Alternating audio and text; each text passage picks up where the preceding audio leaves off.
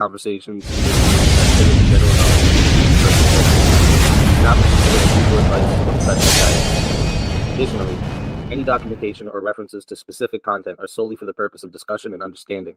It does not imply endorsement, promotion, or support of said content. The views expressed in these videos and/or conversation are those of the individuals involved and do not represent any official stance or opinion. The content you are about to experience may contain strong language, including explicit words and phrases. This language is used for artistic expression and may be integral to the storyline or character development. It is important to note that the use of such language does not endorse or promote offensive behavior.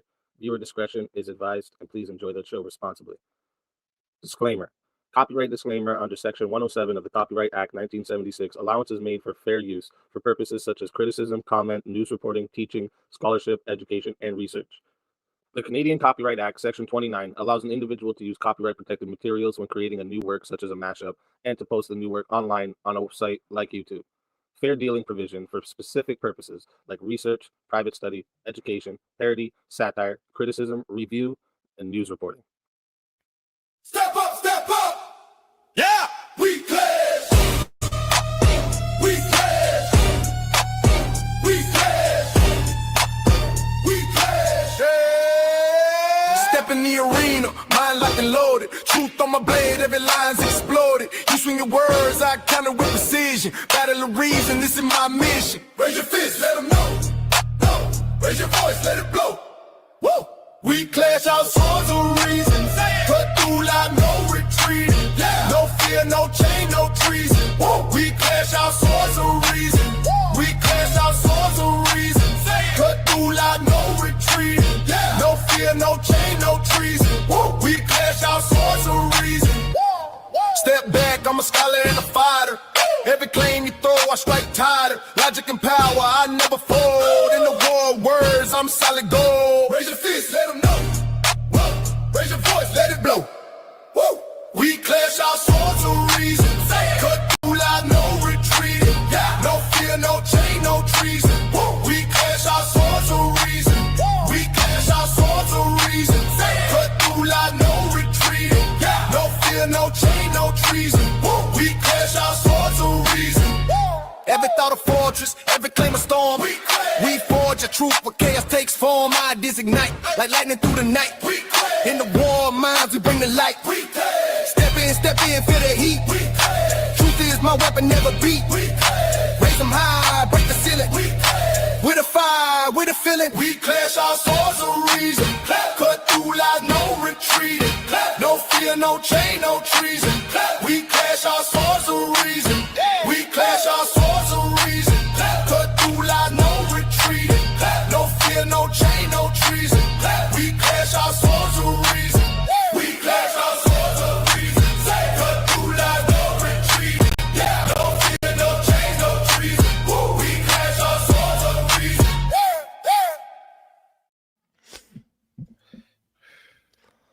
Alrighty, welcome everybody to Swords of Reason right here on Speakeasy Show. This is where the logic meets passion. Okay, if you're new here, the format is real simple. Each debater gets 10 minutes for opening statements, followed by a 5-minute uninterrupted rebuttal. Then we open the floor for a full hour of raw, unfiltered debate before wrapping it up with a 5-minute closing statement from each side. After that, we'll spend 30 minutes answering your questions from the chat. I'll have a live Q&A up during the debate. Excuse me, sorry. I'll have a live Q&A during the debate in the chat. You guys can put your questions for the debaters there. But the super chats will get priority, and there's only a 30-minute window. So if you want to make sure your question gets answered, go ahead and put it through a super chat. And once the formal debate is done, we open the doors to the community for a chaos and chill panel where anyone can hop in, challenge, or question anything they've heard tonight. This is optional for the debaters, so the debaters may not stay for this part, but they're open to stay, of course. And then, so today's debate prompt, warrantless security is justified in the name of national security. Or, sorry, Warrantless surveillance. I There am you go. sorry, a little under the weather today, guys. Bear with me. Warrantless surveillance is justified in the name of national security. So let's meet today's debaters. For the affirmative, we have Abe Dinkus, who has a channel right here on YouTube where he focuses on politics, hot topic discussions, and debates. And for the negative, we have EOD696, who also has a channel here on YouTube, where he also focuses on politics, hot topic discussions, and the occasional gaming. Debaters, you know the rules. Let's keep it sharp. The clock will be ticking. All right. So we're going to start with the 10-minute opening statements. The affirmative, you're going to go first. So, Abe Dinkus, you're going to start out. Let me make sure I have the timer up here for you. And whenever you are ready, I'll start the timer with your voice. Quick reminder for the chat, though. Again, I'm going to have the Q&A up in there, and you can find both debaters in the description. So make sure, I'm pretty sure they're both streaming right now. So make sure you guys go over, go show some love on their streams, send them some support. For coming and giving you a great show tonight. Okay, so with that, whenever you're ready, Abe, I will start the timer up with your time. And thank you both for being here. Of course, my mic's still good. Okay, awesome. Imagine a world where a single encrypted message slips through the cracks, unseen, unmonitored, and detonates in the heart of a crowded city, claiming hundreds of innocent lives. This is not fiction. It is a stark reality we face in an era of global terrorism, cyber threats, and rogue actors who exploit our freedoms to plot our own destruction. Today, I stand affirmatively to defend the resolution. Warrantless surveillance is justified in the interest of national security. At its core, national security is the bedrock of any sovereign nation's survival. Without it, rights to privacy become hollow luxuries afforded only to the dead. The Constitution was never intended as a suicide pact. Justice Robert Jackson warned in his 1949 case, reminding us that even our most sacred amendments bend under existential pressure. History bears witness. The NSA's PRISM program, revealed in 2013, disrupted over 50 terrorist plots worldwide, including attempts on U.S. soil, by intercepting communications without traditional warrants in real-time threat environments. In 2023 alone, the FBI use of Section 702 of the FISA Amendments Act offered often warrantless for foreign targets, thwarted cyber attacks from state actors like China and Russia, protecting critical infrastructure that powers our hospitals, power grids, and economies. Critics cry invasion of privacy, but this is a false dichotomy. Warrantless surveillance targets metadata and foreign communications, not the casual emails of law-abiding citizens. The Fourth Amendment protects against unreasonable searches. In the face of imminent danger, where a warrant could mean the difference between prevention and catastrophe, speed trumps bureaucracy. Let's examine the Fourth Amendment's own limitations, precedents that prove flexibility in crisis. Number 1, the border search exception. United States v. Ramsey, 1977. The Supreme Court upheld warrantless searches of international mail at the border, citing national security and sovereignty. No probable cause needed, because threats enter from outside. Number 2, the exigent circumstance doctrine. Warden versus Hayden, 1967. Police may enter homes without warrants to prevent imminent harm, like a terrorist fleeing with a bomb. The court ruled the Fourth Amendment does not require police to delay in the face of danger. Number 3, the special needs exception. Veronica School District versus Acton, 1995. Random drug testing of students, athletes, was upheld without individualized suspicion. Why? Public safety outweighed privacy. National security is the ultimate special need. Now, The Fifth Amendment, invoked with cries of self-incrimination, also yields to necessity. Number one, the required records doctrine, Shapiro versus United States, 1948. Businesses must surrender records to regulators without invoking the Fifth, even if incriminating. National security demands similar compelled disclosures. Think financial metadata flagging terrorist funding. Number two, the public safety exception, New York versus Quarles, 1984. Police may question suspects without Miranda warnings if public safety is at stake, like asking a bomber where the device is hidden. Warrantless surveillance is the digital equivalent, preemptive questioning of data streams. Number three, immunity and national security letters, NSLs. Under the Patriot Act, the FBI issued NSLs demanding records without judicial review, upheld in Doe versus Ashcroft, 2004. The Fifth Amendment does not block compelled production when national survival is on the line. These are not anomalies. They are judicially recognized exceptions, proving that neither the Fourth nor the Fifth Amendment is absolute. The Constitution adapts. It must. We do not advocate unchecked power. Robust oversight exists. Congressional review via the intelligence committees, FISA courts approving bulk collection frameworks, independent inspectors general auditing compliance, and minimalization procedures scrubbing U.S. personal data.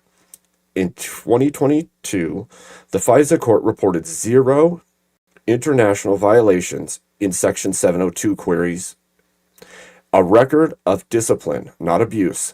The affirmative case rests on 3 pillars. 1, proven efficiency. PRISM stopped the 2012 plot to bomb the New York Stock Exchange. Section 702 exposed the 2021 SolarWinds New York stock hack. SolarWinds hacked by Russia, preventing a digital 9/11. Oh, your mic is getting fucked up.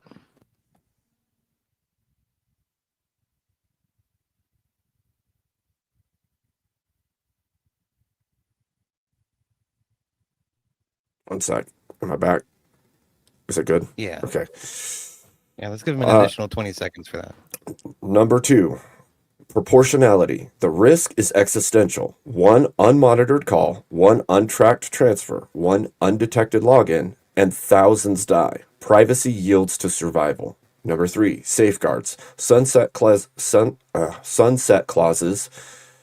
declassification mandates, and whistleblower protections, like Snowden's own channel, ignored, ensure accountability.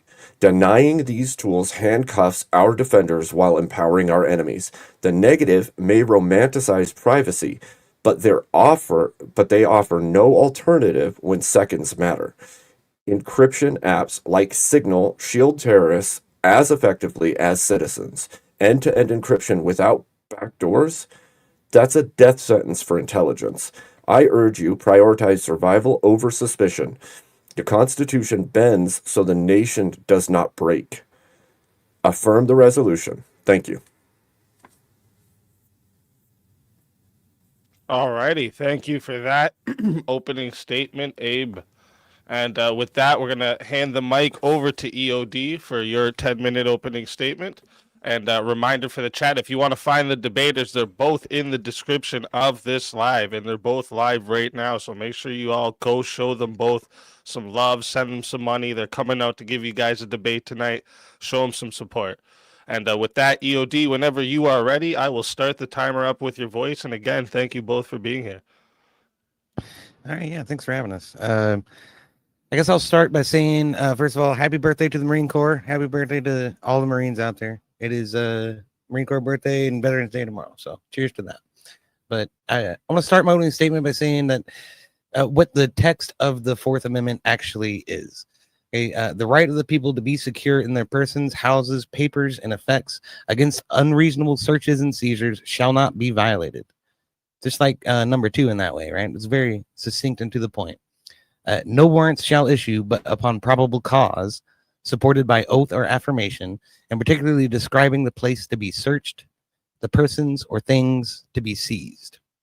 Now, what my opponent is advocating for is that in the interest of national security, based on these irrelevant precedents in many cases, a drug testing of an athlete, this is something that doesn't really pertain or relate to national security, right? Police may enter homes without a warrant, does not necessarily pertain to national security. Again, the prompt is really about how do we keep our country and our borders safe. And my opponent will say that there is some exception within the text of the Fourth Amendment that I just read to you that says when it comes to foreign actors or United States citizens who are being affiliated with foreign actors, there's some sort of exception there. I don't see one. I'm not reading one there. It is pretty well descript and open and straight and to the point, without a judge, without probable cause, without describing what should be searched or persons or things to be seized. There is no warrant, and there is no proper due process being involved here. It violates fundamental constitutional protections without due process, right?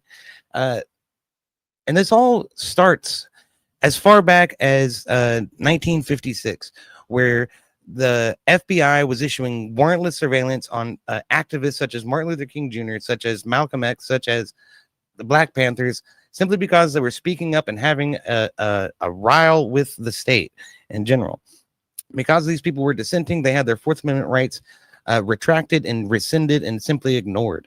And since then, such practices have been, chastised and ridiculed by members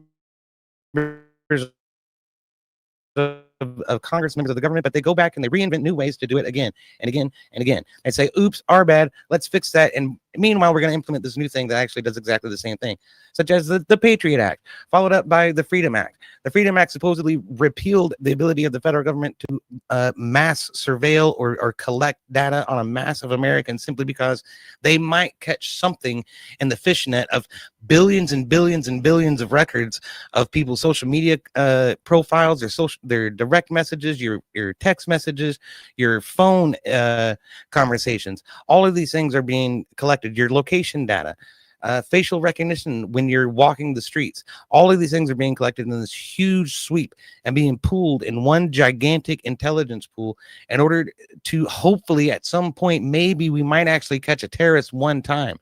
And yet in 2013, a White House report going back over to the Patriot Act realized it resulted in zero. That's right, a total of zero terrorist stoppages or events of any kind. When the Freedom Act, the United States Freedom Act, actually got passed and forced the Gestapos, the NSA, and the FBI to actually go through the courts, go through FISA courts in order to obtain warrants on an expedited basis, those numbers actually went up. Actually started making more arrests when warranted surveillance was involved, because the data analysts who were looking over everything weren't completely overwhelmed by tons and tons and tons of innocent people's completely irrelevant data. So in reality, not only is it a violation of the premise, right? The ideal being that we're prioritizing security over liberty in order to maintain the security of the United States. In fact, it results in less security for the United States when we don't have warrants, when we don't target our investigations or our resources on what is actually the problem. And instead, we just cast wide dragnets out to gather up as much data as we possibly can in order to catch one or two potential criminals. In reality, what we end up doing is sending ATF agents and FBI agents to raid the homes of innocent people at 3, 4 o'clock in the morning, only to find out weeks later, after millions of dollars of resources have already been wasted, that this person had absolutely nothing to do with what we were trying to prove in the first place. And now the State Department is at risk of a civil suit for wrongful prosecution. So this enables government overreach and abuse, not security. Snowden, if he taught us anything, it was that the NSA was absolutely overreaching its mandate. They weren't necessarily investigating terrorists as much as they were investigating United States citizens that had any sort of relationship overseas. There's a government program that was conducted by the UK called the GHQ, the Government Communications monitoring system of, in the UK. And what they ended up doing was tapping the transatlantic phone lines and communication lines that tie the United States to Europe. Every piece of communication going between the United States and Europe was actually picked up and gathered by this, was ruled inhumane by the United Nations, and much of their data got shared with the NSA for unwarranted surveillance against United States citizens, and against British citizens, and against French citizens, and German citizens, and people all over the world. All of this has been completely ineffective. My opponent's going to be able to list a handful of cases where horrific events may have been prevented, and that the problem with that is it absolutely pales in comparison to the vast quantities of individuals across the world, not just in the United States, but all across the world, whose privacy and rights have been absolutely impeded and intruded upon for the sake of what? A handful of criminals, where a warranted targeted surveillance program probably would have been more effective in the first place. Then at the end of the day, the worst part of it is that all of this erodes public trust in government and international trade institutions. You have people, over 16% of people on the internet actually stop and think about what they're trying to say instead of speaking their mind freely and completely, as every American citizen should feel completely entitled to do. Instead, I have to be up here and say things like schmurder and grape and this, that, and the other thing, simply because of the surveillance that's going on within the umbrella of YouTube. Then you have to take a step back and say, okay, well, if my local police department suspects me of any sort of crime or anything like that, they can petition YouTube for all the data that I've spoken or said or uploaded or commented at any point anywhere on this entire platform. Then beyond that, the NSA might just go through a big sweeping motion to purchase tons and tons of data from all over the world from these social media companies, because they get to sell it. They sell it all the time. Why do you think apps are free? They're selling your data on the back end, and there's nothing stopping law enforcement agencies from participating in that market and buying up all of the data and all of the little tidbits of your life, in every place you've ever been, in every place you've looked at the weather, every place you've received a text message or a phone call, and the contents therein. And programs like the Patriot Act, like the United States Freedom Act, simply perpetuate this arena where the federal law enforcement and global law enforcement agencies can operate without impunity and without being checked and without being oversighted, and simply just gather up as much data as possible about as many citizens as they can for Lord knows what types of purposes. When they detect a crime, they're obligated to report it regardless of whether or not they were looking for that crime in the first place. This is the point of warrants. A law is only as good as its enforceability, and when you surveil every single aspect of everybody's lives and every word that's spoken in somebody's house because they happen to have an Alexa, because they happen to be sitting next to a smartphone, now it has gone completely and utterly off the hinges. It's off the rails. We're getting into Orwellian territory at this point. I'm just waiting for Big Brother to come up on my phone and tell me, bend over and touch your toes. That's a scene from 1984, if you didn't know. All right, so in summation, warrantless surveillance isn't a justified necessity. It's a counterproductive overreach that trades real liberties for illusory security. True national security stems from rule of law, targeted intelligence, and public buy-in, not blanket suspicion. As Benjamin Franklin warned, those who give up essential liberty to purchase a little temporary safety deserve neither. Evidence from decades of programs proves this trade-off fails on its own terms. And I'll yield my time. All righty. Thank you for that opening statement. And with that, we are going to get into the 5-minute uninterrupted rebuttals. And I just want to give a reminder to the chat. Find both the debaters in the description. Put your questions in the Q&A, because we're going to have a 30-minute Q&A after the debate. And also, if you want to make sure it does get read, send it in via Super Chat, okay, so that you get yourself bumped up to the front of the line. With that, we're going to give the mic back to Abe for your 5-minute uninterrupted rebuttal. So, Abe, whenever you're ready, I will start the timer up with your voice. Well, I find it funny, and I noticed that my opponent brought up only a few actual cases of overstepping, and that's bound to happen. It doesn't mean that it's unuseful. It seems funny that he turned almost exclusively to emotional states and some semblance of an expectation of privacy in public places and with public means. So you have data that can be collected legally without a warrant at any time. All of your data is going through some central hub of some kind, which gives that company access to all of that information. And he says some little safety for security, but in reality, we're talking about tens of thousands Hey, of robot. lives. I paused it for you.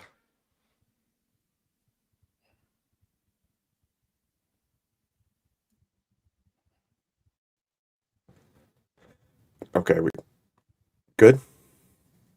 Okay.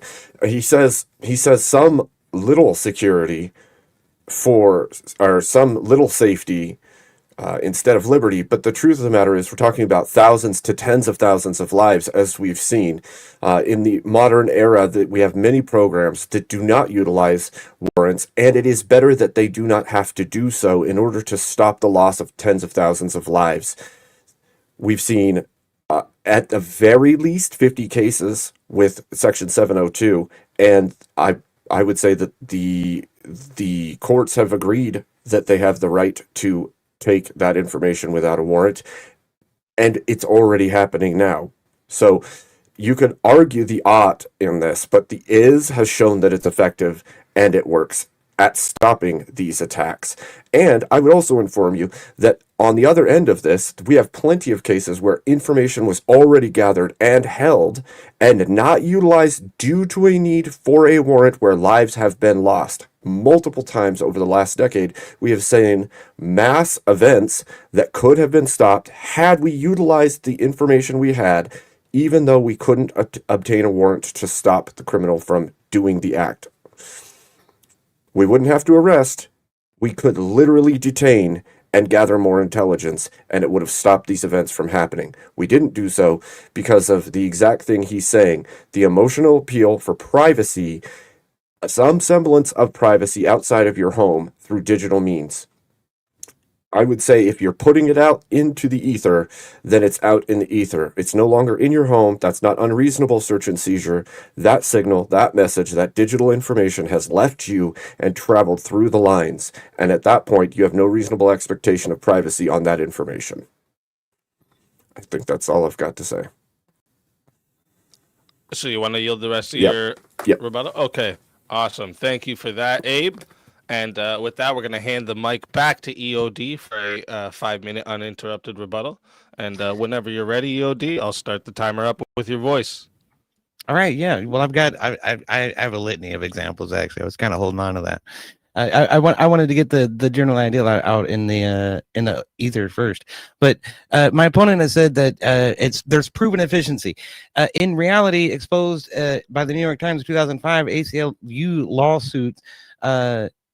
Realized that the NSA collected bulk phone metadata and internet communications of nearly all Americans without FISA warrants at all. Parts of it were shut down in 2007. The courts do not agree with this. The courts continually shut these things down, and then Congress continually reinvents the wheel to try and bring the ability for the NSA and for the FBI to do warrantless surveillance back again. Over and over again. This has happened. It started back all the way back in 1956 with the counterintelligence program, which I did mention, where they went after civil rights leaders. Then in 1967, the CIA illegally surveilled 300,000 Americans opposing the Vietnam War, compiling 72,000 files without warrants. Has violated the CIA charter, and an oversight committee called it clearly illegal. It shut it down. You say that it saved tens of thousands of lives, and yet you presented no evidence in order to support this. In reality, the vast majority of what happens by these warrantless surveillance programs is that people's rights get violated. They get accused of being a criminal, and the investigation goes nowhere. It ends up leading to a dead end, or they arrest someone wrongfully and face civil action as a result. Yeah. What else have we got in here? The courts have agreed. They have not agreed. Have already demonstrated that. There's instances you said where information was not used, and yet an attack still happened. With the FISA courts, that's what the FISA courts were designed to do. Within a couple of hours, they can grant a warrant. In order for someone to be detained, you do not need a warrant. We don't need that right now. The federal agents can detain someone without a warrant on a lickety split little dilly bob. All they need is a reasonable cause, right? And a lot of this that we're talking about doesn't necessarily apply to foreign actors who are outside the United States or outside the jurisdiction of the United States. Where and how we can make a difference is with citizens of the United States, and under which the Fourth Amendment does holistically apply. And that's where the wrongdoing is happening, which I'm concerned about. And you don't seem to be the least bit concerned about. Yeah. With government actors being able to purchase social media data from agencies such as Amazon, such as Google, such as Facebook, this simply breeds a whole litany of issues and problems with how law gets enforced, how people are prosecuted or not prosecuted based upon information that government agencies can pull out of the ether simply by signing a check over to Google or whoever. And increasingly in the past several years, since the Patriot Act was formed, Google has seen increasing amounts of requests from government agencies year after year after year after year. And it's gotten into the tune of tens of millions of Americans every single year are being probed and interned by the government without even their knowledge in a lot of cases, and being impugned, and their freaking phones are being searched. Yeah, in the 2000s, there was this program called Stingray, the MC Catcher, where they're actually latching on to the SIM cards in people's phones and tracking everything that phone does and everywhere that phone goes. The Cloud Act that was just approved by the Trump administration, not even that long ago, enables companies to go out and purchase data from data brokers from all over the world. And then the freaking Europeans are all complicit in this too. And we have these intelligence networks that communicate with each other through international borders. They're all sharing notes, and in every step of the way brings us closer to the social credit system from George Orwell's fucking horror story and contemporary People's Republic of China, if you can even call it that. But with that, I'll yield whatever's left on the clock there. All righty. Thank you for that rebuttal, EOD. With that chat, we're going to get into the 1 hour of open floor. This is where the debaters can give a cross-examine back and forth to each other. Okay. And just a last reminder before we get into this chat.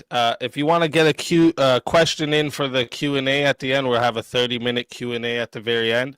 We have a Q&A. You can put your questions in there, but there'll only be 30 minutes. So if we get super chatted questions, those go first. And if it goes through the 30 minutes, we won't get to yours. So make sure, if you want to make sure it gets in, send it via super chat. Another reminder, you can find both debaters in the description. Okay, so make sure you go over to both of them. They're both live right now.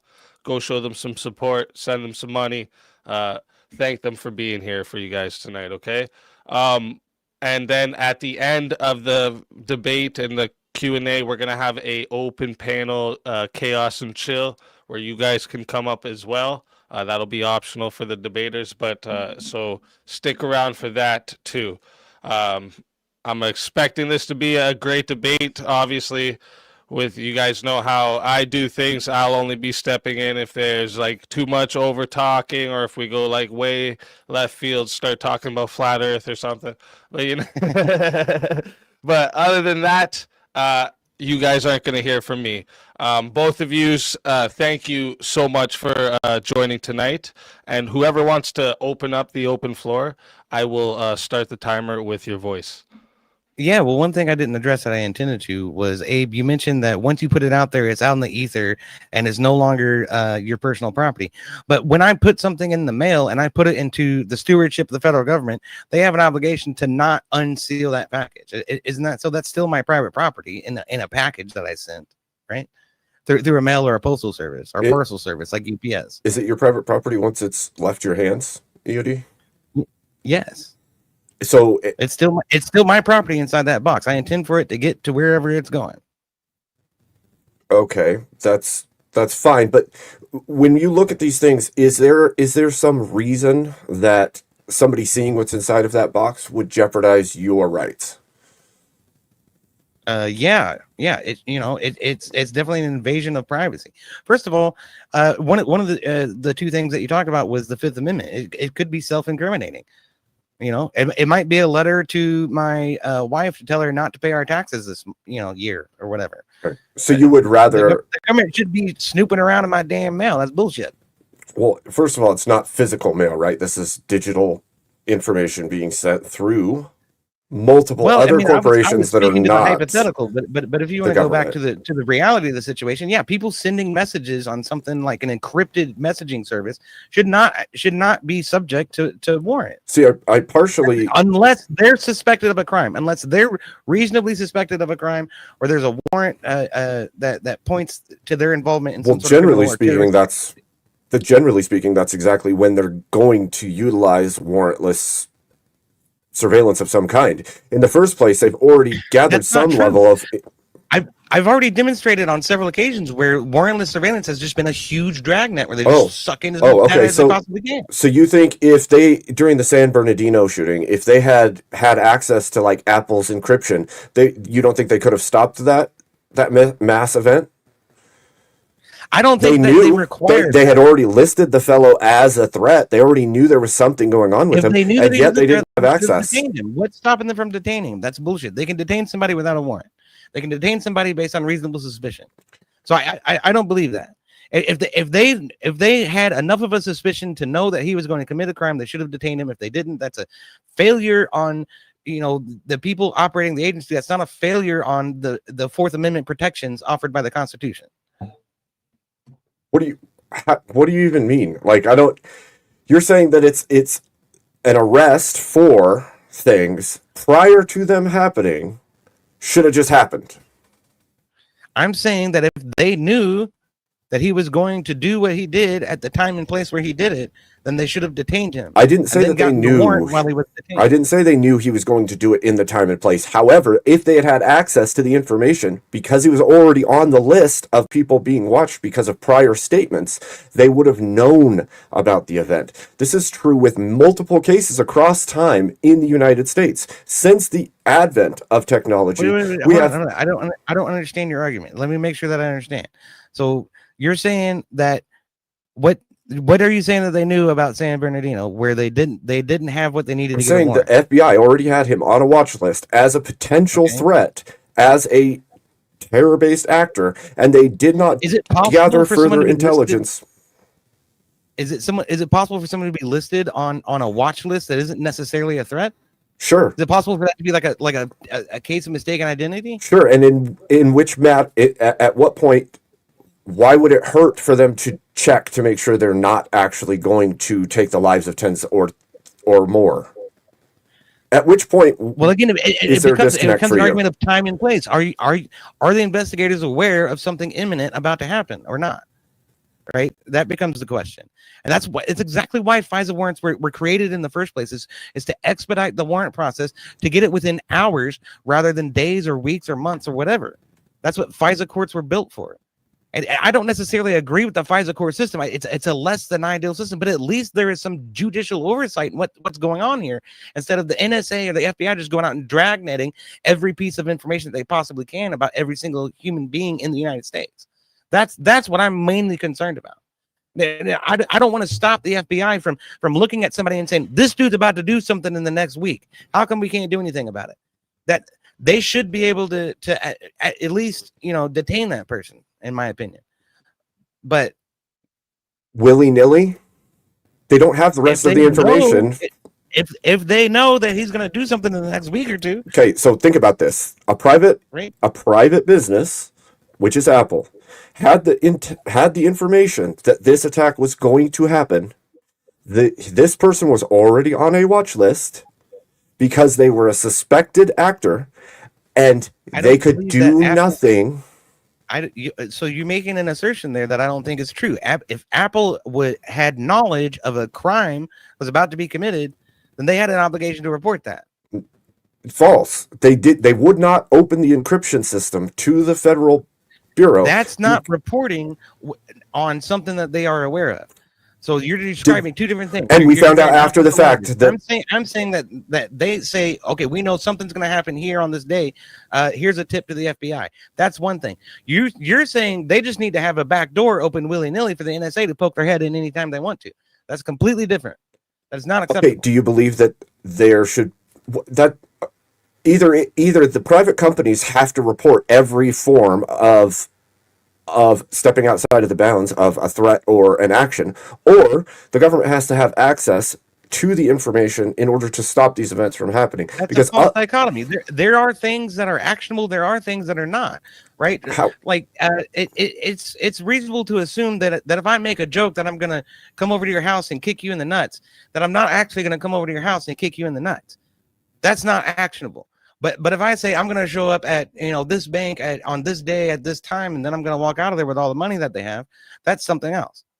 okay, so here's the issue with what you're saying. You say this, and sure, it sounds good coming out of your mouth, but the problem is when you look at things like 9/11, you look at the Fort Hood shooting, you look at all these instances where we could have taken action had we gathered more intelligence, and were unable to gather that intelligence due to You're what? You're making an assertion that I don't think necessarily applies. In the Fort Hood shooting, okay, how would warrantless surveillance have prevented that? Let's just start with that, okay? Well, I wrote it down in my notes. The FBI monitored Hassan's emails. Radical cleric Anwar al-Awlaki, known Al-Qaeda, for months joined terrorism task force review joint terrorism task force reviewed, but deemed them consistent with research. The information was never shared because there was no warrant for the access to the information. So, like, they knew FBI had all this information, and no action was taken on this. So, But they couldn't say he's for sure going to do something. So if you dug more, so you're saying that they had emails that mildly associated this guy with a terrorist group, and then so then what? They're supposed to arrest him simply for having emails? that's not what I didn't say that. They could have done further digging into this person because of the information that was gathered. The other part of this is this person a United States citizen or not? This is the other aspect of my concern. He was military The Fourth personnel. Amendment should only apply to American citizens. If he's what do you mean? He was a sergeant in the military. So again, Okay, well, how does how do you, I don't know. Okay, wait. In any case, there apparently. So you're saying that they had some emails which were consistent with research that mildly associated him with a terrorist group. That doesn't sound like any sort of evidence that would have prevented the attack on Fort Hood. okay, they started a full investigation, and then the case was closed due to insufficient evidence because they could not obtain warrants to access greater amounts of information from the person. Even though they knew that there was communication going on between this individual and radical clerics who were Al-Qaeda at the time. No action taken because there was no warrants issued so that they could gather more intelligence on the communications. So we'll just let that happen. The same is true for my notes are full of events that could have been stopped. We had prior information. We could not obtain warrants because what? Because we're overstepping the person's expectation of privacy, and then the end result is the loss of tens or dozens or hundreds of lives. Pulse nightclub's the same story. We have prior information, but no warrant obtained. So then the event goes on and happens. At what point do you say, maybe we have to give a little bit further access to stop the loss of life and the security of the American people? Because I don't, correct me if I'm wrong, but what are the tenets that the government is supposed to, our federal government is responsible for? The defense of the American people? The rights of the American people? I think you're making a lot of assumptions based on not a lot of information.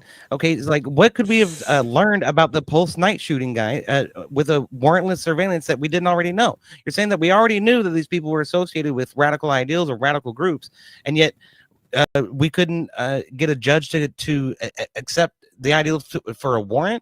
Are these going through FISA courts, or are they not going through FISA courts? That's another question I have.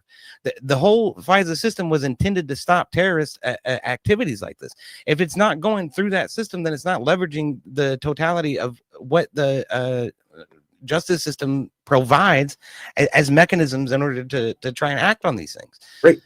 A lot of this can boil down to just poor leadership on the part of the FBI. It doesn't have to be, oh, let's get rid of the Fourth Amendment, let's get rid of reasonable search and Nobody seizure said that. simply because the FBI won't shit or get off the Nobody pot. said that. The difference is you're saying unreasonable, as if the government doesn't have reason to actually do these searches, right? It doesn't. Okay, and again, I'll go over the Stingray misuse So communication from the 2000s until present. Okay, they've collected data on thousands of innocent people. The ACLU has documented thousands of cases where police departments are surveilling and monitoring people's actions and people's movements throughout the city without a warrant, without any reason, without any cause, simply because they can. And that's because there's causing what damage? from doing it. And it's not actually producing any results. It's simply an incrimination of innocent people for no reason whatsoever. Is there a chance that lives will be saved through that access to information? So far, no. None of it's actually resulted there's in no any chance. anti-terroristic activities. Instead, what it's doing you want me to believe there's no chance. It is enabling the police to overstep their boundaries as created and defined by the Constitution. So you expect all of us to believe, you expect us to believe that there's no chance that that level of surveillance could save lives, could prevent the death of American citizens on American soil. I don't think that level of surveillance is necessary in order to save lives. In 2009, a subway bombing was stopped by warrants given by FISA courts. In 2001, unwarranted surveillance programs have been shut down across the world by UN diplomats. In 2002 to 2014, the New York Police Department, actually put thousands upon thousands of Muslim people on and mosques under targeted surveillance, and ended up producing no terroristic leads in 12 years.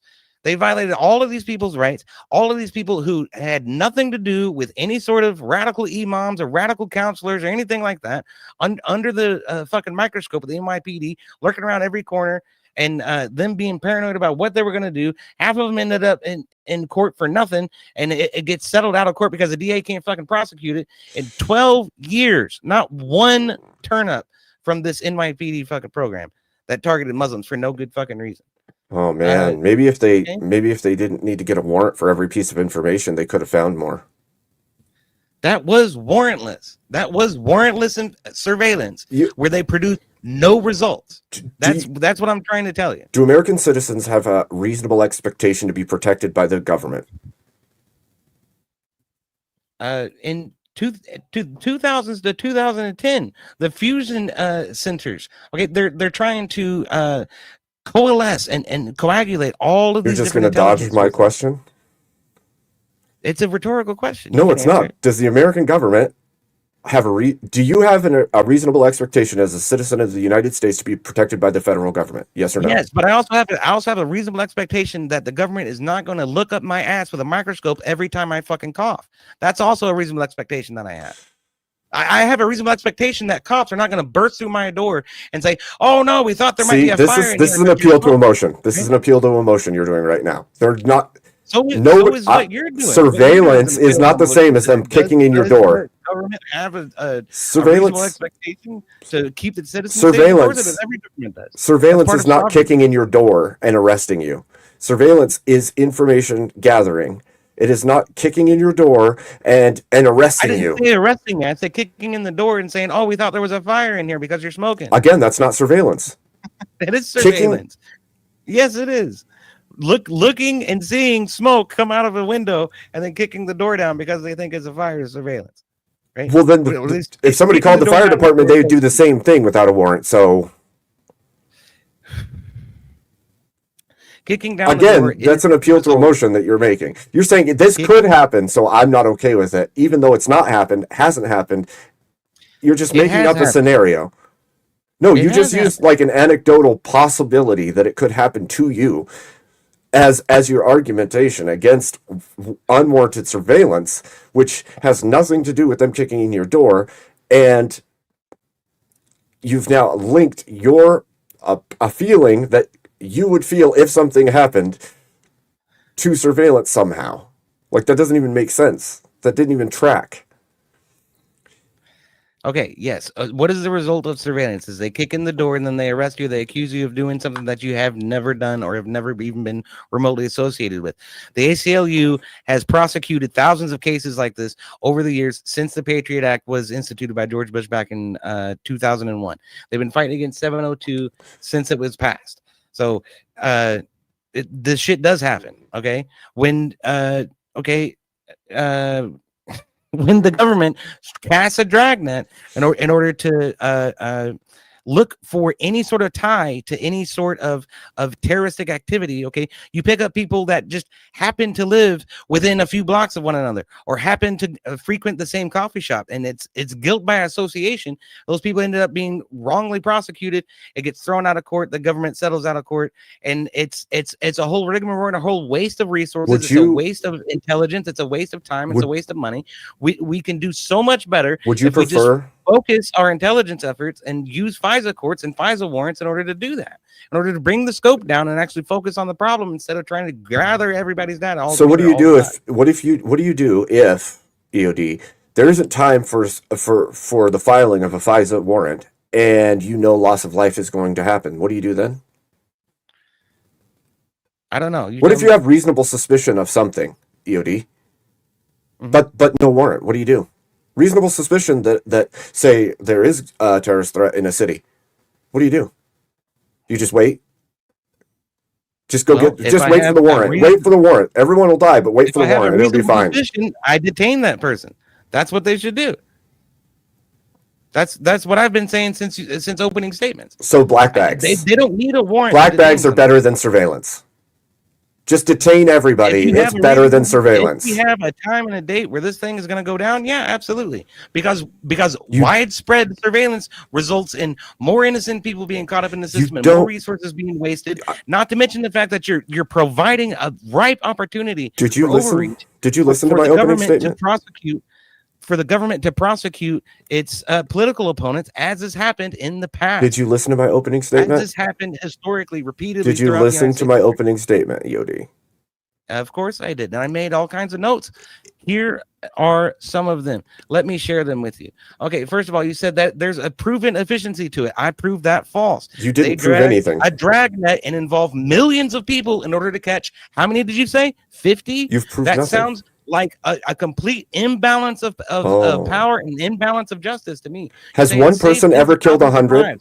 But you haven't actually provided examples of how it saved tens of thousands of lives. You provided an example of how it saved a dozen lives here, maybe 5 lives there. Like, okay, or it might have. Whereas at the end of the day, even having the intelligence that they needed to appropriately detain these people didn't convince them to do it.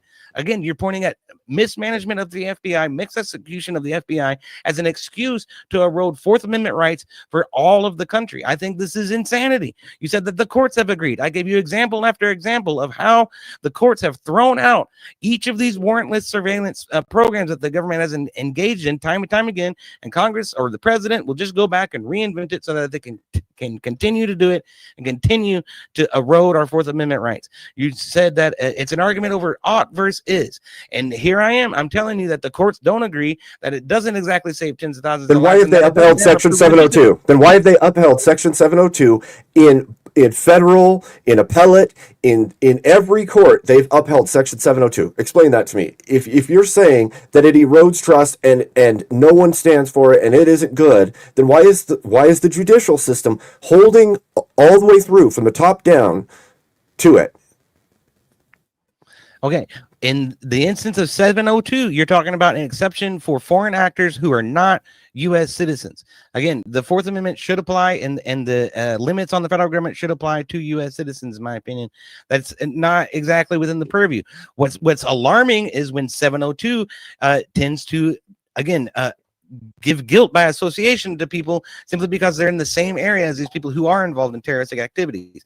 And again, the ACLU has prosecuted thousands of cases where that's the case. They get guilt by association, and it has to be thrown out because the DOJ can't prosecute people who didn't do anything fucking wrong. EOD, do you think that there's a chance that an attack can happen faster than a warrant can be obtained? Do you think information and messaging can happen via text, via whatever mode you prefer, that could have been intercepted and stops a bombing or a shooting of hundreds or more, can be sent before there's a chance to get a warrant, but could have been stopped if information had been gathered during that time? Yes. And again, I'll say that an appropriate response to that would have been to either detain them or go through the FISA courts to get a warrant within a small window of a few hours, instead of going through the regular thing where you have to spend days or weeks or whatever to try to get a hold of a freaking judge. There are other ways to obtain warrants and to have judicial oversight and overview in order to scope this thing down rather than casting drag nets over the entire country, which is what the Cloud Act that Trump just passed is trying to do. So let me ask you a question, Abe.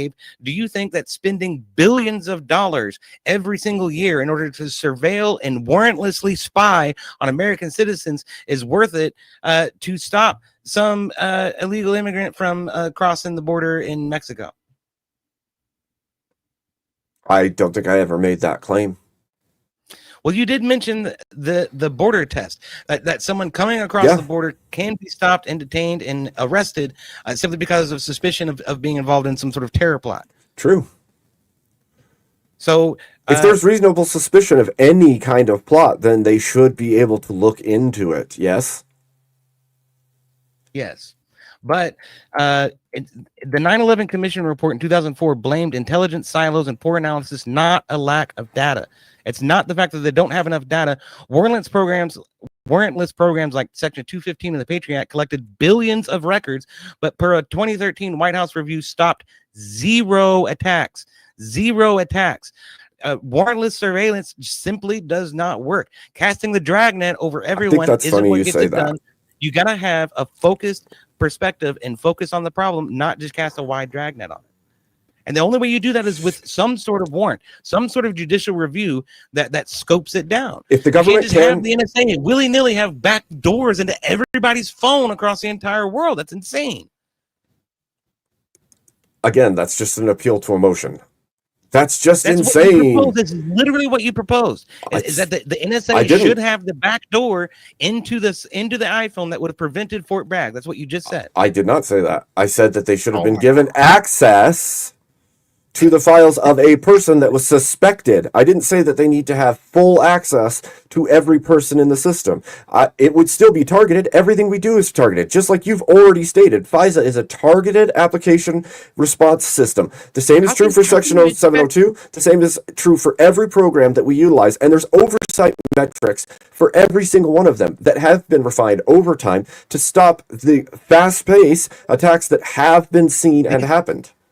These oversight metrics did not exist prior to the USA Freedom Act, or whatever the hell they called it, which was supposed to be a revision of the Patriot Act. And ultimately what it ended up doing is it just gave them a workaround. So you're saying because the system isn't what they've been doing, you're saying because the system isn't perfect, we should just not do anything and let whatever attacks could happen happen. Time warrantless surveillance is long gone, and the arena where we live, we really need to start thinking about restrictions on how social media deals with our information at large for everybody's safety, for everybody's privacy.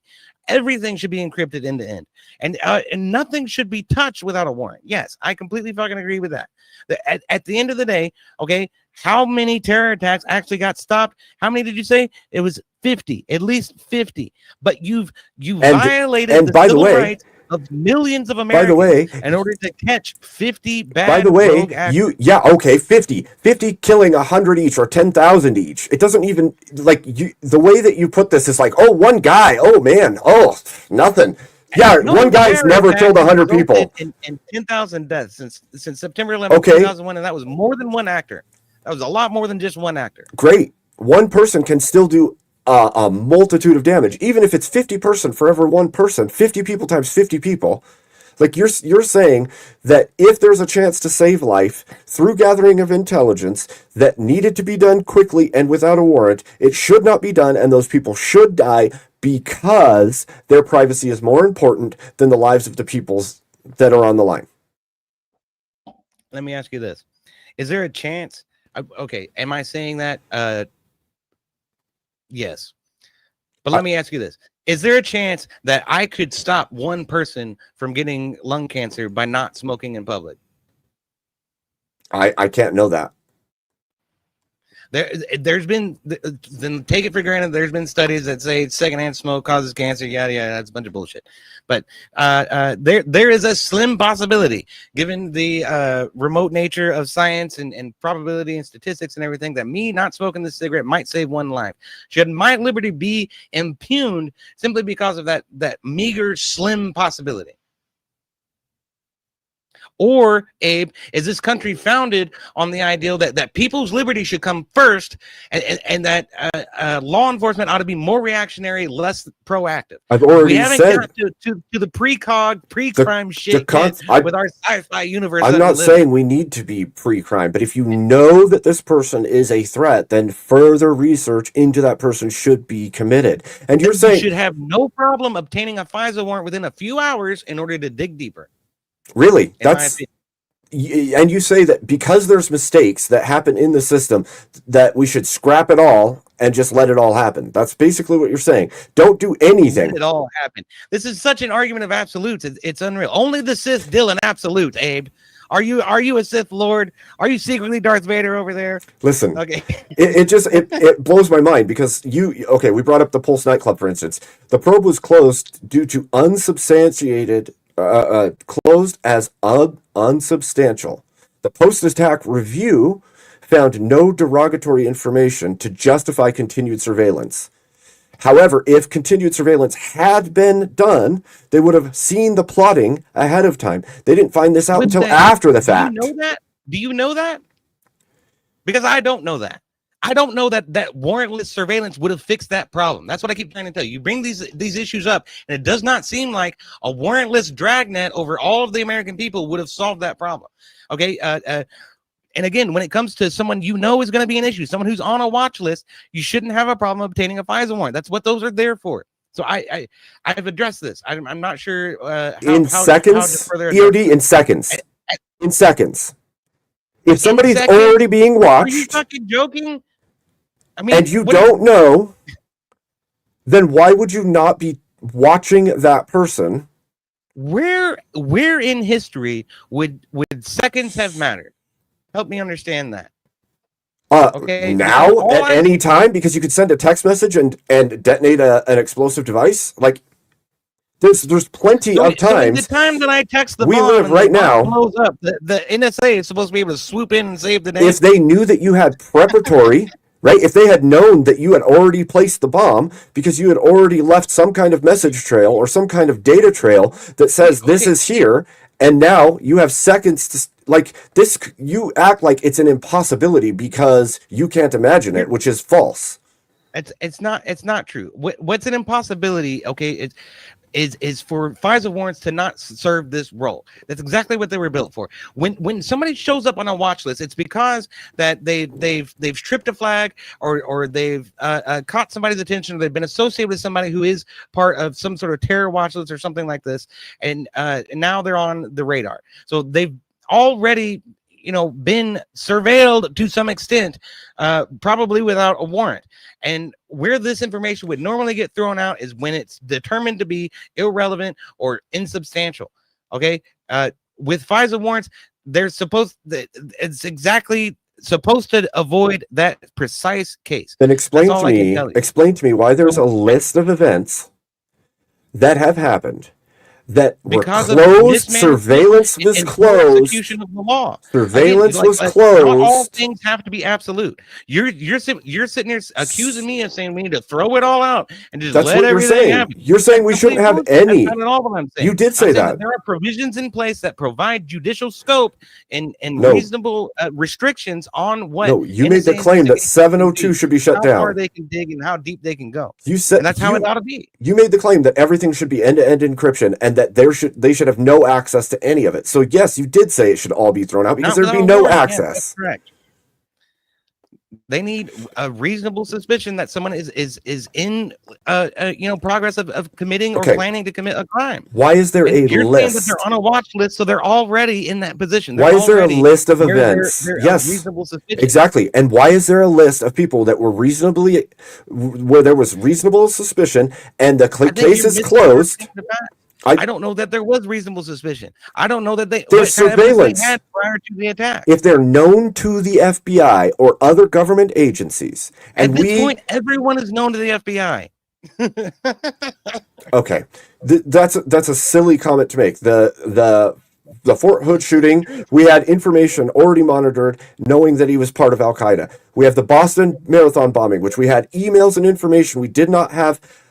They were not granted information gathering warrants from information gained from Russia.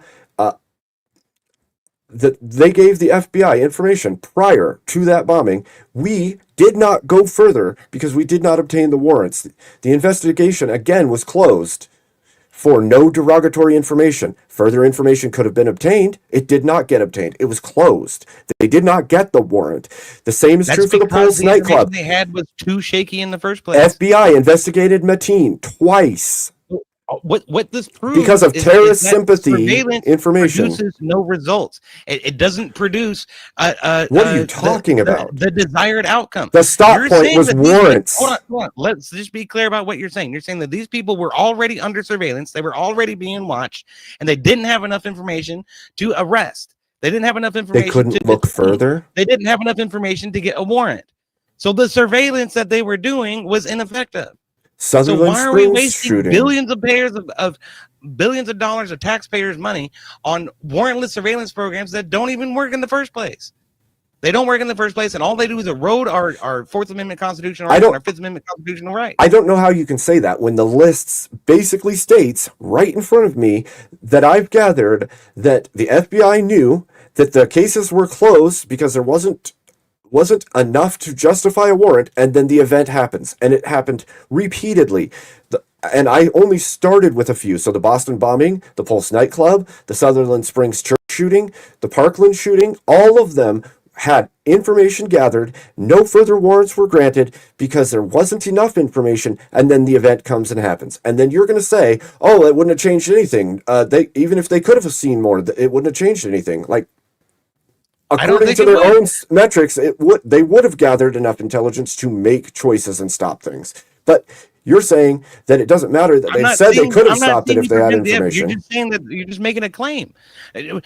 What they would have saw couldn't. When you find the information after the fact that was already there that you could have utilized to stop an event, and you didn't gather that intelligence because you could not secure a warrant, you have to ask yourself, if we had had access to that information prior to the event, would we have been able to stop it?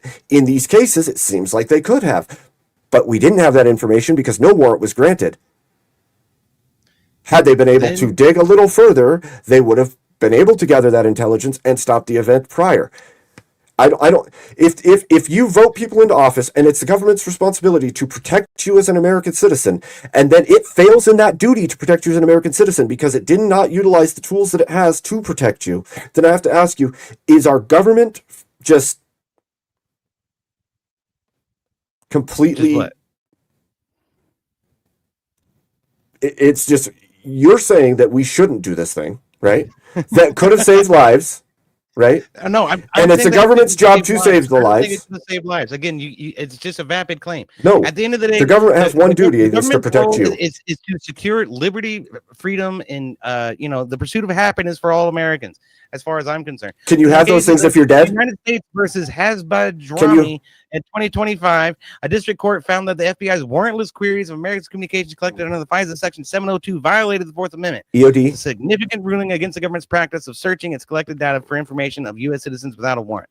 And ACLU versus Clapper, this case challenged the NSA's mass collection of Americans' phone records under 215 of the Patriot Act. The Second Circuit of Appeals ruled that the program was illegal. And what did they do? They reinvented it with that USA Freedoms Act. And they just continue to do it and continue to erode away at our rights. And it's excuse after excuse for no results and no Can you have rights? actual counterterrorism leads at all. The Patriot EOD? Act resulted in zero. The NYPD demographic searching of targeting of Muslims resulted in zero terrorism leads. The NSA's warrantless surveillance has resulted in what did you say? 50 potential terrorism acts have been stopped. I didn't by this say warrantless only surveillance, 50. I which said at impacts least 50. millions of people's rights. We need focused engagement with FISA warrants in order to actually address these things. These people that you're talking about, these instances that you're talking about, is failure of investigators to produce sufficient information and sufficient data on these potential suspects in order to obtain the warrant. That is not the fault of the Fourth Amendment. That is not the fault of the Constitution, and it does not warrant surveillance of everybody in the country and everybody who happens to be a United States citizen simply because you want Gestapo to have free reign over people's privacy. It doesn't solve the problem. Warrantless surveillance would not have solved the problem. I don't know how you can make that claim. Again, you are making a leap of logic without. You're saying because this program here didn't, it can't do it. Here, let's look at the Boston Marathon bombing. You mentioned that, okay? Boston Marathon bombing in 2013. Let's. This is on my counter argument list right here. And it says, after the attack, the NSA used Section 215 bulk telephony metadata to map the foreign contacts retroactively. Review acknowledged that while the program didn't directly prevent the bombing, it demonstrated how bulk data can reconstruct networks quickly post-attack. Now, be aware of that. It's post-attack. The only way that would have helped is if they had waited until after the attack in the first place. The only thing that warrantless data and mass collection even accomplished for them, which the Supreme Court ruled was illegal after the fact, was to figure out where this guy had been. And at the end of the day, it wouldn't have prevented a damn thing. It wouldn't have prevented nothing. Again, how do you make that claim? That it would have prevented nothing. No further gathering of intelligence would have stopped anything. How can you make that claim? How can you even justify a claim like that? Because the intelligence that they're trying to gather under Section 702 and Section 215 of the Patriot Act is stuff like your text messages. Yeah, metadata, communications. Yeah. 90% of that, you're not going to get anything from most of these people. Really? So communications between parties that are privy to an event about to happen could have stopped nothing. This shit has been going on since the mob was running alcohol in and out of the city and to moonshineries out in the country. Okay, they just talk in some kind of code or some kind of trash language that investigators aren't able to discern in the first damn place.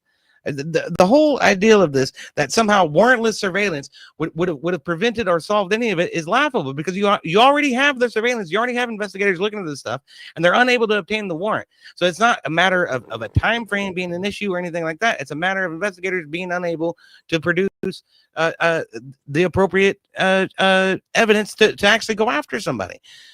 That's what you need to fix. You need to fix the way that investigators put these people on these lists and who it is that they're actually trying to focus on and waste resources trying to investigate. EOD, go after actual problems, not all American citizens. Would you say that you would have to be alive to have rights? You keep going back to this assertion. I'm just curious. Do you have to be alive to have a right? Of course you do. You have to be alive to have rights, and you have to be somewhat have your privacy intact in order to be able to exercise your rights. Without that, your political opponents are all going to end up in jail. We're all going to end up just like the Jan Sixers, 2 years, 3 years in jail with no prosecution, no court time, no court hearing whatsoever. What does that even have to do? You said something bad about the government one time on Facebook, so we're going to lock your ass up. That's the reality. That's an appeal to emotion. You're saying like you don't trust the government, so the government shouldn't have information. Yes, it is. It absolutely is. The United Kingdom of Great Britain. Oh, I didn't know we became up for things that they say on the fucking internet. Oh, we're Britain now. Bring that shit down here onto Americans and violate their First, Fourth, and Fifth Amendment rights simply because you want to stop a handful of terrorists from potentially committing a crime that they may or may not have actually gone through. The examples that you listed, warrantless surveillance wouldn't have helped, and the examples where it did are minuscule and ineffective at best. The Fourth Amendment bans unreasonable searches, not all searches. The Supreme Court in United States versus Verdugo Urquez in 1990 and in redirectives explicitly held that the non-U.S. persons abroad have no Fourth Amendment rights. Okay, we already knew that, right? But you made some other claims just a minute ago. So like it's ineffective. That's false. DNI Clapper in 2014 reported 54 plus plots disrupted, 13 in the U.S. homeland, and 90% out of 300 million ineffective. 702 and 215 metadata. The 2015 San Bernardino attack was missed because Apple encryption blocked access. Warrantless bulk tools would have caught Farouk's foreign contacts, according to the FBI. They would have caught the foreign contacts and the information being transferred between them. This is what I was trying to describe to you. This is what the FBI wants, is a backdoor into Apple, all of Apple's stuff, all of Apple's firmware. And they're saying bulk data, being able to get that backdoor into every Apple phone in the world would have stopped it. If we could monitor every single Apple phone on Earth, we might have been able to actually prevent this. It's bullshit. They're blowing smoke up your ass. Simply because they want more power and more intelligence and more information about innocent people in order to... So the layers of oversight don't matter to you. Just the government bad, no matter what. Even if it saves lives, government bad. Let's put on our tinfoil hat for a little bit and think about who was it that actually perpetuated the lockdowns and the horseshit and the Gestapo shit that we saw during the pandemic. I'll just say that's the last time I'll say that. During the coup or whatever. Okay. Who do you think was actually trying to do that? Who do you think was trying to shut down churches and open up liquor stores? And who was trying to shut down small mom and pop shops and allow big name corporations like Home Depot and Lowe's to continue to operate? A political party? These are the same people that want to own every aspect of political party? Your daily digital self. Do you have you're giving them the perfect excuse without actually you'd have to vote them in a reasonable or meaningful way. Then it was the will of the people because they voted them in and then they allowed that to happen.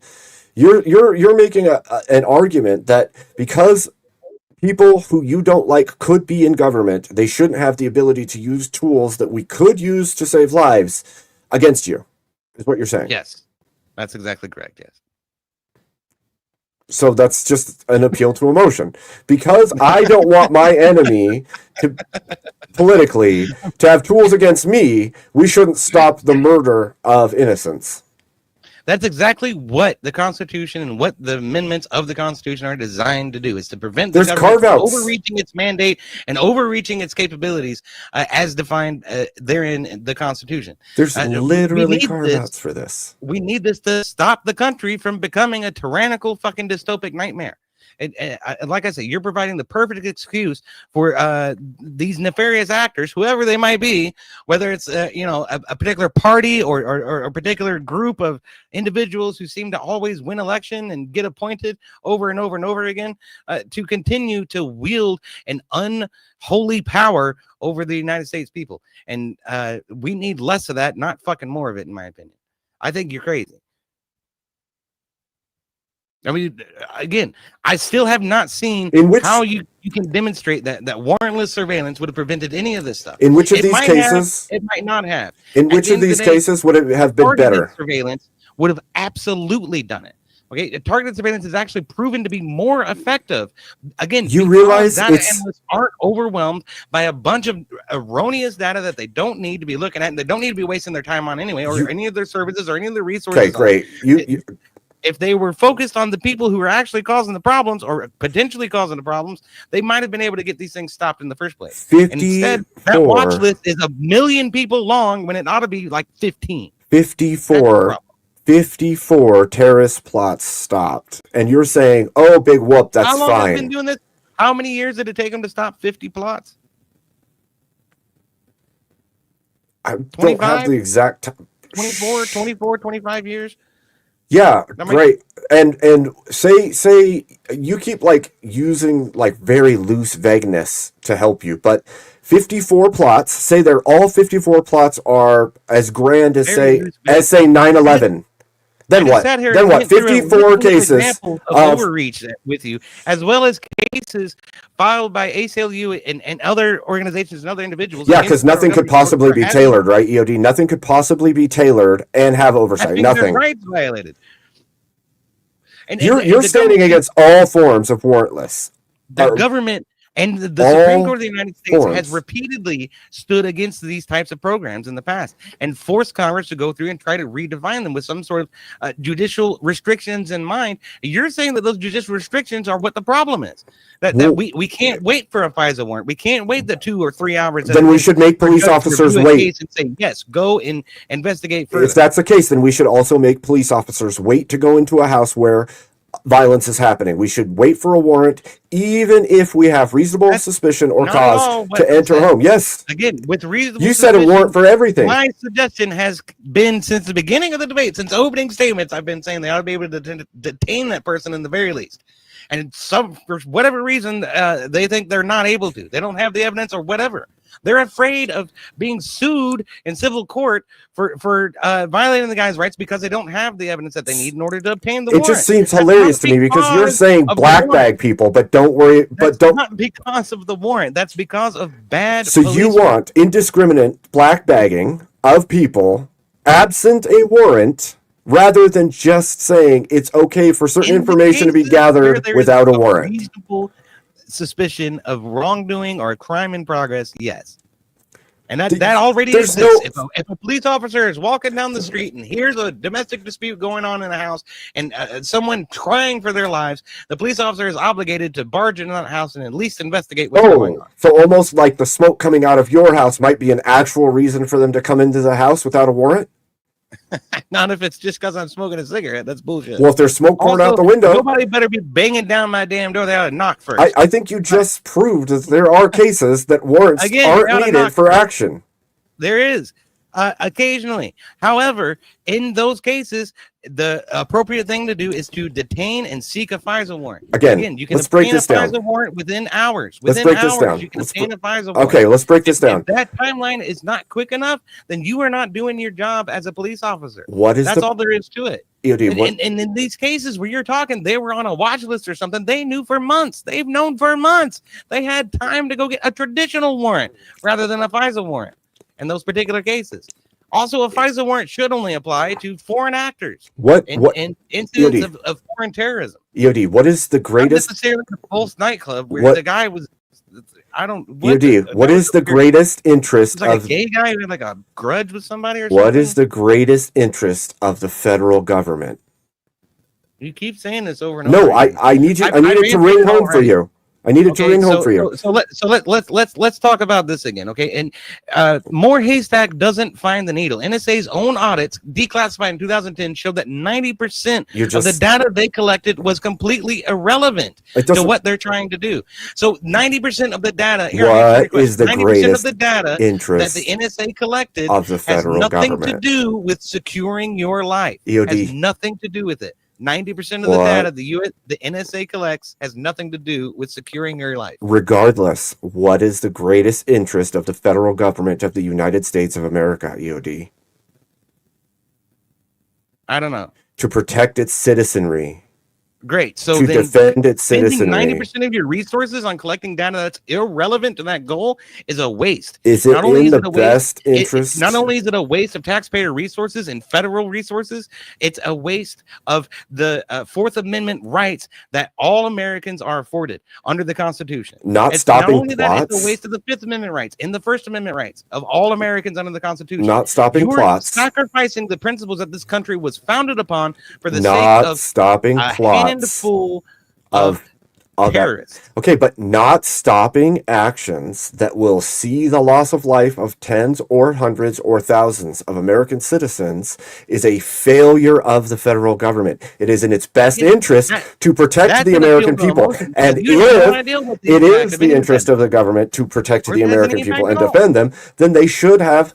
And it is, in fact, in their best interest as a federal government to gather the intelligence needed to do its job. Otherwise, it's failing the American people. So it absolutely has to be in the best interest of the federal government to seek warrantless surveillance, because what else would it do? You say that the primary purpose of the United States is... Will you break the rules to protect your family? You say that the primary purpose of the United States is to secure the lives of the American people. I say that in securing those lives, it should also guarantee life, liberty, and the pursuit of happiness. These are the principles that we were founded upon. Whether or not that is explicitly defined in the Constitution or not is irrelevant to the spirit of what the founding fathers intended for this country to accomplish.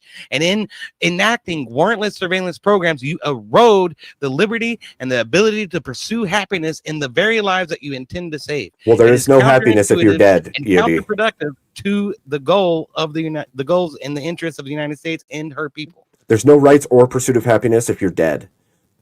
Period. So it is in the best interest. Again, wasting 90% of your resources on shit you don't need is not in the interest of protecting my life either. Really? You pay 90% of your income in taxes? You targeted, warranted, scoped investigations that are not big dragnets that violate everybody's civil rights. Will more or less people be saved with greater information?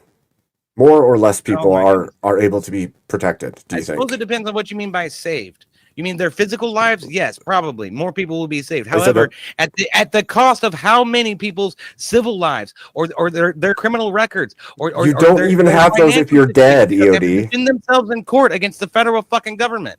How many lives will be ruined based on bad arrests, based on bad investigation, simply because somebody was in the wrong place at the wrong time and it happened to be a terrorist on the other side of the coffee shop? You're just going to with 300 other people. You're just going to paint intent on the government. You're going to paint villainy and intent on the government so that you can evade their duty to you. I presume that the government will be villainous in the way that it wields its power, which is why I am so vehemently against granting it anymore. Which is why you should vote. And do everything in your power to make the government moral for a moral people, rather than taking all of its power away and saying the government is not trustworthy. You are saying that the information no, you're the one who's saying the information gathering is a loss of trust in the government while you preach distrust of the government. I wonder which one's worse.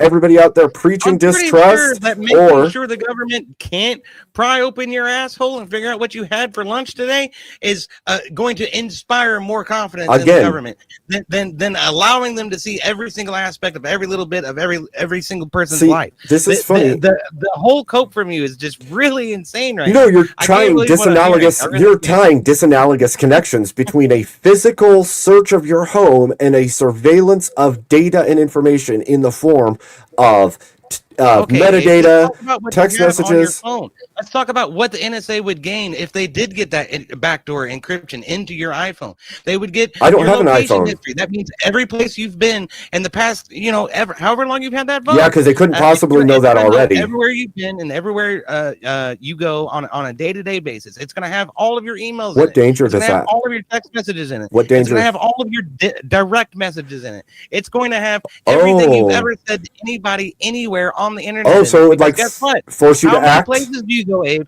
How many places do you go where they say we need two-factor authentication? We have to associate your online So account it would with your force phone you. in order to maintain security, right? So It's not just being in your home, it's being in your bank, it's being in your weather, it's being in your So- day-to-day routine, it's being in your direct messages, your private great. talks with other Great. people. So it's almost like you would not do bad things because you know you'd get caught. So you'd. If I had Big Brother staring me down, you're right. I would live every single Oh day shit! It's in almost like it morbid would lead to a fear more moral that the government society. might retaliate against me simply because of something I said on the internet that might not be favorable to Donald Trump, or might Again- not be favorable to Joe Biden, or might not be favorable to Dianne Again, you're just Feinstein, making attributions. or Hillary Clinton or anybody else. The whole concept that this won't be abused or that it hasn't been abused in the Can I past tell you? is completely EOD. asinine. Again, United States versus Hasbud Jarami. Information. ACLU versus Clapper. United States versus Information isn't the same as People versus action. Tafoya. United States versus Hay. Information. Case after case. Inf- Civil liberties being violated over and over again by warrantless surveillance programs. There's also a myriad of cases that could have been stopped prior to the action if they had known the information. The same is true that multiple have been stopped because they had the information. But we still haven't seen you demonstrate it. There's nothing to say that warrantless surveillance would have prevented the Pulse night shooting. There's nothing to say that warrantless surveillance would have prevented the Fort Hood incident. Data, In data, reality, data. what you demonstrated is that the surveillance that they did perform was insufficient. And so what they knew was insufficient to even detain these people. So that's, in my mind, that's bad police work. That's bad mismanagement on the part of law enforcement.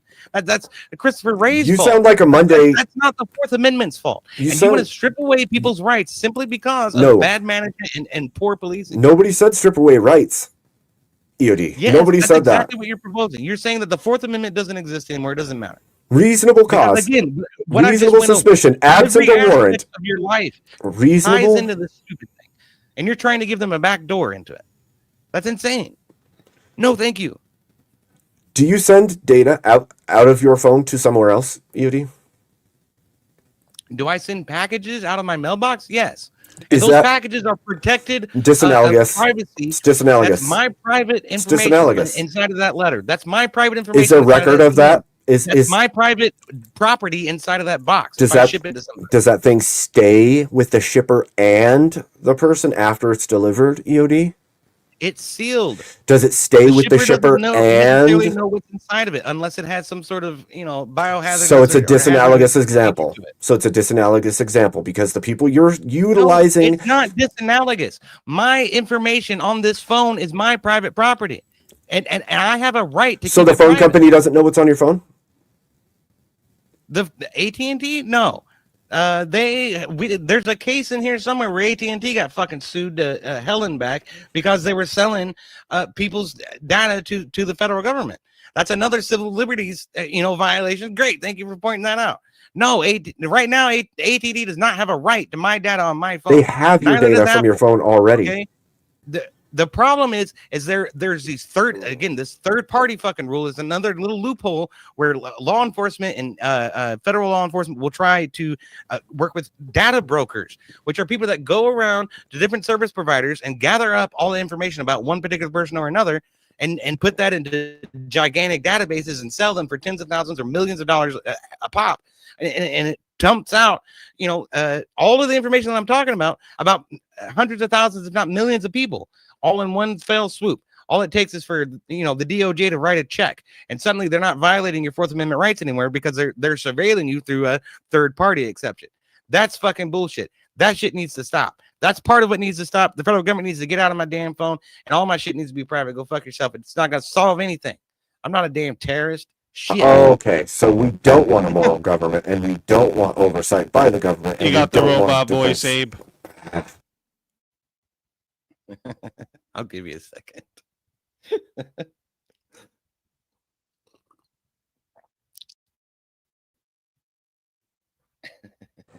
Every time that happens, I forget what I'm thinking. Now I forgot what I was freaking thinking. Damn it. Freaking Robo. You gotta get that shit fixed. It So might be just replacing the cable. I don't know. it seems crazy to me that the acceptable reasons to not have warrants, even to you, seem out of bounds. Even if there's a possibility that tens of thousands of lives could be spared or saved, you say that privacy supersedes everything, even life. No, I think you're misinterpreting what I'm trying to tell you. I think that without our liberties, without the restrictions on the federal government that the Bill of Rights actually places, our lives are worthless, and that our government would become authoritarian. I'm not saying that the Fourth Amendment supersedes lives. I'm saying that there are ways to secure life without violating the Fourth Amendment. So it's not an if then that. Both things can be true at once. You can save lives without violating the Fourth Amendment. You can totally do that. They totally have done that. In fact, when they started using FISA warrants, they stopped more global terrorism than when they were trying to do it without FISA warrants. Which one? Trying to do it under the Patriot Act with the Dragnet. Okay, so there's a hierarchy of things here. Which one is more important and must first be a precondition for the other to exist, EOD? Abe, we're not talking about a hypothetical full of absolute. No, we're talking about the truth of the matter. We're talking about actual if you have no reasonable expectation, if you have no reasonable expectation to survive, because the government cannot stop threats, except for to take the long drawn out way to get each and every warrant to stop every case of fast-paced digital style terrorist actions, then the question would become, does the government have any responsibility to protect you in the first place? If it has the means to protect you and does not do so, has it failed its duty? Yes, obviously it has. However, it does not require the means to violate my Fourth Amendment in order to secure my life. It can do that without violating my Fourth Amendment. It has done that, and it has proven to be more effective when it uses judicially scoped, warranted measures rather than the broad dragnet. Does the government ever have the right to supersede your rights? Does the government ever have the right to supersede your rights? If I'm a convicted felon, I suppose. All righty. So that is the wrap up for the open hour. All right. I want to say thank you to both debaters. Reminder to the chat, you guys can find both debaters in the description of the live, and they are both currently live streaming. So make sure you go to both their live streams, show them some love, send them in some support. All right. We're going to get into the 5-minute closing statements, and chat right after that. We'll do the 30-minute Q&A, and remember, super chats get priority. So if you want to make sure your question gets answered, because there's only that 30 minutes, send it through super chat. And, your support helps me keep bringing you these badass debates that we've been having. Okay. With that being said, the way I do with closing statements, it's because I like to give one person the first word and then one person the last word for the formal debate section. So with closing statements, we're going to start again with Abe, and that'll give EOD the last word. So Abe, whenever you're ready for your closing statement, I will start the timer up with your voice. And again, good job to both of you, and thank you both for being here. Yeah, thanks for having us. All right. So, firstly, I would say that while I understand the importance of our amendments, they do have to flex to give room in many ways, and we've seen this across the states in the United States at any given time. There are some flex that has to happen in order to protect and defend the American people. I would say it seems odd to say that less information may lead to more security when it comes to life lost. I understand that the government has taken in the past actions maybe it should not have, but that doesn't mean as a whole we can have zero trust in the government and the institutions that we put in place to protect us in the first place. The prompt, if you remember, is warrantless surveillance is justified in the interest of national security. I would say that the government we vote in to protect us and itself. And a government that cannot protect the American citizens or itself as an institution has failed. It's failed us, and we have failed as citizens at that point. And so I do see the dangers that EOD is speaking of, but a tailored approach with oversight and a commitment to the American people, with a need for jumping on things that are the threat to the American people quickly, is a must. We've seen it. That's the only reason these programs even exist. 702, FISA, all of these programs exist specifically because we understand that in the information age, you may have to move swiftly in order to take action. I understand, again, that there's anti-government or the government is dangerous aspect to this, and that may be true.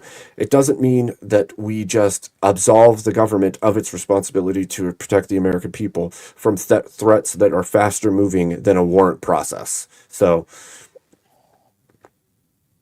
other than that, I guess I'll give back the rest of my time because I don't know what else to say. All righty. Thank you for that closing statement, Abe. And with that, we'll give the mic over to EOD. And EOD, whenever you're ready for your closing statement, I will start the clock up with your voice. And reminder quickly to the chat, if you want to get your questions in, get them in now, chat, because we're going to be doing the Q&A right after this. And go ahead, EOD. Whenever you're ready, I'll start the timer.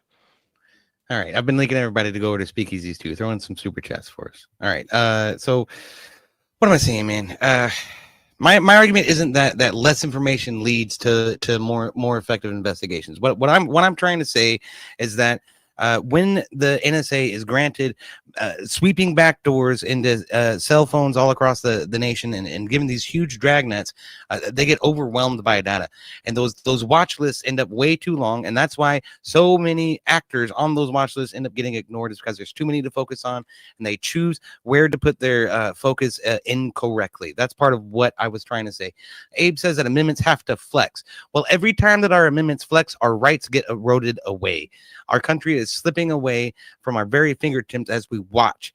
And the Patriot Act was a huge misstep. The 2008 housing bubble was yet another one. And this most recent thing for the USA Freedom Act or whatever simply just perpetuated the problem and continues to harness more power, more authority, more oversight into the federal government where it absolutely does not belong. Every single one of our founding fathers understood that. That's why we are the United States of America, not the United State of America. Warrant has failed us. That's completely false. Under the Patriot Act for 12 years, the DOJ, the DEA, the ATF, the FBI, the CIA, and the NSA all conducted warrantless surveillance and produced zero counterterrorism leads. Zero leads that actually stopped anything from happening at all. When they started using FISA warrants is when those 50 cases that you like to reference back over and over again, Abe, actually occurred. Is when they started doing targeted surveillance and actually managing the resources and pointing them at where the problem areas truly exist. Your ethic and your guideline here is expediency over privacy. Okay, is law enforcement over liberty. It's tyranny over freedom. Is ultimately what you're talking about. And at the end of the day, it is not worth the cost. It is not worth the violation of millions, of hundreds of millions of Americans' lives and millions of Americans' privacy in order to hunt down and capture a handful of actors.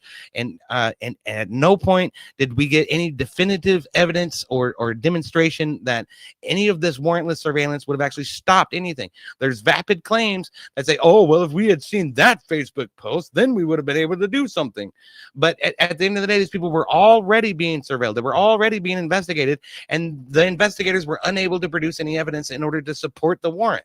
So that it had to be dropped. And it's simply a failure on the part of the law enforcement officers who were investigating these things, probably because they were scoped too thin in the first place, given the amount of data that's coming into these agencies and the amount of shit that they have to sift through that means nothing to their investigations whatsoever. They're spending too much time going through too much crap, getting too confused, and getting spread too thin in order to actually accomplish anything. There's a few more examples that I wanted to go over before I actually wrapped it up. You brought up AT&T, the Hemisphere Project in 2007. The DEA paid AT&T to store decades of call records law enforcement queried without warrants, bypass the Fourth Amendment, used in ordinary criminal cases, not those involving terrorism. So again, another appeal that you try to make is that all of this is designed to stop terrorists. Well, how do you stop the DEA from doing things like this, where they pay AT&T to just figure out people's freaking phone calls that has nothing to do with terrorism? They're selling pot.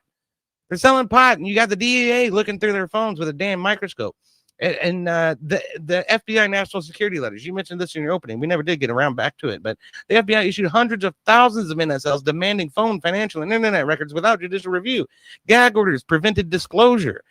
And the DOJ IG reports in 2007 and 2008 found widespread misuse and inaccurate exigent letters, affected innocent people, wrong phone numbers, wrongful prosecution, wrongful arrest, and all of these things have been settled since. But these overreaches and oversteps by the government never had to happen in the first place. These people's lives never had to be ruined or pried into in the first place if they had just gotten a judicial oversight and a warranted scope investigation in the first place. These mistakes and missteps of justice would have never happened. And now, we're tasked with getting rid of this precedent, which has existed for the past 25 years. Past 25 years, the government has been doing this shit. And we're just looking for more and more excuses for them to keep doing it and keep doing more of it. And it's insane. It's a slippery slope, and we're headed towards tyranny, and I don't want to see it happen. So I'll cede the rest of my time, whatever's left. All righty. Thank you for that closing statement, EOD. And with that, we are going to move it over to the 30-minute Q&A. And before we do the 30-minute Q&A, I always like to ask a question for each side based on some of the things I heard. We'll start with the affirmative side. If the government can secretly monitor the citizens, right, without the oversight, say we did allow this, what would be the mechanism that would prevent abuse of that power? Like against maybe like a political opponent, or like EOD brought up, the average citizen getting their fucking nude that their wife sent them sent to these people. Like what would be the mechanism to prevent the abuse of that power is what I'm asking. Well, okay, so first I would say that we already have review and oversight committees that are utilized to govern the way that these tools are used, and those are actually ever evolving. They're getting better with time. We've fixed several problems that, like EOD brought up. There's been a lot of issues with these programs over time, but technology is increasing over time, and so our programs have to develop with them, and we have to develop better metrics for overview and review of the system. So I would say there's already government agencies doing this, but I would say, again, this comes back to like us voting in the most moral parties that we can and holding them accountable to the standards that we see fit as the American people. Do you have something for that? Yeah. The problem with that is that we have these restriction mechanisms in place, and a lot of times overreach and abuse still occurs. And all you're doing by opening this up to a wide dragnet where you're surveilling all of the American people is inviting more opportunities for abuse, more opportunities for overreach, more opportunities for people's rights to be needlessly violated. And the biggest thing for me, even beyond that, is the expenditure of these types of programs is to the tune of billions of dollars a year that we could be saving, that we could be putting towards something that actually helps the American people rather than hurts them. So, and again, there are ways to do this without violating the Fourth Amendment. I just want to see the government do that instead. All right. And then one more for Abe's side. Um, so like one of the things mentioned was like the main goal, and it was like it was to, prevent, like, it's to defend the freedom and privacy from external threats, right? Yes. Um, right. So like I would say, like, so my question would be like, how would a democracy uh, claim to defend it while also doing the unchecked surveillance when that's kind of it's going against the freedom? Like, so like how does that not become a contradiction or a Well, moral contradiction? I guess it would be. I think partially we rely heavily on the federal government already for the rights that do exist. And so thus we have to play a game of juggling what is allowed and what is not allowed. But we have to leave room in our rights for us to also be protected, because yes, as much as those rights should not be eroded, I don't think that we have the reasonable expectation of privacy that people seem to think that we do. And so I think we have to be realistic in how we see the world. Part of it is, yes, I do want to have privacy, but at the same time, I want the federal government to catch people who are intending violence of some kind on a mass scale. And so I have to be willing to say, okay, what am I okay with them seeing in order to make sure that that protection is granted. I think the Fourth Amendment was written in a time when we didn't have internet, right? We didn't have all these instantaneous communication devices and things like that. And so I I think that we are evolving with time. And yes, there's going to be encroachments and there's going to be pullbacks, and there's going to be encroachments and there's going to be pullbacks. I don't know where that line is yet when it comes to information sent into digital space. So I agree with EOD when it comes to your household, your property, your space being off limits without a warranted search and seizure order of some kind. I don't know that it's the same when it comes to information being sent out from you to others.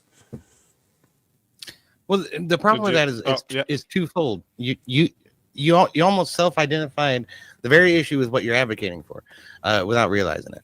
Okay, the world that we live in, it is becoming less and less private. That is part of the problem. And instead of having our government participate in that and make it worse, our government should be taking steps, as the EU does, to ensure, like there's an internet bill of rights in the EU, and things that companies can and cannot do with your information on the internet. We need something very similar. And I don't think what the EU has done is robust enough, to be frank, but it's a step in the right direction. And instead, what's our government doing? Our government is saying, oh, no, the government just needs to be able to collect all your data, just like Facebook does. We want some of that. Let us in there. And at the end of the day, it results in a minuscule return on a huge swath of people having their rights violated as a result. And okay, so you're talking about, like, okay, back in revolutionary times, or at the founding of the country, back in the Wild West days, okay, we had a completely different perspective of what our personal data or our personal belongings were, right? And like I say, this goes into the package analogy, which you said was completely disanalogous, and yet it is, in fact, exactly analogous. When you send stuff across the internet, we call it a packet. It's literally a little a little digital box filled with information that you sent out. So the same rules should apply, because from a logical perspective, it is a very similar thing. But even more of your life is here inside of this device than was in your home back in the the 1800s. Okay, I had a box filled with gold bullion buried in the backyard back in the 1800s. Today I have a bank which I access through my phone, and all of my bank records are accessible. If you can tap into this phone, you can see everything I've ever spent money on, potentially.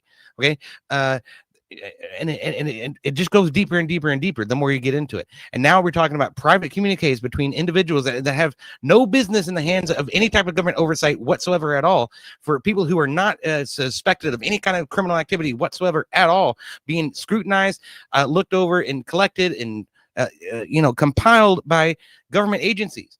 This is Orwellian, Gestapo, fucking Stalinistic shit. I don't want to see our government do it.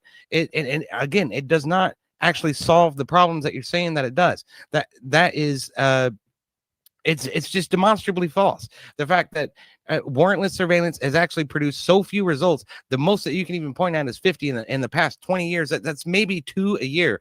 Whereas you think there's only 2 terror plots against the United States a year? I don't think so. I think it's a lot more than that. Some of them don't succeed for whatever reason, but the few that do because of investigation, like, okay, great. That's wonderful. But is it worth what you're losing in the long run, which is having the principles of, the Bill of Rights actually enforced and upheld in the way that the United States government conducts itself? That is more important in my mind than the NSA collecting 90% of data that it collects is being completely worthless to its investigations. We don't need to be wasting those resources. We don't need the government having that capability. It's too ripe for failure, overreach, and abuse. It's a bad idea all around. So, all righty.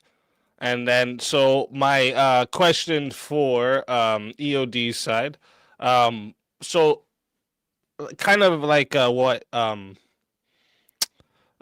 Abe was mentioning here, with in modern age, with like terrorism being able to be done through cyber attacks, and like it's able to operate within the shadows of the internet.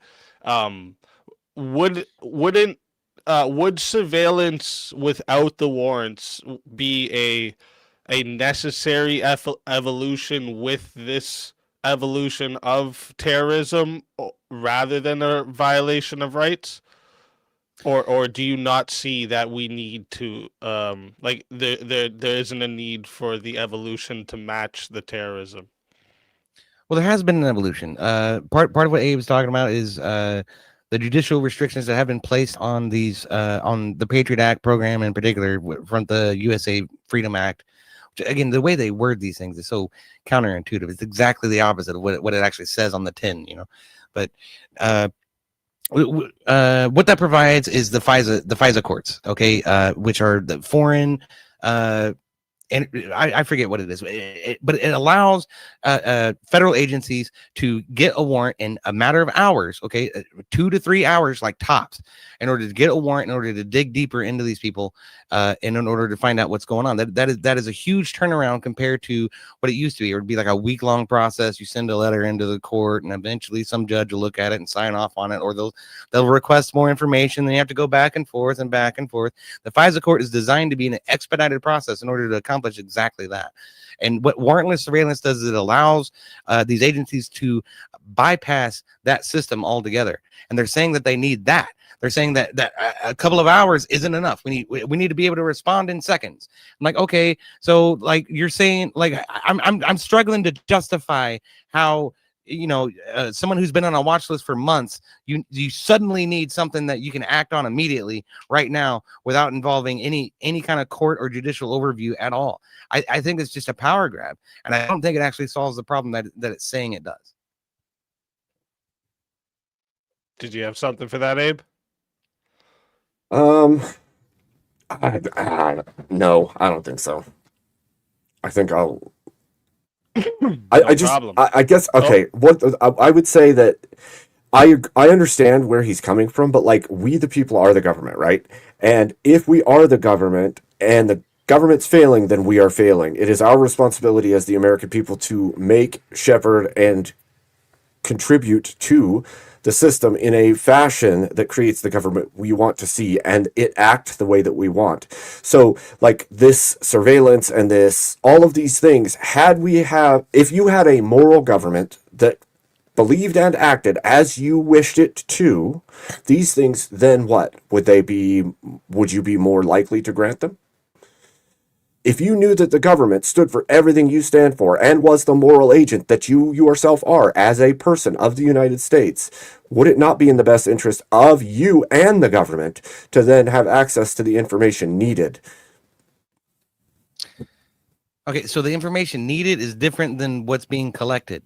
So that's my main problem with that. But I mean, of course, you want the government, you want the federal law enforcement agencies is really who we're talking about. We're not talking about Congress. Congress isn't going out there doing counter global terrorism shit. You want the federal law enforcement agencies to be able to get the information that they need before they move in and try to arrest somebody. And instead, you're saying that without any warrant, without any judicial review, they can just rotoscope everybody's fucking phone. And I don't think they need that. I really don't. I think that's unnecessary. I think targeted surveillance, I think targeted warrants and targeting our resources at people we know are parts of these terror cells or are associated with these terror cells instead of anybody who just happens to be in a coffee shop where one of them is going to be more effective at the end of the day. So you're saying just scoop up all the information and then somehow that's going to make the investigators more effective at their jobs. The opposite is proven to be true. Investigators are overwhelmed by a gross amount of data that's irrelevant to their investigations, and this stops them from effectively pursuing and prosecuting the people that they need to be going after. But to be fair, I never made the claim that we need mass scraping. We just need the ability, when we know something may be coming, to surveil that thing. Well, again, one of the things that I conceded was that this does not necessarily apply to foreign nationals or people who are not citizens of the United States. I think the Fourth Amendment should only apply to the way the federal government deals with its own citizens. So if you're talking about foreign terrorists in a foreign country, that's a different thing. Well, that would still be warrantless surveillance of That's people. Correct. But not of all of the people in the United States. Again, I've listed the myriad of things that I'm against, and all of this has to do with warrantlessly surveilling American citizens, which is not what we need to be doing. So, Wouldn't you agree some form of warrantless surveillance has to happen? Not necessarily. I think we can still arrest those people with FISA warrants, which is what the FISA court was designed to do. Again, foreign actors, foreign intelligence, safety administration, something like, what the fuck does FISA stand for? I don't even remember. It's something foreign intelligence surveillance act. Yeah, that's it. That's exactly what those courts were designed to do. Was to provide warrants, okay, for surveilling foreign agents. So it's not warrantless surveillance. The warrantless surveillance is when the NSA starts getting encrypted backdoors into our iPhones and collecting everybody's data. That's not what I want. All right. So like this it's kind of related to the first question there. Because like with the like imminent threats being able to like emerge and vanish within minutes because of the way the internet works. Can the bureaucracy of warrants be justified at times of national lives being on the line? So like if we're just sticking to like in the like there's national lives on the line, any like situation you could kind of think of like and where like the warrant taking hours could cost lives if the cyber attack is about to unfold, say. Do you think the the bureaucracy of warrants is still justified in that moment? I think in that moment you have gone beyond the point where surveillance is going to accomplish anything, honestly. At that point, if you know something is about to happen, then you need to make an apprehension. You need to set up security checkpoints. You need to set up whatever you need to do in order to secure whatever, whatever's going to be attacked, which I think we do. And that doesn't speak neither here nor there towards the question of warrantless surveillance. Again, the whole premise of where the issue lies is in the NSA dragnetting all of Americans' personal data on the internet. This is not cool. That's the main thing. That's a problem. If the NSA or the CIA or the FBI are vehemently aware of an attack that's about to happen, and they know who's gonna do it, or they at least know where it's gonna happen, then there's absolutely nothing unreasonable about them taking measures to attempt to prevent that. That's exactly within the purview of their charter. But that I mean, at that point, if you're moments away, I don't think looking at somebody's Facebook page is going to help you any. You know what I'm saying? I don't know. Do you have something for that, Abe? I could kind of Oh, disagree you with robot and Yeah, that fucking microphone. Dude.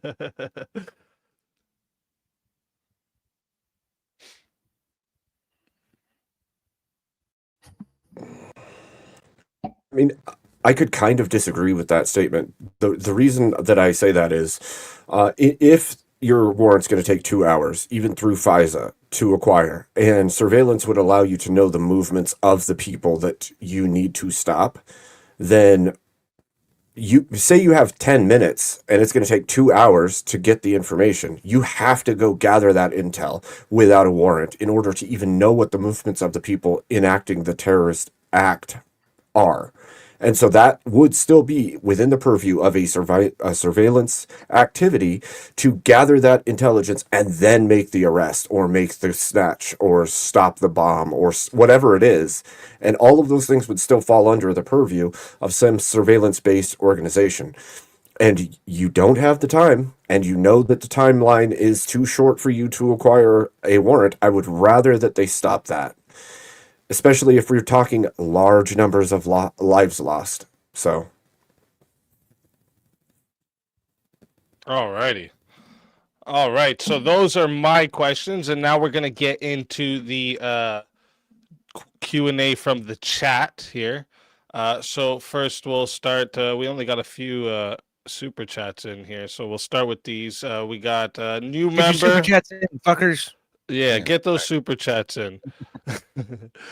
We got a new member from Inward. Thank you very much. Inward, funny name.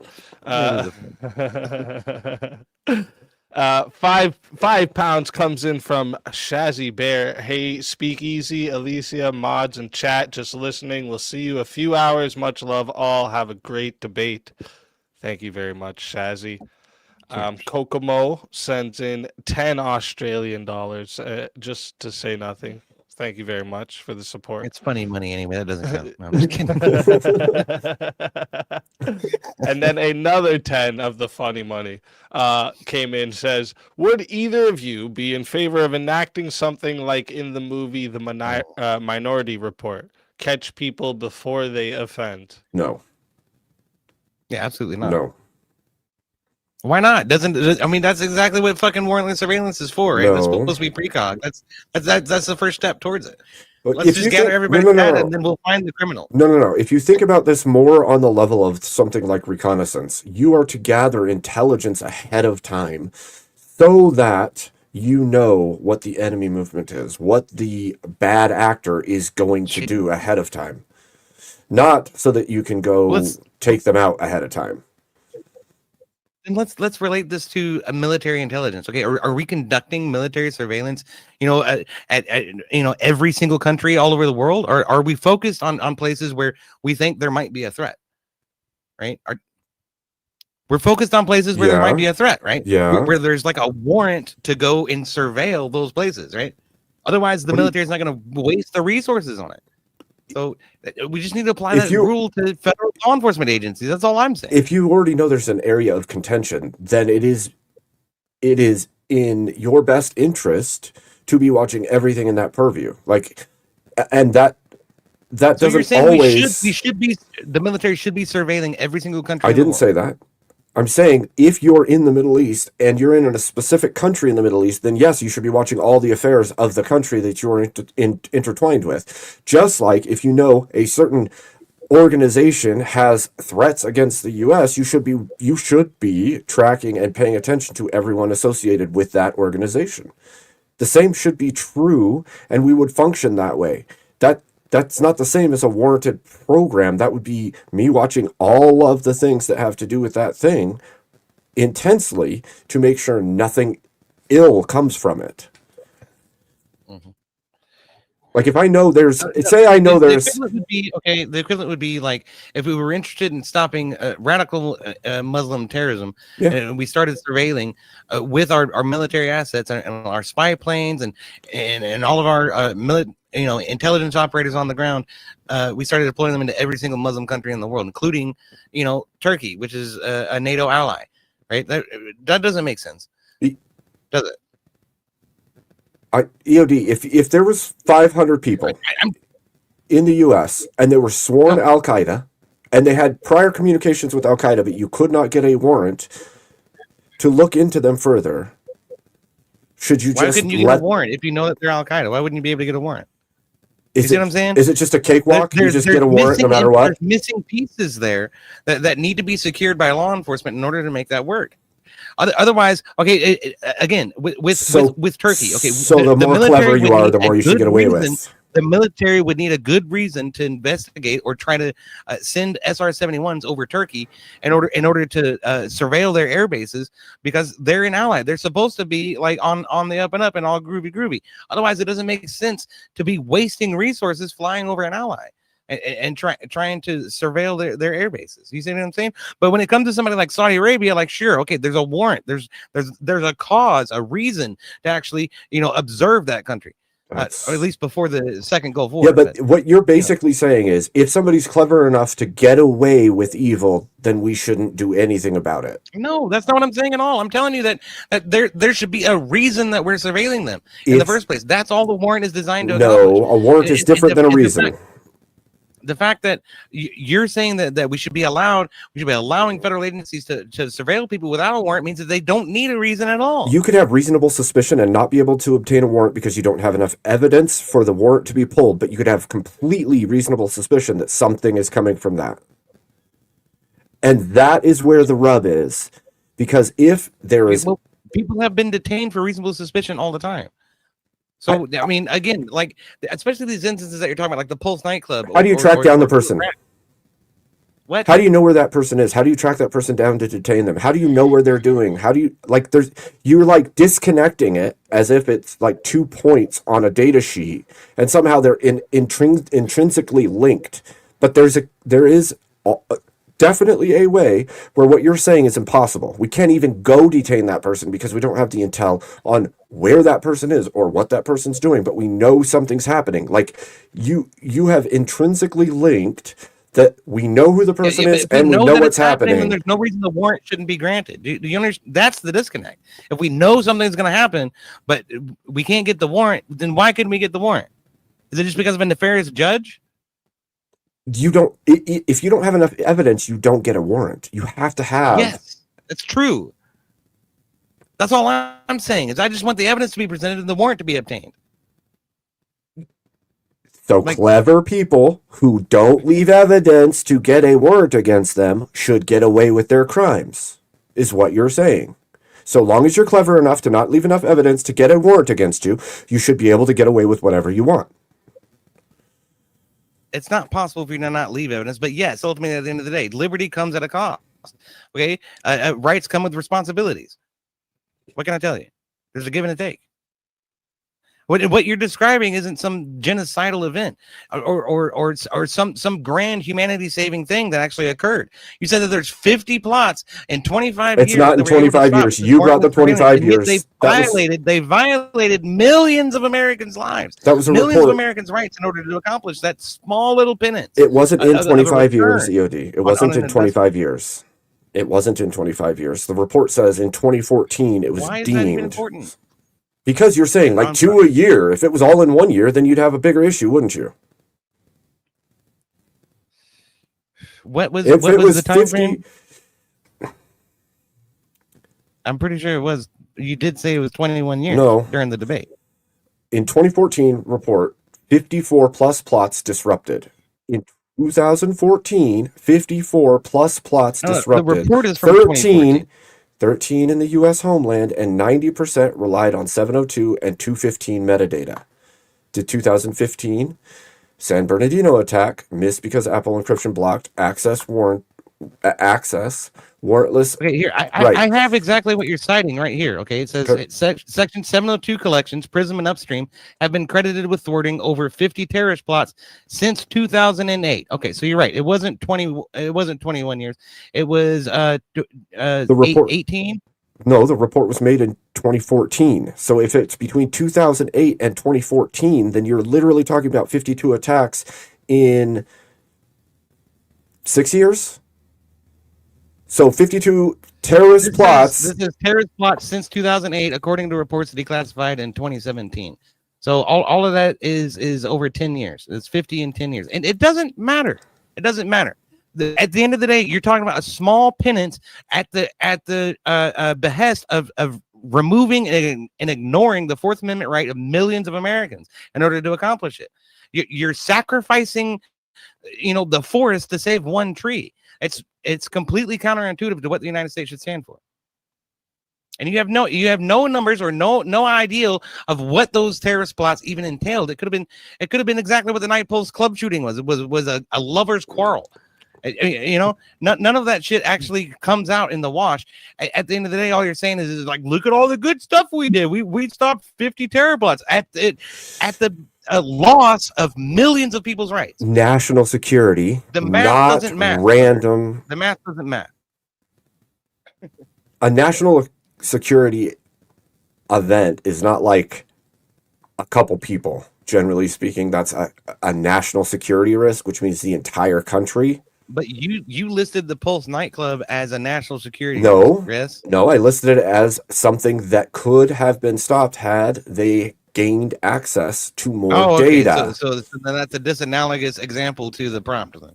No, I just had a list in our after, because obviously that wasn't even in my initial stuff. The point was that on many occasions we had prior knowledge that something was happening with this person.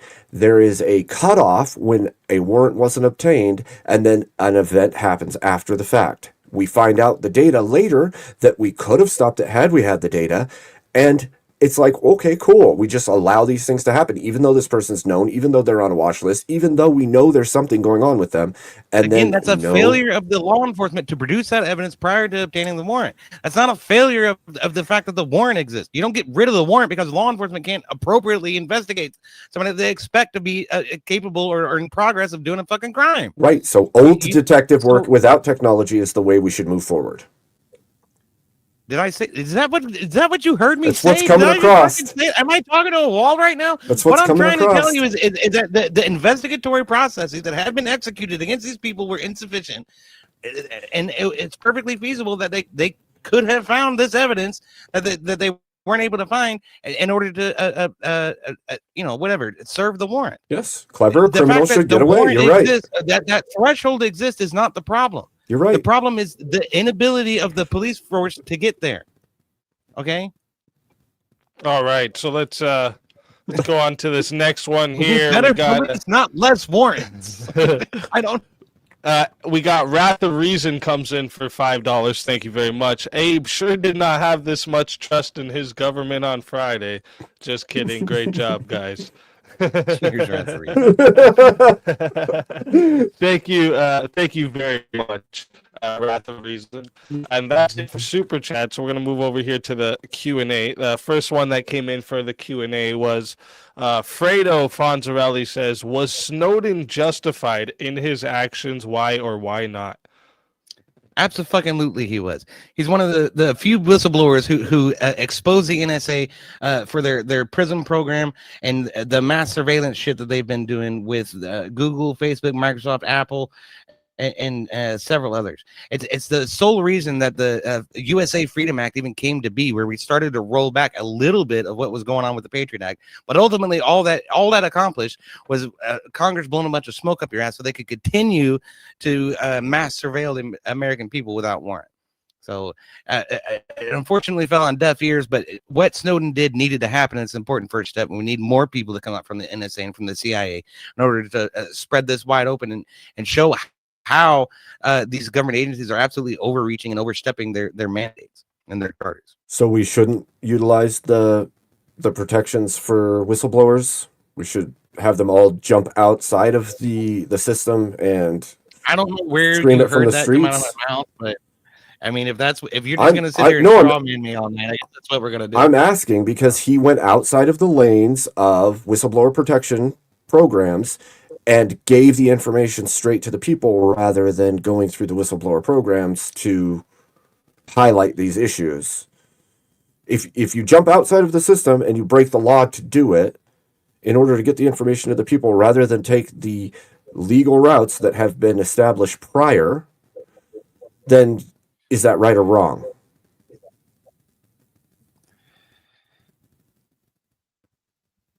Who's to say what would have happened if he had followed those routes in the first place? Great question. Perhaps he knows more about what happens within those routes in order to protect whistleblowers than you or I do, and perhaps he thought that the information would have never gotten out if he did do it that way.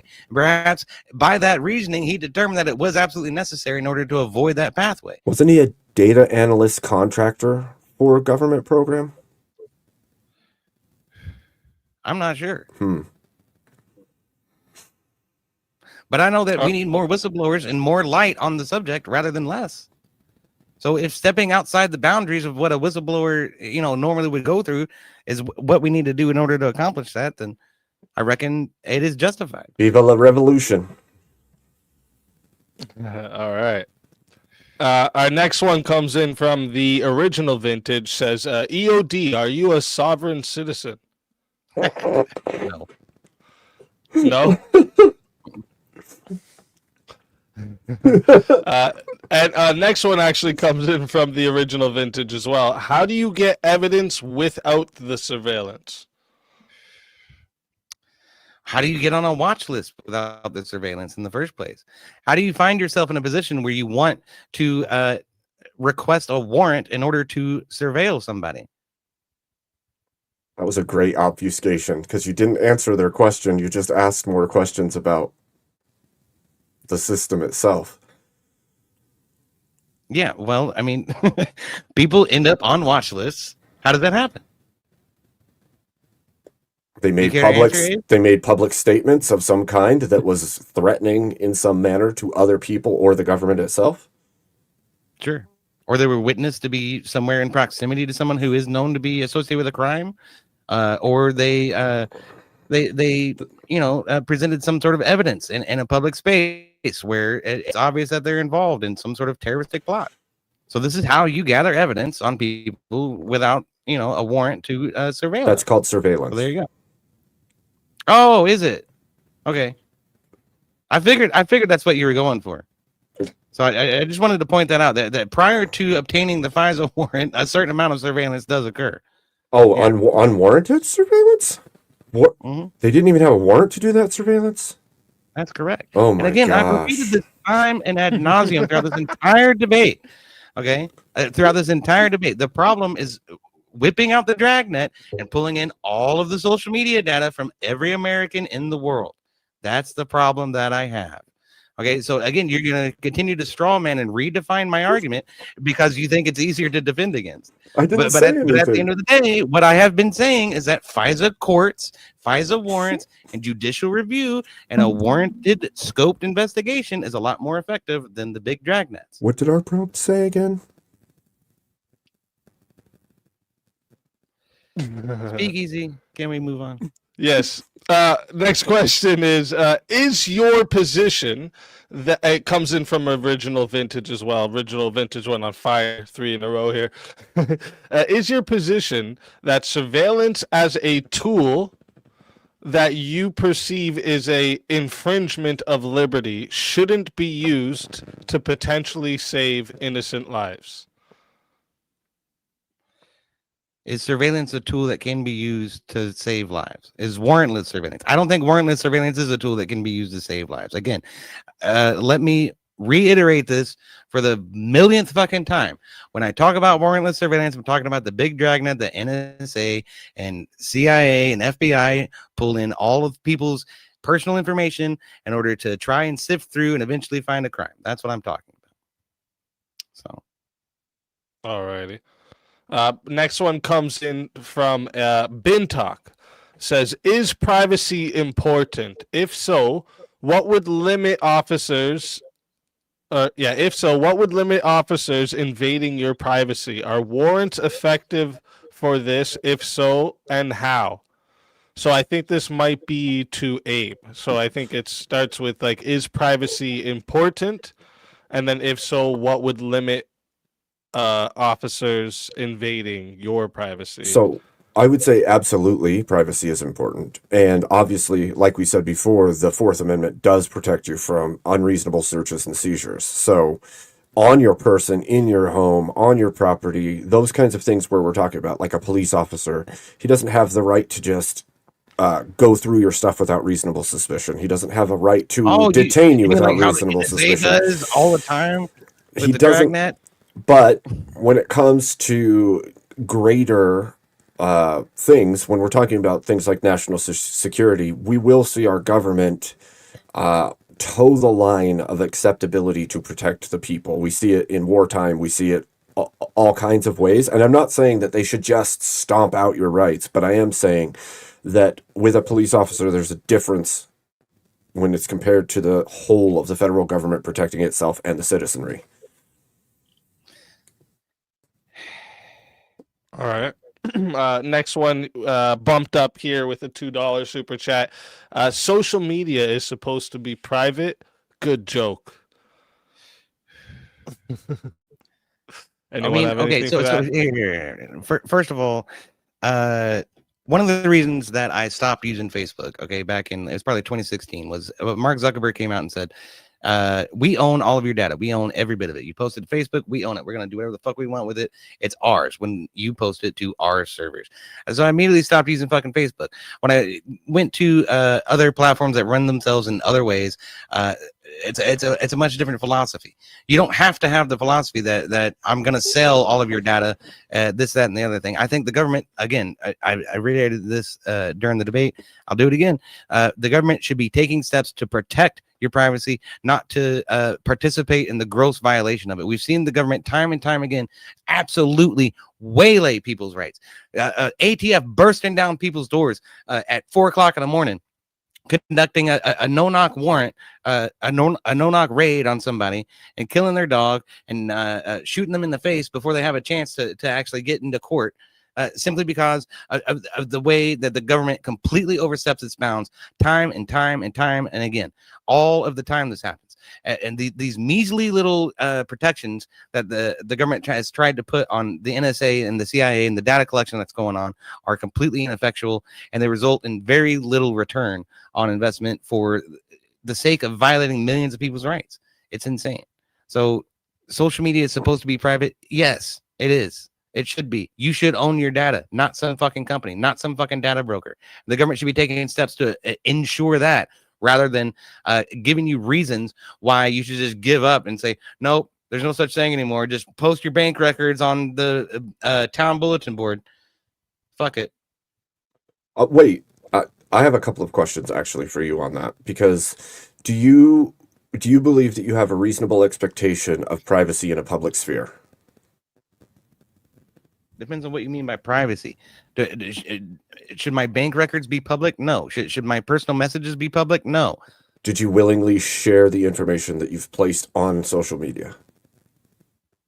Not necessarily. I'm talking about like my personal messages, my direct messages. For instance, my DMs to you should not be public. Yes.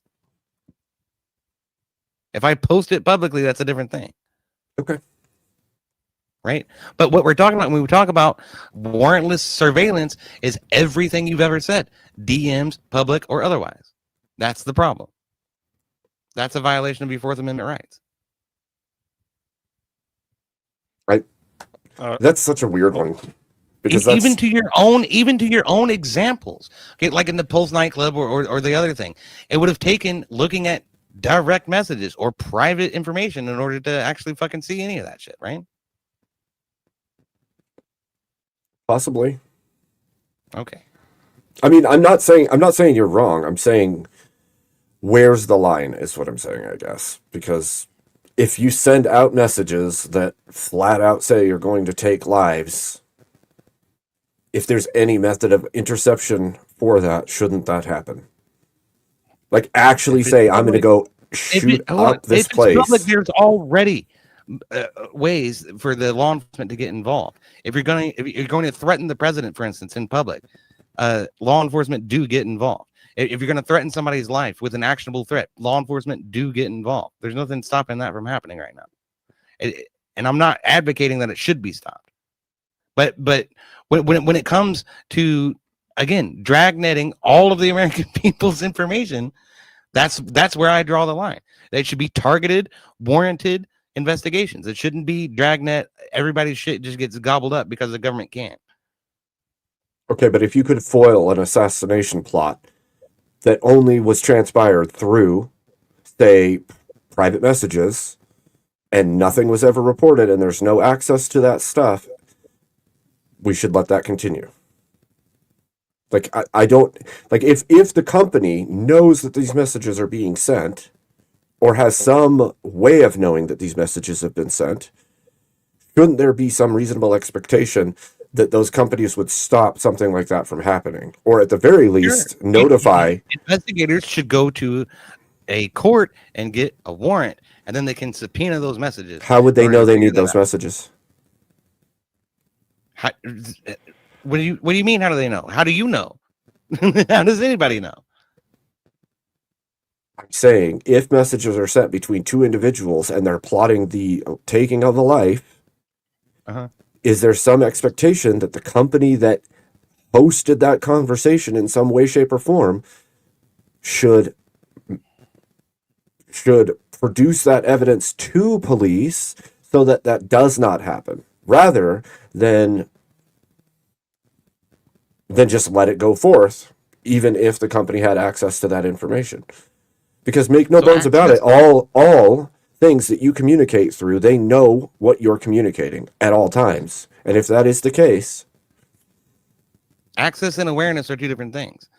Okay, by access, you're suggesting that companies should just turn over all of their records and all of their information to that's to not the what I federal said. government. I said with a particular plot. If somebody was plotting something in private messages and the company knew that thing, do they have is there an expectation that that company notifies law enforcement of some kind? If they're aware that a crime is about to be committed, then yes, they should report it. Alrighty. Our next one comes in from It random doesn't person. warrantless surveillance, though. I mean, this is not related to the fucking problem. Next one comes in from a random person. Says, "What are your thoughts on the Patriot Act for either of you to answer?" It's terrible. It's the worst infringement of my rights in the history of my life. It needs to be repealed utterly, and most of it has been, but not most of it. A little bit of it has been. We've taken some steps in the correct direction. We need to take more. And all I'm insinuating is that the government should have to have a reason to surveil you instead of surveilling people willy-nilly without reason and completely throwing the Fourth Amendment out of the goddamn bus. So. I actually mostly agree with the OD on that statement, actually. All right. Geo comes in for $5, bumps himself up, says, "Great debate on both fronts. Shout out to the team." Cheers. Shout out to you as well, Geo. Thank you for the super chat.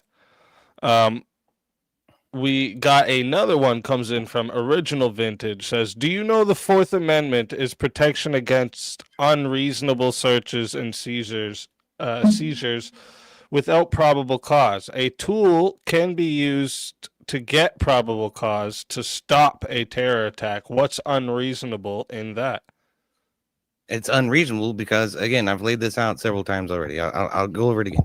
Too many aspects of our lives are tied up into this phone. And casting a dragnet in order to gather everybody's personal data off of these devices is a gross invasion of privacy. My bank records are here. My private messages are here. All of my communiques are here. The games that I play, every location I've been in the past year is readily available right off of this device. We give the government a backdoor into that device as a gross violation of our Fourth Amendment rights.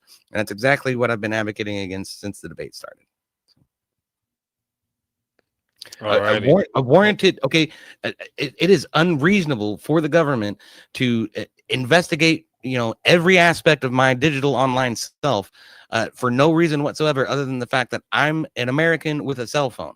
They need more of a reason than that in order to do that. That's exactly what the Fourth Amendment is designed to protect. So, All right. The next one, also from Original Vintage, says if there's no expectation of privacy in public. Oh wait, no, sorry. Is there no expectation of privacy in public? And if so, what's your argument against the surveillance? okay. I feel like we're getting a lot of repeat questions here, but Yeah. I mean, you can just say I answered it already if you like. I'll try. Okay. There is a reasonable expectation of privacy. Again, my genitalia remains private. My private communiques to my friends and my family remain private. My bank records remain private when I'm in public. All of those things should remain private when I'm on the internet too. Okay, that's what I'm saying, I guess. Does that make sense? I hope that answers this question. Yeah, fair enough. I think it does. Yep. Random person. Last one comes in. Those who trade liberty for safety deserve neither safety or liberty. Ben Franklin, absolutely, 100%. Anything for that, Abe? I agree mostly with the statement. I think that there's nuance in it, to be fair, but yeah. It would come down to like individual persons and not like the whole of society type thing. Like obviously we shouldn't all be trading liberty for, I don't know. It's a weird one. I'd have to like really go down rabbit holes for it, I think. I think there are times when liberty is overrated in comparison to, say, like the security of your own family or something, right? Yeah. All right. Well, there's 30 seconds left. Kyle Rollheiser put into the Q&A real quick. Canada sucks. Fair enough. He's just fucking with you. Fair enough. You're not wrong. But that right there, I think, is a good place for us to wrap up the Q&A portion of the debate. Okay. So chat. First off, I want to say huge thank you to everyone who sent in questions and everyone who showed support through super chats. Every bit of that support helps keep this going, helps me bring you the debates, makes it possible, right? And a big respect to both of our debaters tonight for stepping up into the arena. Like I always say, whether you agreed or disagreed, it takes a lot to come up here and test your ideas in front of the live audience. So make sure you guys go to both the debaters in the description of the live and sub up to both of them. Give them some love for coming and giving you guys a show tonight. So are you guys both staying for the after panel? Yeah, might as well. I'll stay for a little bit. Okay, so both the debaters are going to stay for the open panel. So what I'm going to do is I'm going to roll the debate outro. It runs about 3 minutes. That'll give the debaters time to use the washroom, myself as well. And then we're going to open up the Chaos and Chill panel. And during the outro, I'll drop the link in the chat. So anyone who wants to come up, you can just hit the link to come up. Just a heads up, if you're joining the panel for drama, trolling, spurging over everyone, you're just going to get booted, all right? So, like, if you come up doing that shit, don't be mad when you get booted, all right? Just keep it real, all right? Let's keep the energy on the ideas, not fucking nonsense. And if you're enjoying... Oh, sorry, what? Say thanks. I said before we break, I want to say thanks, Abe. It was a good debate. Cheers. Thank you. It was fun. It's always fun debating with you, Yogi. It was a great debate. And if you're enjoying this debate and everything you've seen tonight, make sure you subscribe to the Speakeasy channel as well. All right? Don't miss debates just like this one. We're going to be doing them every week here on Mondays, Tuesdays, and Wednesdays. So stick around. Once the outro goes down, the chaos and chill begins. And again, thank you all for joining the Swords of Reason tonight. And with that, I'll see you all in just a few minutes.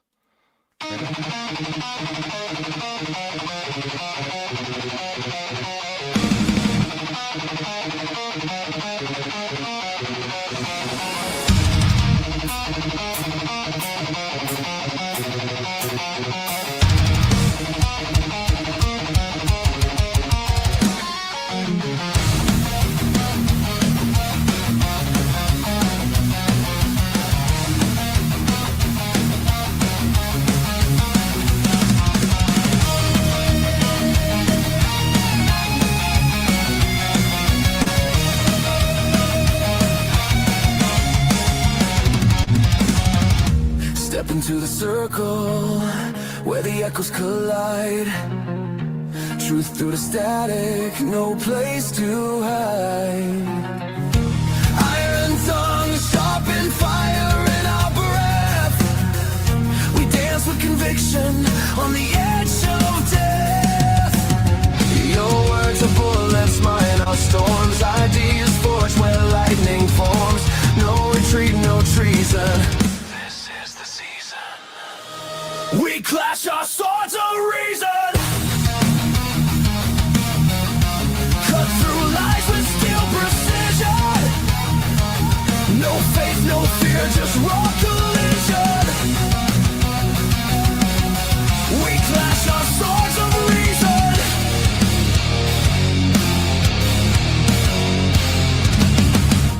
Facts burn brighter than a prophet's flame. Egos crumble, but the truth remains. Every scar, a mark of thought's crusade. In the battlefield of minds we've made. Speak your truth, but bear the cost. Every claim can still get lost in the war of voice and vision. Feel the friction. We clash our swords of reason. No silence left for indecision. Ideas break with loud precision. We clash our swords of reason.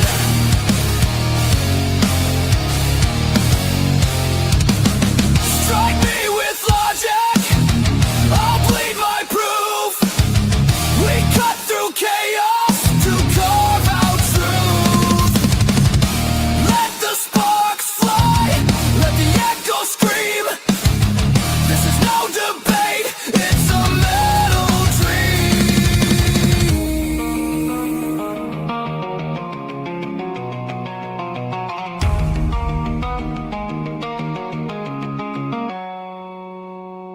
We clash our swords of reason. In the storm of thought's collision. Forged in fire, pure precision. We clash our swords of reason. Reason bleeds but never dies.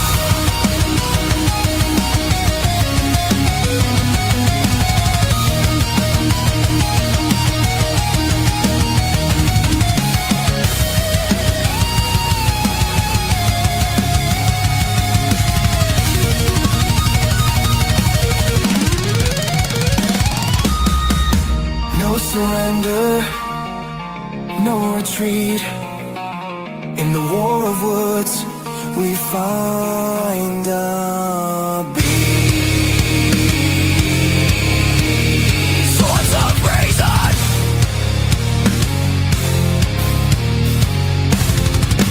Oh.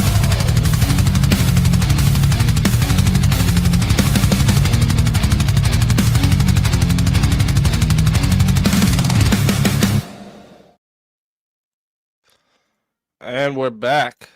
Oh, I moved that VS out of there. Alrighty. Well, I obviously crushed Abe. I think everybody agrees. If you put a poll in chat right now, we're gonna see. Well, I am actually about to put a poll in chat. We'll see. Oh shit. And Wrath of Reason, welcome up. Hello, Yeah. hello. What's up? Hello. Hello. Good to see you again, Abe. How's it going, man?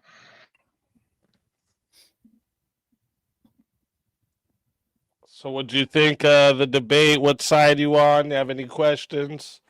I don't know about questions, but just something that I realized throughout the whole debate. So we were looking at those statistics of the failure of those wars trying to go through to the government, right?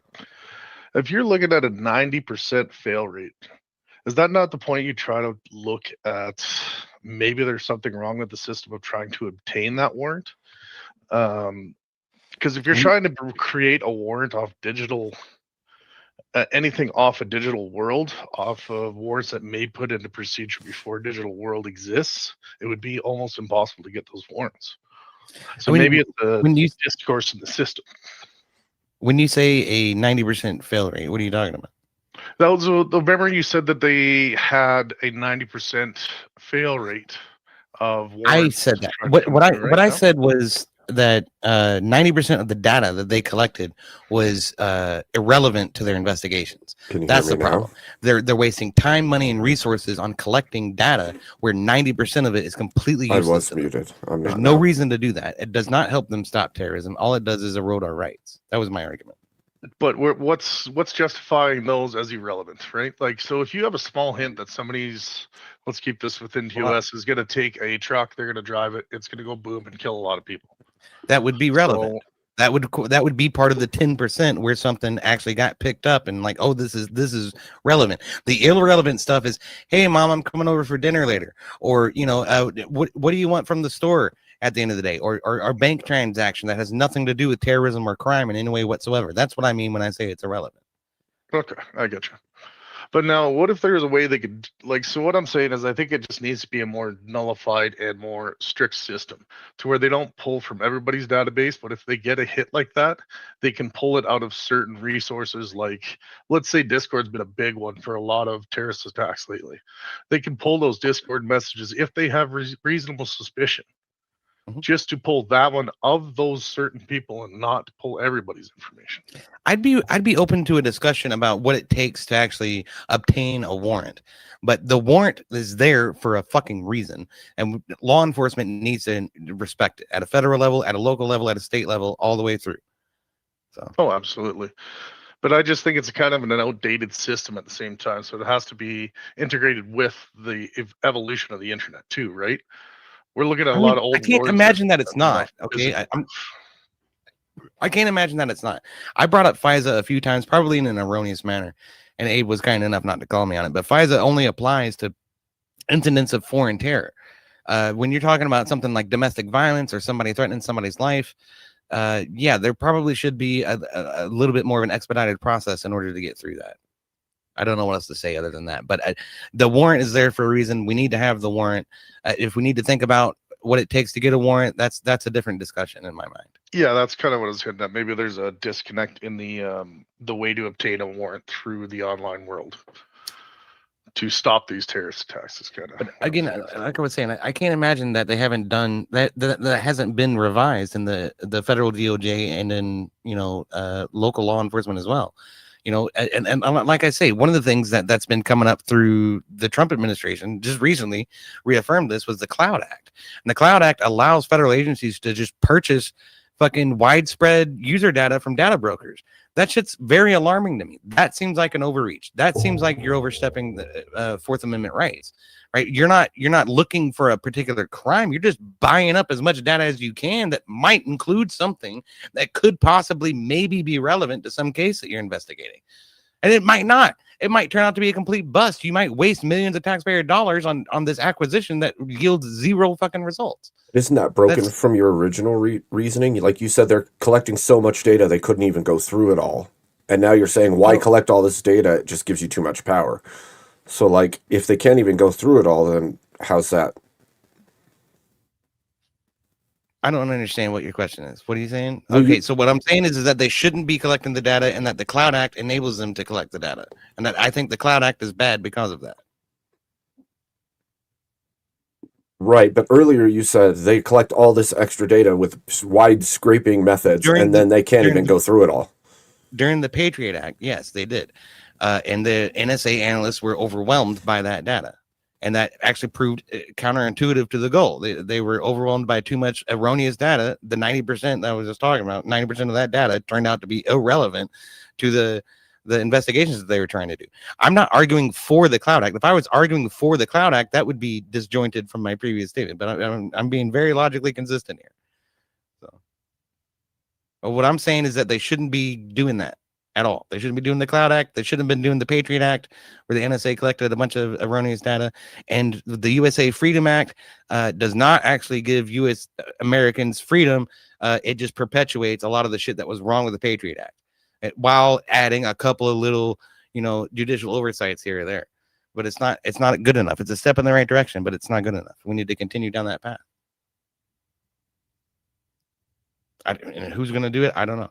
This is another thing I tried to bring up to you. It's like there's nefarious actors in the government that aren't necessarily elected politicians, that are, people who get appointed or get elected again and again and again and again and never seem to get unelected, like Mitch McConnell or Nancy Pelosi, right? And these people seem to overview and oversee a lot of these erroneous shits that come out of the federal government, and somehow they act like they're doing something to correct the issue, and then we find out a year or 2 years later, and oh, well, actually, as it turns out, the same shit's still going on. It's just they named it something else. Do you think that's a problem of government, or do you think that's a problem of people? I think it's a problem of government. I think it's a problem of establishment government and cronies being embedded in office and being unable to be voted out. I think that's a root of a lot of this. Another thing is there's this intelligence class, right, of appointed people in the shadows that nobody ever fucking hears about. You hear about Christopher Wray. You don't hear about the fucking, myriad of lieutenants that work for Christopher Wray under the FBI or under the NSA or under the CIA, right? Who the fuck are all those people? We have no idea. They could have been there for fucking 50 years, like J. Edgar Hoover. Hey, J. Edgar Hoover was director of the FBI for 50 fucking years until he died. And what about all these like school pew-pewings going, yeah, they were on our list, but we didn't act. Or we knew about this character or whatever. My question is where is the disconnect between the law enforcement and the judge trying to grant the warrant? The way that you draw that is not by violating every American's Fourth Amendment rights. There's either a way to get the judge closer or to get the law enforcement closer, or maybe both of them give a little bit, and then eventually you get the result that you want. But taking away the Fourth Amendment right of the American people is not the correct answer. And I was never arguing for a complete scraping specifically for those individuals, only that we should have tailored a more aggressive approach to those individuals specifically, because there is so many cases where this person is known and documented, and like information and reports on them and all these things, and then you go and you look and it's like, oh, it's cut off because there's not enough to do any further, so the investigation's cut off completely. And then a week or two later there's an attack by that person, and it's like there is a ton of them, like a ton.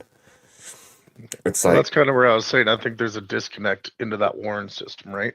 So if you have even a reasonable bit of suspicion that somebody's going to go do a pew-pew, you should now instantly have that warrant to search their logs.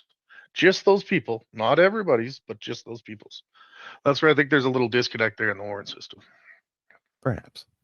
Like I said, I'd be open to a discussion about ways to do warrants better, but warrants are an important protection for the American people, and they should exist, and they should be sought, and they should limit, the scope of this. Yeah, absolutely. Unlike what happened with the Patriot Act. With the Patriot Act, they were just getting carte blanche, just grab whatever, dragnet all of it. And it produced absolutely zero results within, over the 12 years that it was how they operated. So that was a complete waste of fucking time for no reason other than to violate people's rights and to give the government more power than, they need, which they, surprise, surprise, refuse to give up. So.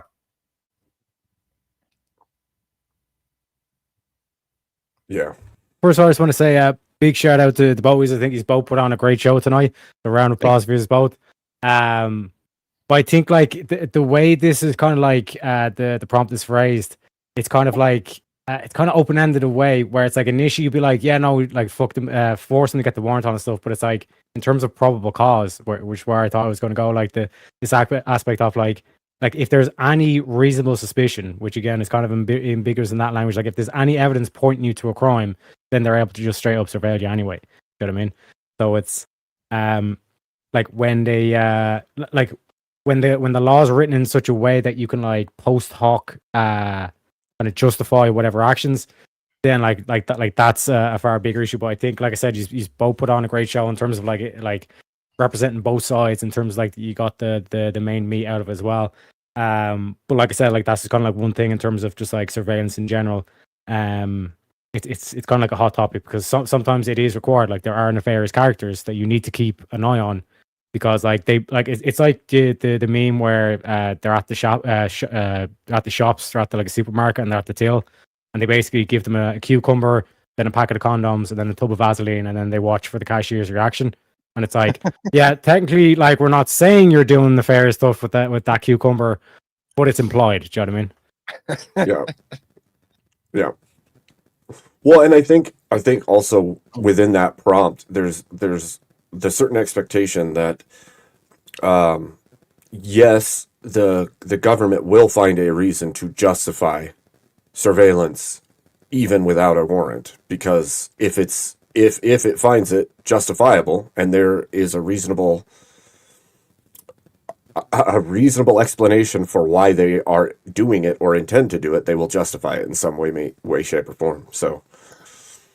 But can I throw this question at both of you? Do you think that society would act more moral or better if everyone was being surveilled? Every single message you type is going to be seen by everybody, or can be seen by everybody. Well, do you think everyone would act right? We were actually surveilled like that for at least a period of a decade or decade and a half, like I was just saying with the Patriot Act.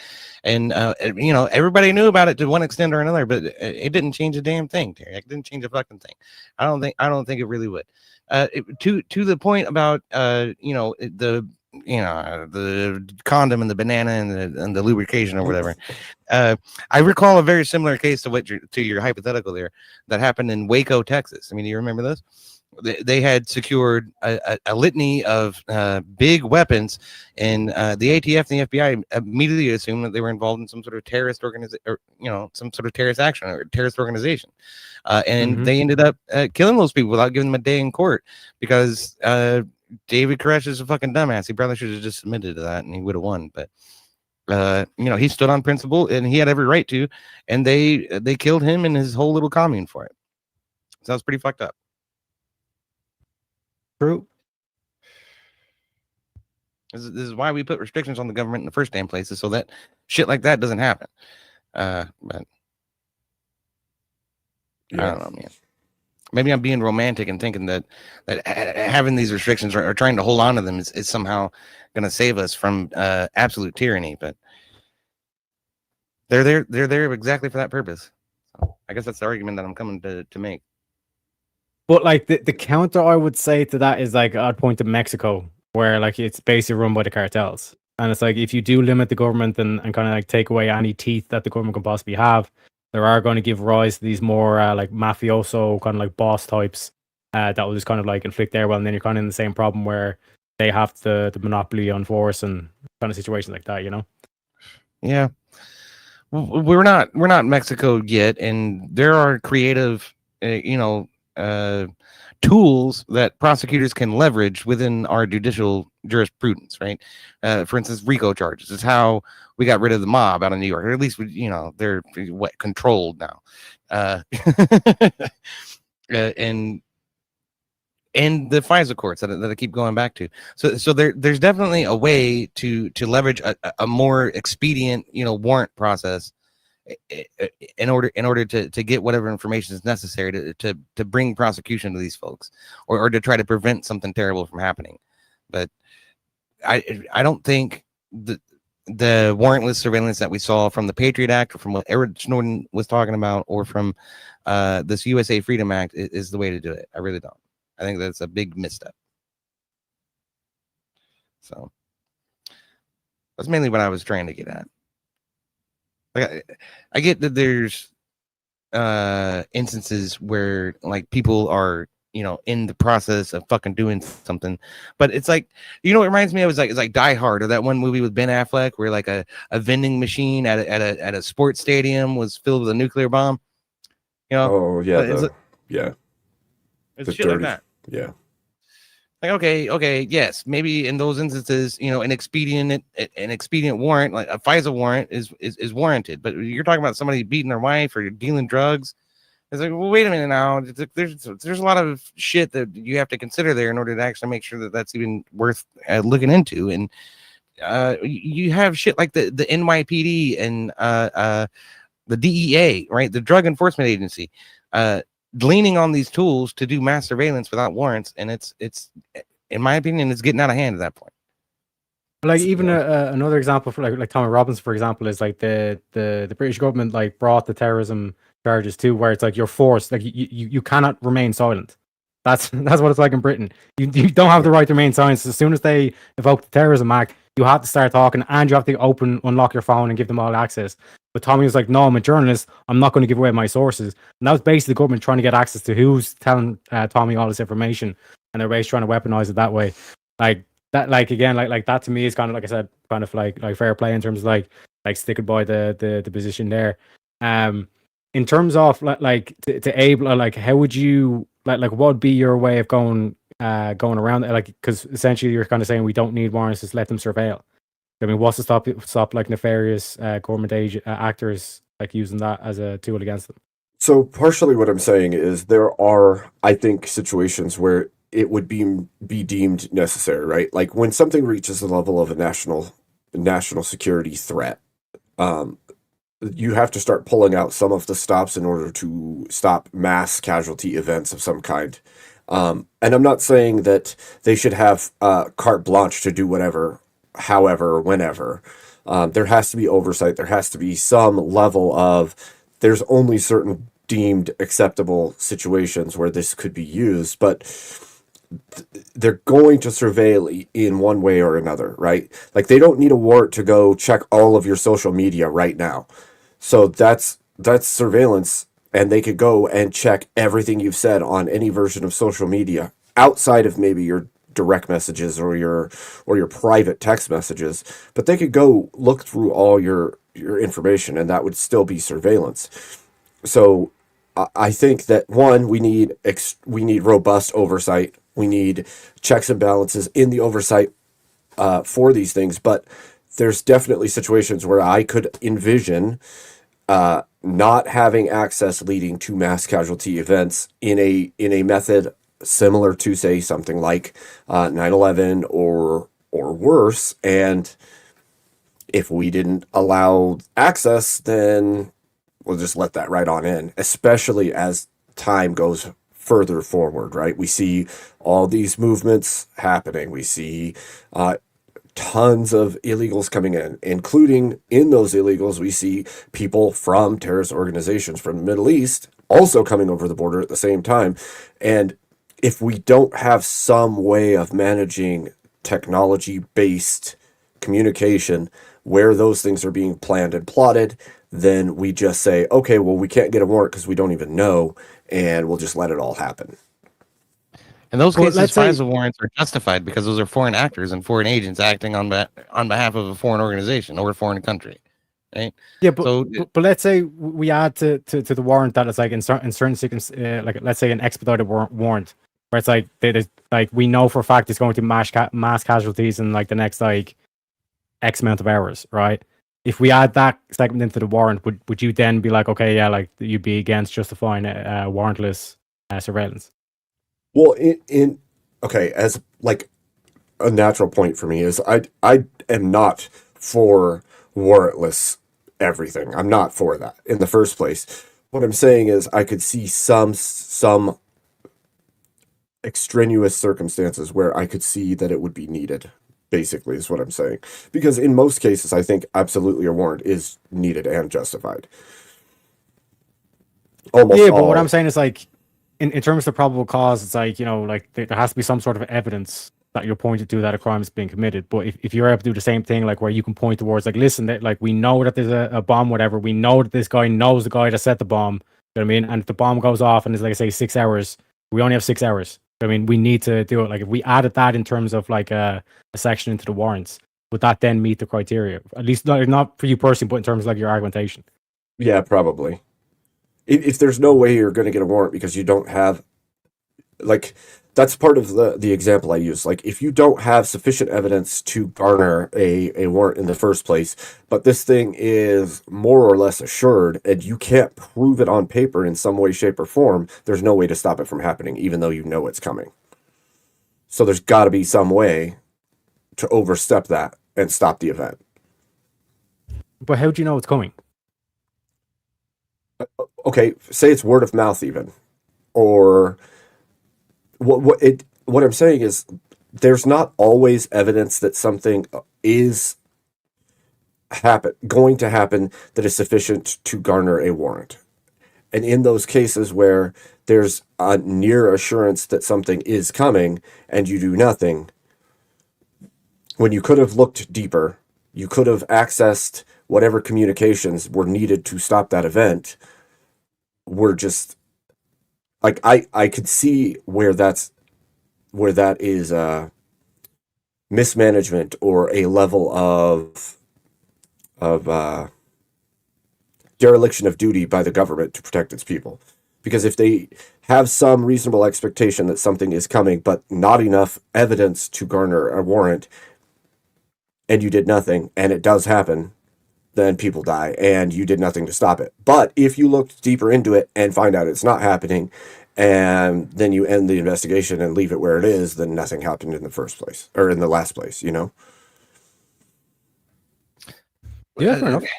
I think I have a kind of a good example of this. So let's say you're tracking somebody and you know that something's coming, something like a terrorist attack, something is coming. Now let's say 8 o'clock in the morning, they tweet out it's Judgment Day.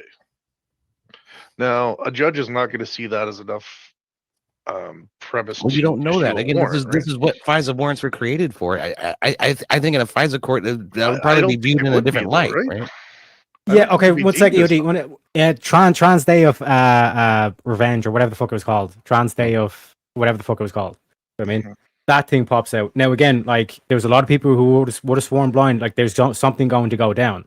So in this, and again, like I'm trying to I'm leaving it open for both of you, Abe and thing. Sorry, Rat Reason for hijacking it. No But problem. in that situation where they tweet out like this is Judgment Day, like all these like trans are going, this is Judgment Day, it's trans day of like whatever the fuck. You know what I mean? And then all of a sudden, does that mean that like everybody loses their rights here, or what's going on? Like how do you handle that situation? No, I would say that you have to be more aware and present at that point. Like at that point, there's some level of alertness that goes up. I don't know that you can be like, oh, now it's all of the people that identify this way. But the people that are posting it repeatedly and are calling for people to get into the streets, then maybe you need to watch those people a little bit. Yeah, I don't have a problem with them doing that if they're monitoring public communiques. But when you start digging into personal messages and encrypted messages and shit like that, you're starting to infringe upon what the warrant system was intended to fucking accomplish. But what the Fourth Amendment was intended to accomplish. Right, but is following and watching somebody count as surveillance? I mean, in public, no. But now, like the question I was going to ask, so now that person has tweeted that instance that it's Judgment Day. Does that now, in my mind, that would give enough reasonable suspicion to not have to have a warrant to check that one person's DM messages to try and check if there's an attack coming, if they're already previously known for an attack coming at some point? Well, I don't know. I think there'd have to be some kind of, like, okay, one term like that being put out is one thing, but if there's some like expectation that this person is already a rebel rouser, they've already done some things in the past, there's a chance that they may get violent, then I could see them seeking something at that point. But see, to me, like that's that point of instance that I think should be allocated.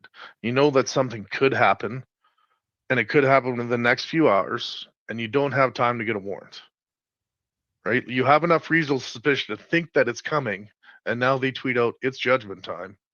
And then you don't, right there, I think should be the one instance you are allowed to surpass that and go into their personal messages without the warrant, still applying for the warrant. But do you try and save the lives at that point? I I mean, still think is that the wording important to you in this? Because it's judgment time might be a wrestler's fucking motto or something, you know, or yeah. or a band name slogan. I mean, this is now we're encroaching upon like freedom of speech kind of shit. Yeah. So Oh no, I was just saying like it's they know the attack is coming, right? So you know that beyond any attack is reasonable coming. doubt, then they should have no problem detaining that person or increasing security in the area. Okay, like, that's But, like, basically what that boils down they to. brought this up earlier. You cannot detain that person because how are you going to locate them without a little bit of further due process? So now you should be able to access into maybe their messages, something more information. Yeah, like how do you know where that person is that is making these statements or Yeah. these claims You would have or to this? pull in like personal messages CCTV of with that person. cops on the street. Okay, security present at the event. Do we have a photograph of this person? Do they not have a photograph? So there has to be a limit to a point where your amendment rights also have to be thought of, but you also have to think of the amount of people that could die just because you didn't do this one step. Look, Right? you all are sitting here saying that I'm trying to justify imminent terror attacks at the behest no. of privacy, and that's not That's at not all what we're what saying. I've been saying. If there's a reasonable suspicion, I've been saying they ought to be apprehended. That's been my argument from the But day. that's the from hardest start. point. How do you apprehend them without breaking a little bit of their right? Because you are not going to be able to find them. How am I not going to be able to find them? There's definitely ways. People generally post, incriminating information on the fucking internet. So if you're talking about someone who's a professional actor, they're probably not going to make an announcement like what you just said. Is it? You see what I'm saying?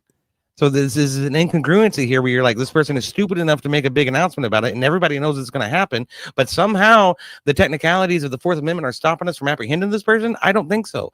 I think at that point you have a reasonable duty as a police officer to go and find them and apprehend them, by whatever information is available at the time. And like I say, that results in increased security, more cops on the beat, more people, keeping an eye on the place, and looking for nefarious actors, anybody who's acting in any way suspicious.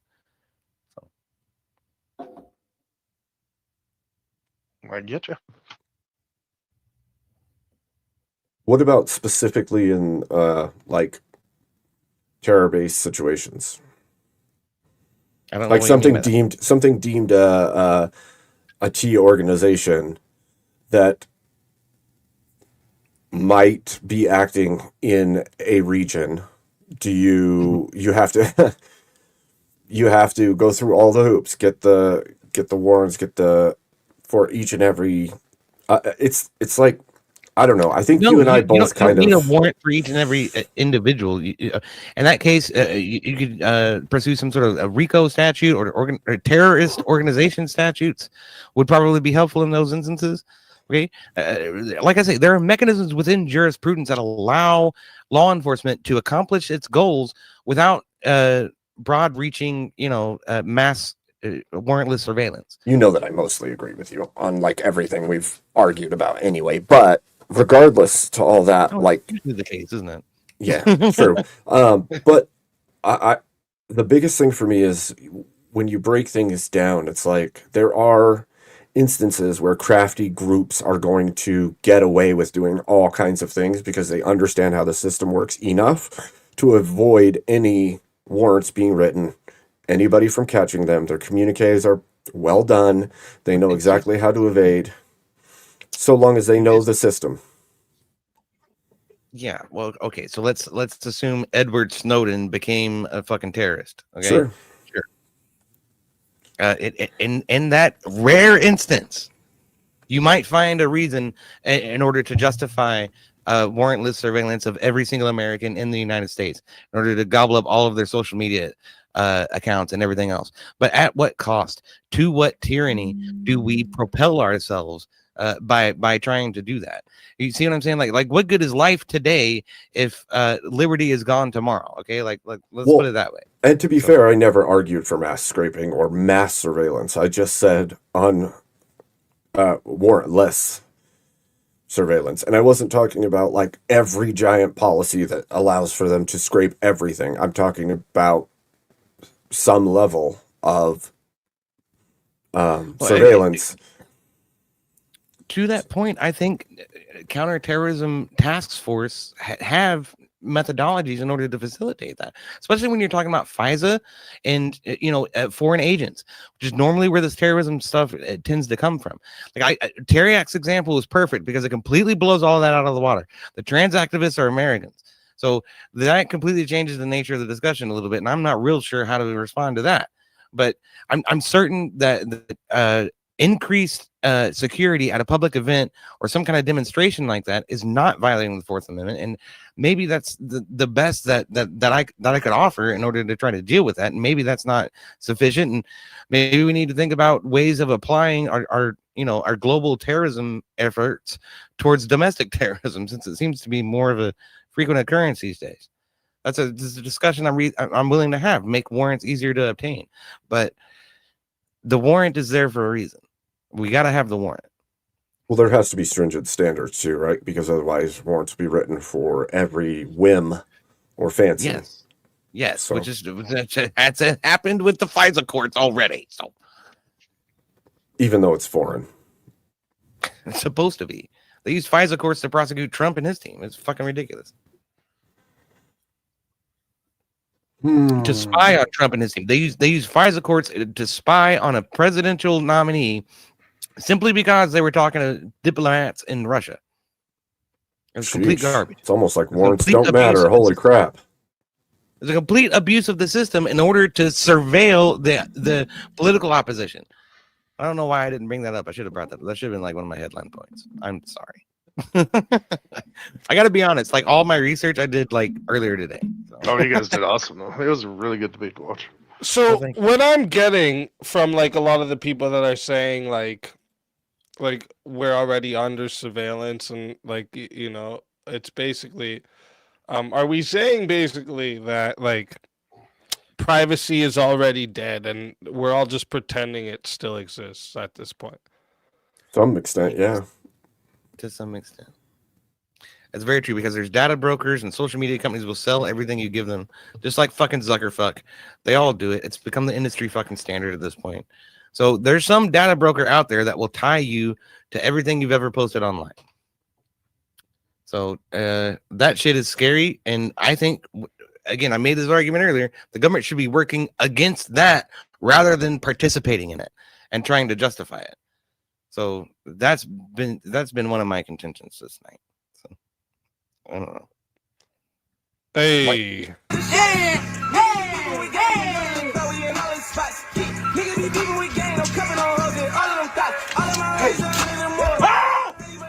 You ripped it! You ripped the money! We rich. Look, We're not rich! we rich. We're broke! We rich. You gotta fake it to make it! We're broke! Oh my. Thank you, Matthew, for the $5 super chat. It says, did you research false flags though? No, I didn't. I probably should have. They would have played into the conspiracy theory argument. Well, there's a secondary to this, right? Yeah, Because Matthew's been in the chat saying, am I the only conspiracy tart in here? What's going on? it makes sense because there's a whole nother avenue to this, and it's like, yes, as much as warrantless surveillance is a bad thing, there's also the stance that false flags could be used to elicit warrants on things that aren't warranted in the first place, which Sure. you would see happens as well. We already So- do see that happen. I mean, So a warrant, that's no what false warrant. flags are intended to do. It's a spur response from the legislature in order to wield more power in the federal government. It's almost like they'll get what they want No matter what you do, yes. and justify it later. Mm-hmm.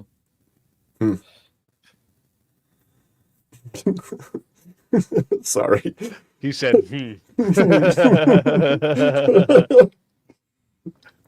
What about this? Let me see. Like this is kind of like some like wild card question for this topic for the whole panel here, but obviously the debaters you can answer first. Would either of you give up your completely give up your privacy if it guaranteed zero terrorism. Let's say for the next, because like to say forever is just like, you know, crazy. But let's just say for the next 100 years. Absolutely not. No, because it still gives everybody else power over your life. So wait a minute, Abe, wait a minute. Are you saying that the Fourth Amendment is more important than people's lives? No. What do you mean? How could that be? No, I'm saying I You're not willing to give up prefer. your Fourth Amendment in order to save somebody's life. No, I'm saying it's my What the hell? preference. I would rather be alive and give my information than dead and not, but, you know. What do Teriak and Wrath of Reason think of that question? Remember, it's zero terrorism. There's going to be none whatsoever for the next 100 years, but your privacy is completely invaded. Like I don't, You go ahead. I don't have the like that much to hide kind of thing. But in just like pure principle, it's like okay, like we end terrorism, but it's like what life are we living? Are we living in a situation where it's like we're basically all slaves? You know what I mean? Like that's the thing. I'd have to say no, but it'd purely be on a principle thing. It wouldn't be yeah, like it would be a principle thing. And for myself, it's kind of like a principal thing as well. But I'm looking at it. I don't think we're going to have our own privacy within the next 25 years, anyways. So I think I would say yes, just because I think we are going to be losing our privacy within the next 25 to 50 years, anyways. So if I could stop terrorism and all those deaths, anyways, I would absolutely do it. Oh, humbug. More and more end-to-end encrypted services are popping up all over the place. If you ask me, all that's going to happen is those services are going to end up becoming where actual conversations happen. And all of speech is going to be chilled on these big mainstream platforms like YouTube, as is already happening with TOS and everything else. We only have a few holdouts like Rumble and Signal and Telegraph, who are still trying to preserve and maintain free speech. I don't see those efforts going anywhere. Those companies might come and go, but those types of organizations are going to continue to exist in perpetuity. And we should encourage our government to send the internet in that direction rather than taking part in the absolute raping of the graping of people's personal data. Part of the issue with information is the more or the less privacy that exists, the more social controls can be enacted. And so long as those social controls are outside of your set of values, that's harmful to you.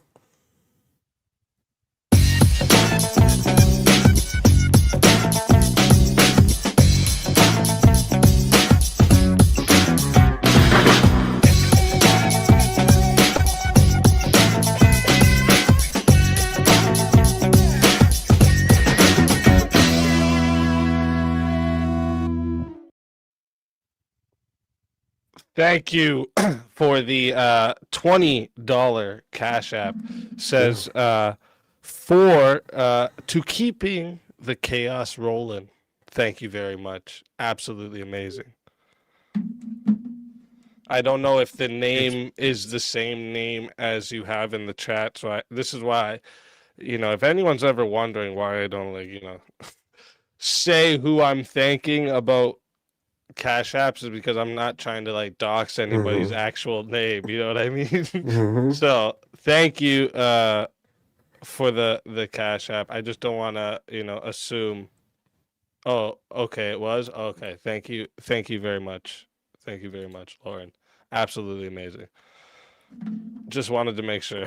It's happened. It's happened. When I very first started.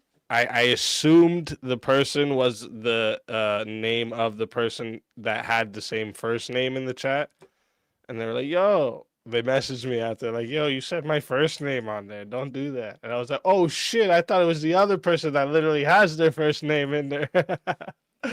So I know now I just say thank you, and if they respond, I thank them directly. um, but yeah, I kind of sorry. I'm trying to remember where I interrupted there. Abe was finishing up a thought. Yeah, I don't Abe remember was. now. It's all good. It's on now. It was around about like the privacy and guaranteed zero terrorism. Oh, yeah. Well, I was saying like the lack of privacy allows for greater social controls, and as long as those are outside of the values that you hold, that's a threat to you, right? So, like, if you give up privacy, but the entirety of the system that's above you, governmental structure, say it was morally and value based exactly as you are, it would be less of a threat to you. But the moment that it steps outside of those boundaries, now your information could be used to socially control you in some way, shape, or form, which I think is the inherent danger with a complete lack of privacy.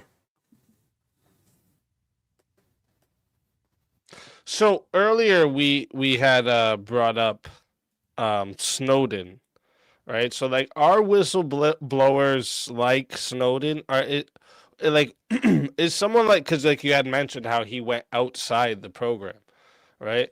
That was made available for him to do this. So like, is people like him? Are they heroes or traitors? Like, does that like, what do you guys think about that? And I'm gonna be able to hear you, but I'm gonna run and take a piss real quick. But I'm gonna have my phone with me so I can hear you guys. But I'll be right back. But yeah, I'm curious of what you guys think. Like, is is the fact that he did go outside of the program available to him, does that make him a traitor to the system and like to America, or is he a hero because of the information that was released? I'm kind of curious about what everyone thinks about that. Well, I kind of hinted to my answer to this when I was talking to Abe about it, and it's that there's things that they will allow to come out and things that they won't when you go through that process, especially if you're going through the CIA or the NSA, that kind of thing. And they'll say it's under the auspices of protecting our agents in the field and this, that, and the other thing. And it's total bullshit. They just want to control the narrative, in my opinion. And the only way to get the actual truth out there in its totality is to do so beyond the boundaries of that pathway. So I applaud Snowden for what he did despite breaking the law. It needed to be done. Yeah, I'd call him a hero. I agree with that term. I would say that I'm almost neutral on this topic, actually, because I don't know what it would have looked like if he had gone through the traditional routes. I do tend to agree with you, EOD, on the statement you just made. They will justify in some way, or they'll try to spin it, or they'll keep what needs to be secret by their definition still secret. I can't tell you that. I would say it would have had far less effect if he went through the traditional routes in order to be a whistleblower. And there is a greater possibility that he still would have been charged and jailed, even if he did go through the traditional routes as a whistleblower. So I don't know that he's a hero, but I do know that he got the information out there, and it's better that we know than not know. Yeah, and there'd be a good chance that if he did go within the system, it would have just been silenced. He would have been thrown in jail, and nobody would have known anything about Right. it at the same time, right? That's absolutely a possibility that could have happened. And based on what we see from him, being labeled and run off and having to be in hiding, I think there's pretty good circumstantial evidence at the very least that he would have seen a court martial and or jailing or worse had he gone through the traditional routes. So 100%. And it's because of people like Edward Snowden and Julian Assange that are even aware of these types of programs here and elsewhere abroad. Because they're going through non-traditional channels in order to release this information and get it out in the world in order to avoid that lockdown and that shutdown that would normally happen. You think the British government wants it to get out what they did with the GHCP and wiretapping the transatlantic fucking communication line? Absolutely not. You think the NSA wants what Edward Snowden told everybody to get out? Absolutely fucking not. They'll do whatever they can to suppress that information. So I always have like a weird thing internally too, where it's like there's so much you don't know, and how much of what you don't know to be the case is needed, justified, or important. And like down here in the normal everyday land, we can say, well, they shouldn't keep this thing or that thing a secret, but it could be some operation that's 40 years in the making, and there's some level of security that you don't even understand exists that needs to be upheld. And that's not to say that it just makes me trust everything. It just makes me go, geez, I don't know. That's hard to even tie together and understand what geopolitical stuff is happening that we don't even know exists, you know? Now, this just came to my mind as a crazy hypothetical, but I just wanted to know what other people would think of it. Would you sacrifice your right to privacy if you could turn it inside out and access all of the government's information? So every message that the government's, all their information, would you give up your privacy to see their privacies? Nope. No? Just kind of a weird shell, I thought, that you could turn inside out, you know? That's an interesting, kind of philosophical question. But So I get to think know all the secrets of the government, is what you're saying. 1,000%. So you'd get to know all their secrets, Bro. but they'd get to see yours. That's a tempting offer. Too Nah, much. I don't think so. I think it's a lot more detrimental for the government to expose its secrets than it is for the people to expose theirs. But the people still have a right and still have a reasonable expectation for their private shit to remain fucking private. So to my mind, it's a Faustian bargain, right?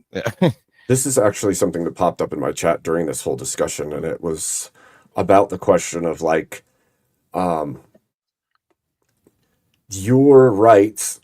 We call them God-given rights, right? Or rights in general, but there comes a certain level of like your reasonable expectation to having and keeping those rights relies heavily on the federal government. So long as society and the government are upheld and continue to function, you keep them. But the moment that you're not the preeminent power of the world, and you don't have the power that we do as the United States, where do those liberties and rights go? See, that's what you're bringing up is like something that Andrew highlights all the time, and this is what he means when he says that the rights is just like an illusion thing, because like we've grown up in a place and time with these what we call rights, right? Before this, though, the rights, tell that to the people that had their fucking faces peeled off, and fucking people that were, savagely burned to death and raped and all that, like the society. It looks like it's civil and rights all because we have, like what you're saying, this government that protects those. Absolutely. Yeah, but back the in the government, day, rights was the direction. we're also protected from the government too, which is another reason why we have these rights, why we have these privileges, is because of the Constitution, because of the restrictions the government has on its power. Wait, no, we're protected from the government by the government. We're protected from the government by the Constitution. Yeah. Who enforces the Constitution? The Supreme Court of the United States. The government. Right? Yeah. So you're protected from the government, by the government, for the government. We're protected from the government by the outlines of the Constitution, which describe the limits of the government's power. Yes. And the moment I don't know why. What is this a problem for you? I'm not saying it's a problem. I'm saying the moment that the one thing that ensures those rights are upheld. One thing. It's thousands of people. Well, obviously. I'm saying that it's a funny conundrum to be in, that the very thing that is here to protect your civil liberties, your rights, your everything, is also the thing that protects you from itself. But this is also why the right to bear arms was put into that Constitution, so that if the government does overstep their boundaries, now the people can go in and take back over that government, right? That's very true. So Again, those at least- limits that's were put another. in place for that exact reason. At but now least they're in gonna part. take that away. as Who well. decides? Who decides when the government has overstepped their boundaries? Like Edward Primarily Snowden the Supreme releasing Court. the information that he did, a lot of people would say this is the government overstepping their boundaries. Yeah. So who makes that distinction? Eventually, it just has to be the collective of the people, right? So I'm looking Okay, for your- no. It doesn't have to be the collective of the people. The government is designed to balance itself. That's why there are 3 distinct branches that all have a different role, and they're self-balancing. Okay, the Supreme Court looks at it and says, does this align with the Constitution or not? If it does not, they strike it down. That no longer applies. You can no longer do that. This program is erroneous. It needs to be done away with. Okay, then it's up to the legislation to propose something and to replace it with, or to do something differently, or whatever. The president is mainly there to execute the law. That's what he's supposed to do. These days, the president has been legislating a lot from the Oval Office. This is a huge misstep. It's a big problem. That's another problem that we need to solve. I don't know how, but that's a big one. So So what happens, EOD, if all 3 co-equal branches decide that they're going to supersede what does exist, and then what? Then who decides they've overstepped? that's what the Second Amendment is for, just like Wrath of Reason just said. Yeah. Again, the Second Amendment itself is another restriction on the government. You can't take away people's guns, because guess what happens if you fuck up and you want to become a big tyrannical piece of shit? They're gonna rise up against you. That's what that's for. Canada used to have that right as well. Used to. Yep, that's an important distinction. yeah, It's the very first thing tyrants But always that's do. the Get whole rid of thing that. about them being amendments, right? What do you mean? That they can be changed? Yeah, I mean potentially, but good luck getting anybody to want to repeal any of the first 10 amendments. Nobody's gonna Constitutional be on board. constitutional convention is not quite so simple to obtain Yeah, either. it but takes 2/3 states to. Oh no, I'm not. Oh no, repeal no, an no, no. In no way am I saying this is like I some know. like easy process. I know, but it is something that can happen. We've seen it already, right? true. Yeah, we repealed prohibition. That was an amendment. Believe it or Right, not. exactly. Just Yeah, saying. that's like the biggest example, right?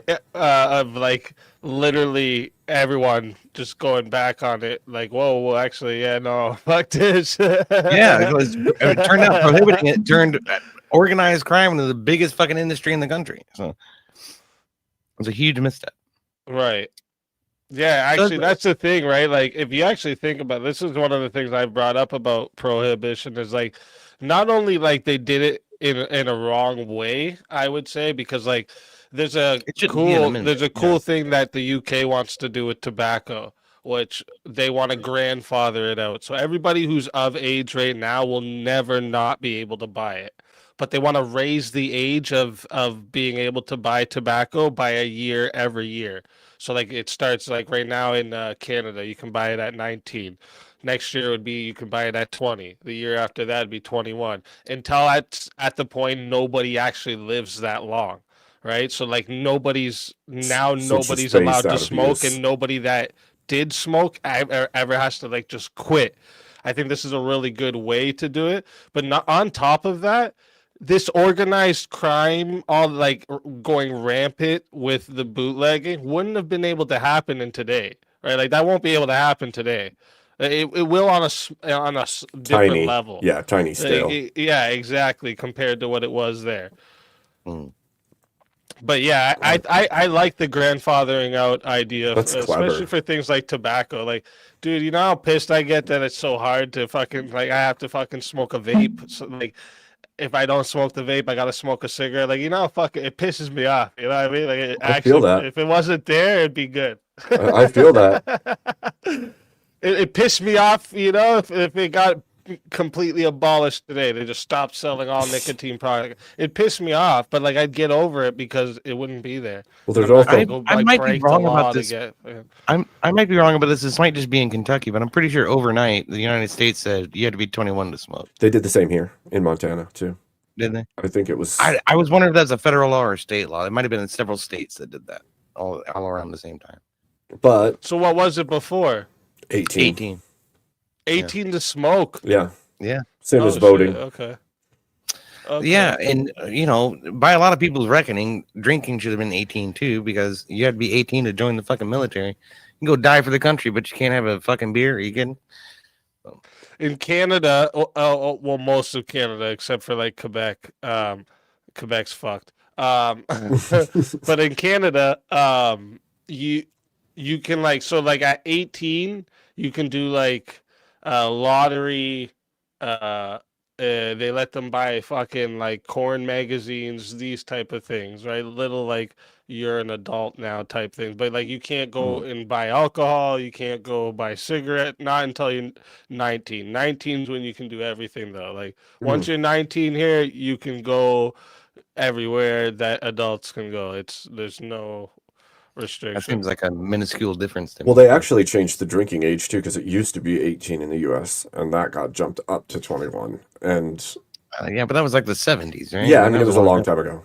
It was a long time ago, but it used to be like one congruent age. Like at 18, you're an adult. Now you can choose to smoke, drink, vote, gamble, all of it. And then those are slowly getting parsed and changed. So it's no longer a singular static age. So You know what kills me? Like my parents have this this list of chores that kids used to have to do back in the 1800s, and it's like go milk the cows, go hoe the whole fucking field all by yourself, roll up a whole fucking hay bale. This is for like 12-year-olds. And I'm like, you couldn't ask a fucking 12-year-old to mow the grass if his fucking life depended Yep. on it today, man. They don't have the fucking attention span. welcome to the Oh yeah, degradation. that's right. 18 it's in Alberta 18 and I think Manitoba as well. The thing with the reason I say like it's supposed to be 18 in Quebec too, but the reason I say it's so fucked is like they have like 16-year-olds allowed to go into the bars there, like in Quebec. Oh man, That's how fucked up it is. Like that place is all types fucked. What the fuck? Yeah. I'll say this much: our modern era and the comfort that we have now is both a blessing and a curse, right? It's easier than ever to live in general, but it's also eroded everything. So like you're saying, you see these work lists from when your parents were kids, like that's not normal or acceptable anymore, and that's part of our degradation. The hard work aspects, the duty based lifestyle, like all of those things have slowly eroded over time due to comfort and ease of access to things. It's a really hard balance because it proves to us that like the good times make soft men, that whole allegory kind of proves true. And you see this even in ancient cultures, right? When something got big enough and successful enough, that everything starts crumbling because they've reached a point of comfort. Things are easier, things are smooth, and there's not really a fight for your life anymore, and purpose falls off and everything degrades. Well, the same is true of the government, right? The more power that you grant to the government, the less it wants to let go of it, and the more habitual it becomes at wielding that power. To the point now where what should have been essentially a loose confederation of states that sort of define their own laws, and then some federal government sort of handles our international affairs and little more. Now the federal government is a bigger part of our lives than our local governments are. I would say It was that never intended to be the case. I would say that that's human nature shining through. That's what I would say. Because the same could be said for a man. You give a man his life, his empire, his goods, his comfort, and you try to take some of that away from him, you're going to have the same kind of reaction that you see from the government. I think human nature plays through. We have static laws, we have our constitution, we have all these things written and steadfast because of that, because we know that human nature is flawed and we will degrade the system over time. Absolutely, 100%, which is why I'm leaning really hard on the Fourth Amendment thing when it comes to the warrantless surveillance. Look, you had to have an It opponent. will be abused. It You has had- been abused in the past. It will be abused in the future. We need to put a stop to it. You had to have an opponent, okay? Calm down. Oh shit.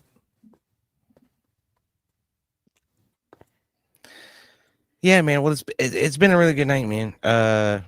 I appreciate you hanging out and having us up here at Speakeasy. It's been good stuff. Has been.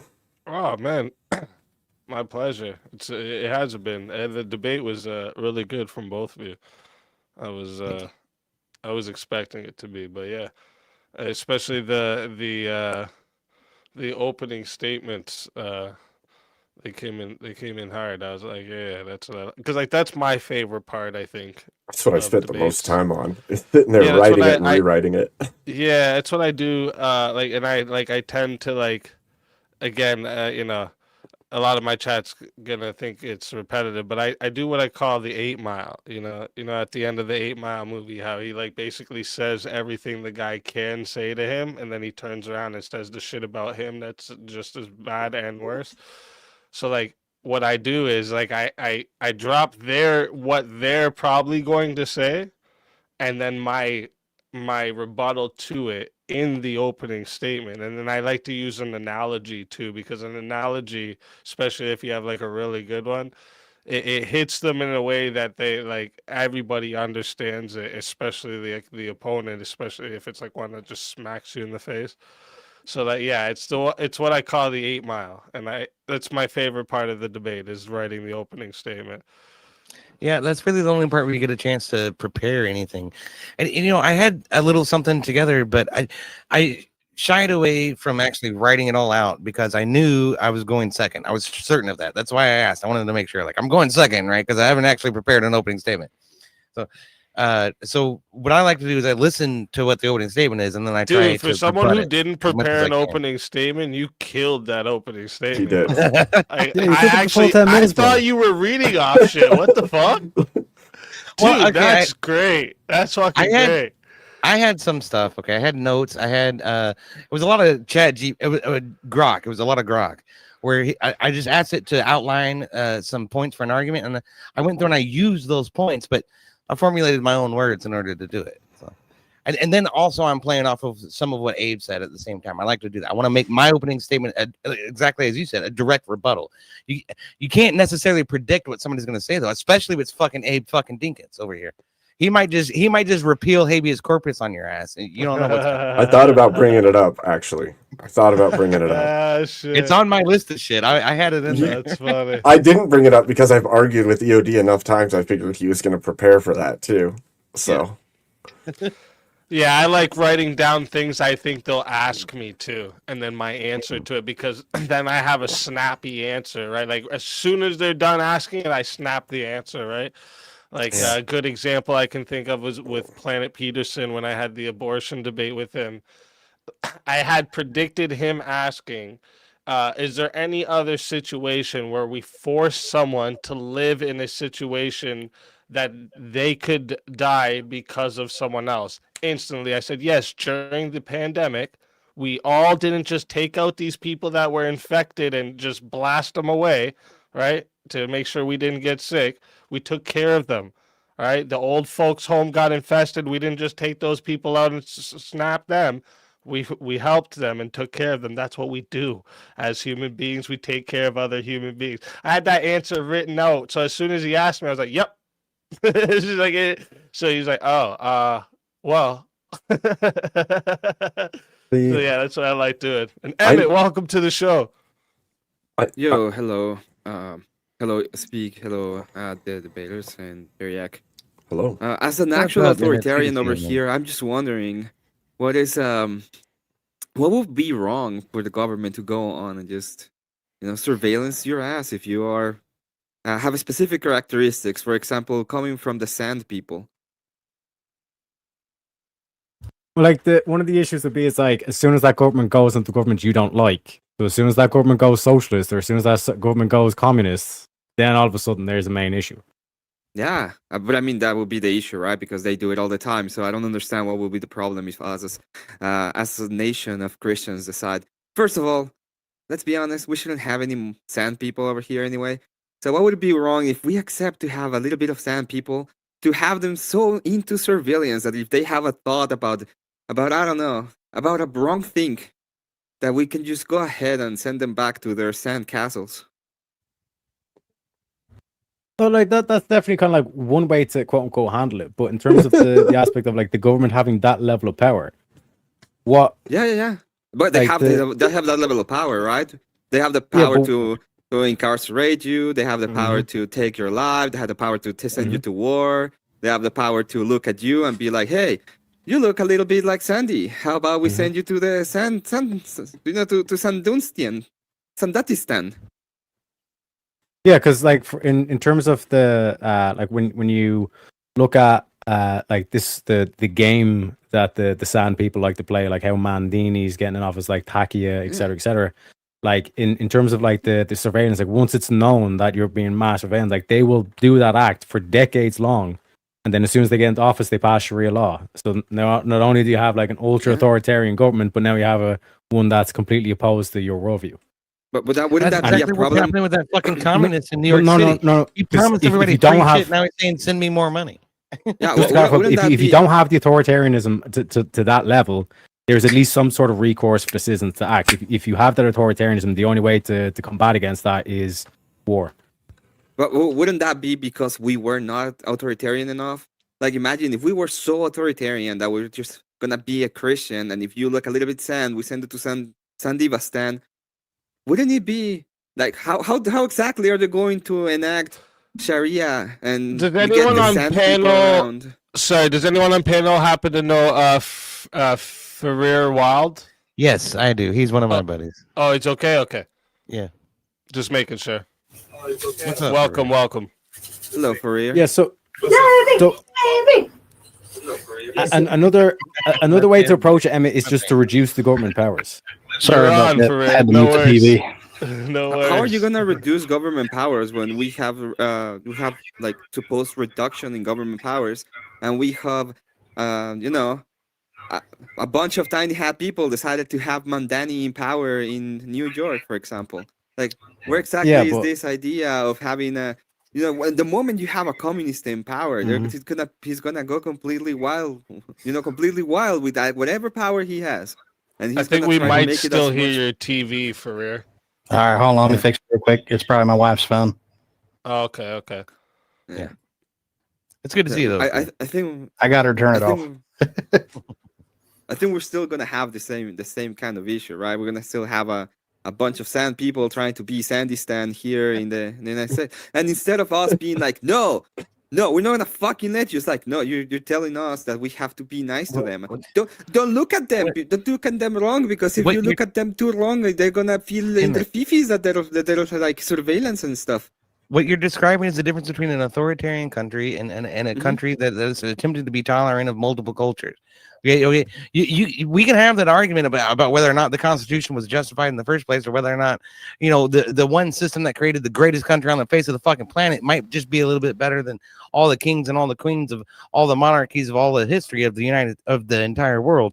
But at the end of the day, Are you saying that the King of Kings is called Jesus Christ didn't what create the most Jesus amazing Christ did not have kingdom a political ever? nation. Don't give me that bullshit. You know better. Okay. All I'm saying, EOD, is that the King of Kings has the kingdom of God. It's a kingdom. So I don't know about you, but it's a little bit suspicious on your end to be saying that Jesus Christ is not the greatest monarch ever. If the Orthodox saying- prophecy of America becoming an Orthodox monarchy comes true, then what you're describing would be perfectly fucking feasible. But at the present time, we are governed by a constitution which limits our government's powers on purpose in order to allow the pendulum to swing and both parties to have some control. That means the power you entrust with the government will inevitably end up in the hands of your political enemies. But it was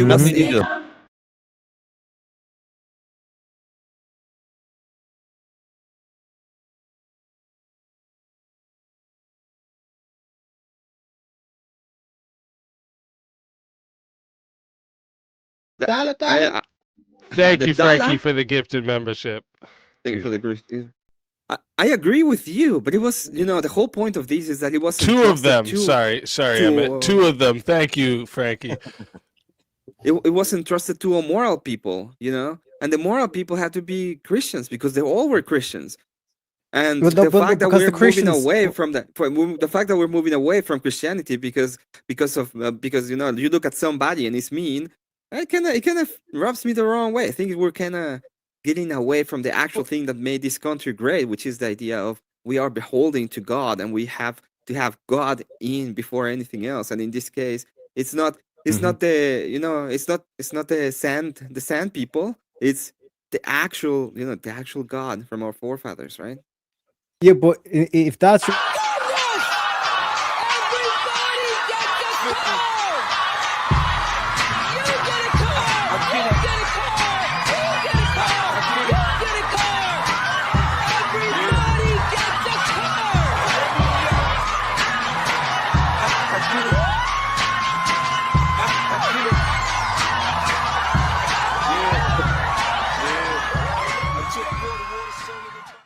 They were all Let's super go. psyched about that Thank till they you found out it was a again, Frankie. 1983 fucking Thank you, Toyota Frankie. Corolla. The first time was so nice, he just had to do it twice. Yeah. But yeah, Emma, to your point about the whole thing, like we want to worship God. We want to make sure that God's like the prior and all the shit. Like, would you not say that the small hat people, because they're God's chosen people, we should just bow down to them? No, because you know this thing about you know this person called Jesus Christ. I don't know if you've Yeah. heard of him. He was crucified, and then he like created a church, and then every single person inside of the church are the ones But that are no, in the he didn't covenant. create the church. In the yeah, he did. And in the Grafting covenant, in. he's still the highest priest in the church, by the way, because he lives. Anyway, the whole point of it is that the people that is part of the church are the ones that have the covenant, and it's the whole covenant.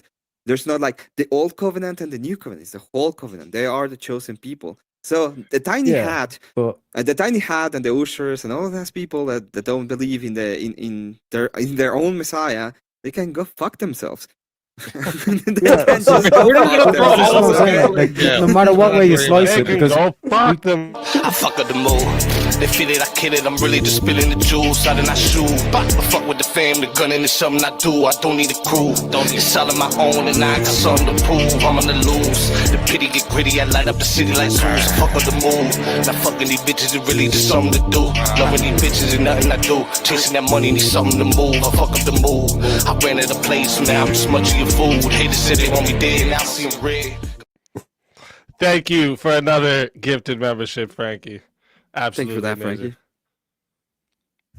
yeah, so I like don't in know. terms of both dynamics, it's like the Jays are the God's chosen people, but then the Muslims, they're also saying it's like no, like Jesus was a prophet and all the shit, but he's not the Yeah, like that's yeah. not the You end know, of the story. You know what I mean? it's like the Gnostics. It's like when I go ahead and say like, oh yeah, Jesus Christ, this, but I have this special thing that is my own interpretation of it, and I'm a Gnostic. Oh, well, that's called heresy, and there's a heresy for a reason, and they can all go fuck themselves, right? It's the whole Oh, point. you got to turn yourself up a little bit there.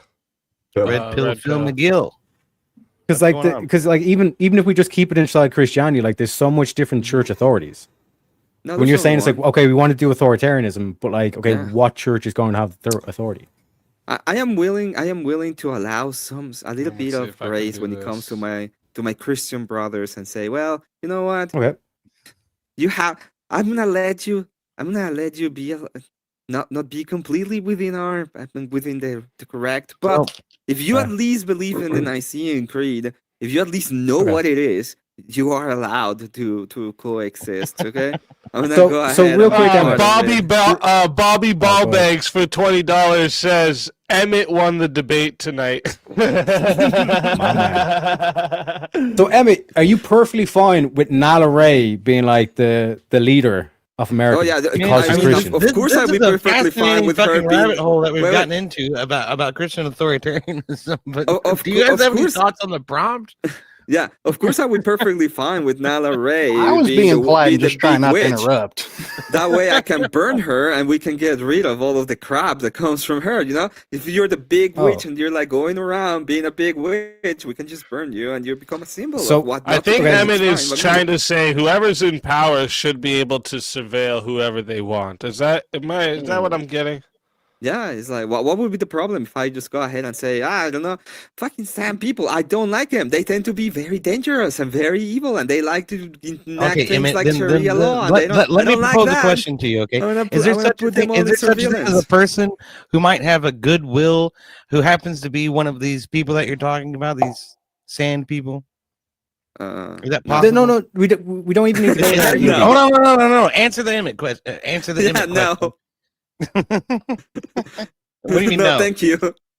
No. So no one who is a sand person is capable of being a good human being at all, and so they're all subject to absolute tyranny. And we should just stake them at the stake and put them on, on the entrance into the Transylvania. Well, Castaway. one part of the morality of them, one part of the morality is I can go ahead and lie to you because I think you're lesser than me just because you're not part of Islam. Yes, I think they can all go fuck themselves. I don't understand what's the problem with that. I Yeah, because like for example, if at least they You- had the idea of you have to, you gotta So- be honest and you have to present yourself honestly with So- with other so people the- around you, and Yeah, you have to do. I get it. So- I you have the get it. Ten You don't have to No, Commandments. because we justify have it. we have I an get it. example here, dude. So- So would you say that like what the FBI done to Donald Trump was right? That was not a Christian, right? That was a bunch of secularists. Then we get to no true Scotsman fallacy. Oh, that's they not were true not Christian. secular people. They're not seculars. Not if there's a value I'm set. pretty sure that there's many Christians in the CIA. To be fair, and the FBI. to be fair, several of the personnel of the FBI that conducted the investigation probably are Christians, to one degree You or said another. probably, or you know that? But there's a hole I in would your I would be argument. surprised if there wasn't at least one. Do you think? Okay, do you think Comey is a Christian?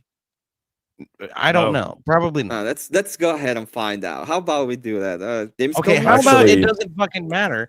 At the end of the day, there is at least one Christian in the group of people that prosecuted Donald Trump. Therefore, There's a lot of people, it especially is or in is not government, justified. that- How does this play into your argument? I don't understand. It's like anything that is like furthering the Christian agenda is all that you want to see. At the end of the day, Yeah. you have to be able to play with others in order for the United States to become the country that it has With become other in the short amount of Christians. time that it has become it. So Didn't- it's Yeah, like we're gonna play with completely other Christians. you're downplaying the essence of my argument, which is that the Fourth Amendment is the most important thing to try to protect here. By saying that the Constitution is trash, we need to throw it out and create a constitutional monarchy that's run by Christians, and then we persecute everybody who isn't a Christian. Well, I That haven't, fair? I haven't Yeah, even having said a- I haven't even said that we have to have a constitutional monarchy. That's because you know me and you think I'm just talking about monarchy. But I'm perfectly fine of having the same system we have right now. The only difference is we're gonna go ahead and put everybody that is not a Christian in surveillance, and we're gonna put them in camps if they do anything that we don't like. Yeah. So, And yes, then- and he's a all the reasonable other person, POD. and all the other person That's that the is thing, not. and then- Hang on a minute.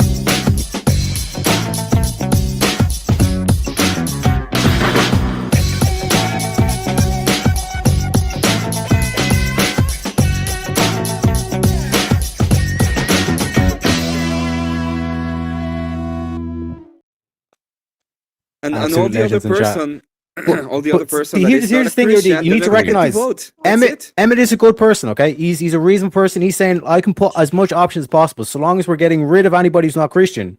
Yeah. Like there's a lot of different like varieties and ways we can do it. So like What- he's giving you choice.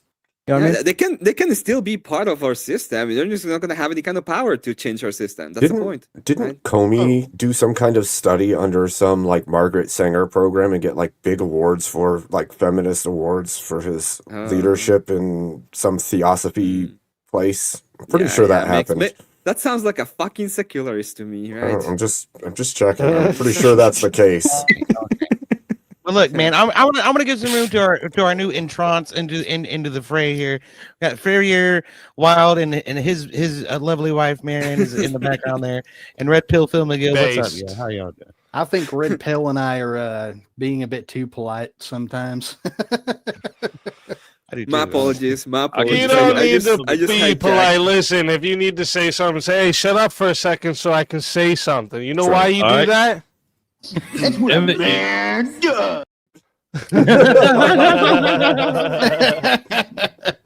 Emmett, you used my argument, and there's a hole in it. It doesn't work until Jesus comes here. So until then- Did you think Jesus is not here? Jesus is here. He's the head of the church. Fair enough, He's the but King not of the head Kings, the and his government. kingdom is eternal. But he's not the head of the government. So until he is, they can stay the hell out of my business. He doesn't of all. have to. If you have a king and the king If is you bowing, think say for to one Jesus second- Christ, who is the head of I the know where he's government. going with this, and he beat me to it. If you Red think pill, for red one pill, second, red- in the Red end, pill. when red pill. that kingdom is established, that he will not be a dictator, you're wrong. You already know. it. Red, We red talked pill. about Let me this let me the other ask you night. this question, and once you answer that question, it's gonna be fine. Okay, you have a king. He has the whole authority. He bows his head to Jesus Christ because he is a righteous king. Who is the head of the country? Okay, how do you dictate who is and who isn't Christians? Oh, I told you already. You know, you start with Nicene. At least Nicene one. Fair At enough. least. Okay, so Okay, people lie. let's start and say there. They do. So if a person People comes to lie. me and he's like, "I believe in Jesus Christ," and I ask him, "Well, what's the Nicene Creed?" and they say, "The what?" I will be like, "Ha, Okay, oh, fair, oh God, fair enough. That's all I oh have. my God." Because you Do you know what the gotta creed realize- is? You got to realize that people are going to lie, especially secularists. So Mhm. that's the end of it. Yeah, Christians that's why the may moment you not, find a secularist and that that's still the may. secularist, you take away their right to vote. It's Yeah, but like, you can't see bye-bye, their right to heart. vote. So they could lie to you. They could memorize everything that you know. They could act like they're you or one of you. That's the point. The point is you won't know.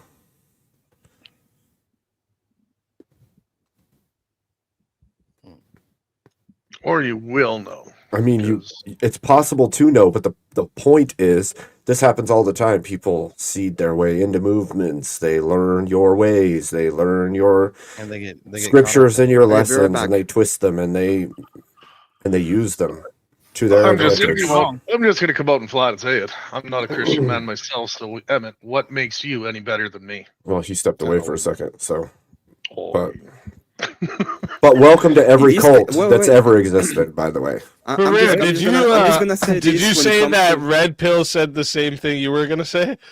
Yeah, he was starting to cover the same thing I was about to say, but he's I think Sorry. a little more educated on it than I am. No, Don't I'm be not, sorry, brother. buddy. No, I'm not. Go ahead, brother. Okay, so this is my answer to your question. I don't care, okay? The moment that I have a system in which I have a Christian in power, I don't need to justify to you every single thing that I fucking do. I can just say, well, this is a Christian nation, and you can either Can it be kick a rocks, female or pastor? you can go back. You can go back to Sandestania, okay? Whatever you Can want. it be a female pastor? Hell no. So there you go. So I've been here probably in this The country. only longer than you certain have. So Christianity. what is? Who are you to No, try they're and take not. my rights away? You can't have a female preacher. That goes against the original teachings of the church. Wrath- Those churches are violating the foundations of Christianity by allowing. But let me female. ask this. It's a Christian nation, all this kind of stuff, but it's communism or it's socialism. We Gucci with that? No. No, I think you stepped Absolutely away. fucking not. absolutely not. See, that's the problem. That's why we're where we're at, is because bullshit like that got in. And people who are, I'm going to just go on and say it, secularists have gotten the levers of power and started pulling them. And you get the shit like the little bitch that Andrew was debating last night. So that kind of stuff right there is literally what's ruined this country. Everybody can say what they want. Yeah, I hear repeal the 19th, repeal the 19th, repeal the 19th. Well, guess what? Pansy ass men are the ones who made the 19th possible. So it's That's not fair. just the 19th. It's all the weak men as far as that goes as well. We're So- never going to get anywhere if we've got people that, number one, don't believe in any damn thing, who are so gullible they'll fall for anything, leading shit. So Regardless of whether or not you're a fan or not, I would challenge everyone to go read Rachel Wilson's book. It actually breaks down like this breakdown of the church in the United States, breaks down its travel across the US and the changes and branches and schisming that happened. It actually details this out, and exactly what you just said, Phil, is blatantly shown there, where money, power, and occult beliefs slowly but surely eroded the church and eroded the nation until what we are right now. And almost all of the biggest functioning Christian religious organizations in the US follow exactly the stuff that is talked about in her book. So, And if you're, for you lazy people out there, there is audiobook version yep, too. you can get it on Audible. Okay. Wait, did So, Rachel I Wilson have a narrate question the for- audiobook or not? No, no. Just For it works all right. don't get me wrong. I agree with you, Emmett. Yeah, what I is just all think right? it's the wrong time. I think you mean Wrath of Reason. Yes. But Rear wasn't the one who said it. Okay, Wrath of He's Reason, not. what is all right? Whoever said it. I mean, I feel like I can argue this. Right. I know where you're going to try and go with this. That the rights are. It was just part of this freaking debate that happened. What, 3 hours ago? Yeah. But I mean, Now, you know what's me, right, right? You said that I myself- was infringing on your rights, so I want to know what the right is. You were literally said that you were going to take every single one of my rights away because I'm not a Christian man. I do have the same beliefs. I have the Every same single morals one. as I you. tell you that you can live in our system. You're just not going to have any political power to change it. And if you don't like it, you So I can even can't leave. vote? You can go to Sandastania if you want to. You can go I'm with the not sand from people. Sandastania. Or And be secular like, Standia. you know, Sandastania también, yeah, whatever. You know, Or he lives in that's Canada the thing. already. I do. Oh, live in okay, Canada, okay. yeah. My apologies. You're not gonna have any problems. You already live with the Indians, No, right? You're gonna be there. You're gonna be there, and you're gonna have it all the way. You're gonna have some fun. I'm sorry. I'm trying my Canadian accent. Yeah, but Emmett, like You have to for say a example, like boot. if you, because like you're saying, it's like so long as we have Christian nation, we'll be Gucci boys. Explain the troubles in the north then, because that was Catholics versus Protestants. In the north Well, of your country, you mean? sometimes Christians decide that somebody is a heretic, and they can fight within them who's supposed to have political power. But you know what? Even that wasn't as bad as what happens when you go to Sandastania and you look at them and the vast amounts of massive unalignments just because another person is not willing to say that Allah is the greatest. Okay. Mm-hmm.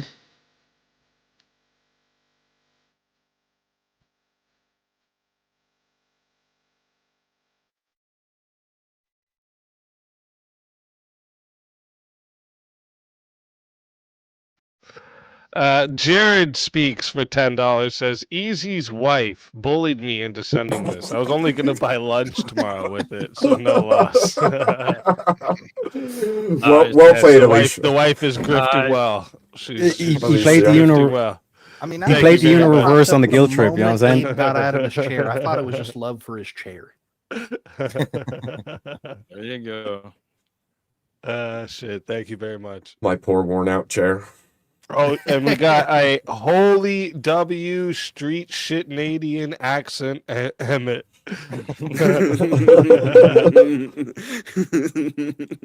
Grifting for them. Thank you very much, Bobby.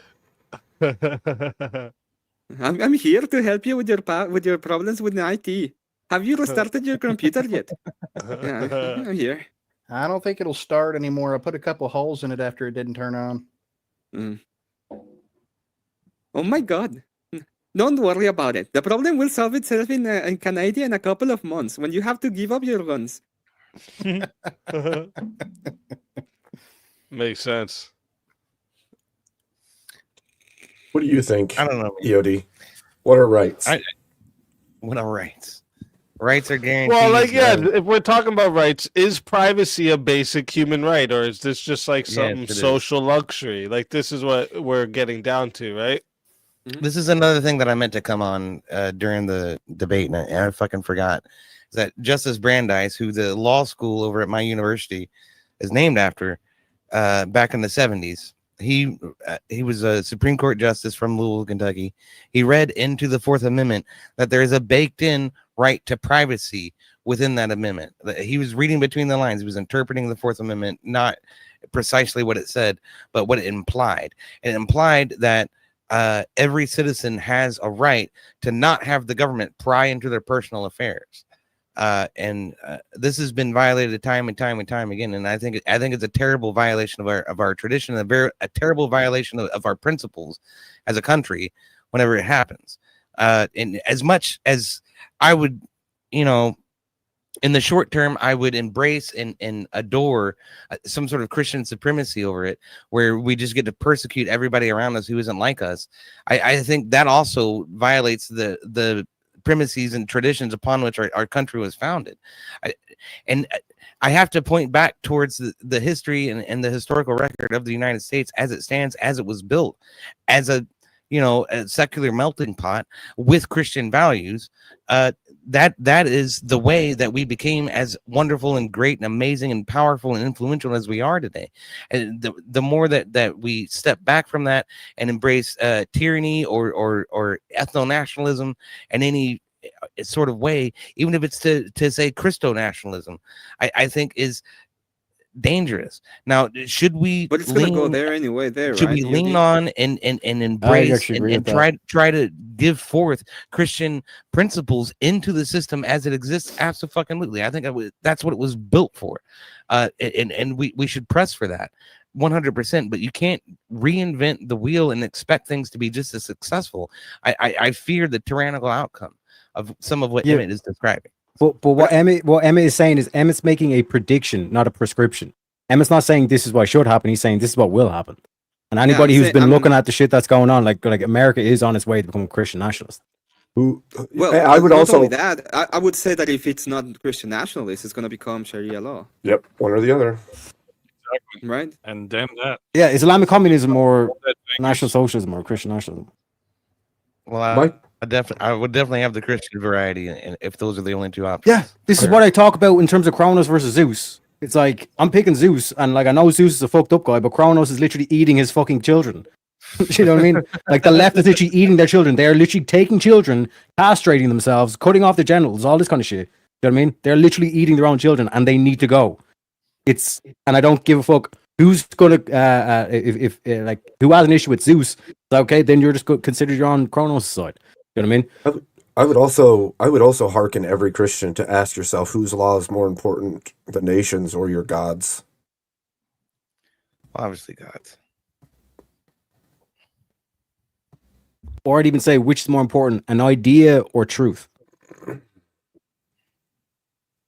But only the individual can answer that. So, I mean, that would be truth, right? It is That truth. It's 100%. absolutely truth. That's why Jesus Christ is the way, the truth, the life. Yeah. In fact, it's like one of the ways that you are enticed by the devil. It's like an idea. One of the questions that come up a lot with this topic is like, and I just want to know where everyone stands with this one. Like, if you have nothing to hide, why should you be worried about your privacy and being being surveilled? Yeah, so like that's why I said like earlier where I don't really have a thing for me personally because I don't really give a fuck. But it's like in terms of principle, it's like if that's allowed or that's like okay, like that's accepted by society, it will inevitably will be used by a nefarious character to, for example, what we see in the FBI do to Donald Trump. Yep, that's how a slide works, right? Well, this is why I said. Mhm. This is why. Yeah, this is why I said social control. The moment that everything is known about you, what you like, what you don't like, what you want, what you do, what you are, everything about you is now compiled. They can socially control you in any way, shape, or form that they want. They can utilize whatever they need to against you, or empower you, or entice you, whichever direction, which is a danger when the system does not inherently carry the same values that you do. The framers were smart. They knew this was a slippery slope. If it were the fact that it was a staircase and you could take one step and it'd be fine, then fair enough. But it's not a staircase; it's a slide, and it goes to, I mean, hell, pretty much. If you want to know the truth. Well, what I think is that it's that the government is a reflection of the people who are empowered to run the government, and what we're looking at is a corruption of the system in and of itself. And the reason why it's being corrupted is because you have different ideologies that are fighting against each other in between the system, and they're gonna go ahead and break it apart all the way to the point in which you're gonna have these kind of problems. And you have two options. You have the option. Let me finish real quick, and then I'll let you. Don't worry. You can tell me I'm wrong. It's fine. Okay. So these ideologies are gonna be pulling until someone pull up to the point in which they have the power to be in control of the government. And I've seen these enough during history that I can make the prediction that it's going to happen.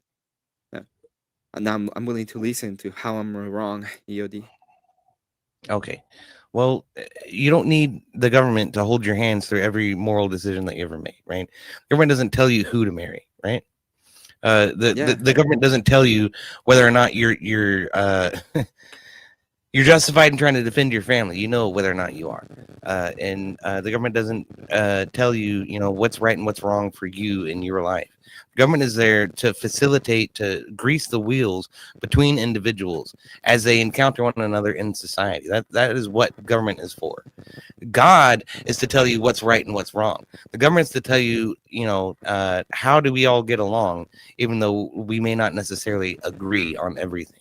And as great as it would be if every single human being in the United States was a Christian, they're not. That's just the reality of the situation. Yeah, I agree with you. That Eddie. that And number is growing day after day, and so the closer that we get to instituting some sort of tyrannical control over people who disagree with Christianity for one reason or another, the closer we become Get the that exact gold, Dave. tyrants that we were attempting to flee when we created our country in the first place. It was about I think religious what's- persecution is why the United States was created. yeah, well, as I said, there's no problem with To it. some And we're not going to extent. prosecute you. We just won't want you in power. It's a Hmm. different idea, right? Wait, This is what yeah, we can just go ahead and put you in a camp if you don't like it. We wait. can even No. do Wait. it. We can even do it in Arizona so that you don't meet the sand. which And once you are there, you can just go ahead and just- do you're whatever just you making want, a but you're not going to mockery be of able to change the structure that was built for the people that were, fleeing the persecution. Because at the end of the day, what I'm saying is there's going to be authoritarianism and they will be prosecuted if we don't do anything about it because the power is being fought over by different groups inside the government itself, and we can see it. Mamdani is one of them. By the way, shout out to my people, the tiny hats. The 33% of them voted for this fucker. Okay, just wanna shout out them. Oh yeah, da da da da da da da. Yeah, Well, fuck after you the guys. after the Shotzies, okay, a lot of Jews went commie. Okay, what are you gonna do? so Now, I don't know, but 33% that are like, yeah, I want to vote for the guy that says that he wants to keep in power the guys that want us dead. I just want to say to these to those people that they deserve a prize award for the dumbest people on all earth. Okay, I just want to say that. Those came over here and pretended to assimilate too, and invaded Mhm. NASA and schools and universities, and that's why we're in another Yeah, portion of the reason we're in the boat that we're in. Yeah, that's why Well- we need to get rid of all of every single dollar from the government. I don't care if it's local, state, federal, all of it needs to get rid of. You from can't do that. universities. Like, what are you talking From about? You're just gonna universities. usurp all federal funding across the entire country. That's insane. We're not gonna give them any fucking money. You're not gonna get any federal loans for go to university. It's hard to Everything has take to you be seriously done when you talk directly like by the this. universities. Yeah, what's 30 the problem with that? 30,000 foot view, there's conglomerations of power setting up their foundations to try to take control. And when you look at the whole of the picture, you're only going to have a few choices in the end. Now, do you really want the whole population, especially like blue collar workers that will never have the option to actually go to college, to pay for a bunch of rich kids in fucking Los Angeles to go to UCLA? Really, EOD? You really want fucking federal student loans? This actually reminds me of JS's with Kat the other No, night, like free It's a college, whole and she's different like, fucking argument. Like to talk about student loans. I don't think the federal government should be subsidizing education. No. Okay, And in yeah, fact, I don't want it any used to money be a to lot go to cheaper them. when they didn't. Any. So Mhm. that's. So I don't think know we why should you're go back to fighting me that. when I What- said that we should take every single dollar from the government. You don't know why I'm fighting. I'm federal, fighting you because get it you're away from saying me. that we should not fund anything. You're not We saying should that not we shouldn't fund fund any- student loans. No. I'm saying we should not fund anything when it comes to the universities. isn't that a huge part of our national burden is the student loan debt right now? Like Yeah, like a mad chunk way, of it? that's a pretty big Abby, one. I'm pretty sure. with a Our new personal member debt is in the definitely channel. mainly ate up by student loans and mortgages for sure. Well, like Big the W thing I for want to Abby. point out, EOD, is that like what Emmett's saying is like it will come to fruition, and like he's saying it's like it's either going to be Sharia law or it's going to be Christian law. I And don't see think it that given way. I think it's if that's true, then it's incumbent on us to oppose the tyranny by all means, by any means, whatever we have to do, whatever we have to vote in order to stop that fucking tyranny from happening. Thank That you, would be- EOD. that would be Welcome to the call to Christian action. nationalism. That would be the call to action, not instituting a king. Christian. Yeah.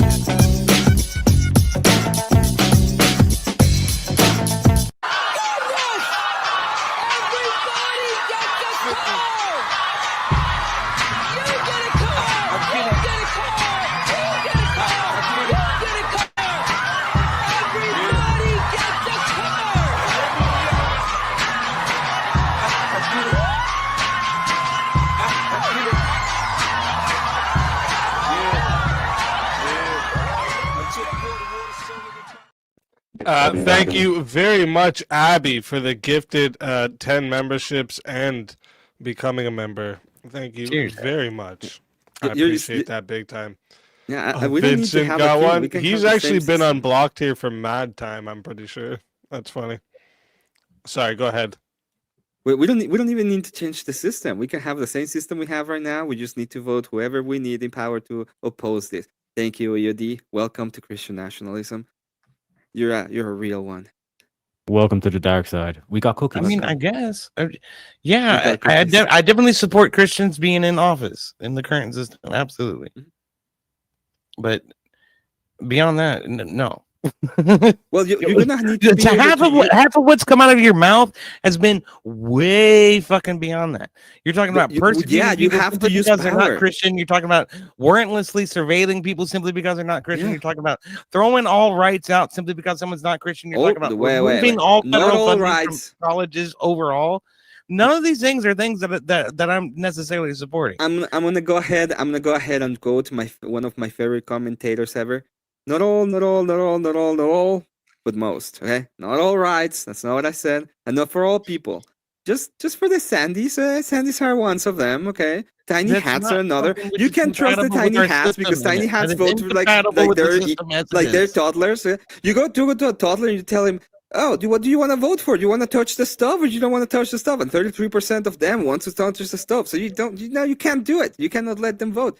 Right? And we had to have a little bit of probably we're gonna put in some place other restrictions so you don't have a certain kind of people that are extremely bad. And then if the persons decide to go to church every Sunday, act as if they were Christians, even if they're lying, I don't care. If they're willing to act it all the way through, then fine, they can vote. But they have to live the life, right? You have to live the life at least. I mean, I reckon. That's what that is. It's Your robot. Robo Abe, I love you. Robo Abe You're the attacked best. again. I love you.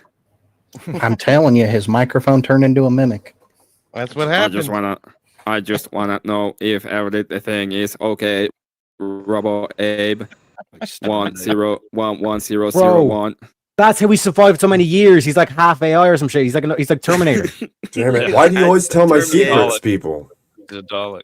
Always telling my secrets. Little I bitty love you. Dalek under the hat, controlling him. So these are logical extremes. He's obviously using inflamed rhetoric, but the truth of the matter is that if somebody intends to destroy and corrupt the system you have built in order to care for your people, you should be pushing those things away from the system and not into power. I mean, okay, I hear that, and I think, yes, it is inflammatory. Yes, it is extreme. But I also hear a lot of genuine passion and a lot of genuine support for these types of policies from different folks from around. Do you want Mamdani in power? Imagine if Mamdani was the president. You will be like, yeah, we voted that in. That's Do I amazing. want them to have that power? Woo. No. If I'm saying that I don't want Christians to have that power, why the fuck would I want the Muslims to have it? What kind of stupid fucking question is that? So who do you want to have the power? I don't want anybody to have that type of power. I don't want the federal government to have as much power as it has. It needs to have less power. Well, What but we it's should be going pushing to for happen. is to try to bring more power back to the states and make more microcosms where more Christian communities can flourish and make real fucking change in their local communities instead of trying to impose some type of tyrannical romantic Christian kingdom onto the United States. Can you tell me why is a king inherently tyrannical? Because it's one man making decisions for an entire country. Yeah, that's not what tyrannical means. Can somebody tell me autocratic? Can somebody tell me the nation? Tyrannical means cruel and unfair use of power. Can somebody tell me the nation where Christianity and Islam function peacefully together and are co-ruled in their government? Can somebody tell me that nation? England. You mean the Caliphate of Londonia? I don't think that's going very well for him right now. Because that's not going very well. That's what I was going to say. I'm just There's like No, two but or the three problem- the stats There are case- a day. problems when different cultures ride up against one another. That's absolutely true. Exactly. But there's also a lot of great innovation and a lot of great unity that comes out of it, as has been presented by these United States over these past 250 fucking years. But what Slowly about but the surely case worse for a and worse monarch, for the case desecrated for people. monarchy is that In the monarch, fairness- that family is supposed to represent the values of the nation. So when people say what is an American, or like what is a British person, what's an English person, they can just say the royal family. They represent us. You know what I mean? So in terms of this whole thing of like, just because you're a monarch does not inherently mean you're a tyrant. Tyrant is like oppressive, like fucking like just exercising power for the sake of power kind of thing. And most of the time, those people would either assimilate or move on. And I kind of say, I've said it, assimilate or evacuate if that's the case, because there's not going to be any Sharia law down here where I live. There's too many rednecks that'll make sure that shit doesn't happen. Well, the next precept, the next thing I would ask is like, what are the precepts beneath these belief systems, and what do they tell their populace to do over time? Because if the precepts of your belief system state that you are to conquer and govern and rule over every place you go, maybe you should take them seriously for what they're saying. Mm-hmm. Especially when Islam literally means submission. They want to submit the world to Allah. And we see examples of people that get stabbed every few days in the UK. And why is that? Because they managed to make sure that none of the citizens had pew-pews. I don't know if we can say the other yet. But Maybe I heard Abe say something different than you guys did, but I'm pretty sure what he's saying is that's a tenet of Christianity. Well, let's put it this should go and way. Let's put it this way. Let's say that I am No. the No? it's not the caliphate, what's what the hell the am I hearing? sultan. Let's say that I am the sultan of the caliphate of Londonia, and instead of allowing all of my people, the Sandys, to be running around there with knives because they don't know anything else to do, instead of doing that, I send them all to one of my vassal nations in the Sandlands, and then the whole place, instead of having a huge epidemic with knives like they have right now, are like 10 years ago when you could walk in London at night and nothing would happen. Which do you think that what I did was wrong for the population of Londonia?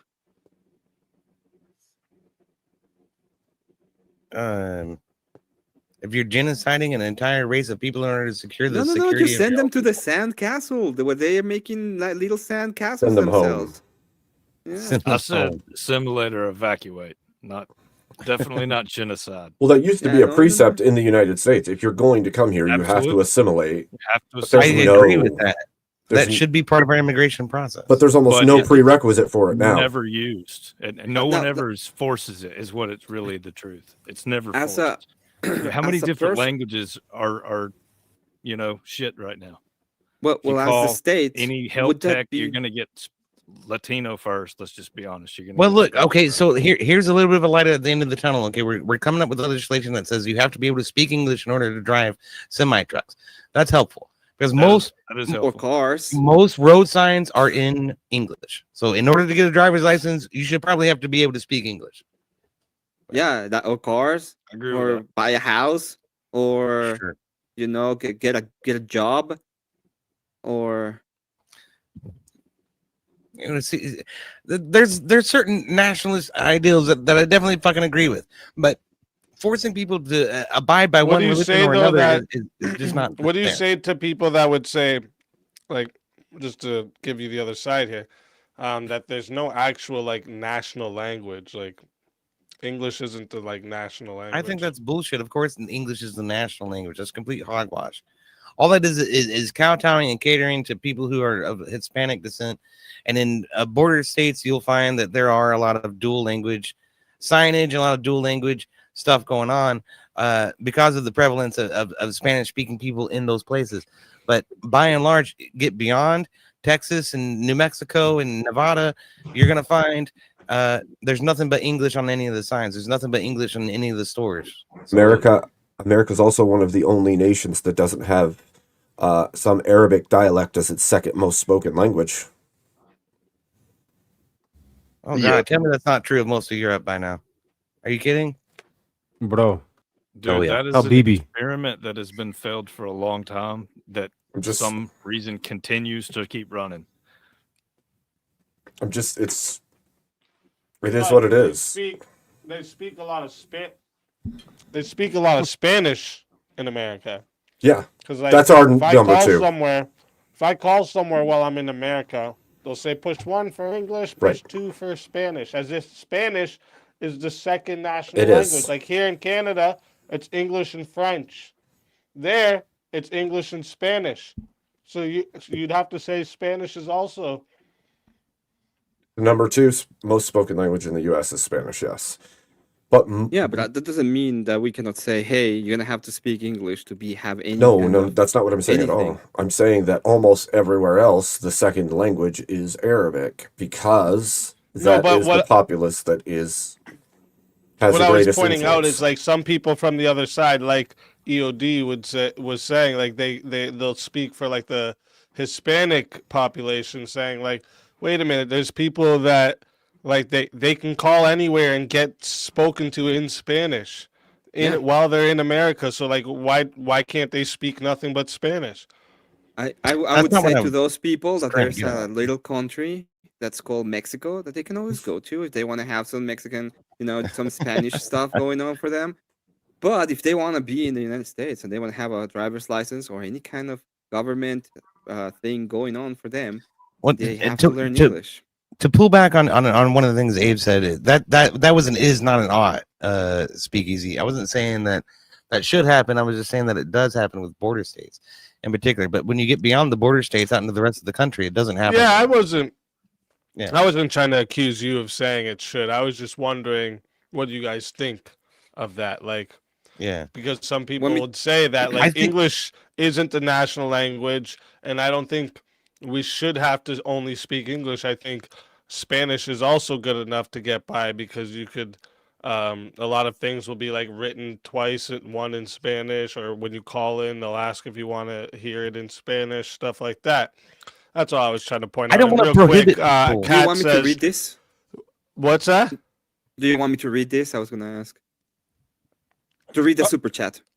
If you want to, sure. Emmett. Oh yeah. Okay. Kissy Cat for $10 says, "Some group will always have the power. If there's going to be an imbalance of power, we want to tip it to our side." Yeah.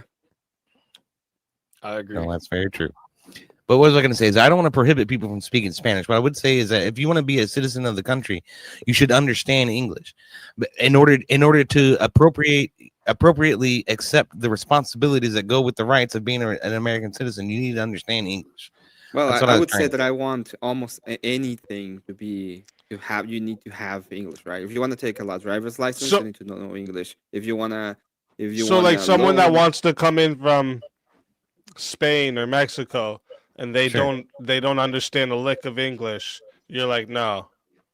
That's correct. They need to go through a naturalization process where they learn English, at least insofar as they can at least read it, right? You don't necessarily have to be fluent in speaking it, but you have to be able to read it. I don't Because- have a problem with any nationality or any country or anything as long as you assimilate. Yep. If you assimilate, we're good. You abide by the laws of the Language is country, the assimilating. That's part of language. It's just, it confuses me. So like the reason I'm saying is like because I'm dual citizen, while I'm in America, everywhere it reminds me of how it is in Canada, and French is considered the second national language. That anywhere you call, right, it'll say push 1 for English, push 2 for Spanish, or it'll say it in Spanish, and then like you everywhere, like I'm pretty sure you can actually, like, if you go get a driver's license, I'm pretty sure they even offer like, do you want it in Spanish, and you can just have the whole thing, the whole written test given to you in Spanish. I'm pretty sure with I think that's like when you open your bank accounts, they cater to you in Spanish. I can't say I see that if in you Montana. need it, but- right? yeah, like this is what I'm thinking. Like, I think someone that doesn't understand any English but fully understands Spanish could get by the way America is built right now. In some places. That's what I'm trying to say. I'll give you an example of something that happened to me. Okay, I was working as a security guard at an old folks home. There's this big closed community, and this guy comes through our gate. Our gate is like split into 2 lanes. There's an outgoing lane and an incoming lane. Okay, and like he comes up over the railroad tracks and goes into the outgoing lane and starts coming at oncoming traffic.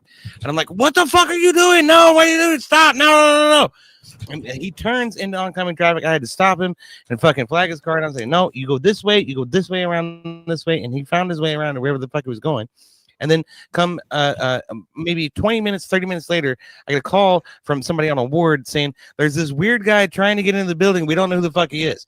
So I was like, okay, great. I got to go down there and figure out who that is. Turns out it's this guy who came in on the wrong lane of the fucking road, who didn't know how to fucking drive. This guy has a driver's license. He's driving a car. He's apparently afforded some sort of citizenship here. I flag him down. I get him out of the car, and I'm like, "What are you doing? What are you trying to do here? What is your purpose?" I'm kind of standoffish because I don't know if he's a fucking dude trying to kill somebody or whatever. I find out he doesn't speak a word of fucking English. He speaks about 5 words of English. He tells me, "I here for a daughter," and he points at the ward, and I'm like, "You're picking your daughter up from work?" And he's like, "Yes, see, I'm like, "Okay, get in the car. Stay in the car. You stay in the fucking car. She will come out when she's ready. You're not allowed in this building."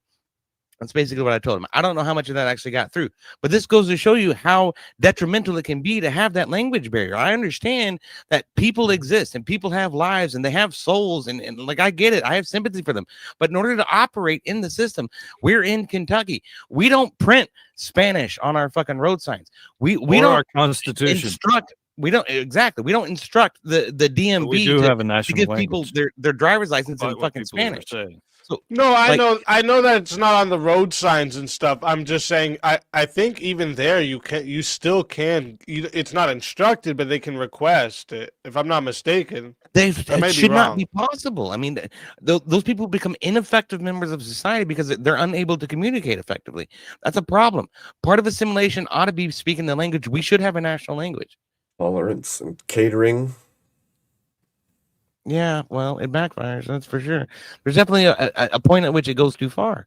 But you have to admit, Abe, that what has set America apart from the ethno-nationalist countries in Europe that have been primarily fucking focused on their own little way of life and their own little languages and their own little cultures is the idea that we're some kind of melting pot, and yet we turned into this gigantic fucking superpower, the first to wield the nuclear weapon, the first to wield the most powerful military the world has ever seen. Do you know why that is? The first to wield the economic prowess that anybody's ever Do you know why that is? Is it because it's the beautiful, beautiful timeline that we live in? See, America became a nation after all those nations had been nations for 1,000 years. We built 250, 200 plus years ago in this nation, the new nation, out of the blue, something brand new. And we started fresh in the modern era in comparison to every other nation that already played these experiments out and possibly even forgot they played them out already once. And that's why we see a resurgence, because Britain's already gone through what it's going through right now in the past. So did most of Southern Europe. So we're just seeing the second wave of something that's already happened the first time. And we had a perfect prime position in history. When America started was the perfect timing. The Industrial Revolution was not far off. There were some big wars. We had tons and tons of natural resources and space and freedom to do as we wished. That's why we did what we did and how we got to where we're at. And now we're reaching the tipping of the balance of the system that we created. Every great civilization you've ever seen lasted about 250 years before it fell off and had to reform into something new. And the question is, what is that going to be? And if you're not willing to go Humbug ahead Romans and lasted use longer than that. Yeah, but I mean, the Republic, the Republic lasted about 350 years, and then they tipped up the palace, and then you have the emperors, right? Yep. That's the point what they're making. Oh my god. I'm just saying what I've witnessed, what I've looked at, what I've seen, and it seems that we are at a tipping point, and almost every nation has some kind of shift after that 250-ish years, 300 years. When you look at Rome, they went through their Republic era, that fell off, and they become an imperial era. So, But the pushback's already happened. All right. You look at, they're saying Gen Z's like one of the most conservative generations that we've had since the boomers, right? Or am I reading that wrong? well, No, you're fine. I mean, chunk of Gen Z and most of Gen Alpha, because and Gen Alpha. All right. Why? Because they see the bullshit that's going on. All right. My generation and the one before have kind of ruined it. And I keep hearing this same old bullshit. I won't repeat it here because somebody's going to go crazy in the comments. But we need a change. Like, I don't think we're at that, apex of going over the edge or anything like that, but we're damn close. New York is he's just the mayor. He can't really change the law despite what everybody thinks he can. All these videos talking about Sharia. Well, how is a mayor going to do that? He leads the police, and that's about it. He doesn't make laws. That's the governor. That's the Well, you make city policy that can support city Islam. policy. Yes, Yeah. but I mean that only goes so far. That's not the It entire. goes far state of New enough to York. support Islam, though, and to make it a Fair strong, enough. And I powerful get that. form. Dearborn for sure. I get that. I was about to say Dearborn as well. well, any large There's city, to enough be fair. going on throughout the country that it's enough for everybody to start getting on alert rather, and because that's my deal. I'm kind of worried about the Sharia shit. I've got daughter, wife, sisters. That's, don't get me wrong. I want the 19th repealed just as much as the next guy, but I mean, if it's repeal the 19th or battle the incoming tiger or lion or whatever that's coming, that's pretending to be damn sheep, yeah, let's deal with the Trojan horse.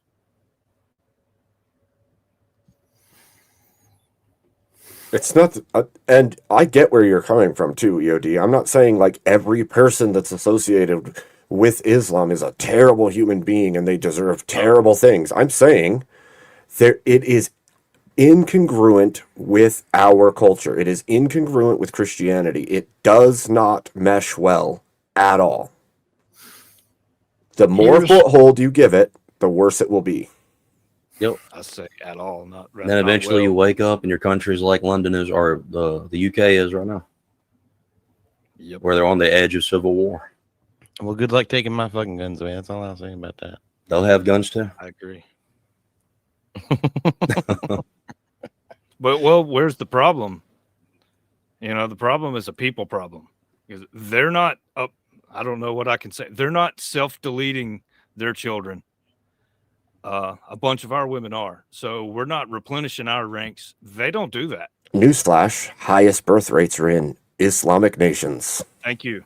So people better start thinking about that. And there's, I'm not going to name them, but there's only two sects of women in America that really do that. With a real Slim Shady, please stand up, I guess is all I can say.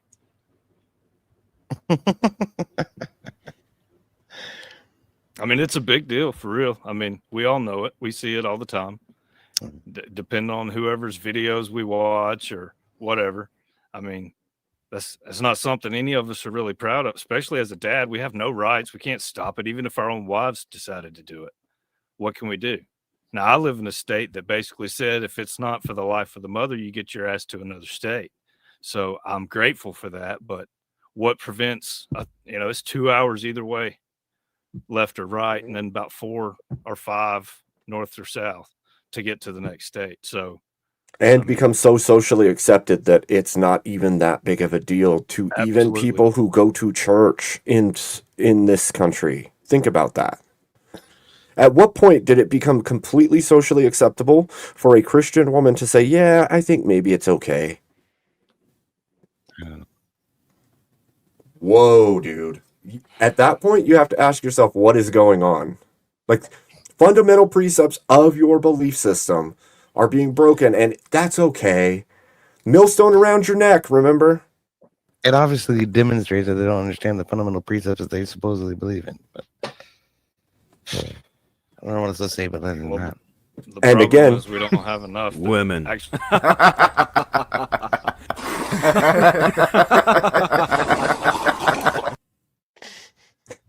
Shit. If you want to Okay. If you want to understand why this is happening, once again, like I said, Rachel's book actually explains this movement of degraded belief in your Christian values. It's all a part of the, like, it was systematic, man, across the board.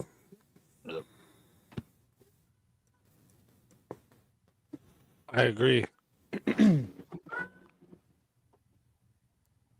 yep.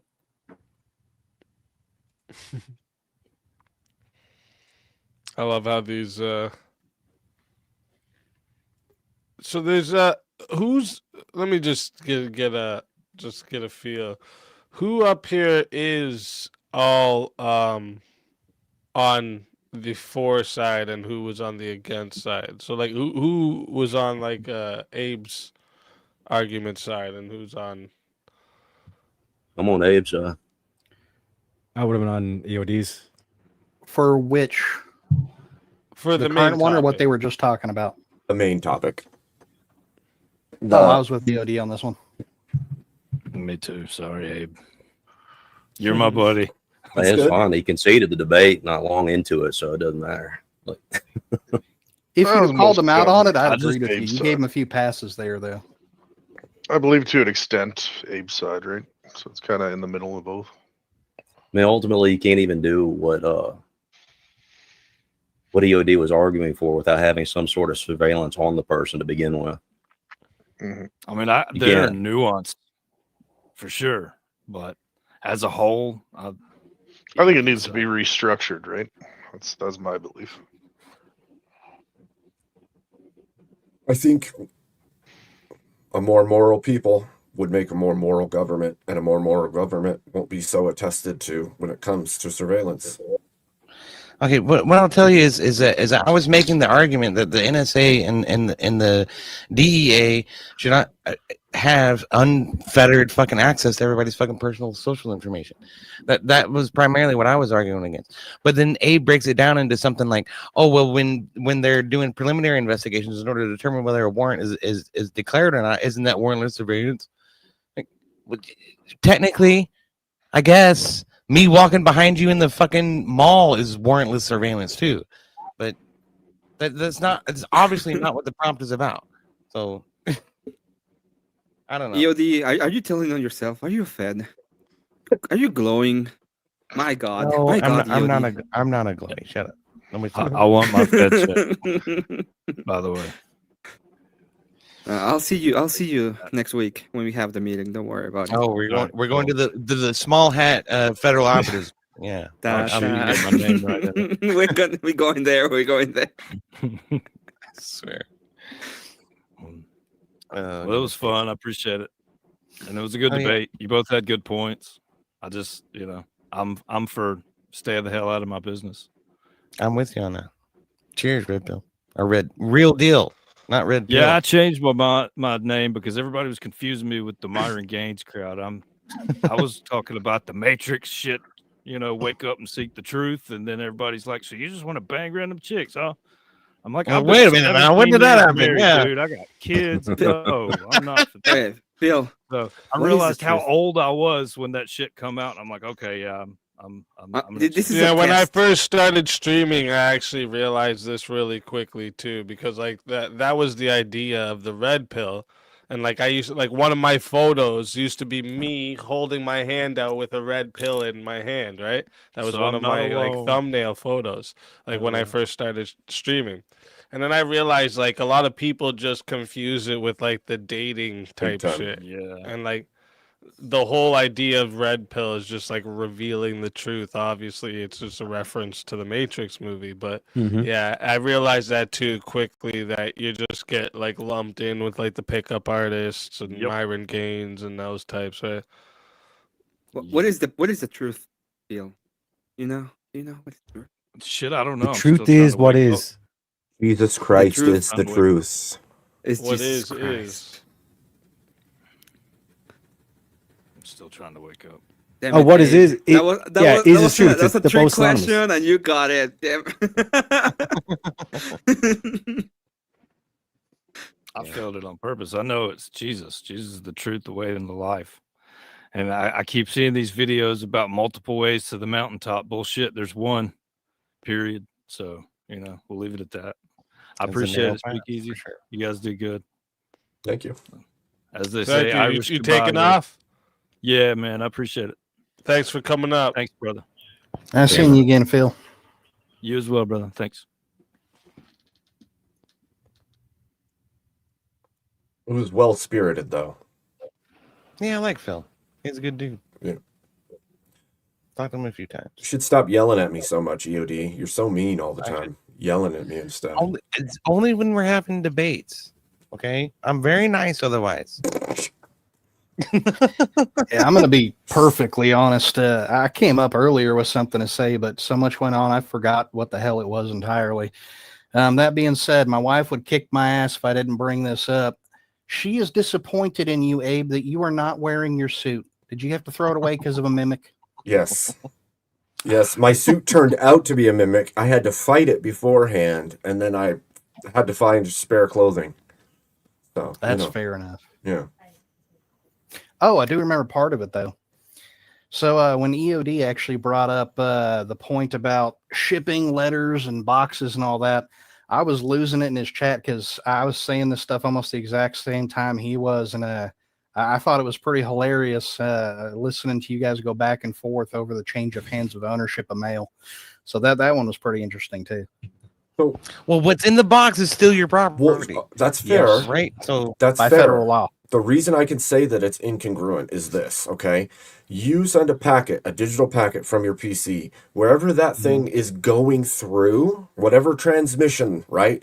So you're talking about, like, for example, the towers, or if you have a satellite connection. That and the database collection for every single cell phone company, for every single tech company that runs a social media platform. All of that is still stored there as well. So yes, you sent it. Yes, it was your message. And yes, the person you sent it to received it. However, there is now it in multitude, all these different places. So it's no longer just the thing you sent. It's the thing you sent, plus the thing that company now owns, plus the thing that's data trail is everywhere that it's been.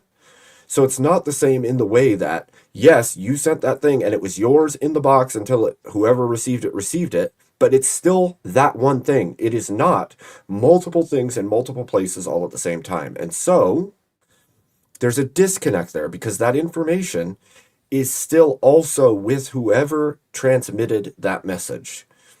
And so when you send the package, that one single item went to the packaging place, and yes, there was a note written about it, but it's not still the item. It's just a note that the item had been there. Whereas with the digital information, there's a copy of that digital information that also still resides wherever it passed through. That doesn't give the government a right to look at that information without a warrant. Yeah. So here's my point here. Have you ever sent anybody presents on Christmas? Yeah. All right. When you send presents on Christmas, do you put it all in one box or do you send it in multiple boxes? It depends on. Well, if I'm just sending them all to one house, then it would be one box for sure.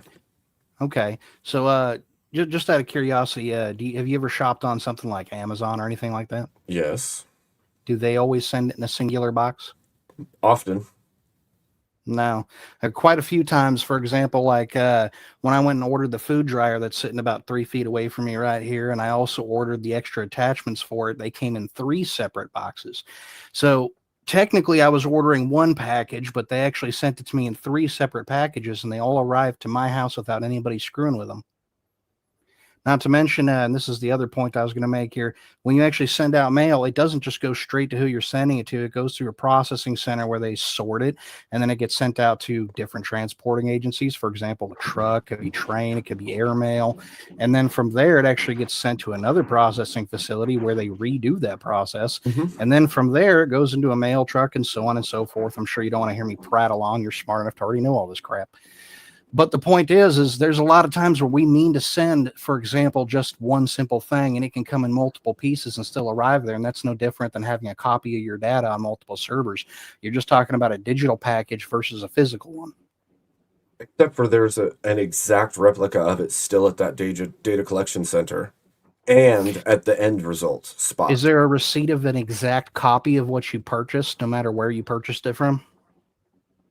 At the place of purchase, but not at every individual place along the way. Well, that I do agree with, and that's something that's also been brought up numerous times about us having issues with the government. I mean, data can get out through third parties, and that's why a lot of people use encrypted servers or encrypted services to send those things. And those can be encrypted from your carrier to where they don't have that information, and the only way somebody can get a hold of that data is if they either A, steal it, or B, have a warrant for it, and then they have to decrypt it or have the encryption key required to decrypt it to obtain it. But if the government's doing that without your permission or the permission of those people, how does that warrant that is okay?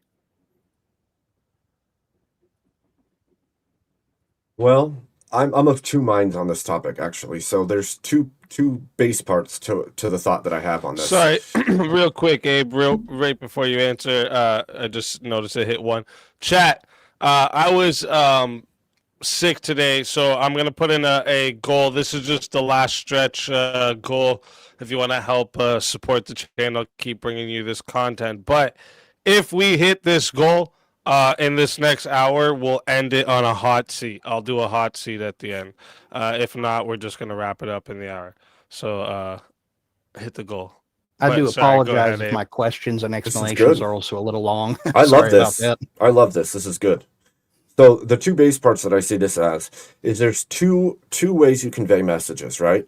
One is you could send a letter, in which case it'd be like a DM, right? You're sending something that is enclosed and unseeable by anybody except for those who open the envelope, the package. No, I wouldn't whatever it is. necessarily say it's like a DM because you can steam the letter open, right? You And could. DMs aren't exactly encrypted. Well, either. you could hack into somebody's account and check their DMs too, right? Same idea. You're still getting into it by some other means. The other way is you speak, and your speech comes out of you. Now, your speech is not protected in some way. Well, see, I mean, hold on, I don't mean what to you cut say you off. is. I know it's not that I disagree with you. It's that I think we're missing something here, right? So a private letter being sent to an individual and a DM being sent to an individual is being sent to the individual, where what you're referencing is, for example, a public space, which would be like me talking in your open general chat on your Discord versus me having a private conversation one-on-one with you. Sure. And that's what I'm saying. 100%. I made that distinction too between something that you said in public, just out on X, versus a DM or shit like that. Like I said in your chat earlier, buddy, it felt like you were grabbing crap out of my brain. Still owned by the company. And so They're still doing it on a company's That platform. was- They can do whatever they want to. Oh, no, I don't disagree. I That's was just exactly making where I sure was that we going. get that part clear during this section of this debate. That's all I was exactly trying to do. that's exactly where I was going next. There is an agreement that you sign, or that you digitally sign, however you want to call it, whenever Yep, you I brought use that up somebody as else's well earlier in this product. chat. Right, that you have agreed to upon using said app, or even your phone company, you have Hold on, wait an a second. agreement We're with. assuming that we agreed to it. A lot of people, while I will agree with you, don't read all their user end terms, license agreements, as the privacy policy, so on and so forth. There are weirdos like myself who actually do. Okay. And if I don't like it, I definitely won't sign it. Are you most people? No, that's why I said Okay. I'm not disagreeing. Most people, I started by stating that. Right. Most and- people won't pay any attention to it. Right. I And don't so disagree with you there at say all. you're sending messages through an app or a DM program, and it's clearly defined in their own paperwork that you've agreed to in order to utilize that app or that transmission of some kind. And it states that they own any data that passes through. At what point do you now have any reasonable expectation to privacy when using any of those apps or devices?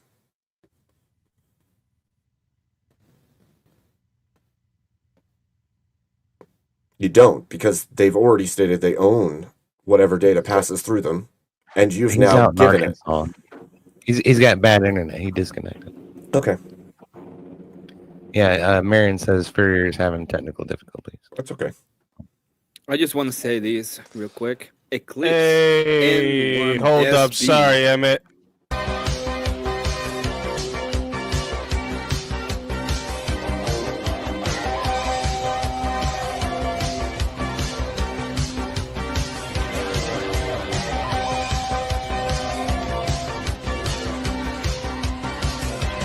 Push it to the limit. Walk along the razor's edge. Don't look down, just keep your head or you'll finish. Thank you very much for the big 50 eclipse. Now one step back. Christ is king. Christ is king. Christ is God. Christ is God. Christ is God. And Are You Crazy says, if you don't pay, you have no say. Pay up. Bitches. I added on the bitches, but. For the record, my internet is great, thank you, sir. My dumbass dropped my phone. Well, stop dropping your phone with those marriages. So I don't know if you heard me or not, Furrier. I did not. I apologize about that. If the use agreement stated that any data that passes through their particular platform is now owned by them, do you have any reasonable expectation of privacy when transmitting No, not at information all, through because them? you signed that contract. Okay, and but so here's my question in response to that. Oh, sorry, you weren't done. Go ahead. I was going to say, so at that point, what warrant is needed other than a warrant to that company? Well, that would be the warrant. The warrant you're providing to said company, and that said company, if the company is agreeing to keep your data private, which we both know there is a privacy statement, and that privacy statement does exclude certain things like your identity, that they have to have a warrant for them to at least release that person's identity, stating this exact person, so and so and so and so is who we need this information for. Now, if you've done something to warrant that, then yes, they can collect that fully and legally. But my biggest concern there is, see here, Facebook, for example, right?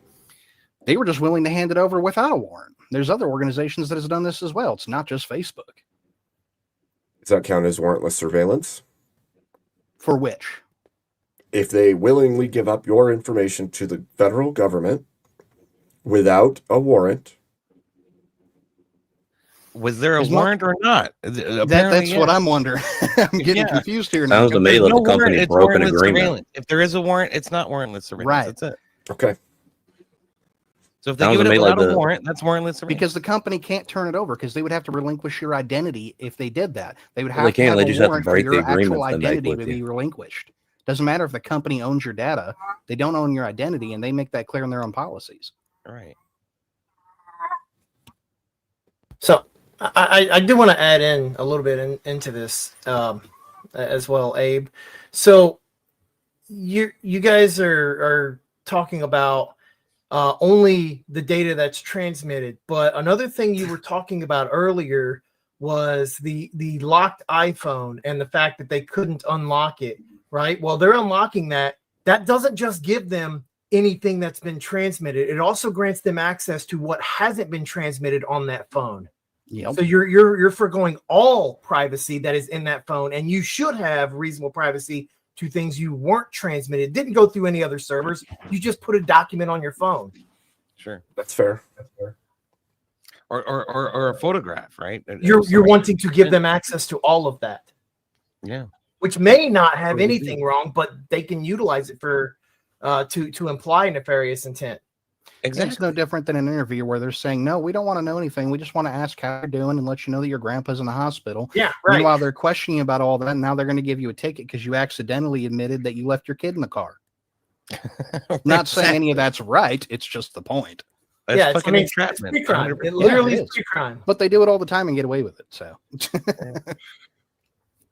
All right, fellas, I gotta get out of here. It's fucking 10 after 1. So I appreciate you, Speakeasy. Thank you so much. Thank you, Abe, for the debate. It was a great debate. And thank you. Tell Referee. everybody where they find you, EOD.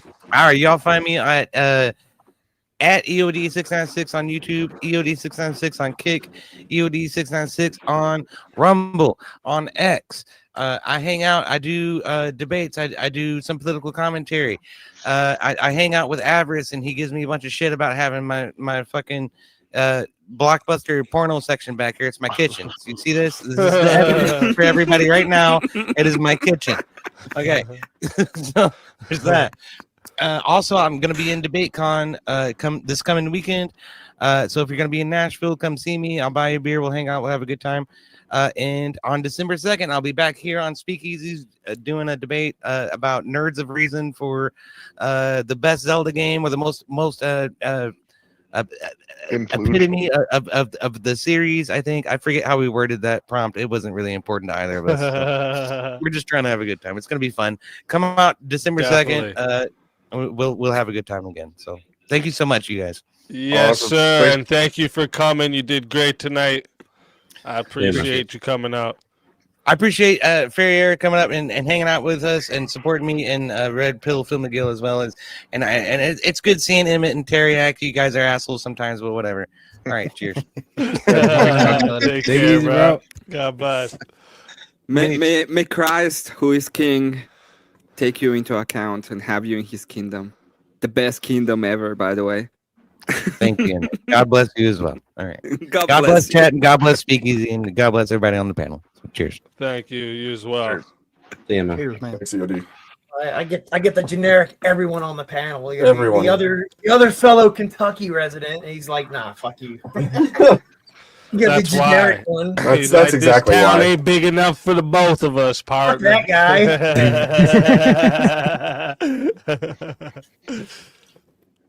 And I was on his side the whole debate. Somebody has to take the opposition sometimes. What? Yeah. You did your best. You did your best. You're doing a really good job, Abe. You're doing a really good job. Yeah, I'd say so. Look, we know that the constitutional amendments are bent at times, and we see it as an is, not an ought. So, as much as warrantless surveillance probably isn't best for all things and all purposes, we know that it happens already. And we know that it has saved lives. Right, but in that, just because we know that they do it, and it happens, does that mean that we should just make the prescription that should be accepted and permitted as a policy? What I would say to that, Yes. Jeremy, is that if I read that prompt, I would say the prompt is self-confirming already. So I mean, we know people do all kinds of things. Like we know people are, killing babies. So we should just not bother advocating. Yeah, we against burn that. that. Yeah. You know what that was called in They the do past? It was called witches, and we used to do something to witches. Remember? Actually, let me ask you this question. Just throw them in some lakes or something. Do Put you them out, put them on fire. do you think that a nation can justify, by the interest of national security, warrantless surveillance? Well, I mean, I think anybody can justify anything from their perspective. But the key to what Abe was able to do here was like he put in that position like would you break the law to save your country? Well, gentlemen, would you do it? Yeah. You know what I mean? Wouldn't you? And that's why I say don't- like hats off. Well, first off, the first thing is I don't think government can. I don't think the government can actually break the law. Right. I think there's certain logical No, you can sue the entailments, certain logical entailments that are connected to this prompt specifically. If I say that the government exists by the power of the people in order to govern the people, and the people give that government power to oversee the defense of those people, they are failing in their mission if they do not defend the people, which means it has to then, by definition, be justified for them to use whatever means necessary to fulfill the role they've been given by those people. So, if they don't save lives by utilizing the tools that they have at their disposal, they are failing.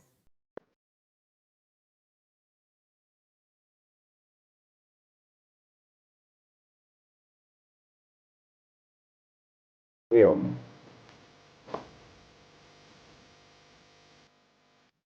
Holy, okay, first off, we got €5 from Terry Access Chat. This week's VK prize is $900. One rollover away from 1K. Let's fucking go. Facts. Damn. Hang on. Isn't there a daytime VK this week too, or? No, there won't be this week. There won't be this week. I might have to move this to the end of the month just because of the way my schedule is right now. But yeah, this thank you very much, Terry. And then we got 5, 10, 15, 20, 25 coming in from Abby, just showing support. Thank you very much, Abby. I appreciate that big time. And then Let's Are fucking You go. Crazy following in, Okay. helping Abby a tiny bit. Every little bit counts. Thank you very much. Are You Crazy? And actually, you know what? I was thinking about something about this week's Verbal Combat. There's going to be a lot of people that are going to miss out on Verbal Combat because of it being clashed with the debate con weekend. Yeah. And I don't want a situation to happen where like some of the regular people that come every week miss out on the opportunity of the $900 prize. So I've been thinking maybe I have a few ideas of how I can still make Friday night really fucking exciting for everyone that is going to be there for it. But I was thinking of maybe pushing this week's Verbal Combat back 1 week so that nobody that is part of like the regulars that show up miss out that opportunity, because a lot of people have been coming and helping build the prize up. So I don't know. This is something I was gonna run by the chat and everyone. I was gonna do this publicly anyways later at the end of the stream, but since it's come up, it's an option that I think we could all figure out together, because you know chat always wins. So I think it's a great idea, easy to move it, because there's going to be a lot of people on DebateCon. yeah, there's a lot of people that are going to DebateCon. The debates are going to be happening that people that are members can watch. Like, there's a lot of things that's going to go on that maybe the regulars are going to miss that opportunity. That's big bucks to win, right? I don't want them to miss that opportunity. So I think what I'll do is I'll push this week's to next week, and then that way the regulars don't miss out, and I have an idea of what I can do this Friday. One of like I've come up with a few different concepts of like little like chat interacting game type things, right? And they're not all around debate, so I might introduce one of those this week.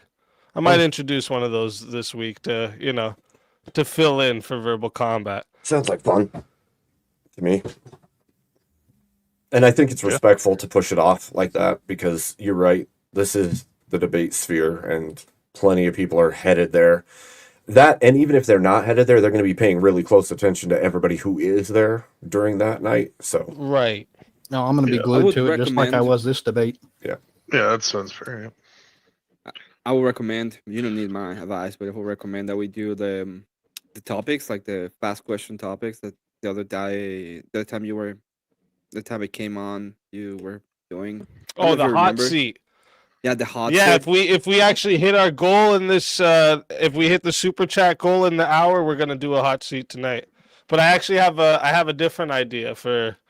It's a game too. It's a game too, but it's not surrounded around debate. It's a little bit more just having fun kind of thing. Cool. But I think people will like it. Yeah. I think it sounds like game a night. good, yeah, sounds good to Fair me. enough. Sounds good to me. Good Yeah, times. I think Sounds it'll go spicy. good. Yeah, I just came up with this idea because I thought about it. I was like, shit, that prize has gotten so big, and this week is DebateCon. I was like, I don't want nobody to miss out on that, right? So, so yeah, I think that's the fair thing to do. Oh, Jared Speaks coming for $2. Says Abby said I need to pull my weight. Bullied again. Yeah, these women are bullies around here, Jared. You got to be careful. Especially my wife, okay? So be careful. She's a bully. Abby coming in with another $10. Thank you very much, Abby. Much appreciated. And then Kat coming in with another 5. Thank you very much, Kat. This is very much appreciated. You guys are just blowing it up right now on fire over here. Abby with another one. Shit. Here comes the money. Here we go. Money talk. Here comes the money. Hey, hey, hey. So we in all the spots. Nigga be people with gang. I'm coming on all of them thoughts. All of my rays are a little more. Oh! You ripped it! You ripped the money! We rich. Look. We're not rich. We're rich. We're broke. We're rich. You gotta fake it to make it. We're broke. Oh my. We're broke. It's so We broke. funny.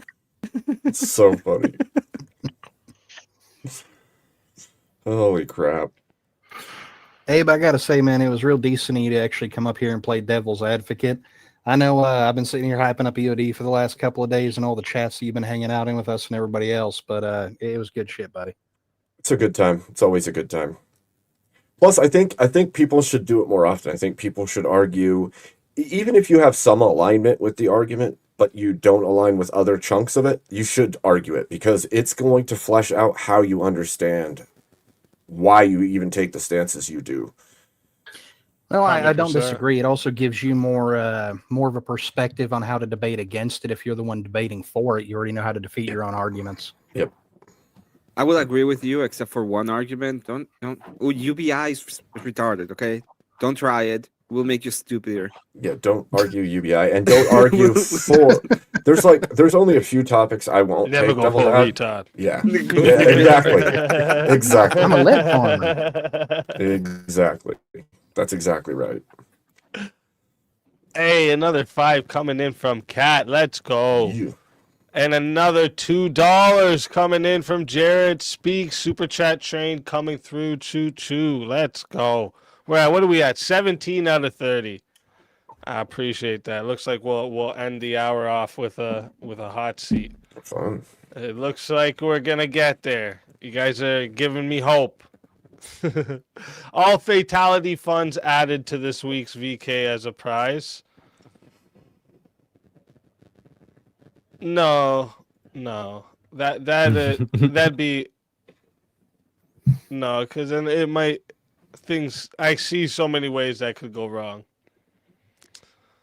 Yeah, because if you get 10 fatalities, like, and it's all through the super chats, he's only getting 700. You know what I'm saying? So it's like he's like losing out on the it's like negative 300. You know what I'm saying? Yeah. Let's try this. Let's put things into really clear perspective. Do you, who are on panel, disagree with Abe Lincoln suspending habeas corpus during the Civil War era? That's a good question. I like it. Elder Lion says, "Stop bullying me." And yeah, let's hear some answers to that question. I like that, Abe. In a crisis, the Constitution has to be suspended. I disagree. How are we supposed to adhere to like the legal proceedings if you're in a crisis? I'm just gonna say that history agrees with Abe because you're a hero. My best president ever. Well, I think history could only agree with him if he was still wearing the suit. But see, I want to disagree with this, but the issue I have is it seems circumstantial in my brain. Because are we talking a large mass of people that we're suspending it for, as in wartime, for example, martial law, yada, yada, yada. But He did it nationwide. He expanded it nationwide. Yes, yeah. That he did. It was the only way to stamp out the rebellion and allow for the country to reunite in the end. If he hadn't done it, don't we have a clause written in for that? Isn't it the Insurrection Act right now? Now it is. I mean, similar, but not exactly what happened. But No, not there's- exactly at all. I yeah, won't disagree with that. Yeah. Yep. So in this current situation that we're in, we actually wouldn't need to suspend it due to that law. Well, that law would allow for the temporary suspension of portions of constitutional amendments and/or, yeah, Portions, but not the entire thing. right. So then we wouldn't be suspending it. Well, you would You only be be suspending specific amendments. right.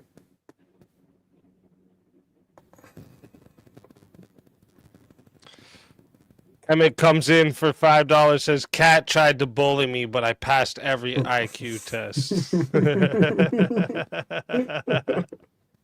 Because that's what a Thank you. man does. Because that's what a man does. That's what a man does. His face. That's what a man does. His face is so freaking classic in that one, dude. Every It was time such a I funny know. I moment. remember watching it, and I was like, "Dude, that's the best clip ever. I have to have that for." It's a good one. whenever Today's I wanna debate say was a that's what classic man too. does. The debate was a classic. The first 2 hours with the person debating against itself, against herself for 2 hours. That's what a man does, right? That's what a man does. So good. So good.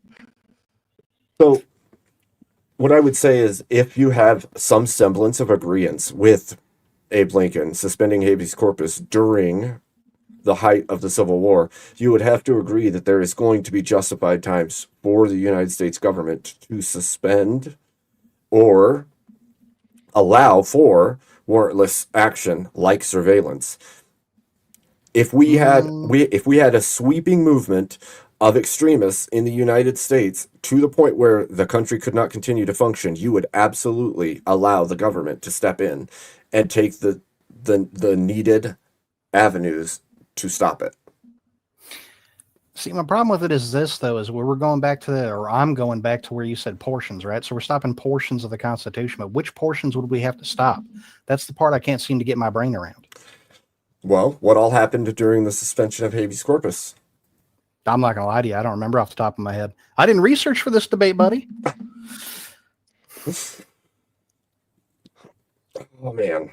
It's a wild time. It's a wild time, boys. Let's do Hey, this. I'm not going to lie to you about the information I remember. That's fair. Well, That's wait, very fair. wait till the aircraft start landing and they say like the quote unquote aliens start popping out. Telling you.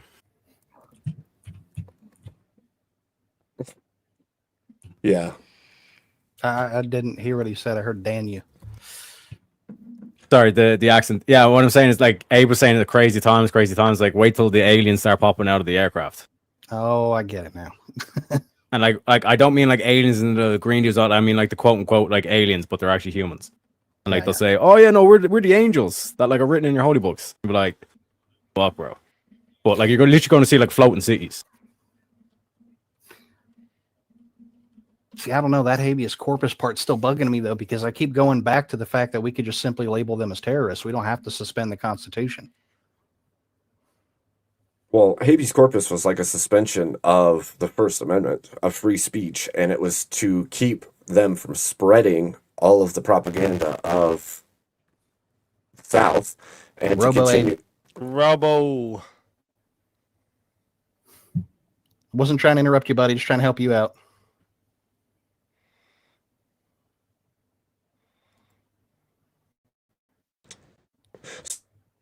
By the way, chat, we're 10 away, 10 super chats away, and we'll end the hour off on a hot seat. It was to curb. Don't worry, this- we'll still go the full hour. We'll still go up till 2 a.m. Eastern, and then we'll do the hot seat at 2 a.m. It was to curb the spread of the rebellion. Is he? I can't hear him. Hold on. Oh, he's muted. Just checking. I thought it might have been just me again. I'm like, did I Hold press on. a It's like, button? am I going deaf? What's Is going on? Is it working now? Hey, Cat comes in with another 5. Absolutely amazing. Thank you so much, Cat.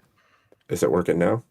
Yes. Yes, Okay. sir. And Eclipse comes in, says, $10 to say nada, just Not one step showing back, baby. some love. That's right. Not one step back is right.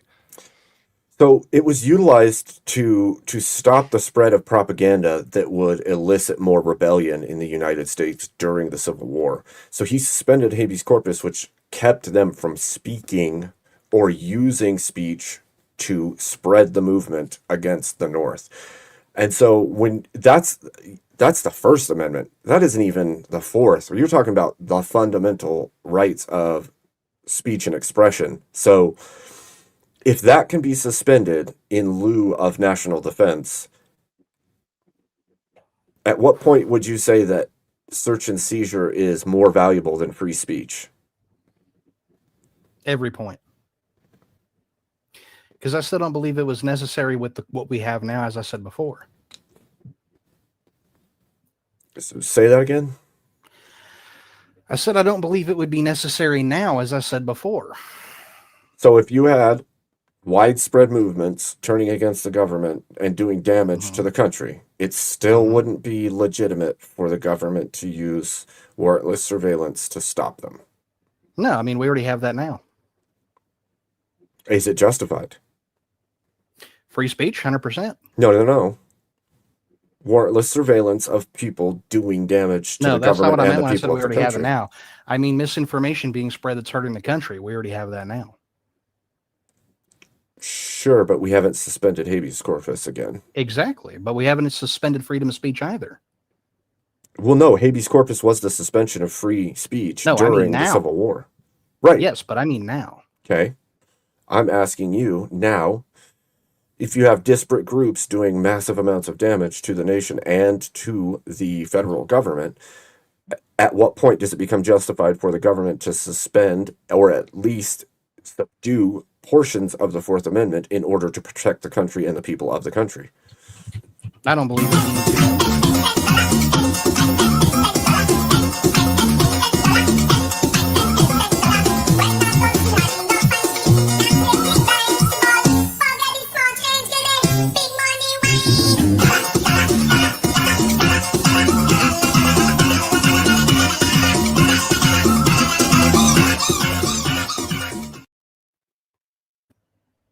So are you saying, in your estimation, there would be no instance in which it would be okay for the federal government to use surveillance without warrants on the American people? Now? No, I don't. In the past, yeah, we have. I can't argue what's already happened.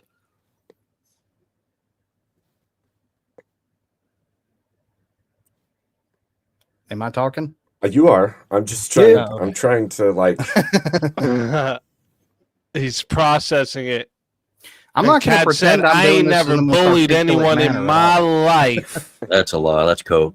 Pure cope. Everybody's like, Cope. Not true. She does. Lies. The filthy human lies. You know where that's from? The filthy human. Sorry? Do you know what that's from? You don't remember? The filthy human lies.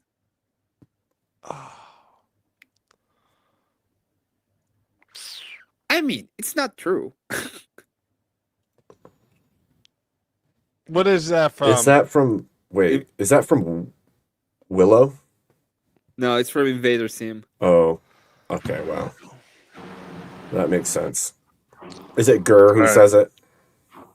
All right, Zim. gents, I got to step out, so it's been a blast. Thank you. Thanks for Have a good coming. one. Yep.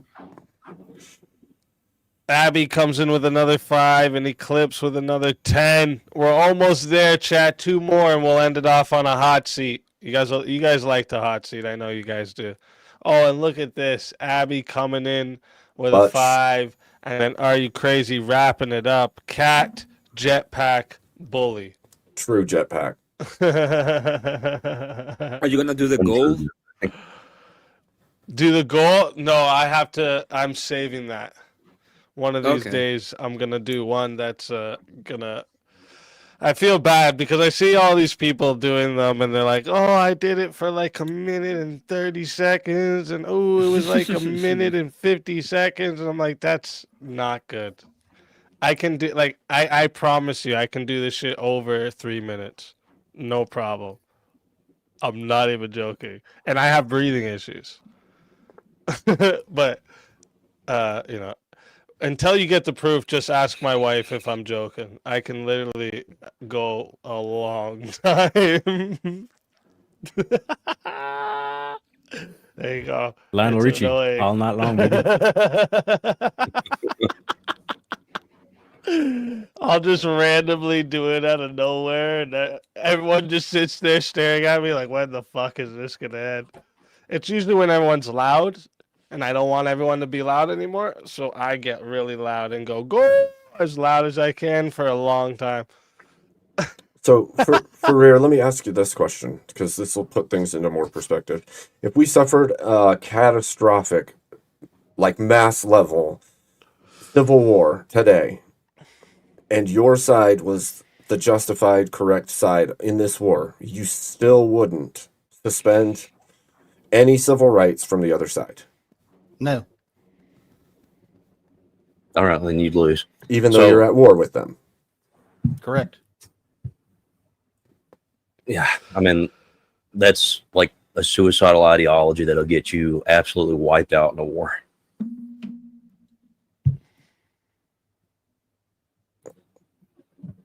If you're not willing to use as much force as necessary to win, you'll lose. But I'm also not willing to sacrifice my moral base to do so. And your moral base is reliant on the Constitution alone? Alone? No, not at all. Mainly my life experience.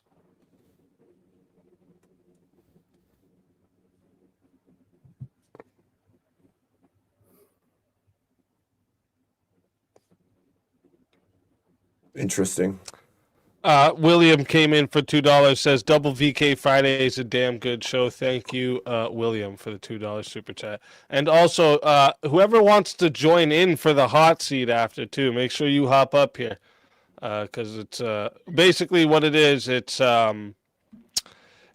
4 rounds. Okay, round 1 is the trap card round. All right, it's questions designed to like trap you into roasting each other, right? It's designed for fun.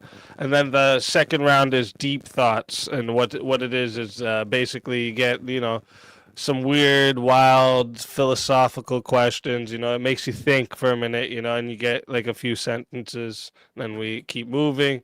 Then we get the lightning round where it's just like fast, no explanations, no debating it, just one word, one line answers. And then the last round, we call it Save the World. It's where you get a final question, basically just what message would you leave behind kind of thing. So, yeah, I'll do another explanation of it after. But, yeah, if you want to get up here for that, we're going to be doing that in about 30 minutes. So.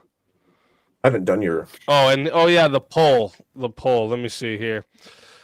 The poll had said, who gave the best arguments tonight? All right. And chat, obviously, Of course.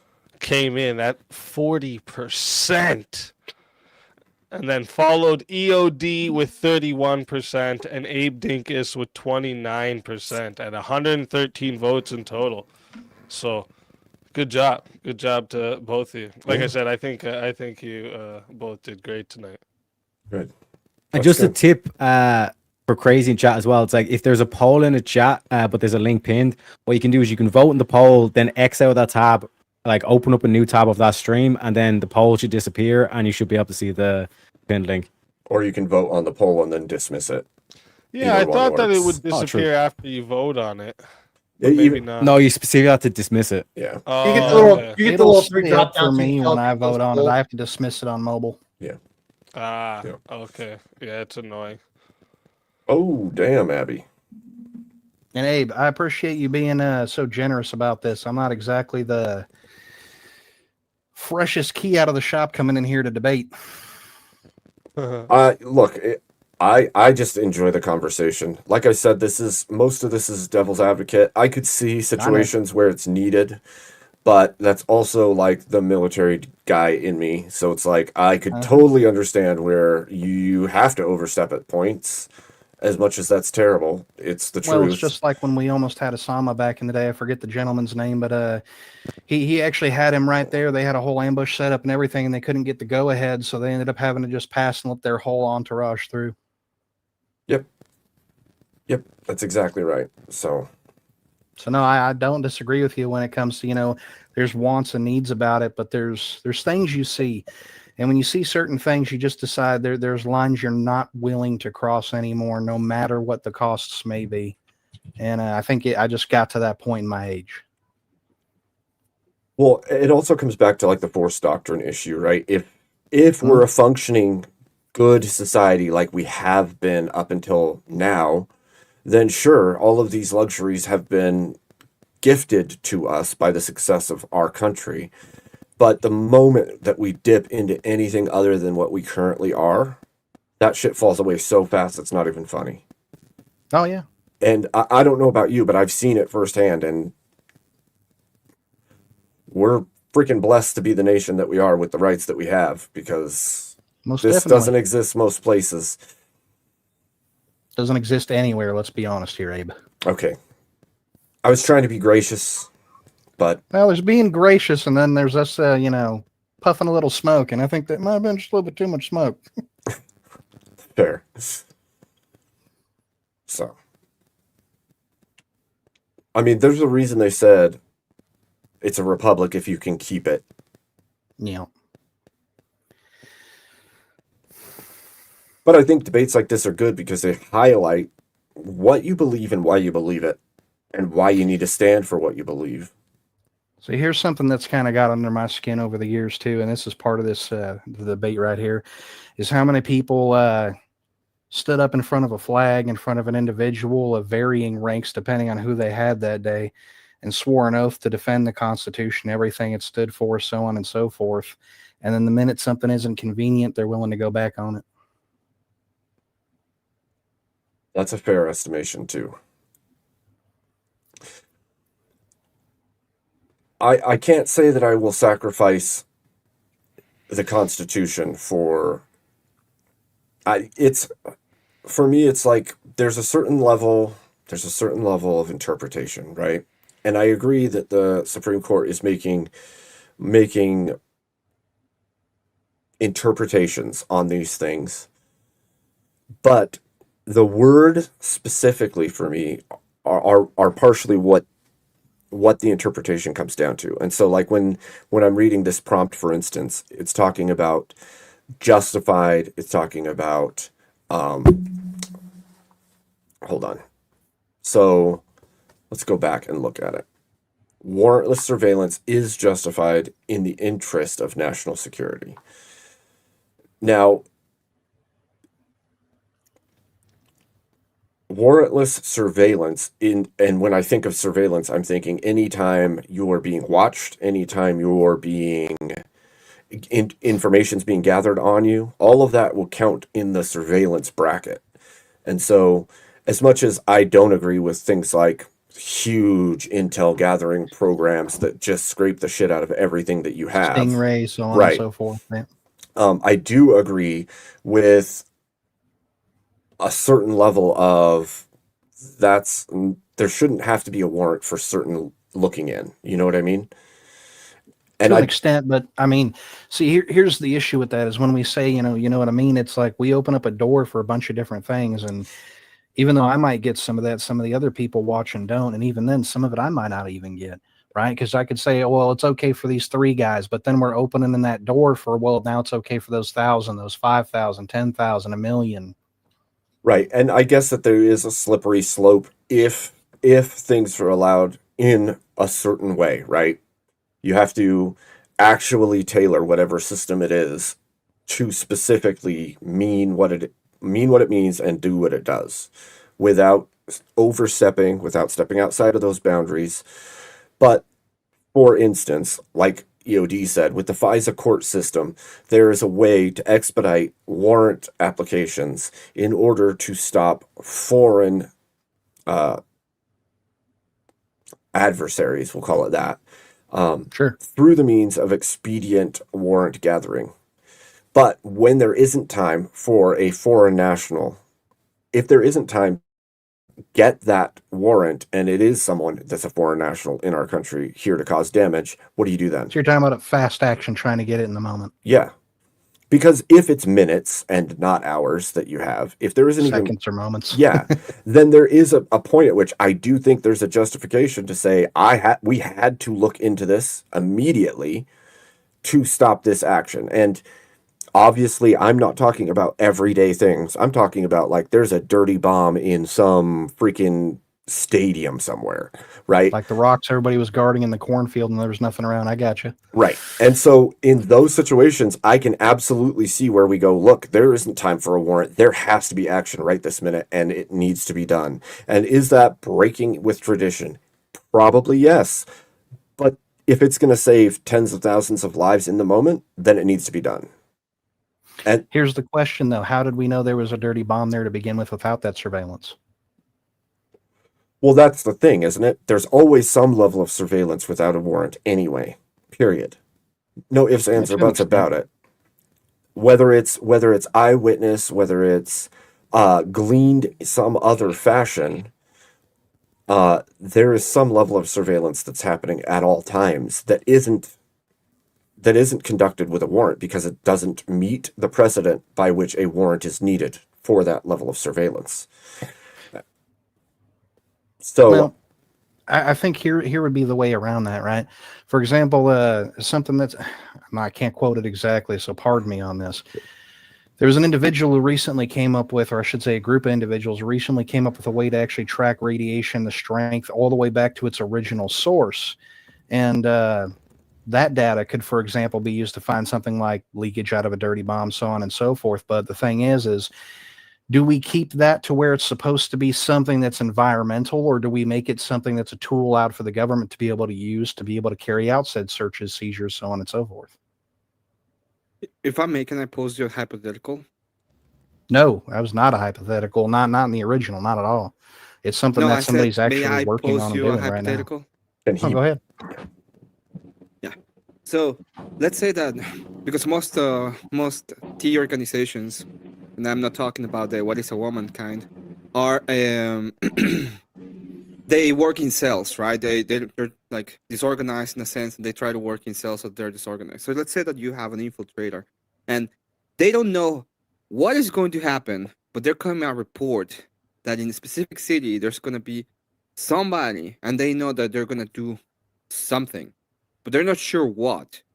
And what they are, what the request would be to the courts is, we need to have widespread surveillance, specifically to the sand people in this location, so that we might be able to locate the person or the cell that is actually going to carry out the attack in accordance to our the report from the intelligence agency.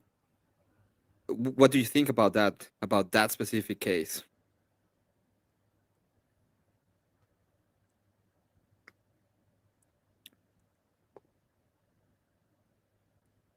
are you asking? You stumped him.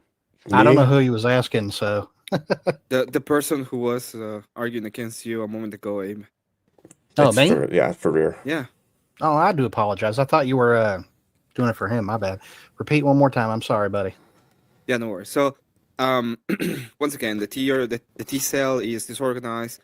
You get a report that in a city they're gonna do some kind of attack. You don't know what kind of attack. The report is used. There's gonna be an attack on a specific city, and they're asking for a widespread surveillance so that they might on a specific kind of people, so that they might try to locate what kind of attack is going to happen. What do you think in that specific case? Do you mean widespread surveillance in a public setting, or do you mean cell phones, yada, yada, yada, so on and so forth? Cell phones, yada, yada. Okay. Anything.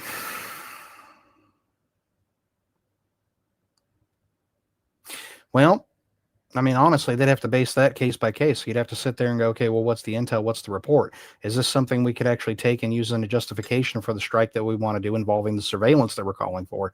Because if not, you're going to have other issues there as well. So at the end of the day, you would be like, you would actually allow, let's say that it's time sensitive, so you would spend extra time, and then let's say that you go through the process, and the process ends up in the bomb going off. Like, would you be okay with that? No, I don't think anybody'd be okay with that, but that's what's going to end up happening, and it wouldn't be the first time something like that has happened, actually. So Yeah, that's the point, right? the reason I struggle with like EOD's specific questioning on like what information would they have but they couldn't get a warrant is like when you go into, and I know this is a little bit disanalogous, but it's the truth of the statement. You go into a combat zone, you're going to get intel from random villagers, from random people. There's no actual basis, and you don't actually know if this is true or false. And this could happen in a sense in any city, right? Where people are like, I saw this person doing this thing is happening over here. I saw this vehicle with this license plate, whatever it is, and now you have these reports and you have information, but none of the information you've just gathered is enough to go to a judge and say, I need a warrant to look into this person or this vehicle or this thing. And so now you're sitting there with the information and no ability to take action.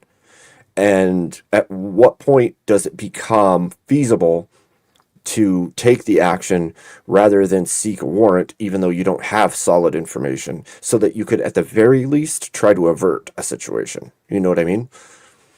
Because I get you. I don't know what kind of policies exist for this. To be fair, I don't know the inner workings of like LAPD or whatever grouping that's going to have to handle something like that. But there comes a point at which I'm like, there's gray areas in the system where what action can be taken at that point. I don't disagree with you at all. And we have a lot of gray areas in the system. That's been one of the biggest issues in trying to deal with this, whether that's over here or overseas. There was a ton of stuff our boys couldn't act on. There was times when we had rocks thrown at us, this, that, and the other, and we weren't allowed to do shit about it. Yeah, but there, I mean, you make the argument in that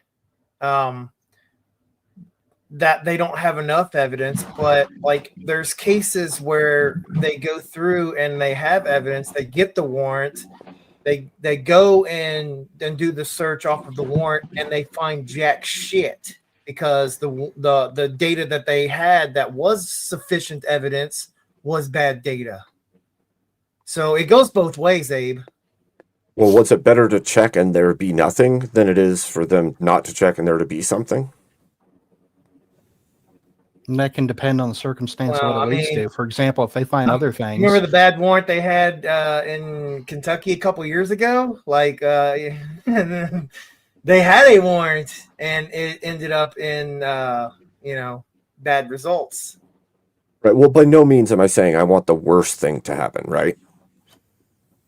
I want what's best for the people without complete suppression of the people, right? But like I'm saying, there's a certain level of this probably should be looked into, and we don't have the ability to do so long as a warrant is not drafted. And without solid enough information, you're not getting a warrant. For the defense of the people is my primary concern when I'm arguing this point, right? It's not that I want the government to have more power. It's that I want there to be a way to stop evil deeds, so we could call them, even when it's a little harder to do so. Because in our modern era, I don't think there's going to be all the same traditional things we've seen. If there's going to be some big T attack on the United States, it's going to be, first of all, well dictated and hidden from the general populace. And if you got breadcrumbs but not enough to get a warrant to stop said attack, what do? You can't just continue to let them happen, especially if the cell is well set and communicates cleanly and doesn't leave information for you to utilize against them. Counterterrorism exists for a reason, and there's going to be gray areas where actions are going to be taken to stop the threat, right? Yeah, see, I'm more in favor of adding security practices around activities or events or things like that, in which case now I have to forgo a security to partake or be at that place, right? That's what I would much rather than you just having free reign to come in and look at whatever you want of mine. I make the agreement to give you this data and able to participate in said action or activity. Well, this is why I first already said I wasn't for like the mass scraping of some kind. Like direct targeted things are very important. But even then, when we're talking about what's the direct target? What's the well, that's what I'm saying. If they already have information, but this cell is keeping themselves from revealing enough, there's a certain level of like, okay, say there's an Al Qaeda cell in a city, and they're doing really well at covering their tracks, and their digital footprint is the only thing that exists, but there's no access to that digital footprint because you can't secure a warrant to look into it at all. And they've been planning and doing things. What do? You just continue to let them function and hope that they slip at some point. But if it comes to violence and loss of life, and you knew enough, you just didn't know enough to get a warrant. Well, no, I mean we've got like, I mean, isn't that the whole idea behind like undercover and whatnot? Then they go in there and participate. I don't look at that as like we're going and grabbing all of your email transmissions or text messages or looking through your phone and just gathering all that data. That's somebody is actually there. It would still be a type of surveillance. That's what I was going to say. Isn't an undercover agent still conducting surveillance operations within an organization? But they're observing an action. I'm fine with observing actions that are essentially displayed. I'm not okay with going in and just getting unfettered access to, my phone or my computer or things that wouldn't have anything to do with anything that they're looking for. It might have something that they're looking for, but it's also stuff that they're not looking for, and they shouldn't have unfettered access to it. Right. Just on the belief that there's going to be something they want there. Well, right. And that's partially why I initially said that I'm not for every form of surveillance, but like there's a myriad of types, right, of surveillance. And if all of them require some form of warrant in order to garner the information that's needed, and you can't do that thing because of whatever limitations are in your way in order to get the information needed to stop events or to stop a cell or whatever it is, there has to be some way, because at some point it becomes whoever's the most clever and able to evade the law enforcement agencies and keep them from being able to get any form of warrant against them will continue to operate unfettered so long as they're clever enough to continue doing so.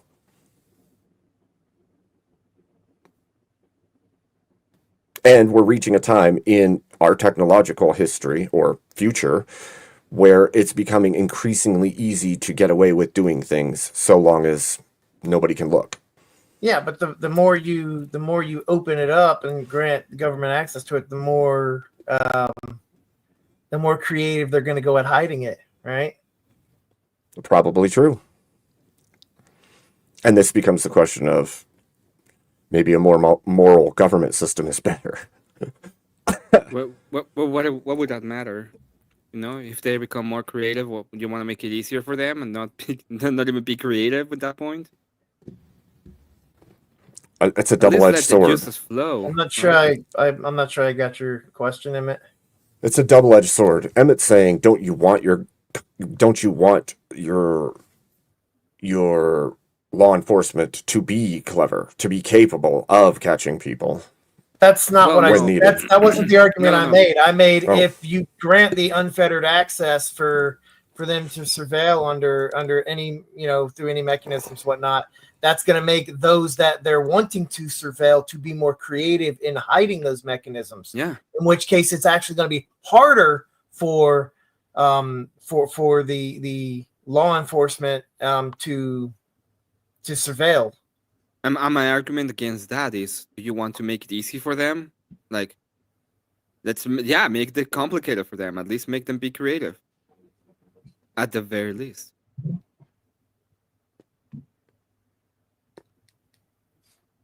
Yeah, and you can also like say that about just about any crime too.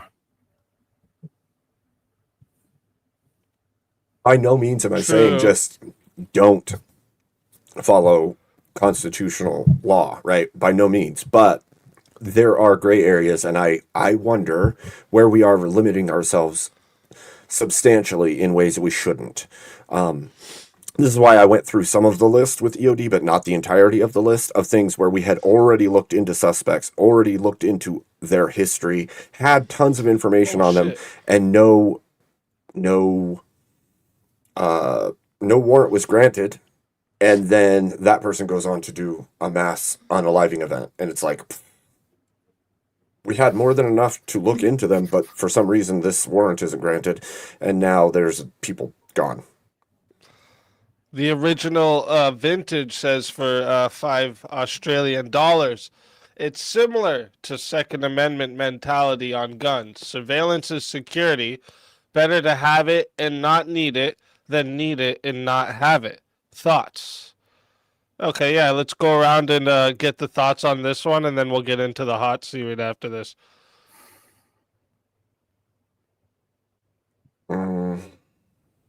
Anyone? I'm going it over in my head right now. Yeah, I agree. that would be my way. You know, better for the sand people to be in the sand castles than to. Oh my god! I'm pretty sure everybody already knows where you're at with that one. I would agree that it's better to have the weapon than not. Regardless, Go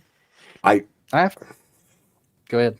It's hard to see surveillance as security by its very nature, but that's what it's utilized for at the very No, least. I think it's basically like saying, like, it's better that I have security all around my house watching it and nothing happens than something does happen and I have no security to catch it. Yeah. I think that's what he's like basically getting at. I mean, but in that context, if it's your house, that's your own property. You can do whatever the hell you want as long as you ain't hurt nobody else. It's within the law. Not if they got warrantless surveillance.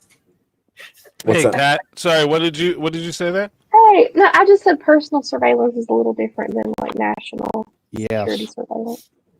But this Not a little different, like a lot of different. Yes. I mean, but this makes sense, right? This is Pascal's wager, right? You have your four squares, right? The question is, where's the line, I guess? Because see, that's the biggest trouble with this debate is the line's kind of a hard place to actually find. Yeah, because like then we'll say like, well, what if we were to say like the reason a lot of CP isn't being spread is because everything that gets put out to the internet is being surveilled. So like that's the whole reason CP doesn't get spread because they're watching things get released and they're able to stop it as it's released. Like would you say now like okay, well, I mean if that's true, that's good.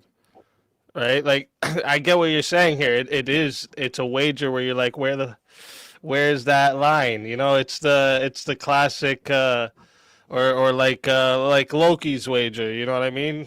It's you can cut my head off, but you can't cut even a sliver of my neck off, right? So they don't know where's the line. Yeah, My boy Loki.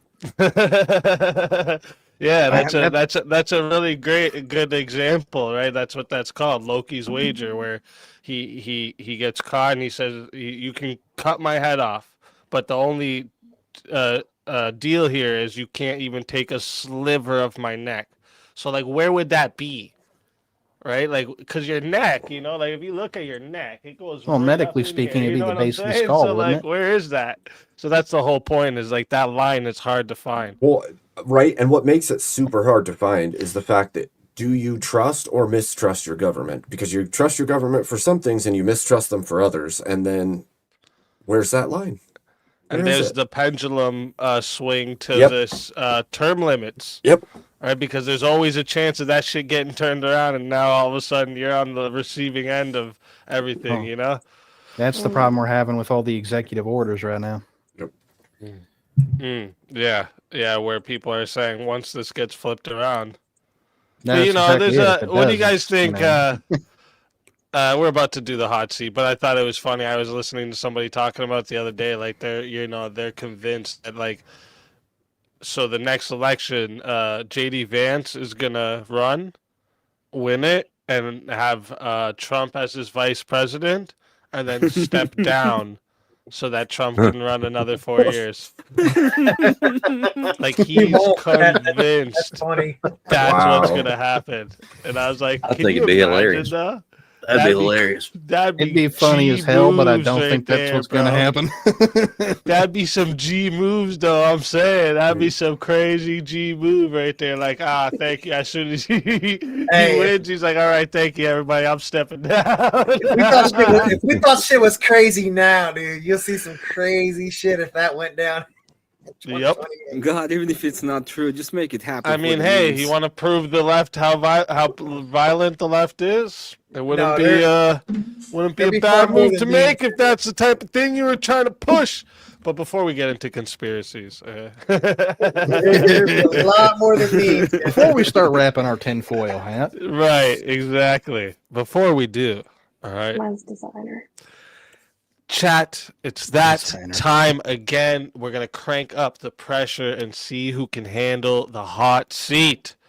And here's how it works. We've got 4 rounds, each one turning up the heat just a little bit more. And, panelists, there's no big, long speeches, no dodging the questions. Let's just get sharp, honest, breakdown answers, okay? So round 1 is going to be the trap card round. So this one's built for fun. It's like questions designed to basically trap us all into roasting each other. Okay. Okay. Look, Kieran, you made it just in time. So it's basically it's like it traps us into like roasting each other, but it's like 1 to 3 sentences max. You let the lighthearted jabs fly. And then round 2 is the deep thoughts. So we go a little beneath the surface. That's round 2 is called deep thoughts. It's weird and wild philosophical questions. It'll make you think, kind of like the Loki's wager question we were just doing there. You get a few sentences, you drop your take, we move on. There can be some back and forth in these first rounds, but not too much where we're gonna be, sitting there too long. And then round 3 is the lightning round. So there's no explanations, no debate, just fast 1-word or 1-line answers. No hesitation. Just yes, go. no. And then finally, the round 4, we call it Save the World. Each of you will get one final question that'll be like something about the imagining the world, hearing your voice, and you get to leave a message behind. All right. So this is how the flow of it goes. And we got Kieran up here. Anyone else who wants to join for the hot seat, you better join. We have one more spot here. We have one more spot here if someone wants to hop up. But so let's go on to the first round, the trap card round. All right. And this one is again the playful jabs, ego checks, So first question, who is secretly the villain of this panel? And we'll start with Abe. I am. No, just you are. Based. I like it. Teriak. I have to agree with Abe. Like I said, I made the Terminator comments earlier. He does tend to have a robotic voice, so yeah, he's here to kill Sarah Connor. So we need to protect. Someone needs to get in contact with Sarah Connor. Based. Emmett. Obviously, it's Cat. Okay, everything else is Cope. What we know is that a Cat is coming for all of us, and just take care. Run if you can. That makes sense. You gotta watch out for the quiet ones. I get it. For real. Well, I have to go with Abe here. He already admitted his mic was a mimic, and that's the reason he wasn't wearing that suit. My wife is very disappointed. That's it. All right, Kieran. Oh, it's Kat. Like Emmett's 100% right. She claims she has different accounts on her iPad and her computer and her phone. It's old Cat. It's old Cat. It's Cat. Just call me. Makes sense. Cat. I think it's Abe because I don't trust robots. True, that's fair. Robots, you can't. Goddamn trust those clankers. That is cope. That is AI cope. The Cylons will rise again. fuckers. Elder Lion. Oh, I think it's Kieran. He keeps spraying his gay trans agenda through his Bud Light commercials, and it needs to stop. You fucking traitor. You fucking traitor. That makes sense. That makes sense. And Jeremy. Yep, I have to agree with Elder Lion. It's definitely Kieran. Partially because he's gay, and the other part is because he comes from Fakelandia. Can't trust that. That's it. That's it. I actually, sorry, Kieran. I hate to, triple stack it on you right at the end here, but I was gonna have to say it's you as well because Australia isn't fucking real, and you're still over here trying to convince us it is. All right, it's gotta be you. That's secret villain type shit. Okay. I never tried to convince anybody Australia's real. That's a you problem, bro. That's a you problem. Oh yeah, you just keep doing the accent. All right. Now the shrimp on the Barbie. I get it. All right. Fucking Californians.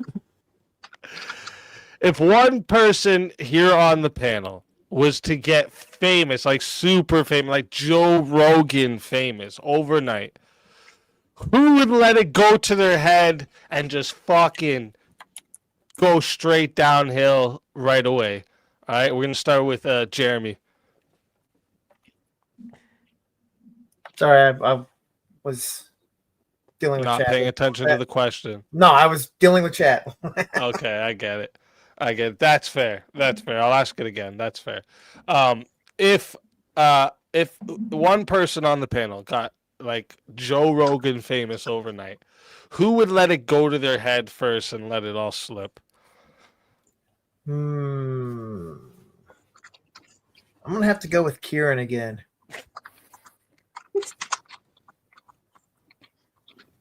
That's fair.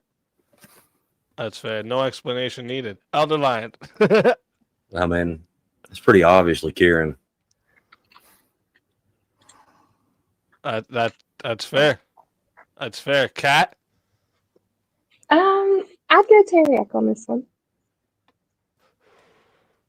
Did you say Teriak? Yeah,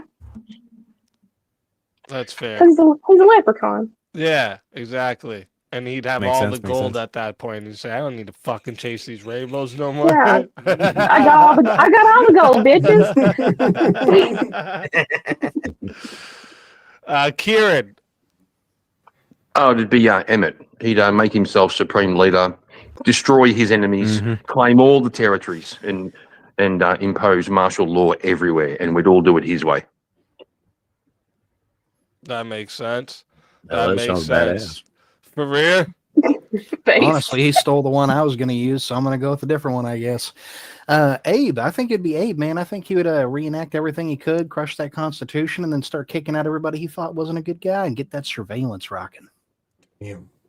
That makes sense, actually. Yeah, but see, Abe is already Joe Rogan famous. True. He's more famous, actually. Yeah. Yeah, exactly. I would have to say, Speakeasy. Speakeasy will be doing so much crap if he got like actually famous, Joe Rogan famous. He'll be like, "This is how we do it on Monday night, baby. Every day will be baby." So yeah, I will say it's Speakeasy. Yeah. Also, the day after Speakeasy became supreme leader, there'd be 600 new record companies and recording studios. Maseratis right out in the front. That was good. Every night would be baby. Every day will be baby. Yeah. That's how we do it, baby. Teriak. Probably have to go with Emmett. Like I was saying, like kind of like usher in this Christian nationalism, and like I said, now to be fair to Emmett, like he would make Crusades great again, but like I said, there's a lot of blood would be spilled, you know. True. Hey, in all fairness, I think I would look pretty damn good in a suit of armor. I just want to see all the Mexicans wearing armor, like the short version of armor, right? Like Lord Farquhar style of armor. Lord Farquhar style, yeah, baby. And we have horses and shit. Fuck, Abe. I think it would be Kieran as well. I think he's just too old, and all of a sudden he'd have all this glory, and it'd go to his head, and he'd just decide he's the king of Australia, and he'd have to fight. He'd have to fight Jake for it. So it's probably fair. I'm running out of time, boys. We've got to get shit done. Yeah, I'd have to say Emmett too, because he'd start like locking people up in camps and shit, and then eventually someone would try to take him out. You know, Well, like they some deserve it. I'm poison. just saying.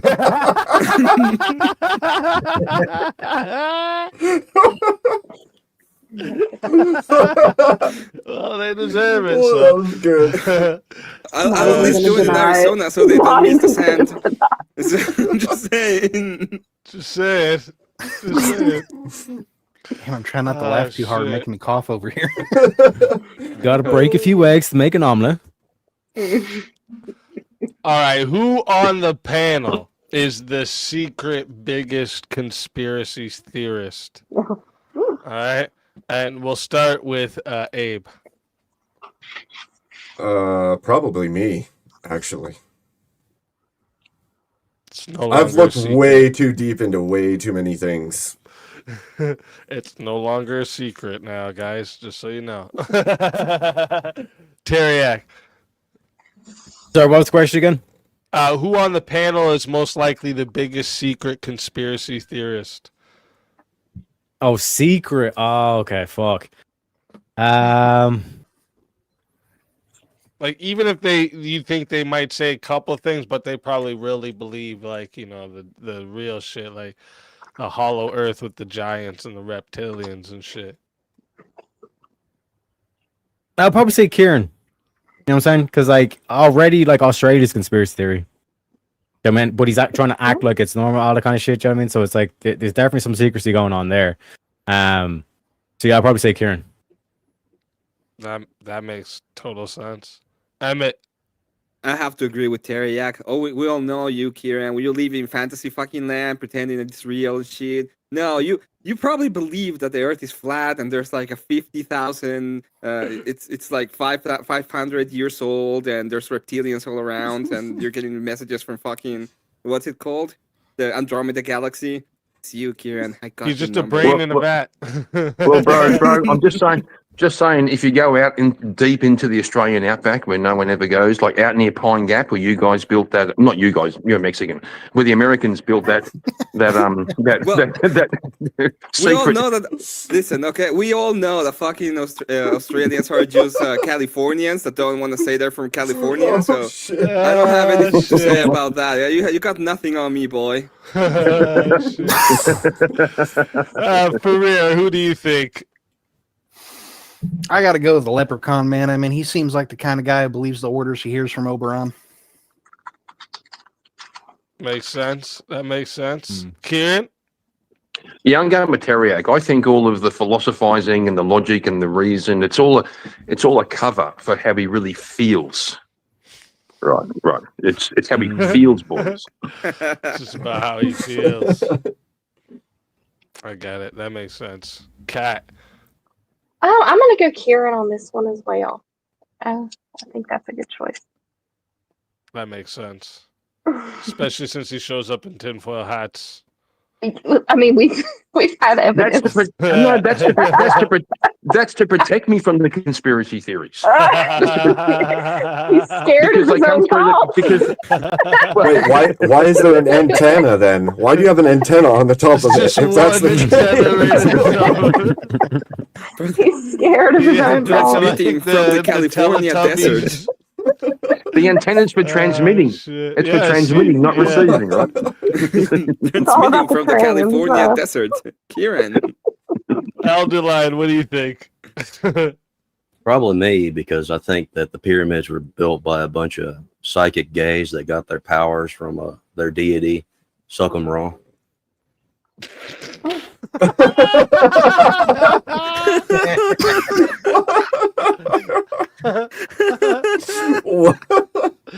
Ah, shit. Wow. Jeremy, what do you think? I was gonna say Kieran because of the fact that we've seen him in tinfoil hats multiple times, but I have since been convinced that it has to be Abe because like literally Abe just went through the whole conspiracy theory of Kieran's tinfoil hat and having an antenna on it and running theories on that. So that is fair. That is fair. I'm gonna have to say, I think if I, that's a good I would point. say If I'm gonna have to say it's Abe too because I think like deep down he secretly believes he's Abraham Lincoln, and there's a conspiracy theory that he was Frankensteined back into life. See, I'd have to disagree with that Fair. because the earlier quote from Ben Frank, Abraham Lincoln also said in quite a few of his speeches. we're not debating it. True, that's fair. You never changed your opinion? No. All right, so wait, was that the third or the Not a fourth day in question? I did find an old photo in an archive. That was the third? That was the third. Okay. Let me see. Ooh. Who on the panel secretly loves chaos and pretends to love peace? And we're gonna start with Jeremy. Emmett. He didn't even. Put it That was a quick answer. Jeremy already had that loaded in the chamber. That is no secret.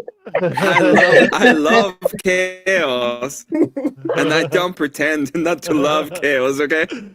Emmett put together an entire panel just to cause chaos for me.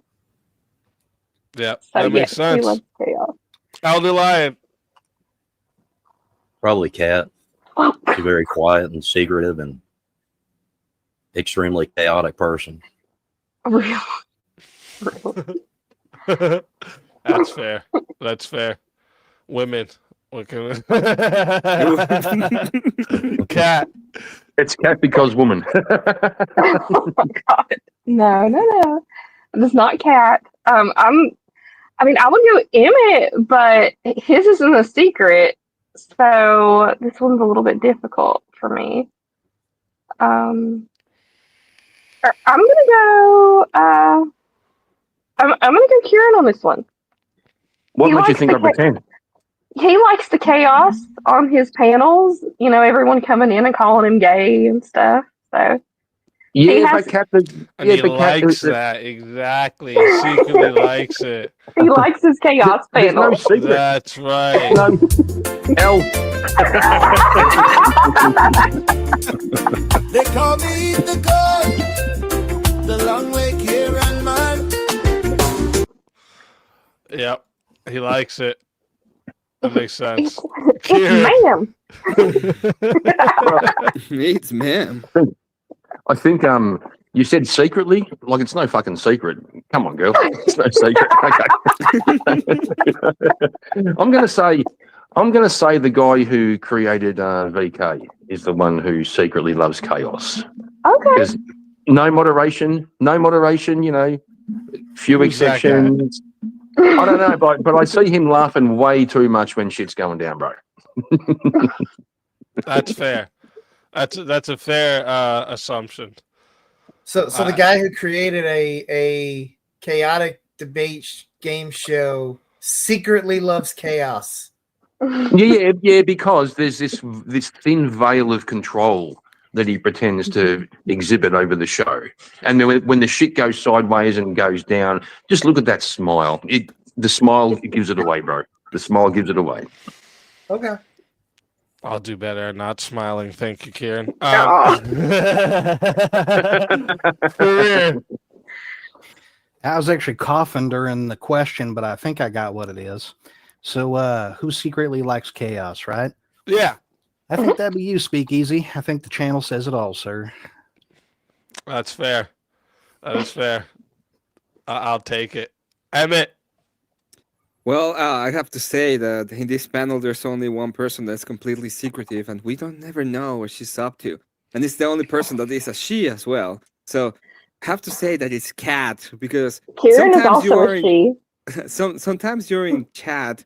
Well, an actual she. So sometimes you're in chat and you see the super chat comes in, and it's the most chaotic thing you can even comprehend.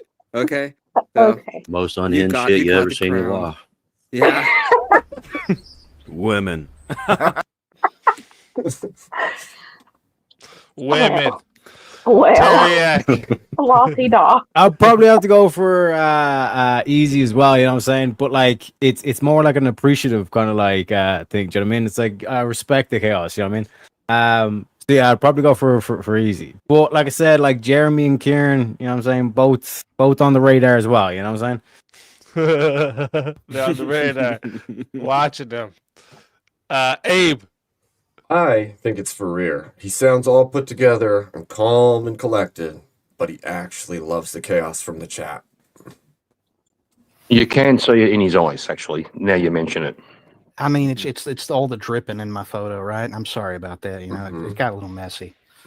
I'm gonna say I think it's actually Jeremy, right? Because like he's like one of the first ones to like the end of the VK just out of nowhere said, "Fuck it, everyone goes. Bye," and just eliminated everybody. Yeah. He likes to throw a wrench in the gears when they're spinning at maximum speed. You know what I mean? He doesn't just like the little bits of chaos. He makes sure that wrench fucking sticks. That's true. That's true. And I've been on the opposing side of that a few times as well at the end there. So yeah, he does. I think he does. Oh yeah. But he just does it just enough so that it hits really hard, but you'll never know he likes it. That's 4D Yeah. chess. All right. Listen, next round we're gonna get into here is the deep thoughts. Okay, so these questions you can answer them again in like 1 to 4 sentences, just whatever you need to. So first Is it okay? question is Sorry. truth? Wait, what are you gonna No. ask, Kieran? Well, I was going to ask if we can lower the bar a little bit for Kat, like maybe Yeah, two sentences. I'm just a girl. Yeah, just like we have to be like equality, right? We have to equity. We have to lower the bar a bit for Kat so that we're all So playing you on the guys same get level. We don't 2 do DEI here, sentences and she Kieran. gets 4. Is that what you're trying to say? My brain I don't did work very transition. good. I did transition, bro. No, We no, don't- no, we don't no. do There's no DEI such here, thing as Kieran. detransitioning. With that. You're gay I'm a real, forever. I'm a real man again. I'm a real man again. Sure. Again. Sorry, Spike. All Sorry, right, no Spike. worries. First question here on round 2 deep thoughts. Is truth, it's because this one goes with kind of tonight's topic, is truth more important than peace? And we're going to start with Abe. Yes. Just yes? That's Fuck it? yes. Yes. Teriak? Fuck yes. Fuck yes. Emmett? Absolutely. Word. Farir? Yes. Word. Kieran? Fuckity fuck yes. Fuckity fuck yes, he said. Kat? Okay, so yes, but there have been But? times that no. I'm just saying there have been times that I feel like maybe if someone would have just lied to me a little bit, I would have been a little more peaceful and I would have enjoyed that. But in the grand scheme of things, truth is more important than peace. So yes. I feel that. Alder Yeah, truth ultimately brings peace. as in the end, yeah. I feel that. Jeremy? Yeah, no, I agree. Truth over peace. I mean, if you don't go that way, then ultimately, if you're lying, then you're not going to have peace, right? It's going to eventually lead to conflict. So no, truth over peace. Yep. I'd have to agree with you all. I understood what Kat was saying. Like a good example I could give you guys, Christmas time with the kids. You know, you go with it because it's like it's happy and peaceful for the kids, but you're not really telling them the truth that it's some fat dude delivering presents. You know, you know. I mean, it's a Yeah, but if you it's a never good example, but like, yeah, truth ultimately, yes, of course, I agree. It's more important than peace.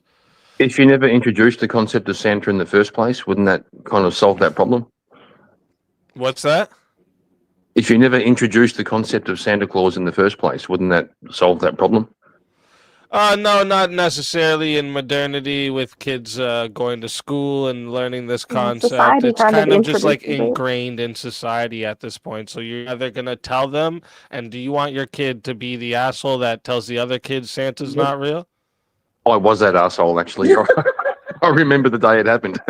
That's it's a funny comedian's joke, right? Like, you don't want your kid to be the asshole that tells everyone Santa's not real too early, but you also don't want your kid to be the asshole that thinks Santa's real too late. You know what I mean? There's a balance here. You know Well, what I'm you don't saying? want to steal the magic of Christmas from your kid, like them being the only one not enjoying the Yeah, holidays. but it's not magic. Like I It's not caused, about well, But parents make it magic. It's right. parental You know, magic. you take a bite of the cookie that they leave out. You drink the milk. Yeah, you leave some like deer footprints outside or something. Like, it's just for I think fun for they. the kids to make them I think it's an IQ test for the enjoy kids, being a to be kid. honest. Yeah. Like, you're 8 years old to 9 at this point. It's time for IQ to kick in and realize what's going on, boy. Santa That's not usually visiting the age they Kieran start explains figuring it so out, much. right? Like 10, Yeah. around like 10, 11, they start figuring it out. Like, okay, wait a minute. A fat dude flying around the world that fast? That doesn't even make sense. You know what I mean? Like, they figure it out. And then like, Exactly. oh, mom and dad are Santa. I get it now. that's what happened. I actually asked my mum. I was probably 10. I asked her, like, is Santa real? And she was pretty smart. She said, what do you think? And I kind of said, nah, it don't add up.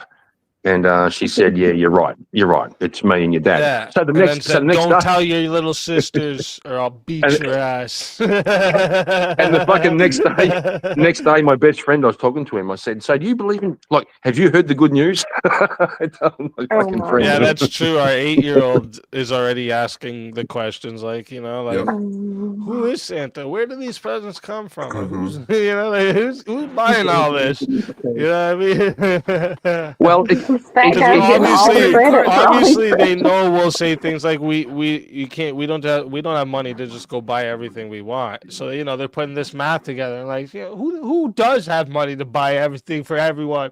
That's impossible. Yeah. Well, it kind of changed also when. Before we get too far into this, though,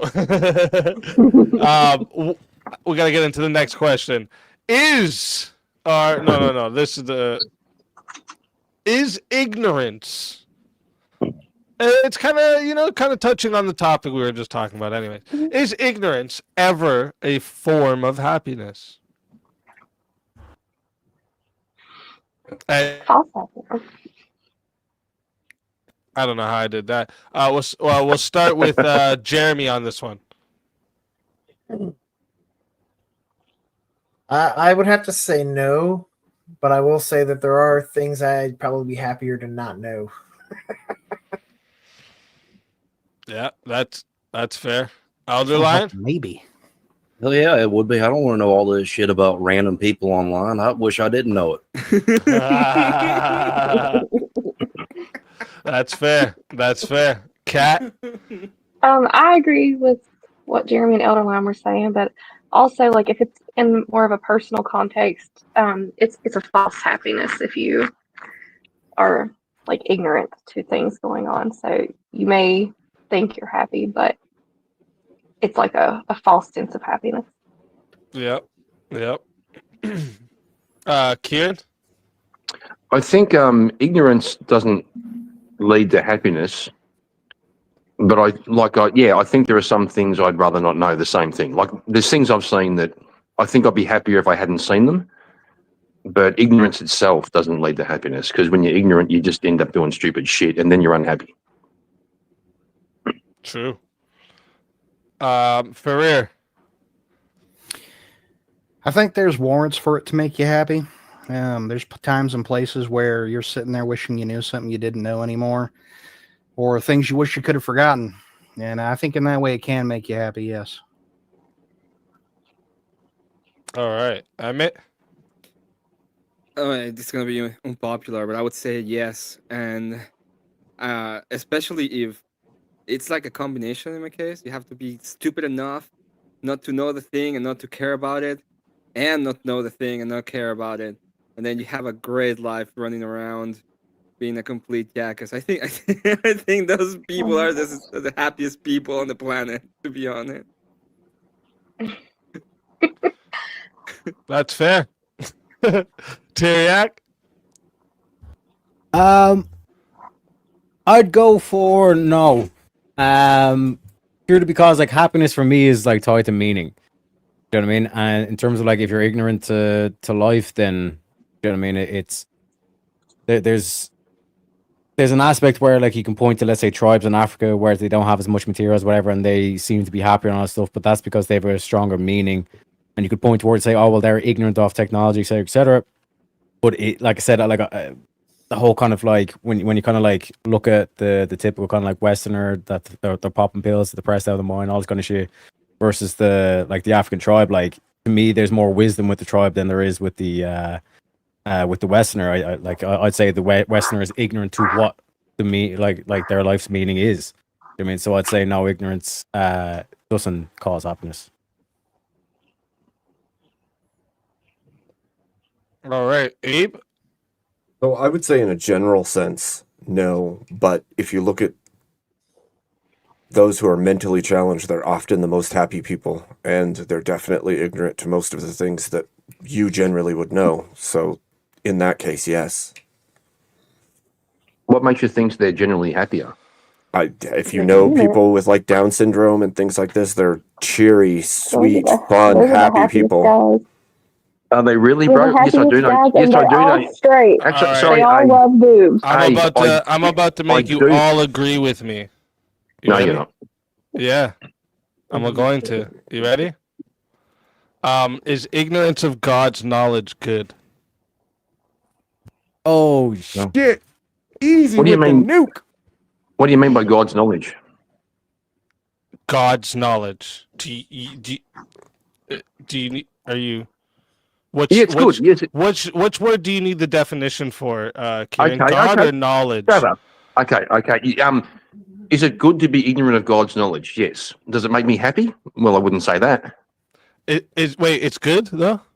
Yeah, it's good. Yeah. So that means knowledge, right? Because like obviously, but you switched happy for you good. accept that premise already. That means ignorance can be a form of happiness, right? Because no. Good isn't always happiness. Wait, what?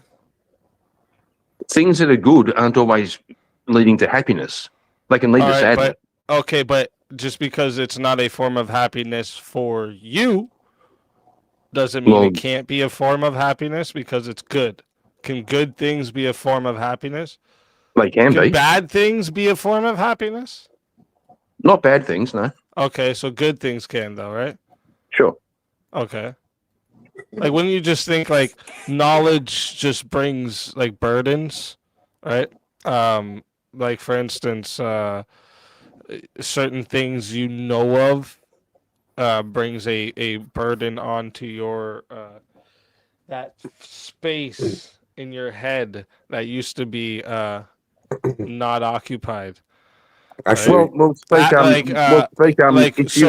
Adam and Eve before eating. Yeah. From the tree of.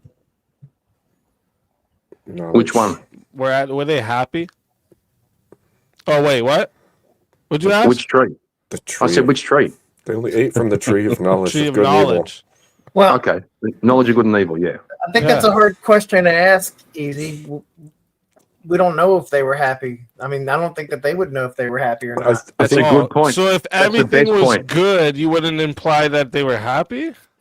If you're ignorant of good and evil, you they can't understand good, happy or Yeah, not. they didn't know good and evil until they ate the apple. So that doesn't mean they It's like couldn't they be wouldn't happy know- prior. They wouldn't know happy either. That's correct. What? If you have no concept He of didn't good have and the evil, knowledge of those things. Are you there we saying? go, yeah. Wait. Are you saying if you don't know evil, you can't be happy? That's a If you weird don't know the statement. difference, if you Yeah, don't know the dualism. difference, no, if you don't know the difference, but that's the point. When they ate from the tree of the knowledge of good and evil, the scales were lifted from their eyes, and they saw before that they couldn't be happy or sad. What? Because they had no concept. They had no concept. They only. They were susceptible to temptation, so That's true. that could. That's true. No, she was. Eve was. If you are made No, good, Adam was too. if you're made good and you eat from the tree of the knowledge of good and evil, what did you get from that tree? If you're made good and you eat from the tree of the knowledge of good and evil, what did you gain from the tree? The knowledge of good and evil. The knowledge of good and The evil. knowledge of evil. Yeah. You gain Like, think about this, right? When you're a kid, when a kid looks at a sky, right, and they look at nighttime, right, they're just looking up at the sky. They're seeing stars and the moon. It's like they nice lights, and they're seeing like it's a peaceful, beautiful night, right? And then they grow up to be an astronomer. And they start seeing fucking radiation and vacuums and blah blah blah blah, and they're like, "Holy fuck, that's scary out there!" Right? The sense of them being ignorant of what's out there made them happy. You understand? I don't agree because I am an amateur astronomer, and I did grow up at 10 years old looking at the fuck sky you did. every night. I fucking did, bro. I fucking did. Astronomer. We're not talking about astrology. I said amateur. Bro. Okay. I said no. Hang on. I'm Mr. responding. Astronomer. I'm responding. Mr. I'm Astronomer, responding. I need you The more to I tell me learn, what is the name of the most massive star in the that we know of. no, I can't. There. What? Boom, boom, Emmett, you got me. Emmett, Yes, I said I was. got you. I said I was an amateur astronomy. And then What I'm astronomer. saying, right? You were The fact of the matter is, right? It made me God's happier. knowledge would It made me happier. encompass. Just Kieran, God's knowledge would encompass the entirety, the totality of existence. You understand?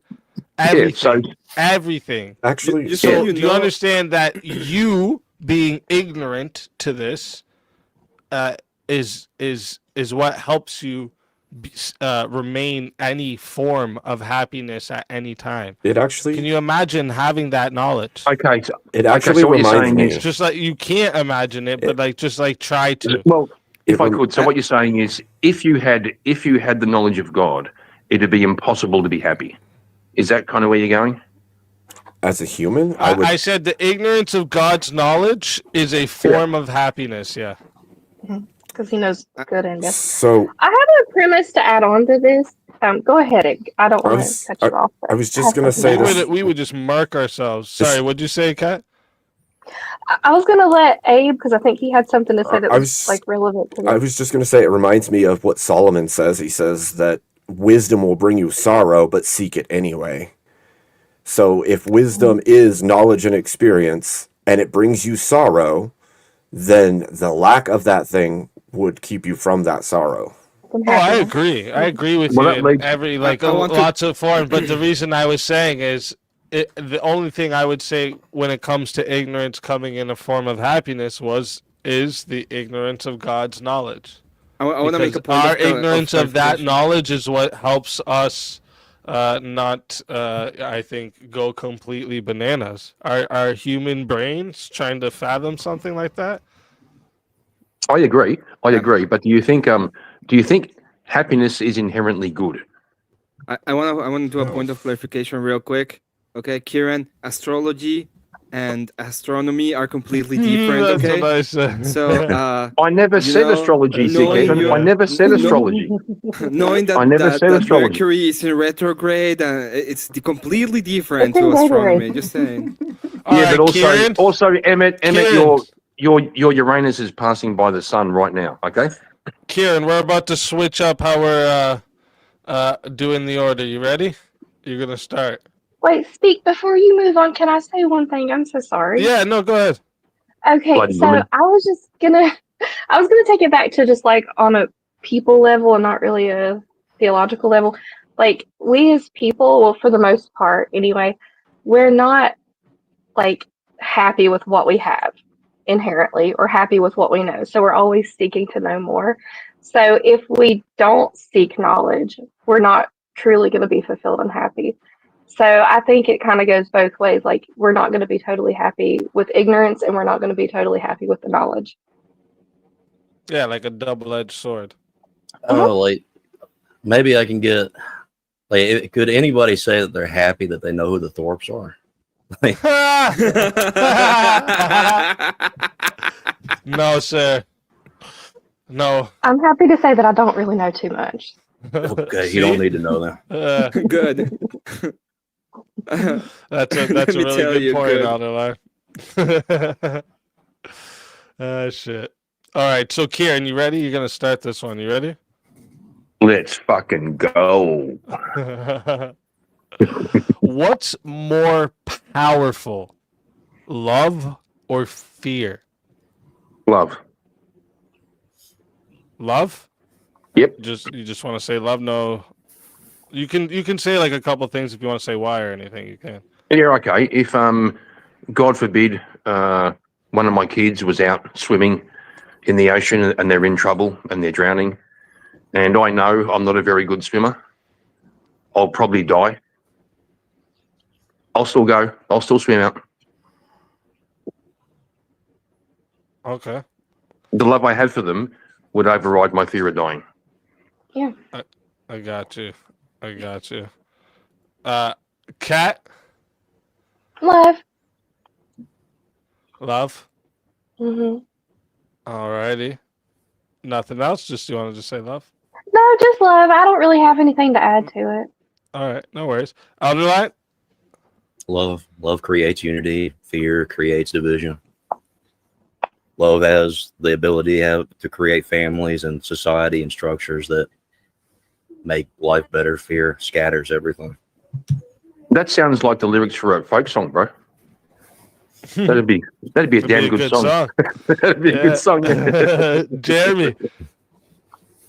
Yeah, I mean, I'd like to agree with Elder Lion. I mean, at least the point he made, I think, is valid. But I'd say fear is probably more powerful in that you see more division than you see unity in today. So it looks like fear is the more powerful.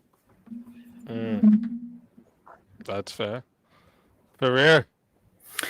This one's rough for me because I'd happily jump in front of a bullet for my wife, but the real trick is it love of her that I'm doing it for or fear of her dying because I love her? It's kind of a back and forth thing for me, so it's kind of a hard one to pick.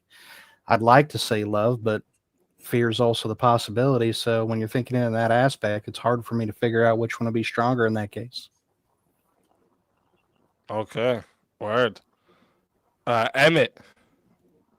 I would say it's love, and I would say it's love because there's most of the people go to the extremes immediately, but in reality, even like there's a bunch of people that go to work every day and they can have dangerous works and dangerous jobs, and they would do it for their family, and they would try to do anything they can in order to protect them. And it doesn't mean that you have to be in front of a bullet all the time. It's like going up every day, doing what you have to do, getting up, getting ready. It's that is a lot more of an action out of love than what most people go on usually with the idea of fear, right? It might be the case that you would die today, but you don't care. You still do it. All right. Teriak. I would say love purely because love has the power to create people. Okay. Okay. Like I never banged a chick because I was afraid. You know what I'm saying? I don't know, man. I mean, that could Fear be has the fairly ability to convincing. end people. That sentence was too long. It should have just been, "I never banged a chick." That you should have just stopped there. Did you guys hear what Kat said just a second ago? That's the chaos I'm talking about. Okay? I missed it. She's like, it has the ability to end the people. It's like, Fear there has you the go. ability to end people. Yeah, it ends a bunch of children's lives every year. Yeah. Abe?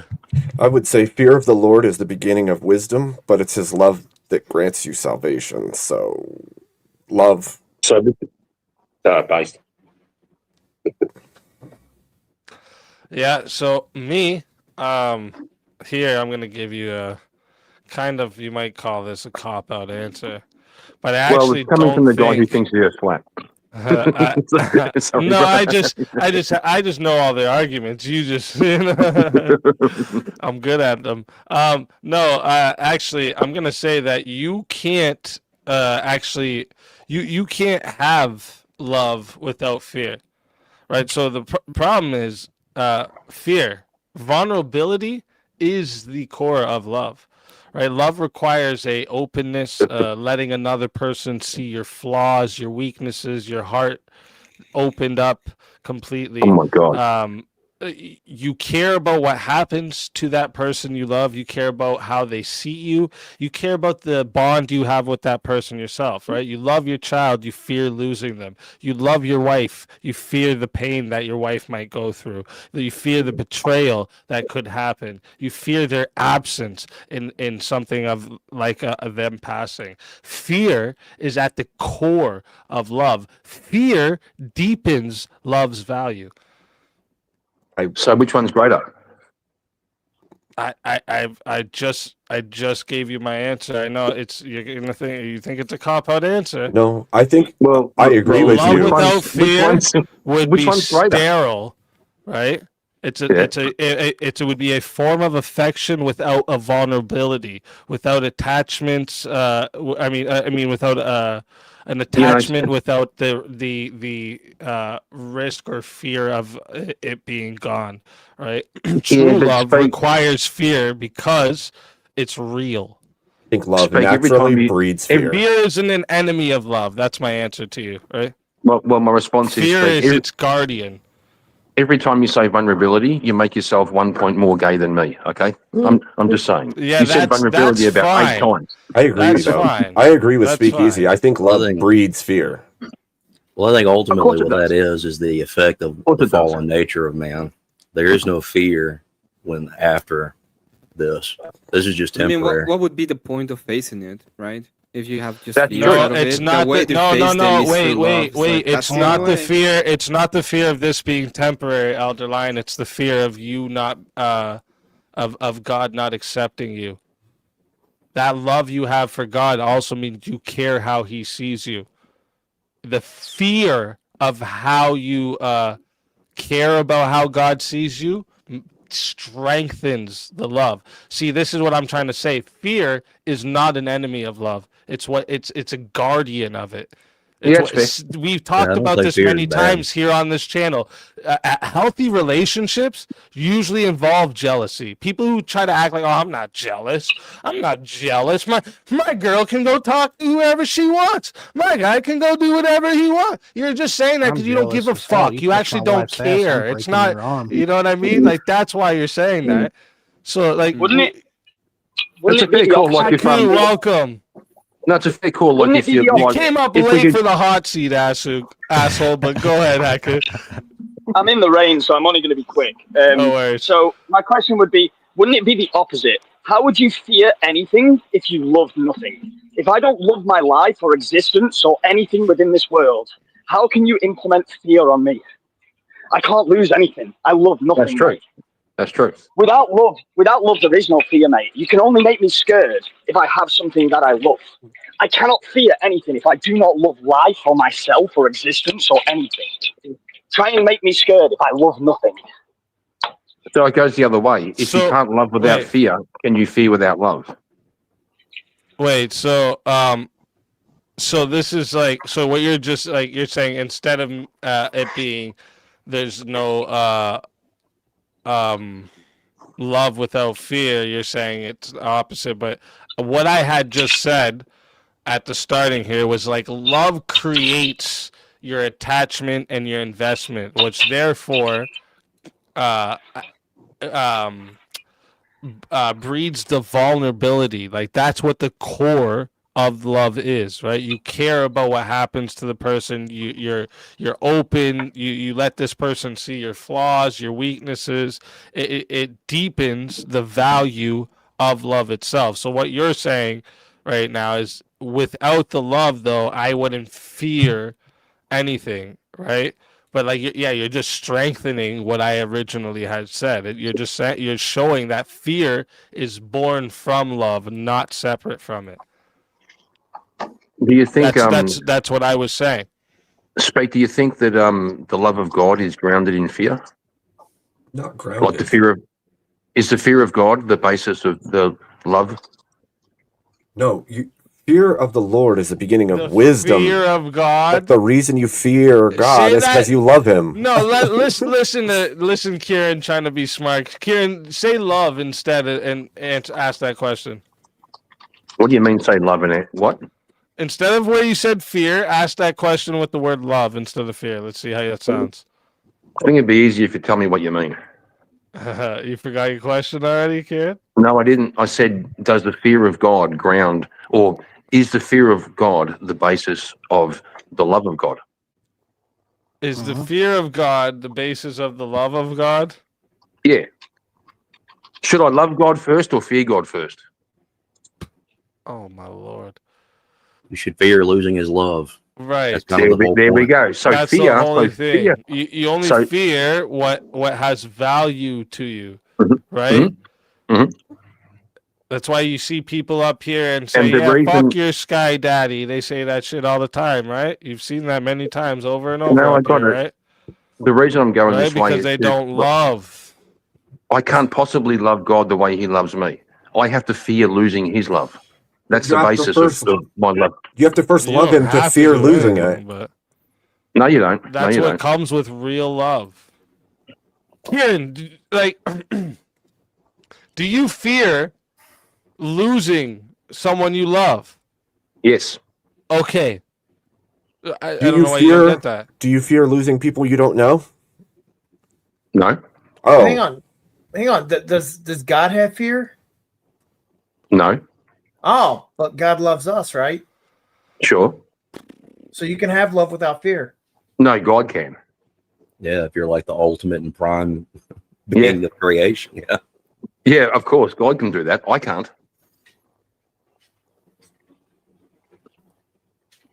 So maybe fear and love work synergistically. They I was grow thinking that together. way, like almost like Yes, no, that's bro. what I'm That's trying to say. they're that's intrinsically yin. linked. They're I intrinsically think linked. Yeah. Yeah, Okay, with so now emotional we're relationship, going that's perfect. now we're going with yin yang. Love and fear are yin yang. They're not equals. No. They're not you can have equals. either without Correct. the Correct. other. They're not equals. They're connected. Yeah, like And what that- you just said, like you asked the question wrong. What you would want to say in that, like the correct sentence there, Kieran, would be that fear exists because of God's love. You understand? Yes. I fear losing Yes. God's love. Yes. Yeah. Okay. Okay. So for God, But love like, is do you primary. not see that God's willingness to Yeah. allow us human beings free will, Mhm. pain, torture, loss? This is the Mhm. ultimate expression of love because this is a divine vulnerability. You said it again. Vulnerability is the core of love. Yeah, He that's doesn't imprison us. He allows us to yeah, live in love Right. yeah. and fear. Look, God loves I love me. how I love God- it though. These are the deep thought questions. it's that's great, what mate. It's great. It's that's what great. this section's meant for. That's what this section's meant for, to get it get some back and forths going. That was the Good third stuff. question. So we got one more for this one here, and then we'll get into the lightning round. Okay.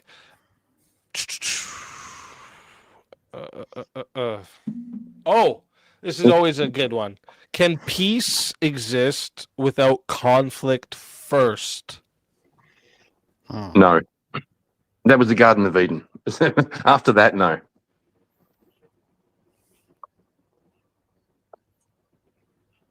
Are we talking about Any peace, any form of peace, or are we talking about specifically like between humans or?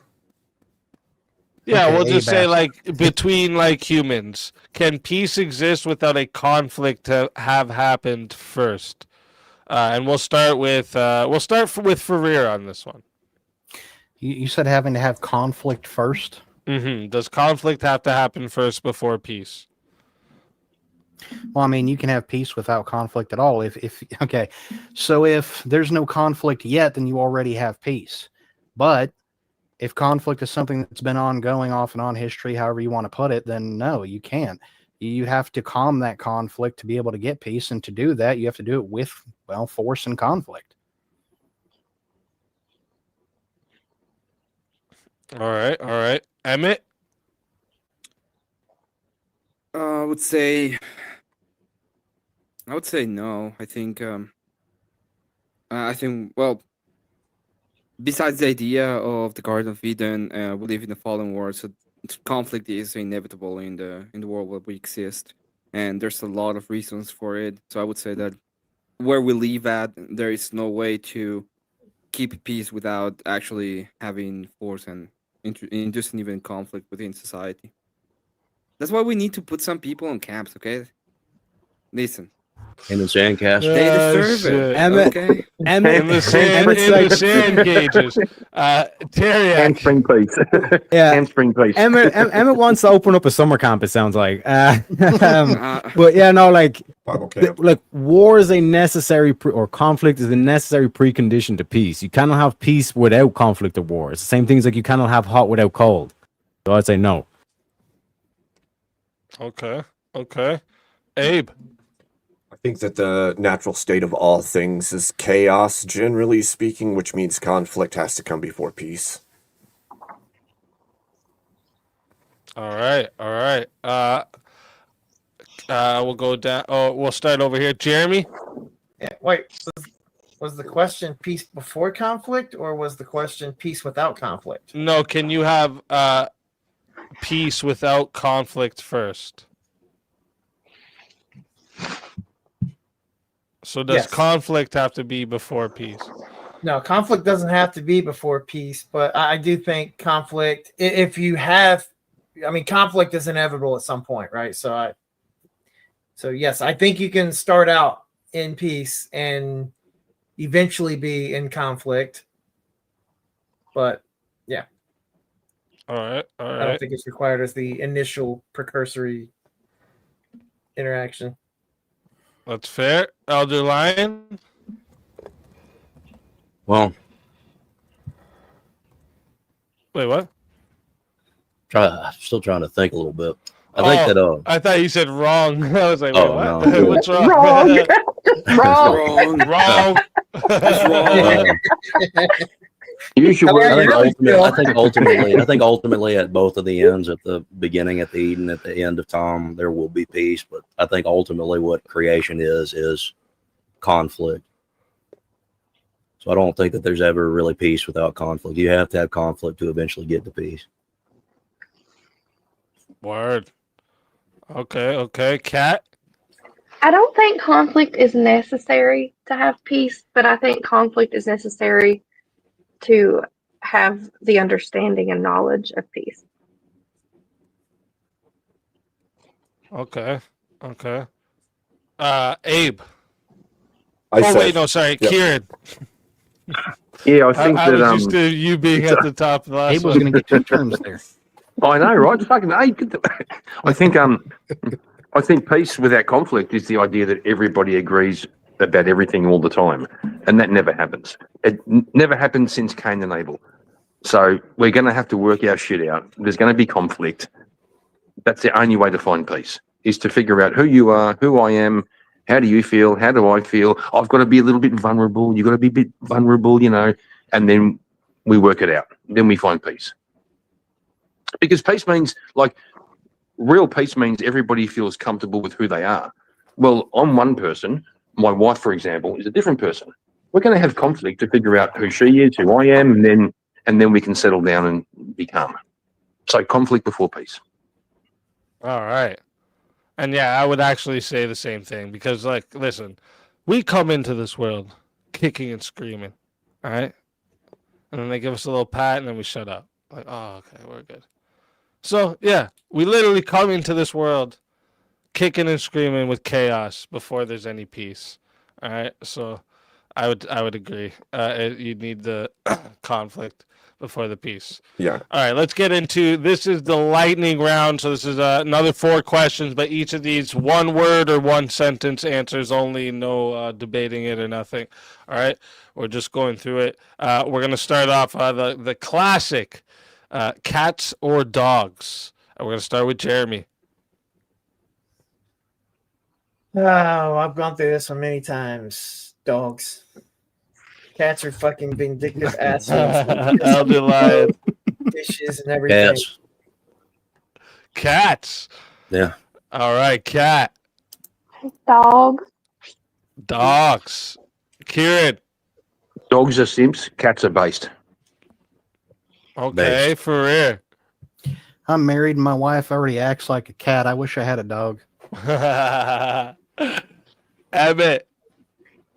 I would usually say cats, but since my dog, I would say dogs. Base. Teriak. Dogs all the way, baby. Dogs. Word. Ape. Dogs. Yeah, I would say dogs, definitely. All right, next question. Pineapple on pizza, yes or no? And we're gonna start with Abe. No. Okay, Teriak. I'd call it a fucking war crime, to be honest. Emmett. I would say no. Okay, Pereira. Hell yeah, I love war crimes.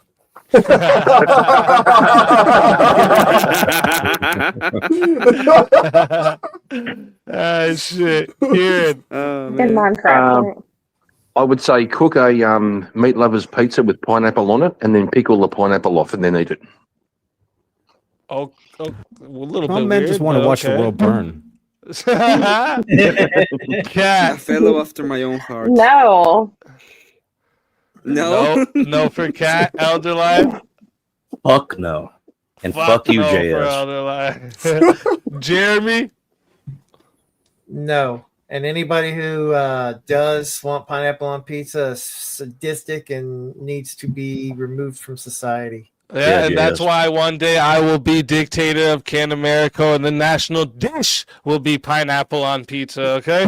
I think Emmett. You're going to Emmett summer camp. Emmett's got a camp ready. Emmett's got a camp ready for you pineapple eaters. I can't lie. I love me got some this. Hawaiian pizza. All right. Next question. You ready? And you only get to do a 1-word answer or 1 line. Is water wet? Jeremy. No. Elder Lion. No. Cat. No. Kieran. I think if you shrunk down small enough to walk between the molecules of oxygen and hydrogen, it wouldn't look One wet. word, Kieran. One sentence. You said word or sentence. One word. Word or sentence, right? Did you say me? Yep. Sorry. Is water wet? Yep. Scientifically? No. Yep. No. Emmett.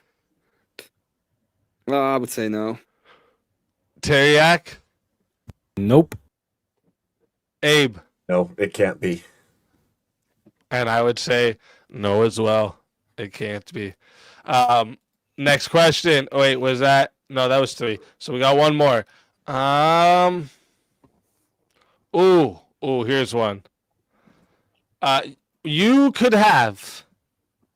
Ready? $10 billion or guaranteed world peace. We'll start with you, Abe. World peace. Teriak. Sorry, what's the question again? You can have $10 billion or guaranteed world peace. Ooh. I'd say the 10 billion because, like I said, like this whole illusion of like we'll all just be peaceful and this kind of stuff, like that's an illusion. Okay. He said guaranteed. He said You guaranteed. take the Will 10 be. billion. Emmett, Nothing in life is a guarantee. Emmett. I will take the 10 billion because I need the money to get my camps, and I need the war to get my camps going. So that's all. Career. If I had a divine guarantee, I'd say yes. I want world peace. Based. Okay. Kieran. I need more telescopes. I'm taking the money, bro. I need more Cat. Damn, that's a lot of shoes, but I'm gonna have to go world peace. That is a whole lot of shoes, that's for sure. Elder Lion. Probably the money, because then I could end more suffering. The whole idea of world peace is as a name that it ends suffer. Okay. Jeremy. I'm definitely taking the money because I know the peace would only be temporary. Okay, I like it. And that money would only be temporary with me too.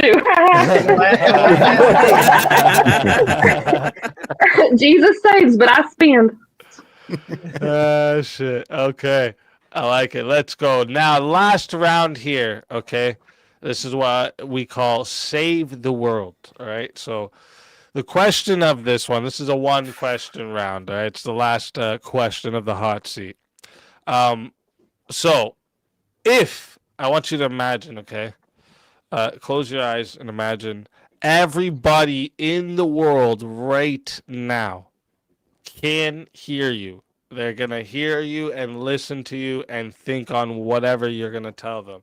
Okay? What is your message to the world? And we're going to start with Jeremy. Would it be bad if I go with the one I did the last time? You can do whatever one you want. And Abe, and Kieran, and Emmett, and Teriak. Based. I like it. Sub up to all of them. Elder Lion. Get ready to get in those camps. Emmett's pretty harsh. I like it. Cat. Mine would be go to church, show the ones that you love them, and be better. All righty. Eclipse, I want to say thank you for the $20 pineapple on pepperoni. I'm with it. You want to know something really good? Pineapple, ground beef, and onion. I promise you'll never like another mix better. It's so good. Kieran. I'm going to steal it. Love thy neighbor as thyself. Okay. Ferrer. I would say check out EOD and Abe's channel. Give them a like. Be nice to them. And if you have the opportunity to sit down and have a conversation with somebody who disagrees with you, have that conversation. It only takes a moment of your time. Word. I like it. Emmett. So I'm just gonna say, visit my people temple on Saturdays. We have forced karaoke, and we accept shekels for it. Subscribe to You have a chance to talk to the entire world and you're grifting, bro. Absolute G. That's how you do. That's how you grift. Capital G, boys. Sometimes you have to. Sometimes I realize that I am actually from the tiny hat people. So subscribe to the people on panel. Thank you so much, Easy, for these, and go to church. Be better. Based. I like it. Teriak. There is no meaning to life. Life is meaning. If you lose meaning, you will lose your life. Okay. I like it. Abe.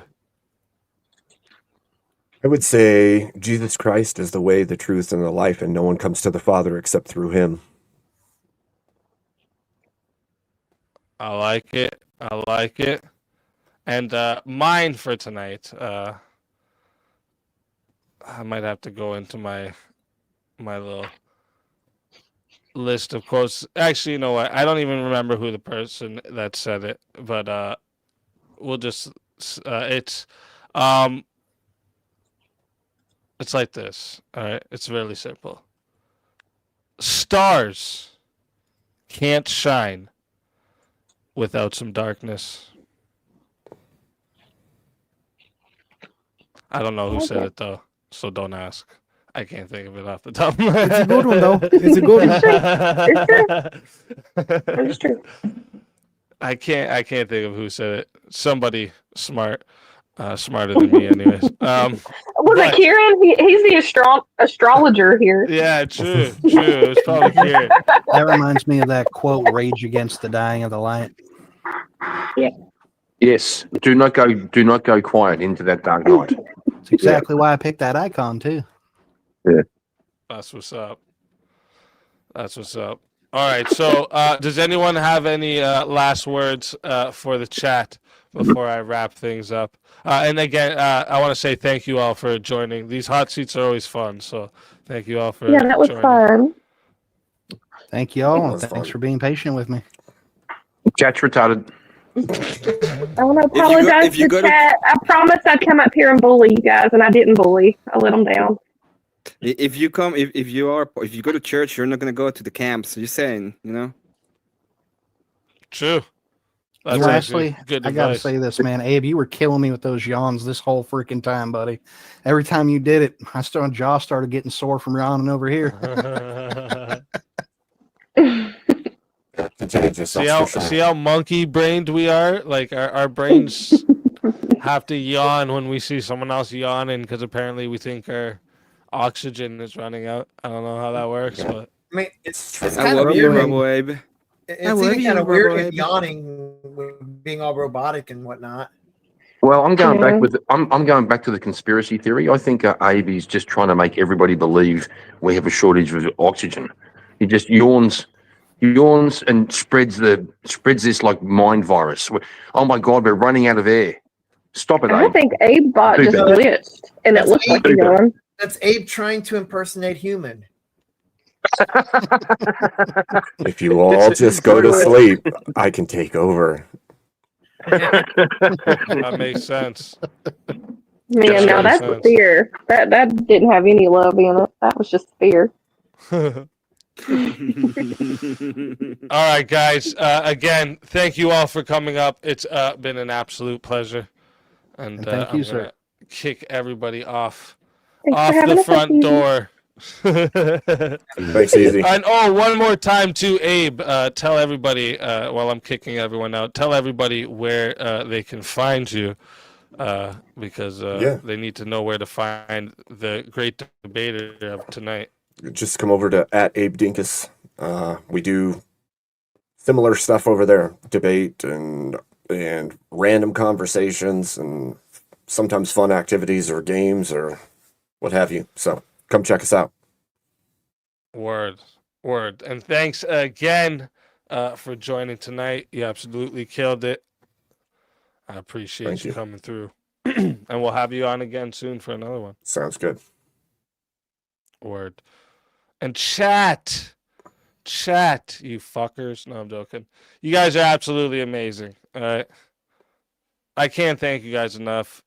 You ain't kicking me. I left, he says. You guys are absolutely amazing. I really, I can't thank you guys enough for the support. We smashed the donor goal again tonight too. So I can't thank you guys enough for that. So thank you. Also, everybody who came and joined for the after panel, great after panel. Everyone was respectful. Hot seats always fun. Okay, always. I'm starting to add more questions to them too, and starting to like get a little more structured. So, yeah, I hope you guys are liking those. Tomorrow, all right, or today, I should say. We have another debate, okay, for you guys. All right, and that is Steelborn versus Vigilante. Should we allow medically assisted death?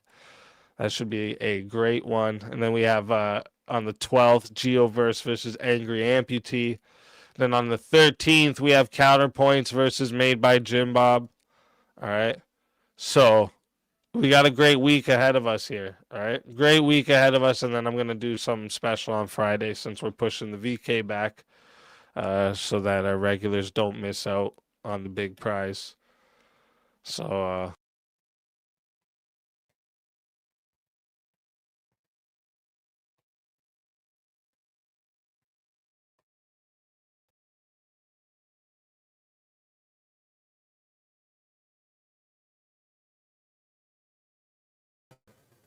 Ladies and gentlemen, thank you very much for coming and watching my debate against EOD. Hopefully I did well.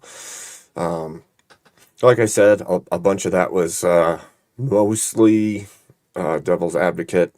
I do have some questions about where our lines are as far as surveillance goes and exactly what surveillance counts within those boundaries. But yes, I argued for warrantless surveillance, but mostly in extremely tailored situations because I don't believe that there should be like a widespread dragnet style surveillance. But like I said before, a more moral people with a more moral system, maybe, but even then, there's questions to be asked about human nature and how it's used against other human beings, and so. Well, Bill, you might have to go rewatch it or something. I don't know, man. It was pretty decent. I think my opening statement was pretty good. I tried to encompass how we function with the Fourth and Fifth Amendment when it comes to warrants or warrantless use, and EOD was spirited. I'm glad that he stood his ground as hard as he did because his argument is good, and I think he did really good to stand up and defend the constitutional rights of the American people, as much as there's still obviously that contention when it comes to force doctrine and how rights are achieved, and how we function within them. So.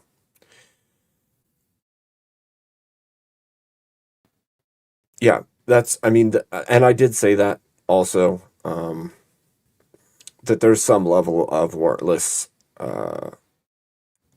surveillance that's going to happen regardless of whether or not there's a warrant, and there's even warrantless surveillance before a warrant is garnered as well, because you first would need some level of information gathering to even get the warrant in the first place. So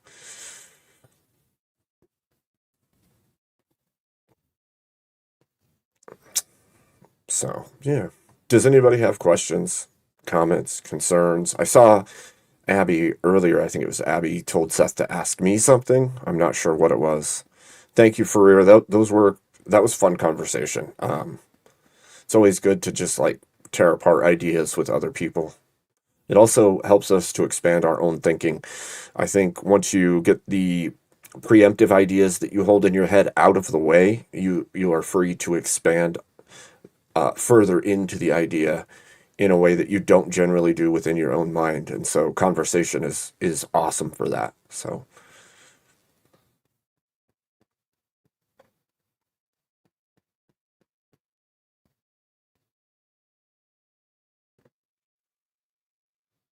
Here's the whole thing. It depends. Do you understand the Democrat Party when Joe Biden was in office was jealous of China? Yeah, obviously.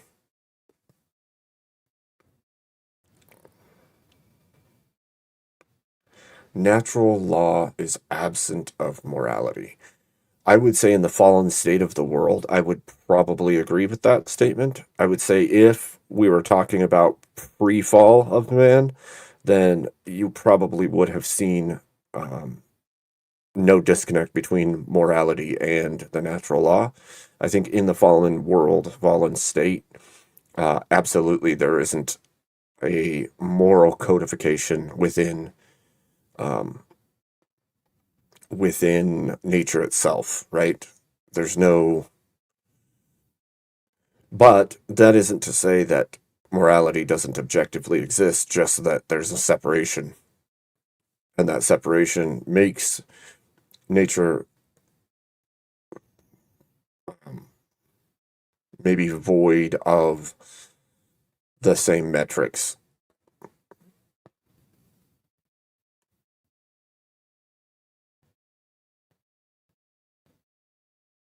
Okay, good for you.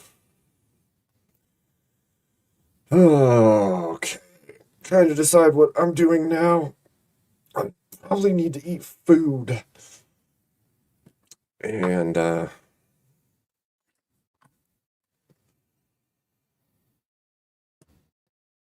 yeah. What do you guys think? What does chat think? What do you want?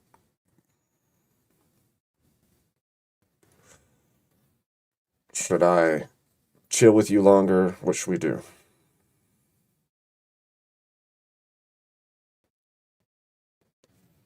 I appreciate it, Bill. Thank you.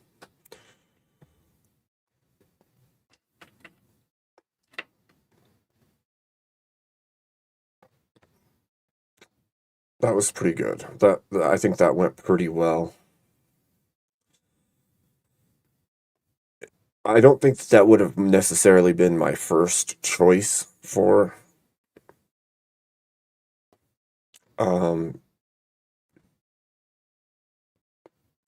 I think force is, like, by its nature, like force doctrine is, and so yeah, I think that nature fits within that just like anything else does. Scott, thank you. Have a wonderful night. God bless you. Thank you, Abby. Thank you all for your support tonight. It was awesome. I appreciate y'all being here with me to watch and comment, and I appreciate Rob's raid. I wanted to call it out, but I was in the middle of stuff, and I hate to like call stuff out right in the middle of somebody else's stream when I'm on it. So I try to be as polite as possible, but I greatly appreciate the Rob raid. Thank you for coming in, Norons. Welcome in, Emmett. Good to see you. Oh, you need a link, huh? Okay. Hold on. What's up? What's up, Emmett?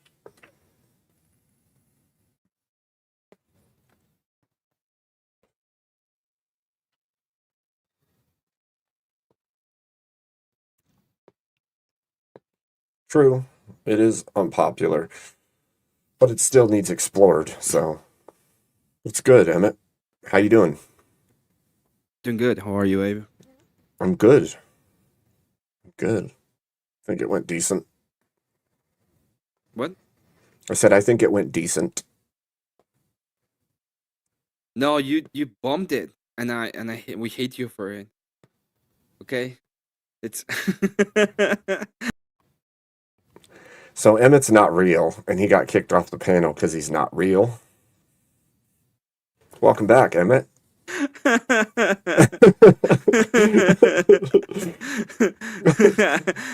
Non Voltaire is like, Emmett, fuck your food, link me. Oh my gosh. Go get your Smartass. food. I'll call the Ford for you. Okay. Yeah. I'll be back. Yeah, we're gonna put him in the fucking freezer if he takes so long. Anyway, welcome, chat. How's it going? How's everyone doing? In this cope month, I see Bill Hicks around. I see Abby. I see Scott. See a lot of people from the Neurons. Seth. I'm holding the fort. I'm using my authoritarianism. Okay? That's what I'm doing. Let's see media. What do we have for media? Oh, ha ha ha ha. That's some serious shit, man. That's some serious shit, man. The more you fuck around, the more you're going to find out. Ooh. And then we have one for everybody out there.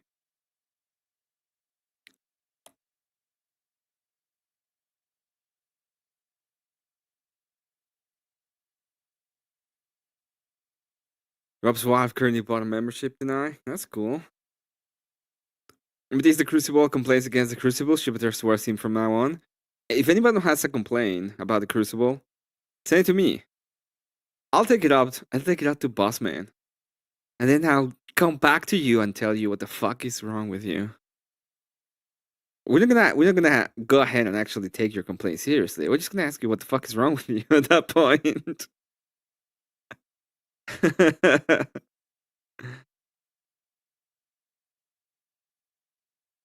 The hat crazy matrix. I think we do. I think we do.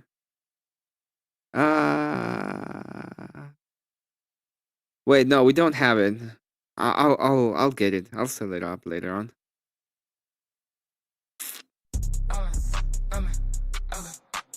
We have that one. How about that one?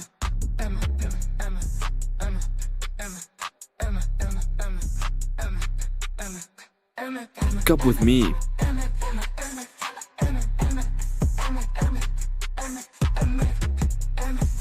Family from religion, Marxist, communist, cartel, terrorism for this family or nothing.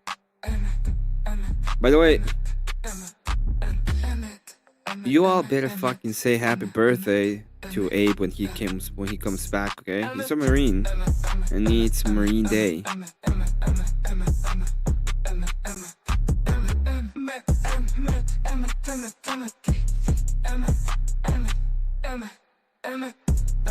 Yeah, it's feasible. I can do that, Jerry. It was gonna take a while. It's gonna take like maybe a week, depending on how it is. So I will, depending on how complicated you want it. That's the question, right? Depends on you. So send me a message on Discord and we'll talk about it. Enough.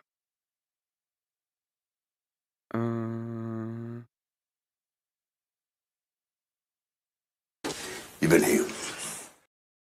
This is for chat. Hey, Emmett, how's the little hat people rap going? I'll be doing maybe tomorrow. I'll be actually taking a little bit of time to record it. It's not hard for me to do the recording. It's way more annoying to do the whole editing, and I want to go through the lyrics to actually check if I want those lyrics, so I'm gonna change them. So I like the curse, shekels, shekels running from the sky. You go on the low, keep it locked, no lie. Tiny hat people town, we on the run, we on the night. Don't fuck with us, and the cash feels right. I like that, but I'm probably gonna change the second part. Tiny hat people town, we own the night. I don't think this makes any sense to me. So I'm probably gonna change that. I want to add the. I want to add somewhere in there that it says no. I'm not. I'm gonna sing it. I'm gonna sing the rap. That's part of the idea, and then I'm gonna put Haba below it. I'm probably gonna try to make some kind of beat with Haba. Yeah, whatever it is. So I like the curse, but we on the night's probably gonna change that specific phrase, and then the I want to add to the verses the idea of 33% of us voted for Habibi. I wonder why we're in cages now, something like that.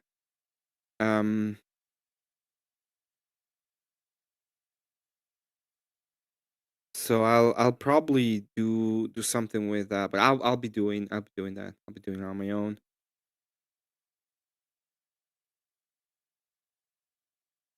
So yeah, I'll be doing the rapping. That's the idea of it.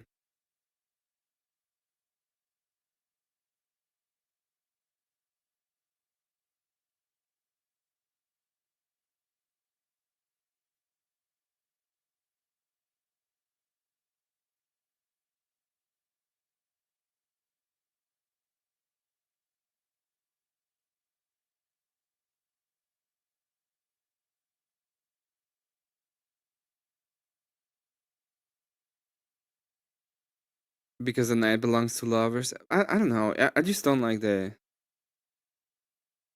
It's not Jewish enough. It's just not Jewish enough. It needs a little bit more spice. Let's see. But yeah, I'll be doing that maybe tomorrow. It takes me a while to do voice things. It's a lot of editing and shit, and I'm not super fond of doing it. I'm also probably gonna try to do it with an auto tuner, so that it sounds even worse. Because why not? Um, no, Batman took the night. Yeah, Batman took the night. United States Marine Corps. So remember, you have to. Stay. Better fucking stay. To Abe. Happy fucking bitter. I don't know about little hat people, things to fill out versus. Well, it's not about knowing them. It's about stereotyping, right? Like the whole, it's a joke about. It's a joke. All of the things joke, and I'm making fun of them. That's the idea of it. And I know there's gonna be somebody that's gonna get peace angry at that rap, which is funny. I don't know if I should get like a beat and do like an undertone beat of Haba. Haba Nagli, I think that's the name. Haba Nagila.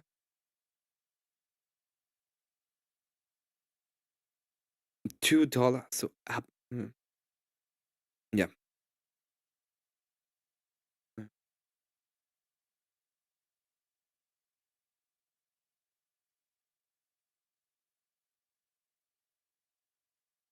Oh.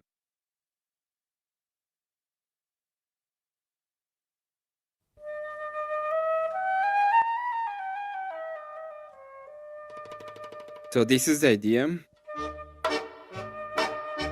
But maybe I could just add like a beat to it and just work on the beat. And maybe instead of having the whole thing, have an Aglia flute. Maybe I can just get the flute.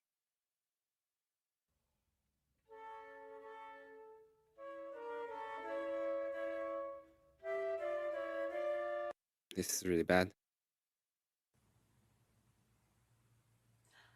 Nagila. I play part. Yeah, no one cares. 1, 2, 3, 4.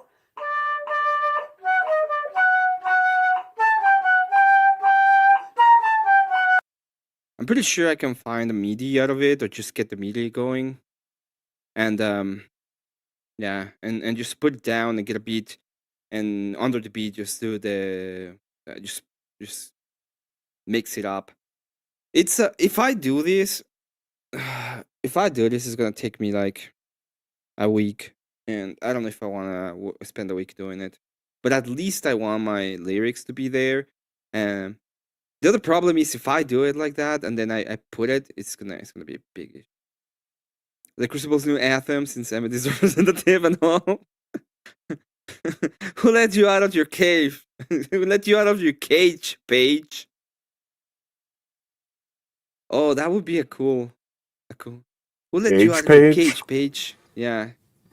Well, you don't know it, but yesterday I realized that since I'm the Crucible representative, I also am the horrible person. I was there. Yeah. So the Crucible new anthem system is representative and all. It's like, well, you know. Do you know that Paige is our There's a Resident cage Wacky? now. Oppression must continue until morale improves. Mm-hmm. since Paige is our representative of the in female when it comes to cult, that's why. Let Paige out of the tower. How's your food, Abe? It's good. How's What do you yours? think? Should I do a Habanaglia and just get a beat under it and do like a mix, or should I get like the actual MIDI with the flute and then get an actual beat for the song and then do the rap on top of it? What do you think? I like the idea of MIDI. And I'll try to find it. There must be one. If not, I'll just do it with the piano.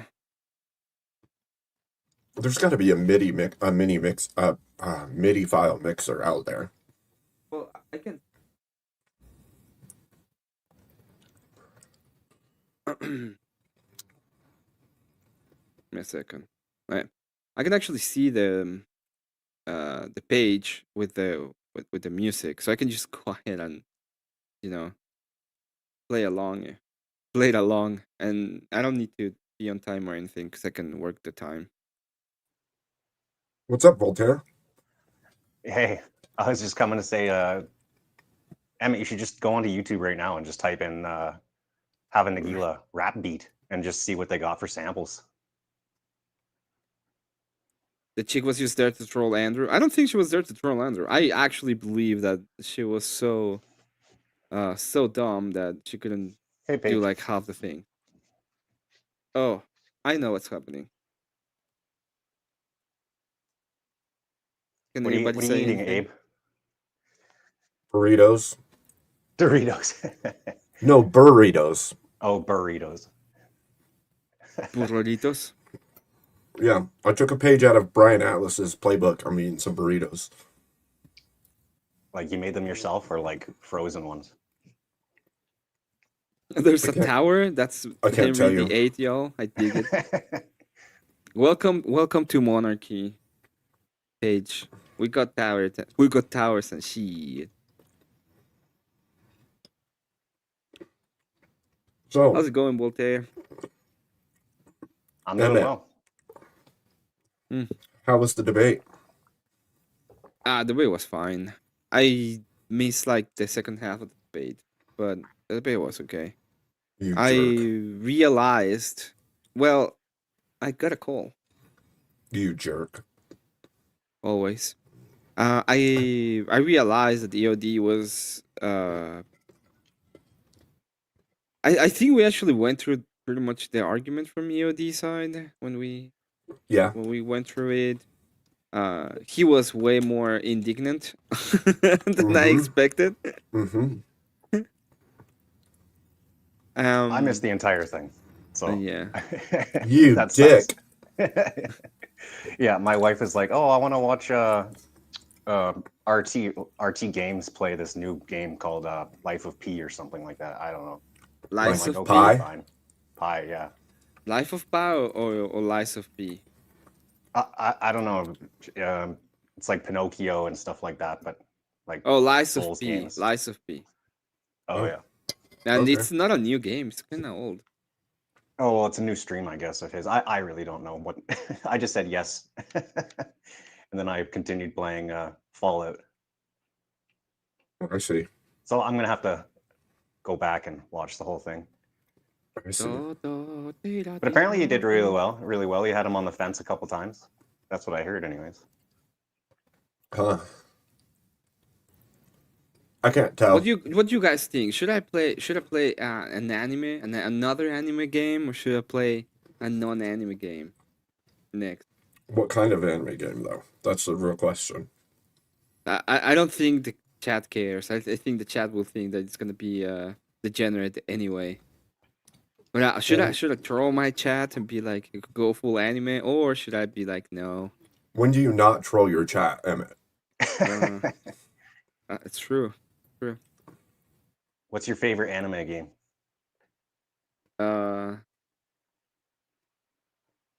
Jesus, I don't know.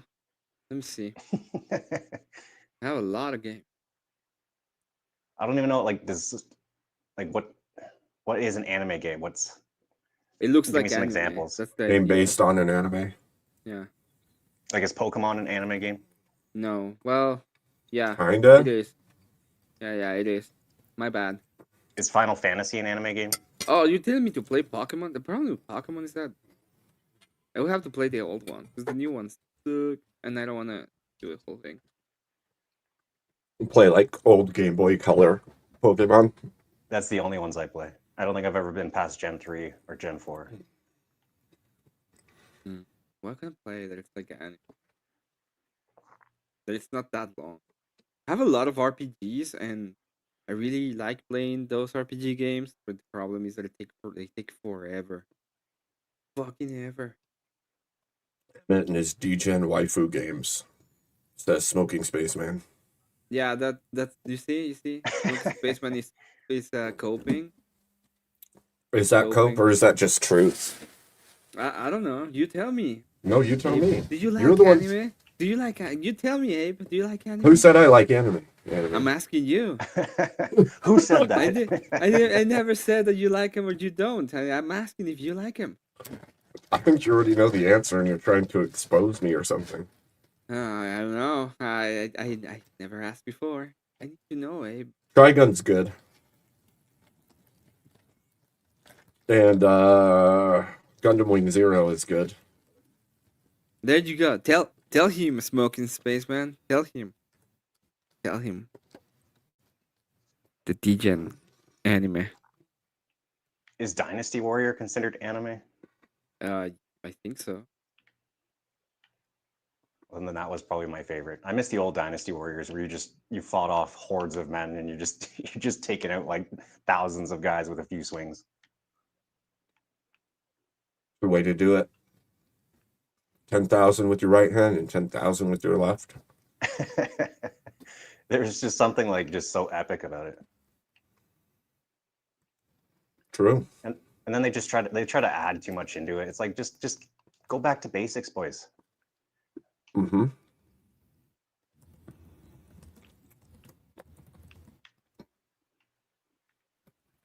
Kind of interested to see how the new Grand Theft Auto is going to be. You think they're going to ruin it, or is it going to is it going to be woke? They're ruining everything. Why wouldn't they ruin that too? I know. I could play Persona 5. What is that? It's like one of the best RPG games ever. False. And then people are gonna and this dating sim too. So people are gonna be like, oh my god.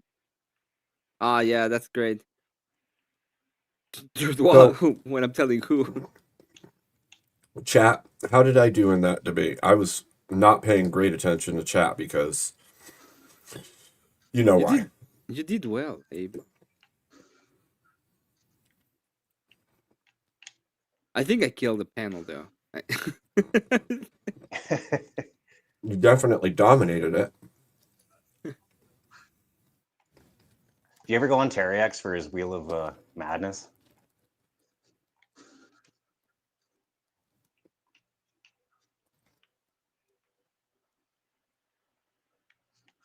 Say that again? No. Do you ever go on to Terryx channel for his Monday Wheel of Madness or his Wheel of fucking Madness? I haven't been on since then, no, but I've been on it in the past. That's always fun. Yeah?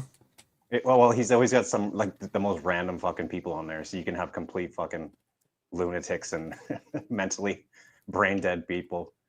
It's I find it pretty fun.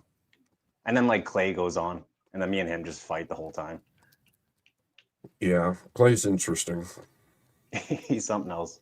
I do agree with a lot of his takes, but the way he argues is just it's just different. And by different, you mean annoying? Yeah, very annoying. Yeah. Like, I'm like, I don't care what you have to say. Like, that has nothing to do with anything. Just shut up. What is VR Troopers? I never heard of that game. Do you guys know about it? I don't think so. No. Like virtual reality? I never played any of the virtual reality games, if that's what he's talking about. Yeah, I don't remember that game ever. It says Emmett, play VR Troopers, make my childhood cry. And then the other one person says, Emma played a game in a game with his game AI digital girlfriend. It's true. Nah. It's not true. Uh-huh. I True. disagree. Prove it. No, you prove it. Prove it. I said it first. You prove Where it. is that? Where's the proof of your she? On your stream. Oh, come on. What? Don't, everybody knows that you are a game. And if you're a game, in a game, playing a game, then that's just true. How can a person be a game? Yeah, it's Ask Emmett. impossible for me to be a game. No, it's not. Yeah, it is impossible. Really? What is my combo? Huh? You know the combo? Yeah. No, because I don't have a combo. You see, because I'm not a game. It's right eye, left eye, sleep. Where do you insert the disc? Or, It or is. download the program? You know where. Oh, okay. Floppy disk or like hard drive type? 5.5-inch floppy. What the fuck? Sorry, you said disc and I.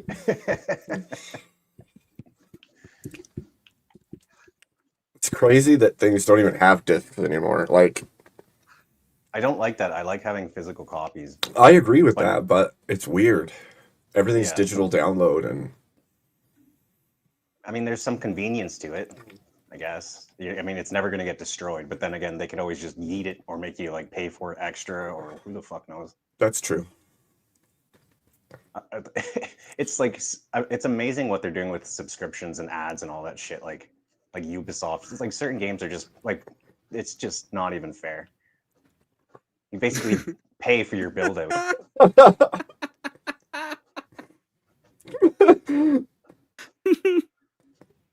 Oh my gosh, Paige. Damn. Paige, you can't, you know, we're gonna let you out of the cage to go to the kitchen once in a while after that comment. That was a great comment. Paige, did you watch the debate? Do you want to come up? Please, Paige, come tell us. In fact, you could take part in a debate breakdown with me and Emmett at some point.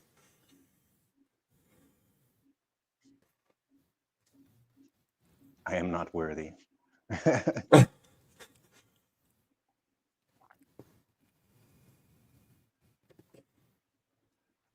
Supreme leader, thank you so much. I'm not worthy. Shut up. I'll tell you if you're worthy or not. Who's that question for, Kokomo?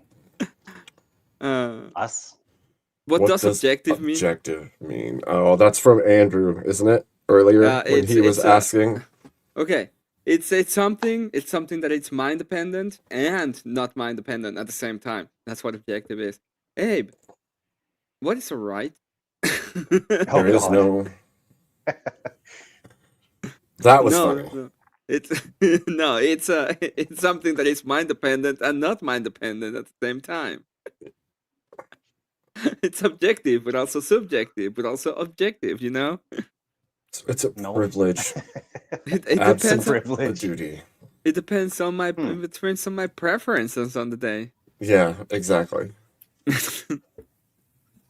It's imaginary.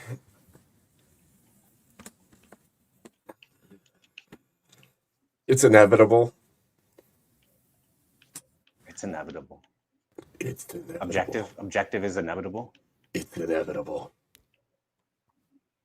Okay, Agent Smith. I am inevitable. Yeah. True. Now, what are we doing anyway? What the hell is going on? What are we ever doing? We are coping. You're coping, Ah. and then I cope. I never cope. I've never Come coped on. before in my life. Welcome to Copelandia. Why didn't you watch it? I did watch Paige. it. Oh, because Paige was Paige. in chat. It's like, who else didn't watch it? What the hell? Yeah, because Paige was in chat with the Crucible because she's a mod. Yeah. Damn it, Paige. Oh, How that's dare you? That was second the sleep time, you see? She has sleep times. Who said you're allowed to sleep, Paige? Yeah, that's true. Who's could give you Yeah, that's true. Yeah, Go that's sleep when you're dead. true. Yeah, that's true. Yeah. Wait a second, I'm being too benevolent here. What the fuck is going on, Paige? You're like, wait, I didn't even notice. What the hell? See? Oh shit, that's funny. Oh man. Oh man. Mr. Oh, I had a exchange with Sarah and with Really? today. I saw that. Yeah, Today? Why don't you tell us about it? today. Yeah, it was funny. It was. It was like at first Yeah, starts the and I'm pause in the like, game yeah, for this. I don't think there's such a thing as no place with no bias. And if there's gonna be bias, I want it to be on my favor. And they're like, oh, but then you're acting like a lefty, and I'm like, yeah, what what's that fucking wrong? You know, they're gonna do it anyway. If this is where the system that we live on, why should I be beholden to another standard? And do you remember when I told you when I said that Sarah was having trouble booking lefties, and that's why she was going more and more towards the idea of left? Yeah. And you know exactly what she said today. She said, "Oh well, lefties ask for so many things. They're like kind of hard to book." And I was like, "Oh, I knew it 100%." Right? But if Yeah, that there's is the this- case, then we can do the same thing. We're gonna be like, well, we're gonna be fucking hard to book too. I'm gonna give you all in the chat a hint. If you sacrifice your original audience for one you think is gonna be better, it's just like picking the greener grass on the other side that's actually spray paint. It's not real. Yeah, no shit. Don't sacrifice the good thing you've got for something you don't have. I was telling my wife this the other day. Like, I couldn't imagine being on the left, how emotionally draining that would be to always have to like think that somebody's watching your back because they're always watching you because somebody always is ready for you to make the smallest mistake. Then it's like, oh, haha, that he said that. Like, ostracize Ryan him does it all the quickly. time. Mhm. Yeah. Yep. Ryan does it like people. They'll make a joke. He's like, "That was offensive," and I'll be like, you were offended by that?" He's like, "No, I'm not offended by it." So then why state that? But it's like, oh, people are watching him. Like a Whenever fucking he's hawk. whenever he says stuff like that, just say "cry harder, bitch." My favorite part of the whole exchange that I had was when she was like, "Well, you think this all matters? It doesn't matter. You guys, you think your debates are so important?" And I was like, "Okay, yeah, I agree with you. I agree with everything you have to say in this regard." Don't worry, I say the same thing to Emmett If it- too. I told him to if cry it doesn't- harder too. If it doesn't, if nothing matters, and all of this doesn't matter, it can matter. It can also not matter to them. So if it doesn't happen, I still want it to be on my end. It's Of gonna course. be, or our side doesn't matter. The other side doesn't matter either. So. If the bias is inevitable, then why would you not want it aligned with your side? Yeah. And they were like, they don't get it, and I was like, ah, fuck, I do get it. You don't get it. Yeah, you don't get it. You Well, don't you're get just going to erode the whole system if everybody's doing the same thing. They're all doing it right now, dumbass. The guy, I remember the guy, the lefty that actually came up, was like, we lost it. The thing of this thing is like, you just won an election. Shut the fuck up. Right. What they have to say. Oh, but that was because it was different. It's like, well, yeah, well, it's different for us too. Like, I understand that you want us to hold to a different set of standards than your own, but we're not gonna play by that ball anymore. We have our own set of standards now. And yeah, that's it. Good luck. Good luck and fuck off. That was a weird stream. Well, the only reason I got it. Oh, and you know the part that actually pissed me off is the weak part. They were like, "Yeah, Weak is a fucking awful moderator that goes on, and if you are on the right, he will debate you, he will attack you, and he will do whatever he wants. And I really like the idea that he brought it up because I was able to say, well, you see how Weak does it? Weak, fucking Soy Peel was a complete asshole during the whole exchange, and we got his back because he's a lefty. So W nepotism. For And sure. it's like, and he got his fucking back and he swallowed his pride and he was like, yeah, this is my boy and we're gonna go ahead and protect my boy. And if that is the case, I agree with it. Nepotism. You see how it is? Yep. That's kind of why it was what I was not thinking about this. nepotism. Ah, fuck, it was nepotism. I know exactly how fucking nepotism looks like. I look exactly like that. I go in, I troll the fuck out of you. After I troll you, I go, and instead of me being like, you fucker, no, I will defend you all the way to kicking the guy. Because that's how it works. Yep.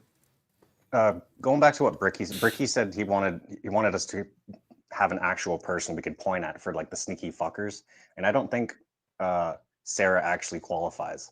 I think the sneaky fuckers are the people who have been ostracized, they've been kicked out of their, like, the left for being stupid, and they're just trying to find an in back in. I think that's a lot of the sneaky fuckers. That, or they're trying to worm their way into the right to cause hate and discontent. Oh no! I know who the sneaky. But I feel like fuckers that's. are. Oh, go ahead. Let me explain this to you. It's very easy to know who the sneaky fuckers are. Have you heard this phrase lately? Oh, I am a lefty, but I didn't vote Democrat. I've heard it, but I'm a lefty, but I'm actually like, it's not responsible. Is I don't like extinct. Do you know who is one? It's gonna come back to me. It's gonna be bad, but an actual person that I would say is kind of an infiltrate is Confluence. Confluence is like, I am in the right, and then he talks to you 10 seconds about trans rights. It's like, Jesus Christ. No offense to you, not Voltaire, but Confluence is a Canadian, and he acts as a Canadian. Oh, okay. Hey, no offense taken. I just want to be an honorary American. So if one of you could make that happen, that'd be great. Just an honorary one. You don't have to make me an American. Yeah. I don't know. His takes are not right. He says he's center right, but like he seems more like center left. The biggest problem with Canada, it's all about location. If you're not in the Midwest, then you're going to be a leftist no matter what. Like, it's hard to explain. It's just the culture. Like, you could say you're on the right, but you're going to have so many leftist ideas that conflict with your own worldview. It's kind of crazy. The topic of that debate is great, though, Abe. I wanted to debate it, but I was too late on the docket. Did you take the? I was the affirmative page. Did you take the side? I took the affirmative. Or against? I was going to say that it was justified legal basis. Yeah. Well, I am on the side of being justified, right? Actually, I am the side of it. It was playing a little bit of devil's advocate. I'm not. I am. I mean, that's the whole the long and short of that prompt specifically. Like, there's a certain level of devil's advocate you have to play with it. I think, unless you're all for government in every facet of your life, which I don't know. Well, I would say I still think that it would be necessary for, like, remember what I said is like the government has to be able to defend itself in a sense, and it has to have the jurisdiction to be able to do it. So if he's gonna be able to do it, and it's gonna have the capacity of killing like the people doing it, then it should be able to do the.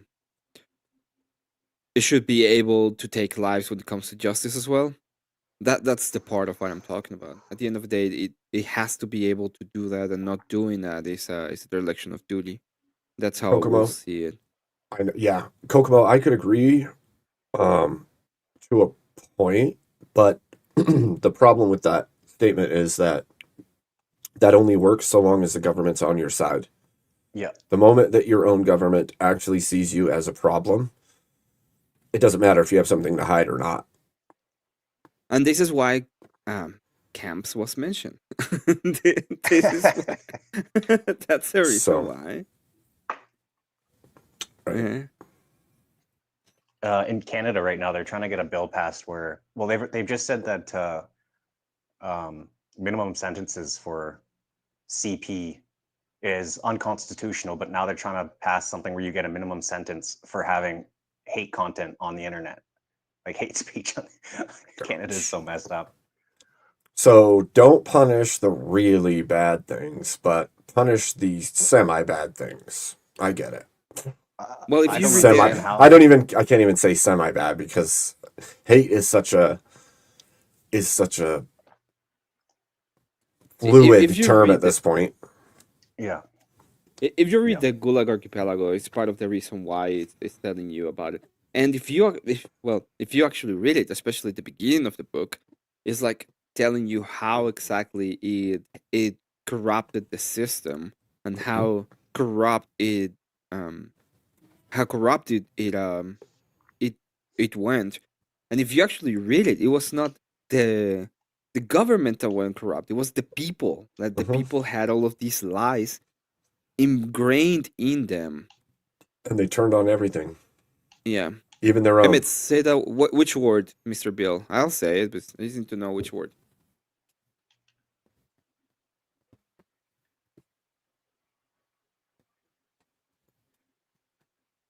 No, it's it can be done right now. I think it pretty much can be done right now without much problem. Especially if you're not a citizen. The problem is when you're a citizen. It's when does it get out of hand? Is it a bunch of intrusion to Patriot Act, or was that repealed?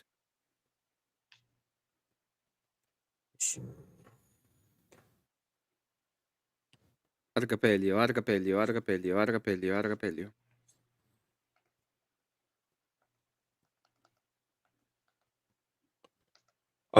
So the Patriot Act is still in effect, but chunks of it have been diminished. And so he brought that up, but there's not like recent bad effects, not like the complaints of the past were. And I would agree there was definitely some oversteps in it, but not like, I don't know. It's one of those things where it's useful till it's not. Right? Like, Go ahead.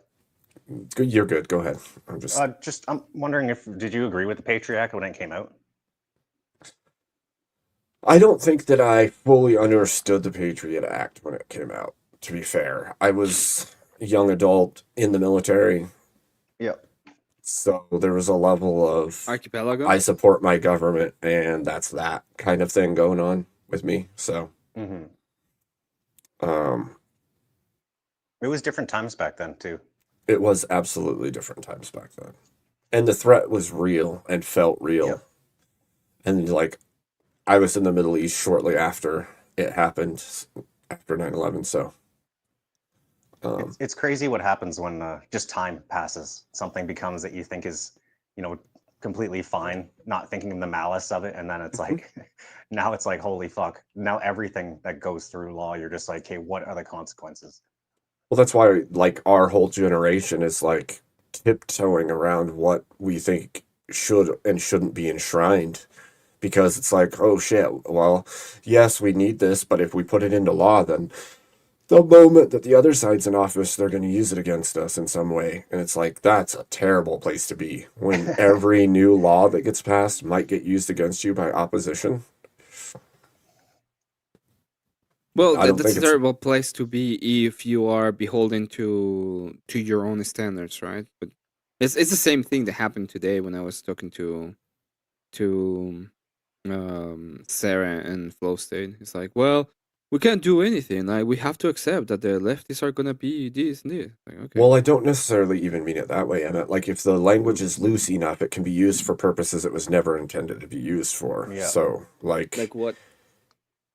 Like, say you create a anti-T act to weed out terrorist cells in the United States, and then the next rotation and the president comes in and he deems I don't know, your religion, for instance, an act of T, and then start utilizing the same laws that were put into place to stop extremists, is Well, now that is used what against happened you. with Biden, right? Like they went after, like they said that white people basically are the worst. Like he went up with Fundamentalists the and domestic. he with the red background behind him, like that was messed up. Yeah. I totally agree with you, but that implies that the other side, which is our side, is not going to do the same. And at that point, it's like, at this point, is I understand that it doesn't sound nice, but if it's being done from one side, it has to be done on the other side until the other Sure. side decides to stop being completely dumb about it. Okay, but are you saying you're willing to just do whatever the evilest thing is they're willing to do? It depends on what the evilest thing is, right? No, I don't think it Yes, does. I am willing to do a bunch of things, especially because they are literally, well, in my eyes, they are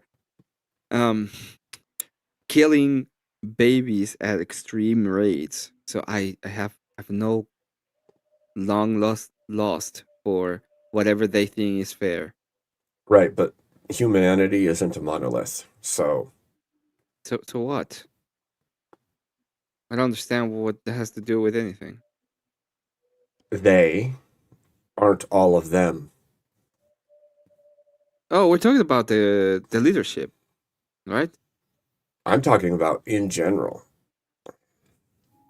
Oh, Like all, right?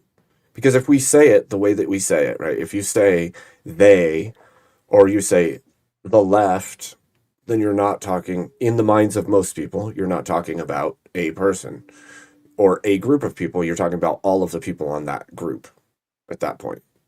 Okay. Right? And so if I say, are you willing to do any evil thing that they are? And you're like, well, it depends. And I'm like, I don't think you're willing. Where do you draw the line? Because I There's don't a think they certain have level, one. right? There's a certain level of morality. At stopping the killing of baby. Well, How that's what about I'm. there? And I'm not having any problem of doing anything it takes when it comes to that.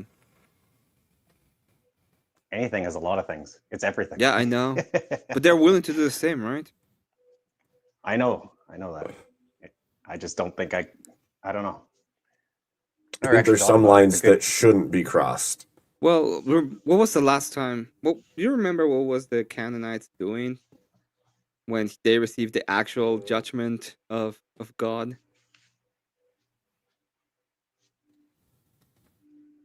Okay, well, what they were doing was they were Sacrificing, babies. yeah.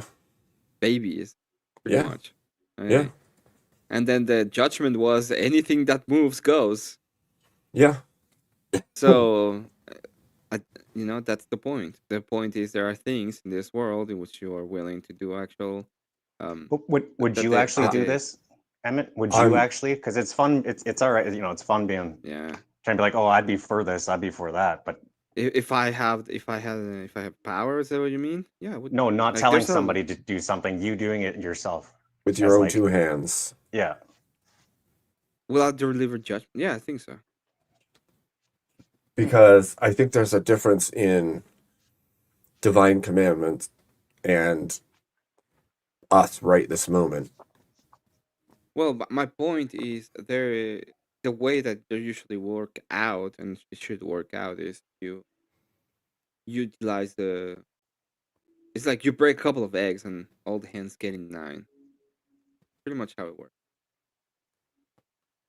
I mean, I would agree with that if we weren't seeing some of the things that we see today. Are we actually The breaking raw- eggs?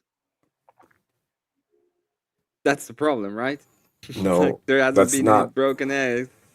You go into these places and they, we're gonna go ahead and capture this guy, and then they put it on in jail for less than an hour, and then he's out, and then he's all around doing the same kind of bullshit. Sure, It's been but- going on and on and on, especially in the left.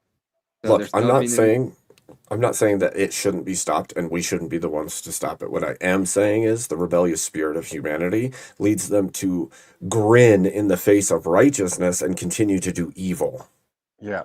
Yeah, of That's course. where I'm kind of stuck on it. And spread it and Yeah. push it and laugh and scream and It's claw kind of like the and seed, the very seed that got us here. Yeah, Like and it's the way you deal with that is not by saying, "No, yes, you can do anything you want. I'm sorry." It's by well, saying, "Now obviously. I'm gonna kick your teeth in."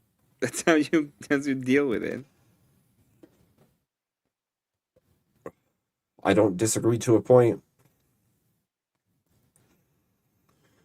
I think evil has to be punished, but I also think that the method matters.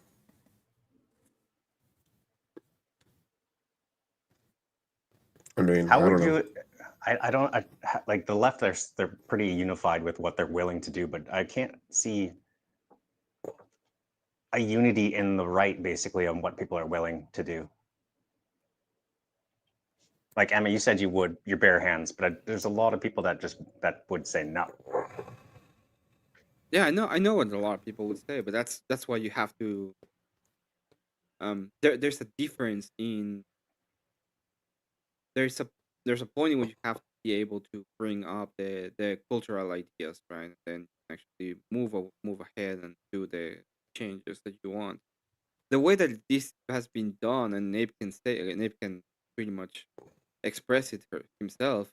It took years. It took like 3, 4 generations to go to this fucking mess, and it's gonna take us at least a couple of generations to bring us either back or to move us towards a better solution. And you have to do it through you. One of the ways that you can do it peacefully, because otherwise, what you're asking for is war, is through changing the culture and trying to explain why these kind of ideas are better for society in general, than if you don't do them. Yeah, but So I get that, but I'm talking about the visceral part of it. If we're willing to go as low as they are, because they're you know what I mean. yeah, but they're getting pretty low because they think they have the power, right? And the reason and the idea right now is that they think they are justified in everything that they're saying, and most of the people would be against even do anything to them because Christianity is about peace and love and acceptance, and it's about feeling good, you know. And it's Mm. not about doing the right thing or using force to stop them or do all the other things that have to be with actual Christianity. So, if I have to have this conversation when it comes to even the idea of using force to stop, maybe like What? yeah, What? I have to have this conversation against that. It's like, well, when I use force, when it comes to the idea of this is the line in the sand, we're gonna stop killing babies. That's Yeah. it. That's the line in the sand, and I will do anything that's necessary, including Yeah. burning witches if need be. That's the line in the sand. And then it's like, well, would you go do it? Yes. And I think it's that there's the justification. I think that is the justification of it. It's completely and absolutely unacceptable. We need to change the law. Yeah. We need to make it illegal and unacceptable. I liked And on. I agree. Go ahead. You're good. I said I agree. I liked on whatever podcast last night where she's like, yeah, well, if you know the birth rate's declining, then they should just make it illegal to have birth control. And then he's just like, oh, I love you, and it's like, well, this is what's going on, and then it's like backpedal. Yep, hard backpedal. And she continued to backpedal the rest of the conversation because of it, and then wouldn't answer any other questions really. Like, oh, that's funny. How did you not know? Yeah. Oh, right, because you're the demographic and age group that should be having children that won't. Yeah. And I don't know. What you got? Would you guys abolish all contraceptives? Yeah, I would. Honestly, I never thought about it really deeply I because didn't that think most people don't think. Emmett's like, fuck yeah. He's like, if you can use a Ziploc bag, never again. Those Ziplocs are banished. Fucking Well, it's yeah. not even that. It's like you have to be like the whole idea is kids, especially when they are growing up as teenagers, need to be able to understand there's consequences to the fucking actions. Yeah. And one of Yep. them is you do this, you get a baby. Okay? And if you have a baby, you have all of these responsibilities.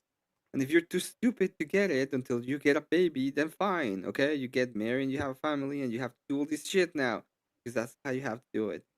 But otherwise, if you don't want to do it, you need to be able to control you. That's the whole point. Like the other day, they were talking about segregating schools. I would segregate schools 100% and put male teachers and female teachers. And the female teachers would go to the female schools and the male teachers to the male schools. And they're like, oh my God, how would they do? Like, well, they did it in the past. Yeah, my grandmother Well, literally was in an all-female school. They did it in the past, and guess what? We are here, and the grandmas and grandpas met each other. Guess, incredible, right? Yeah. And I would like remove all of it, and I will give it back to the churches. The churches were the ones that were in charge of education. I It mean, I can can be done. understand. We've done. It's been done before. I can understand where like kind of everything started going bad. Like, well, teachers are too strict, or just that little kind of worm that gets into society. It's like, but today they've thrown everything, every baby out with every bathwater. They're like, fuck it all. Well, it's like I said, right? Like whenever I talk to the later people, it's like you had your choice, you had your chance, you had your chance. You told us all you wanted was be normal and be accepted in society, okay? And the moment you had that, you squandered it. Now it's your turn to go back into the fucking closet. So far down the closet that I don't have to see you, okay? Because otherwise you're gonna go high on the tree, so high that you could be hanging, okay? So the point of it is, you had your choice, you had your chance, squandered it. I'm done with this conversation. I'm not gonna have the conversation about that anymore. I hear you, and that is what happened. Really, like we could have just lived together. It was like that to me, like the 90s, but like late 2000s was like, or 2000s was like, everything we're kind of There's like cohabiting the area, but this is such a much bigger puzzle than that, though. Like, yes, I agree with you. They definitely did do that thing, the squandering and all of that. I think the bigger piece of the puzzle has to do with earlier time than even that. And I think that the ushers was the women's movements, like the feminist totally, I movement, ushered in the gay movement, ushered in the trans movement. But I feel like these movements should have just figured out they stop at one point. Yeah, but every single one of them rode on the back of women's liberation, and that movement is still pushing with all the veracity it possibly can, and has not stopped since it started. But it's so nonsensical. Obviously, but like I just wish. I mean, life would have been good if they just had any sense and just stopped it right where they had it. Right before the press, where we just felt everybody. It's like we're on a giant iceberg or floating ice, and then they wanted to go all to one side, and the whole fucking thing is flipped. Well, the worst part is it gets worse the more you examine it, because the more you look at this picture, the worse the picture looks. It's not like, oh, they did this one thing and they did that thing and they ushered that in and that didn't help us at all. No, it's way worse than that. They eroded the cultural norms, the cultural structures, the religious centers, the education system, and the businesses, like every single thing that could be affected by the feminine persuasion has been, and to the extreme, to the point where your feminist leadership are all practicing witches and espouse goddess worship, which is crazy. I did not know that. But now, like, in these spaces a lot more, I'm like, holy fuck! Like, why are all these women witches? Yeah, because the feminist movement needs something to latch onto, and humans are predisposed to belief of some kind. Yeah, and they're not going to believe in the thing that doesn't let them do whatever they want. Just like most of the offshoots of Christianity that have come in the US are occult-based women's movements that had to shift their church into a new form of church just to continue. It's wild when you actually break it down and look at what's happened. It's like, oh, that apple got eaten at the beginning and it's been eaten ever since. No offense, just... Offense to who? To the ladies. I'm not like blaming individual women. I'm just saying, like, the movements to destroy what is natural have caused so much freaking damage. It's crazy to me. Worldwide, for generation after generation, it's bad. Mm-hmm. And the enemy is at the gate.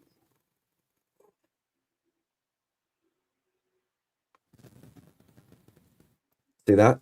You see what Paige just said right here.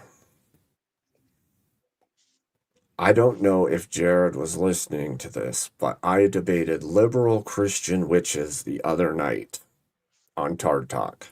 Catholic, even for one of them. But can somebody explain to me how you can be Christian and a witch? Christian in name only. That's a sneaky fucker.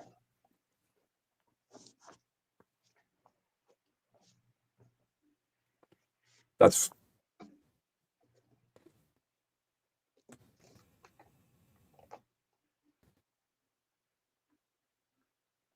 it's craziness. It's all just craziness. It is. Well, like you said, once you latch onto one thing and start exploring that further, it's like every little thing is a rabbit hole. It's like, wow, it can't be that bad. Oh, yes, it is.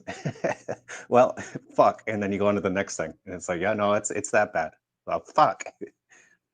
It's like every next generation made more and more twisting to the system until welcome to the modern era where nothing makes sense, everything's topsy-turvy, and it's hard to even know where you stand. It's hard to know where our kids are going to be, when the way, in our age now. It's terrifying to think. That's why we have to work on fixing it now and teach our children that it needs fixed. Yeah. And work with them. Help Well, them that's the thing. see. You have to, right? Exactly. I think that's the biggest shocker will be people that have never. Well, it'll be such a difference in society where you're going to have kids that know everything and kids that know nothing. I never thought, like, that's going to be crazy. It's really hard to convert people too. Like, I didn't want to. I was kind of forced to, just by my own curiosity and reasoning, to figure out what the hell was going on. But it's not like that for a lot of kids. Yeah. Paige, this reminds me of what just happened on whatever with Andrew, right? That girl saying she just does affirmations under the full moon, and it's like, Under the full well, moon. you're actually a witch then. I don't know what to tell you. Do you see this? After I countered them, Abe, the host said, well, I'm not actually a witch. I just practice divination and manifestation. I was raised Catholic. Okay. What part of divination didn't give you witchcraft vibes? Like, I don't. But that mental disconnect is there. Like, and it also, I think this is the craziest part. I think that, like, all the women judging themselves as 10s, all the women being more concerned with how they feel about themselves than how they actually are, all of those things are tied into the same movement. And they don't even have to be raised with that knowledge. They don't have to even be taught anything that has to do with feminism. The entirety of the culture fosters it into them from the day they're born until the time that they're adults.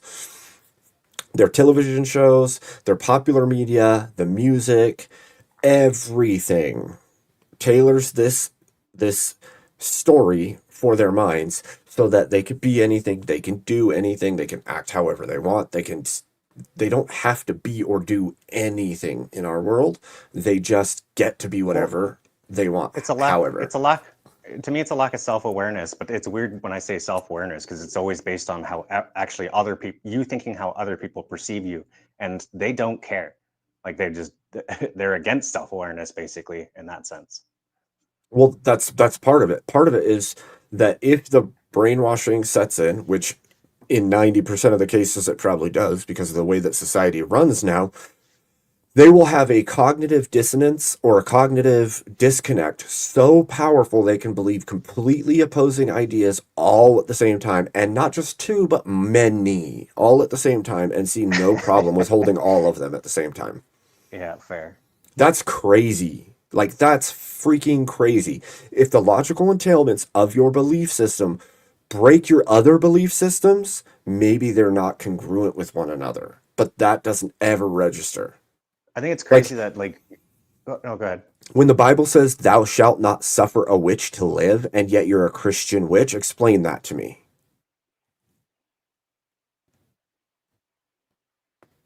Yep. Nada. Like, there has to be some crazy disconnect within your head to think that those two things are fine to be at the same time. Well, I think that's exactly it. I think they're how the synapses work and stuff like that. Two things can exist in their brain without ever connecting to each other.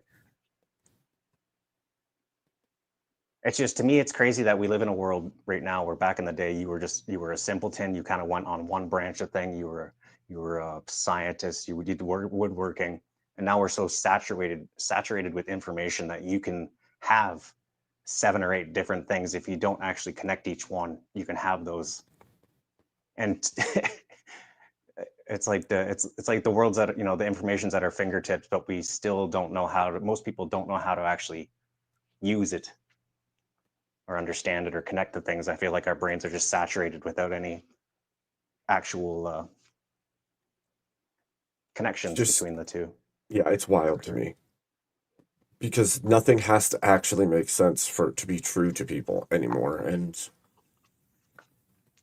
well, I believe that people could have lived like that easily before, but now it's really detrimental to the society. Like, well, here's one too. You talk to like older conservative people, like old, like 80s, right? And try to talk to a woman about generalizations, and she will still mostly get them. But you talk to a young woman today about things in general. Women in general are weaker than men. The immediate response you'll get is, well, not all. Obviously, I said in general, women are weaker than men. Yeah, but I know some women that are stronger than men. Okay, great. I said in general. They can't, like, most of them can't even think in general terms. They can't even think. Yeah. And that's why force doctrine absolutely obliterates them. Right. It's like, it's so obvious. How can you not see this? It's like, I was just talking to the wife about this last night. We were saying how crazy they always say the same things, and it's always such a stupid fucking argument they give. It's like, did you not think about it for at least 2 seconds? Well, and I have a theory on this. I think there's a natural disposition in the feminine persuasion to look to the particulars. And the reason that is because women in general were meant to bear children, and because they're meant to bear children and tend to those children, they pay very close attention to the unique and individual, whereas men are workers. We're out there doing tasks, and we have to see the general, we have to care for the family and watch the camp. We have to be general thinkers, and I think that men are more tailored for general thinking and women are tailored more for specific or particular thinking. And because of that, there's already a disconnect. And then they amplified that over the generations to where women can't even, generally, women can't even think in those terms. Yeah, Now, because men are macro. That's why we're not so great at individual things, like because we can't put our energy into that tiny thing like they can. well, that's why we can lose something and look over the house and not find it. And our wife's like, it's right here. Yeah. We're like, I didn't see that. Like, well, it was right on the table. Yeah, I didn't see it. I literally didn't see it. What are you looking with your man eyes? Yep, evidently I was. Glossed right over that bitch. Right. And so I think that there's a certain natural predilection to that. And I think that a lot of the natural predilections that we suffer from as human beings have been amplified and used against us. Emmett, where are you at? I don't know. I think it doesn't have to do with that. I think it's just I really believe is social cohesion and the way that we actually look at at how society should be run. And most of it is like we have this underlying libertarianism that just prohibits a lot of the force and the things that I think we should do to be done, because it would not be nice. Nice is a So bad word in the first place. I use it as a pejorative. You should, because it used to Well, mean I did. I used it as a used to pejorative. mean an idiot who doesn't know anything. Someone who's nice is an idiot who doesn't know anything. That's the origin of the word. And Is it yet we really? use that word now as if you got to be nice. You got to be nice. No, I'm not going to be an idiot who doesn't know anything. Thank you. Look up the origin of the word nice. No, To all of those out there, I will, but to all those out I- there, your whole life you've thought it just meant to be kind and good. No, kind and nice are very different things. One of those mini slips of things that got changed over time. it's Notice crazy how definitions change. Well, notice that when you're kind, it doesn't mean that you bend over backwards or you do something you shouldn't. It means you're doing it by the goodness of your will. And if you're being nice, it's usually because you shouldn't be, but you're doing it anyway. It's funny how they can join words together when it fits their needs, and then they split ones apart, like gender and sex. It's like they're like, oh, it's just a social construct. It's like, yeah, you guys made it that way. It was always conjoined, and it took what was it, John Money to say he split it apart, and he's like, well, I'll show you that it's not, and then he failed, and then everyone's like, oh Right. no, it's still the same thing. It's like, what the fuck?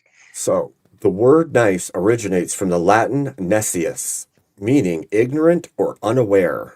Latin, necius, That is ignorant crazy. and unaware. 13th century, foolish, stupid, senseless. 14th century, began to shift to fussy and fastidious. 15th century, dainty and delicate. 1500s, precise and careful. 18th century, agreeable and delightful. 19th century, kind and thoughtful. So it went from ignorant and unaware to kind and thoughtful. Yeah, we wanted to adopt it to be kind. That's what I mean. They join up words and they split the other ones. It's crazy. But notice the difference when you use them. Why would you use the word nice? When your kids are picking on another kid, you say, hey, be nice. What are you saying? But how would Are would it? you saying to ignore, or are you saying to be kind? But if you said to be kind, wouldn't it mean the same thing in that context? Well, being nice is like, for me, I've always thought of it as you're telling your kid to be nice, even though there might be a good reason for what they're doing. And if that's the case, you're telling them to ignore the behavior or the way that the other person is being and act kind, even though there's not reason for it. Right? When you go to your aunt's house and she's being a total bitch and your parents tell you to be nice, they're telling you to be polite, but at the expense of yourself, even though that person's being rude Well, I think or yeah, horrible like you to just you. said, polite is definitely the best word, because I think kind and nice kind of are the thing. Like, but even polite works like that. Fuck. I'm just thinking, like, I'm trying to put kind in all the scenarios where people say nice, and I'm like, well, that still works there. And be polite. It's like basically don't say what you should be saying, what you need to say, what you would say. But nice makes it over encompassing. Just like, no, you can't say those things. Right. It's literally a cautionary word, basically, to do the thing you don't feel like doing. Yeah. Okay. I see you now. Yep. Right? Like you say be kind when you want them to genuinely be kind. When you say be nice, you're telling somebody to act out of their normal character and do the opposite of what they're doing. It's a weird thing we do with language, and it's always bugged me. I understand semantic shift happens. I get this. Words change meaning over time. However, when they're used very purposefully to make us into something other than what we are by force, right? Like calling things woman that may not be, for instance. These little shifts in semantics are purposeful and they force your way of thinking. Because I've said this a million times on my stream, you think using language generally. Humans generally use words in thought. And because of that, what words are acceptable and commonly used are going to sculpt how you think.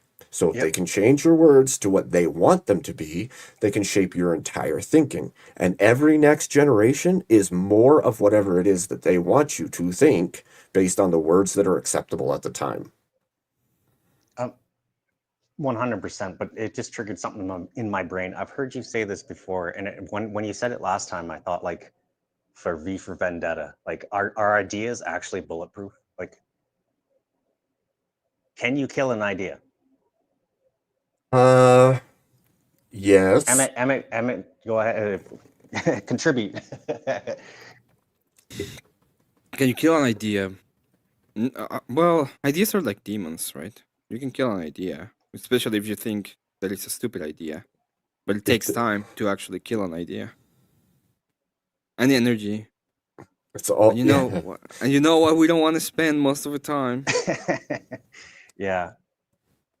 I was gonna say it either takes a long time or it's all at once. Huh. Yeah.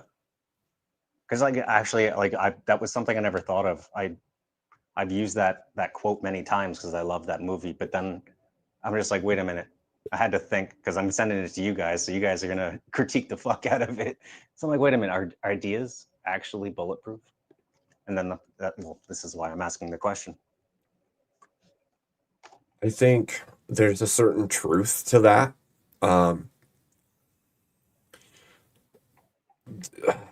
Certain ideas, I guess. Certain ideas are bulletproof. Well, no, I think even bad ideas or any idea, if upheld strongly enough and spread enough, becomes bulletproof.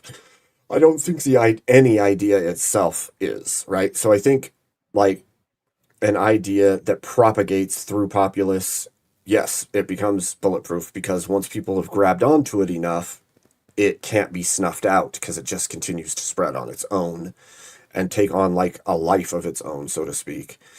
But if something's like a terrible idea and nobody listens to it, then the idea dies on its own. So would you say it's a good quote or a bad quote? I mean, I think it's a good quote if you're...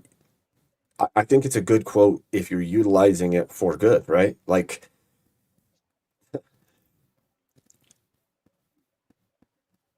I love that movie, by the way. And it's great. Remember the 5th of November, gunpowder treason and plot. I know of no reason why the gunpowder treason should ever be forgot. Yeah. So there's a level of truth in it, and I think it's good and bad. It just depends on who's using it, right? Because you could sow a really evil idea and it will catch on. We know this because, well, we see it in our world today. And we struggle against it all the time, trying to shift our culture back to one that is less degenerative. And it seems at the least like that one has been bulletproof since 1700s, maybe earlier. And maybe 16, 15 even. I don't my brain just said like I was thinking like bulletproof, and then like somebody just comes by and drops a nuke. So it's just like it can be bulletproof, but it can be approached in a different. Well, that's why I said it's either takes a long time or it's all at once. Yeah. Like either it's snuffed out completely, or it takes a really long time to deprogram and change. So. Yeah, and bulletproof. The things they call bulletproof are you could shoot the same size 50 caliber at it, and eventually it's going to get through. Right. True.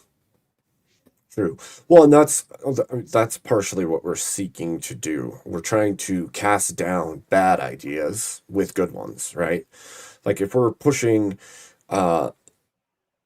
Christian morality and we're pushing the nuclear family, all of these are good ideas that are long, fast, strong ideas, but we're coming up against the liberal paradigm or the progressive paradigm of the other side of that, the anti-side of the ideas that we are trying to push.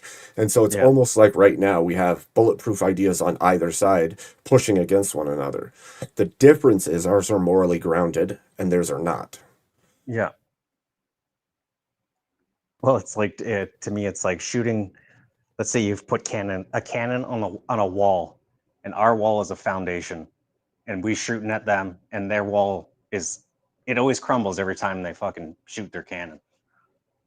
I don't One know. thing, It's a weird analogy, but that's what my brain came up with. well, I can say that we have the chief cornerstone on our side, right? Yeah. Like, Jesus is the truth. He is the way. He is the life. And if that is the case, then we have the truth on our side. It is. Which is an undefeatable quantity, an undefeatable entity. Like, there's no, even if we all fall away from the living. That's what I tell people. Like, but they don't like that. When I say the truth will always win, it's like, well, it might not win in our lifetime, and they don't like that. But it will always win, in my opinion. What is it? But then my brain says, what constitutes winning, right? Well, I would say God's will be done, no matter what we want to do or say. So it doesn't matter. God wins. Jesus Christ wins, regardless of our actions. Mm-hmm. Right? So either way. Is it possible that the struggle between good and evil is the way? Like, you know what I mean? Well, I think that we should be standing firm in Christ in the world. And so like scripture says, we have to be not of the world, but in the world, right? We have to act as Christian moral agents in this world. We have to uphold the values given to us, and we have to stand against that which is evil. What level is that for each person? That might be different, but we should still have the same stance if that's the case, right? We should be against the same things. We should be for the same things. Like there ought be no Christian out there that says that the taking of baby lives is okay. There should be not one. There should never, ever be a Christian that condones the taking of baby lives, right? Well, because it's a complete hypocrisy. Your life is a lie. Right. Right. And that's as bad as the Christian witch, right? That's the same idea. It's that disconnect. Yeah. So, and we see, I look at things uniquely, I guess, at times. And so when I watch Andrew, for instance, I see the brashness, I see the harshness. I get why people have complaints about how he acts. I get them. I don't necessarily agree with their stance, but I can understand it, especially from like the Protestant persuasion. I can understand the disconnect that happens there. But I also see like the overarching things that are getting done and said, and kind of the underlying whys of the actions that he's taking. And it makes a ton of sense to me. And then when I'm like sitting with you guys, we may all agree, oh yeah, obviously that makes sense. And then I'll be with somebody else and they're like, why would he do that? And it's like, well, let me help you understand. Because it's that disconnect is huge right now still too. And there's, like I've told Emmett this before, I'm trying to build the bridge between, because I don't think most of the Protestant world understands Orthodox Christianity or even Catholicism. And it's so disconnected that most of what they see, they think is some weird, messed up version of what Christianity is, when in reality, most of Protestantism is an offshoot, weird, twisted thing that came originally from Orthodoxy. But that disconnect isn't everything that? Aren't all religions that though? Yeah, well, I mean, there's just this weirdness that has happened over time, and it's like I was saying earlier, there's that shifting and schisming that's happened just due to progressive movements, whether it's a woman's movement or an occult movement within the church that creates this weird split, and then now a new thing is born. And then you add in like governments developing alongside of religion, and you add in like behavioral norms, and you like all these things start stacking on top of each other. Yeah. And then when your modern day Protestant looks at somebody who's in the tradition of the Orthodox Church, they're like, "Whoa, you guys got this all wrong." Yeah. And And they have no idea what they're talking about, yeah. right? So even like, I don't know, it's a hard bridge to build because the work that's been put into the division in the first place is so massive. Oh yeah. Yeah. Like I'm trying to build a bridge over a Grand Canyon that they're still digging bigger. I can't laugh too hard. That was good though, but because in my brain that completely fucking defined it. They just started digging, and now yeah. So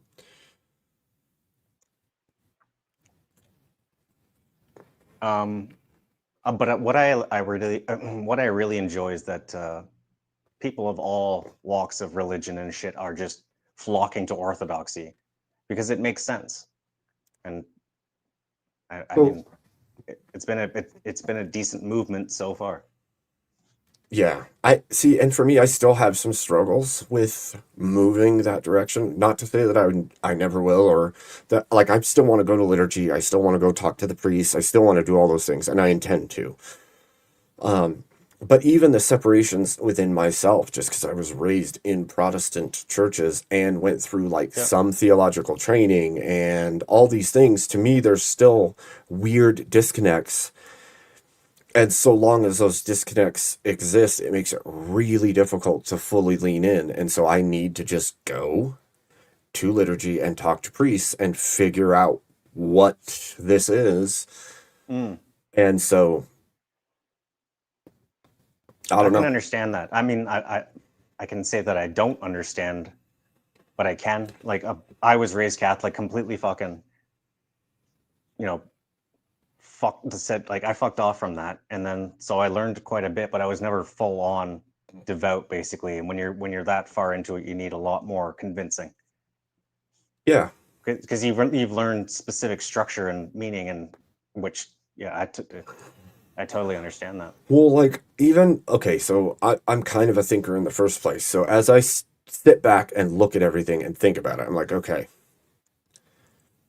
sola scriptura is something that I was taught normal, right? Like you read the Bible, you pray, right, okay, and God will, the Holy Spirit and look for answers and pray to God that He reveals and all this stuff, right? And as much as I want to say like that is true, at the same time, I understand where Orthodox is coming from, and probably Catholic as well, in saying that sola scriptura is not good. It's not right for the whole of Christianity. And I'm like, the more I look, I'm like, I can see why. That's exactly why there's a million interpretations of one verse, and people are throwing verses at each other thinking they know what they mean, and it's also why I haven't like jumped fully into more scripturally based stuff. Like I'm pretty firm in what I believe. I know Jesus Christ is the King of Kings, Lord of Lords. He is God. He is the King. Like everything, I would agree with those things. I've looked some into like the apostolic succession and like all of that stuff, and even then, I'm still like struggling. And it's not because I feel pride like I'm right. It's like I want to be sure. I want to. Well, yeah, I was just thinking about this. I'm like, because you would have had to probably be really curious to know as much as you did in Protestantism. Like, am I wrong? No, I want to. That's something for me too. Is like I'm a seeker. I want to know everything I possibly can. Yeah. I am like, I didn't know I was a seeker until after my kind of awakening, but yeah, I was never a seeker of Catholicism though. So, but I've always been a seeker. That was one of the things I rejected until I could like it was weird. Like I learned more things after I rejected Catholicism. It would seem too structured. It seemed too punishmental, and it made me kind of break away. It kind of made free my mind to think of anything else other than what they were saying, because it seemed like they were trying to restrict even certain thoughts, right? But they don't tell you, like, if you're you'd have to basically talk to the priest what these thoughts mean, right, or anything, because like there's not fatherly figures that have, like, in my life that actually were really religious or anything, or anything, anything like that. Right. It's just a ton. Like, and then there's that. I know that Emmett hates it. People say they've gone on their journey and stuff, but like, we're all walking some road. Emmett, we're all on a journey, bro. You need to make sure that road is towards Jesus Christ. And we're at varying stages of where we are on our path to Christ, but we're at least seeking. And Would you say the road always leads towards Jesus Christ, and that everything's just basically a will for rejection of the road? I think if we go biblical with it, the road is straight and narrow, and few there are that find it. I think that scripture speaks volumes. I think that we as human beings tend to get led astray pretty easily, and we think we're right when we're not because of our own cognitive bias and all kinds of other things. And I think that we have to be earnest with ourselves. We should cry out to God to help us find him, and do everything in our power to make sure that we reject that which is false and seek truth, both in Christ Jesus, but in our daily lives. Find what is true. Do you feel what is true? How do you know what is true? Well, obviously there's a few ways you could say that, right? Like, there's what is logically true. And if logic is an objective metric of what is, then it has some level of trustability that your opinion or your thought or your belief does, right? Yep. So if you can break those things down, that's pretty helpful. And do you feel truth? I wouldn't say that it's impossible to feel what is true, but I would say that I would be really careful with what you feel, because feelings can be led astray. Yep. I'm just saying, like, how do you know? Do you feel when God, like, do you feel when something is true? You're like, yep, Okay. you got a feeling. If I was going to say for myself what I feel internally and have felt internally, then yes, I would say that I have felt and had personal experiences that I would say let me know that Jesus Christ is God, that he is true, that he is the truth, and that I That's ought where I to was seek getting that. at, yeah. I will not say that I know which denomination or anything like that was just automatically true. I just know that Christ is the only way. It's the former, and like, because I've had the same, feelings, and I don't know. Yeah, thought it was a good question. I do too. Emmett, what's your thoughts?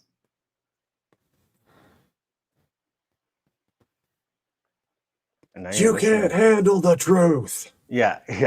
Listen, you can't fucking. You just got to put people in cages, especially the sand people. Only the sand. Oh my gosh, Emmett. Emmett's a wild man. He is. That's what I love about him. because he's all calm and collective on the outside. He's like, I'm just doing karaoke. Oh my god, that was muted. Fuck.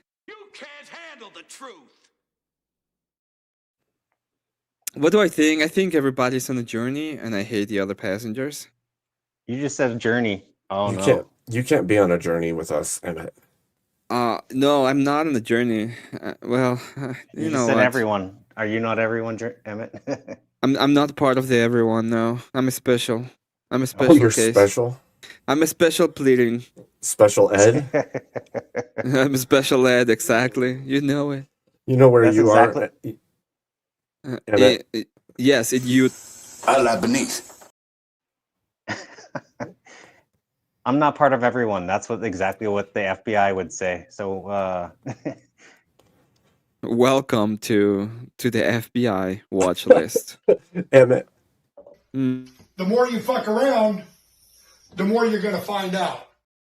damn it. It's over, boys. It's over, boys. It's okay, Emmett. It's okay. I'm here for you. You've been healed. you've been healed. You've been healed. Emmett, what Lies. character is that? It's for easy, and it's gonna be a barbarian. It's has a bear Oh. on top of it. A bear That's pretty barian. sick, That's actually, if you freaking think- fun. Yeah, I saw it on chat on easy. I'm not gonna lie. That's awesome. actually going to be sick. That's pretty sick. Like, I mean, it looks awesome now, but I mean, like for It needs- speakeasy, it needs it's like holy work. fuck, it makes sense. It needs a little bit of work.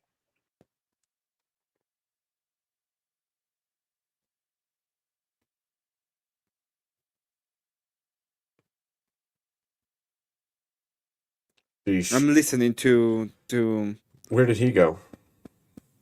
what? Oh, he's gone. He just disappeared into the. Yeah, and the wife came and picked him up. she picked him up. Is she that Yeah, she strong? picked him up. Yep. That's a strong wife. Your wife picked Sorry you about up. that. My wife? Yeah. Yeah, the wife picked him up, and the wife delivered. And delivered. threw him. No, actually, it's funny because my wife always tries to wrestle me and tickle me and shit. Am I coming in through? Yeah. Am I coming through all right? Yep. Fuck, I don't know. Yeah, So you anyways, We are. can hear you. So Unfortunately, anytime we try I mean, to, oh, that's cope, Emmett. That's cope. Anyways, I'm always dude. People think that when I say this is Cope month, I'm being facetious. No, this is Cope month. This is the worst month of the year. It all sucks. The weather, the shit you have to do. Daylight gone. Yeah, man, for sure. Daylight gone. Okay, that's fucked. Like I in Saskatchewan, we don't have daylight savings time. We're fucking the base. We're pretty based, right? Dude, it got freaking dark at 4 p.m. Okay, what the fuck? And then well, Everything we're not fucking even. sucks right now. What is it? December? Yeah, we still got another month basically before it starts getting bright again. So what does it get dark at 3 o'clock there? Like what the fuck? Yeah. Yep. 3 o'clock. What the? Yep. What daylight are they saving? None. We're not saving daylight. None. We go from There's no daylight. we go from 6 hours of darkness to 6 hours of light between the midsummer and the midwinter. That's what happens. We go from it being dark from midnight to 6 a.m. to it being dark from like, I don't know, 6 p.m. to 7 or 8 a.m. Like it's freaking crazy. Or 5 p.m. to it's just a full reversal. To be honest, that was something I grew up with too. Like I said, I'm from Niagara Falls, Ontario, so like we were right in that shit. And they were always like, it's because of the farmers. That's why they did it. That's what the teacher said. So I'm like, okay, it's the farmers. So I come up to Saskatchewan when I'm fucking like 19, 20, and then it's like, no, we don't have that. Well, you guys are all the farmers. Yeah, we don't know what the fuck they're talking about. Yeah, no, it It's was like, for the holy freaking. fuck. It was for the corporate America, is what it was. It was for all the factory workers and the people to keep some semblance of daylight working hours, and it's very, very strange. What do you mean? I think it they affects hoped that when you got out. No, I think that it works differently if you're like in a lower part of the country. Mm. Like if we were in like Texas or like the closer to the equator, then the hour change would change things a little bit, but not terribly, and it would keep their schedule closer to normal. But when you're in the north, all it does is make you have like many hours less of sunlight during the winter months. We have more sunlight in the morning. Well, yeah, I don't know. It's So just that's what I was thinking. I thought that's where I was going when you said for corporate. I was like, so it's to me it would be like you're more happy basically going to work. yeah, that would make sense. That would make sense to shift the day to an earlier time so that you get that morning daylight to go to work. Yeah. But it still doesn't help that much like this far north. It's still not light until freaking 9 a.m., 8 a.m., something. During the summer, it's like getting light at 6 in the morning, 5 in the morning, and then like winter 4 hits in and the it's morning. Yeah. Well, where I am, I'm a little more east of you. Yeah. Wow. So, like, if you went up into Canada right now, fuck, no, don't answer that. Never mind. No, actually, nobody knows where I live. No, never mind. Don't answer that. It's like an hour from here, less than an hour. That'd be like drive time. Mileage wise, probably like No. I was gonna say a town, but never mind. I don't want you doxing anywhere. we'll near just yourself we'll ever. just keep it like generic. Yeah, okay. I'm on the Dakota side of Saskatchewan. That's as generic Okay. as I could be. Okay, I would say I'm closer to like Glacier Park or Are you closer to the Dakota Waterton. side? You know where Waterton is, right? No. Like the national park? No. Okay, so Are you hold on, I'm are you closer to closest- Idaho. Closer to Idaho than I am to the Dakotas. Yep. Does that help? I'm on the west Do you know where side. Idaho is? Oh shit. Can you still hear me? Was I Yeah. still talking? Fuck, No. I hate doing things on my phone. Why are you doing it on your phone then? Because I told you, Emmett, the other night that the only other thing is my wife's piece of shit computer. It works. It just works. It barely works. I Isn't had to that funny? you know how long it took me to delete a bunch of shit and fucking install a bunch of other shit? Days. 2 seconds. No, it didn't. Because I had to realize the problem first. That's 2.5 why I dropped out. And months. I was like, I'll be back. I said I'll be back, and fucking I was gone for like half an hour. No, I'm on the Idaho side of the state. Gotcha. So Makes sense. That's probably more beautiful there. it is. It is. It's almost like being on the coast. As much as it's not, it's like we get weather patterns from the coastal than more than we do like the east side of Montana's like the plains lands and rolling hills and Yeah, that's my area kind of thing. yeah. And so By the way, the happy other birthday. side. Hey, thanks. Happy birthday.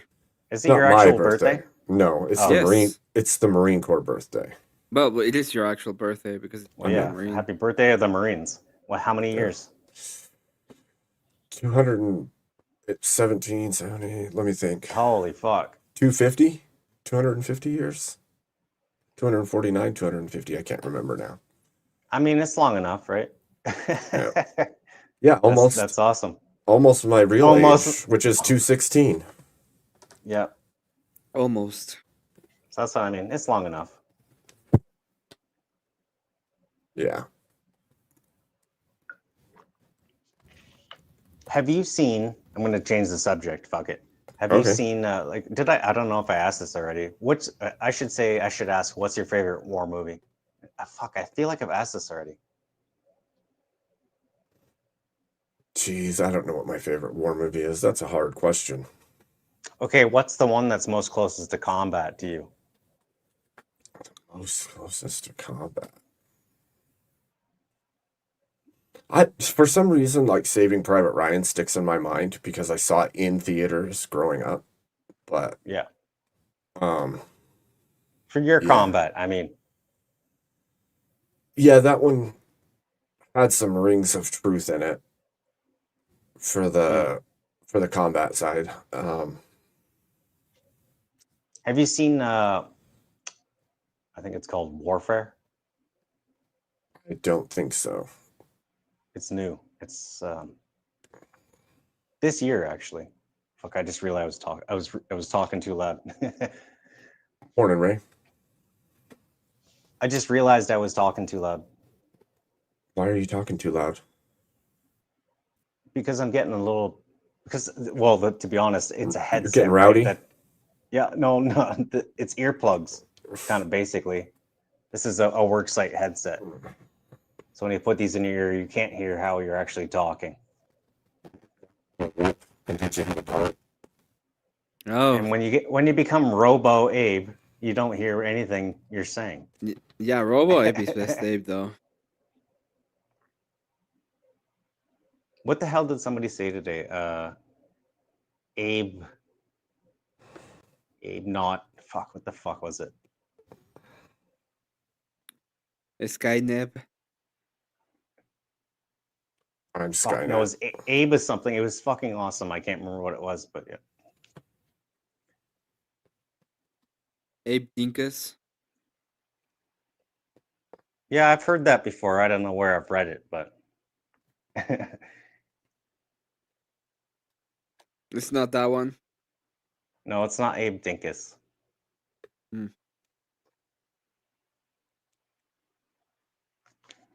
Anyway.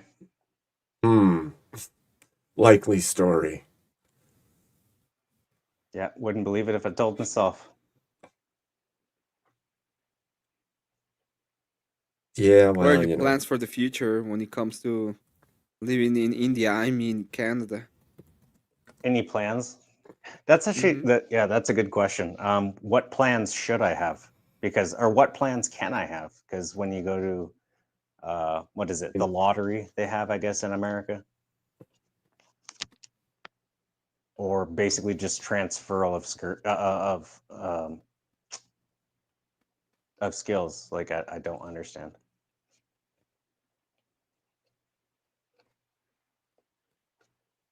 Yeah. Have you guys What ever can he do, Evan? looked up have you guys ever looked at the like who you guys actually take from countries like Canada, not just flood across the border and shit? Nope. Yeah. Well, it's basically almost impossible for me to go over there. We take your comedians mostly and actors. Well, yeah, because people are willing to put out the dollars to say, "Hey, this guy's all right." Like if you have it's sponsorship. That's the best and only way you can do it. So Abe, sponsor me. All right. Emmett. Well, no, my wife can come for me, but Emmett, I have friend that can maybe you can sponsor him. Yeah. I have friend. I have friend. I'm sorry, but I'm already branded. Well, yeah, you came from Canada. You came from Mexico. You came from Canada, or Canada. Yeah, I already. I'm from the Great White North, right? Like up above the states, the big landmass that the rest of the world hates. Well, we're like above that, fucking north, I guess. That's. I might be in that video. Out for a rip, are you, bud? Oh, Rob, you heard that song? Going for a rip. Robo Abe. I'm just gonna tell you something. It's very important, okay? I need you to listen. I need you to listen to me. It's very, very important. I love you.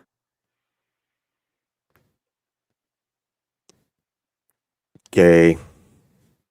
Didn't break him. Didn't get him that time. I love you. He almost got her. It doesn't matter. We all know what happened. He said it first. False He said it allegatings. first. False allegatings. We have video proof of him saying Those are it to false us allegations. That is false allegations. Pure Emmett is full fucking of shit. dope. Do you hear that? Oh, Emmett's full of crap. It never happened. He can't prove it. le cope. You can't All prove right, it. well, I heard it, so They're both liars. Both of these guys on my panel aren't real. They're both liars and they don't exist. Just so everybody's aware, they don't actually exist. I still love you. Oh my god. This freaking guy. you see, not He's- involves a lot. He's so clingy. It's so clingy. This fucking guy. So clingy. Oh shit. That was good. That was a good one. And I would appreciate it if you would stop making me crack myself up, okay? Okay, I will. What do you thought about yesterday's stream? About my yesterday stream? I don't Sounded even like remember. I don't even remember yesterday. Don't you remember? I only remember one day at a time. No. Oh, okay, fuck off, Abe, okay? Fuck off. It was a good show. I enjoyed it. Ask Yeah, I yourself enjoyed it. I these. think Who's you, more I think likely you to needed have said it to first? decompress. Abe, a benevolent patriarch Emmett, vicious, omnipotent cult leader. Ask yourself the thought question. You see, this is exactly how you people should be referring to me. Oh shit. You have no power here, Bear Man. I actually have some power over here, okay? It's only because I gave you keys, you smartass. Listen, look what I can do to my. You see? You see? You see? You see what I can do? Oh, Emmett.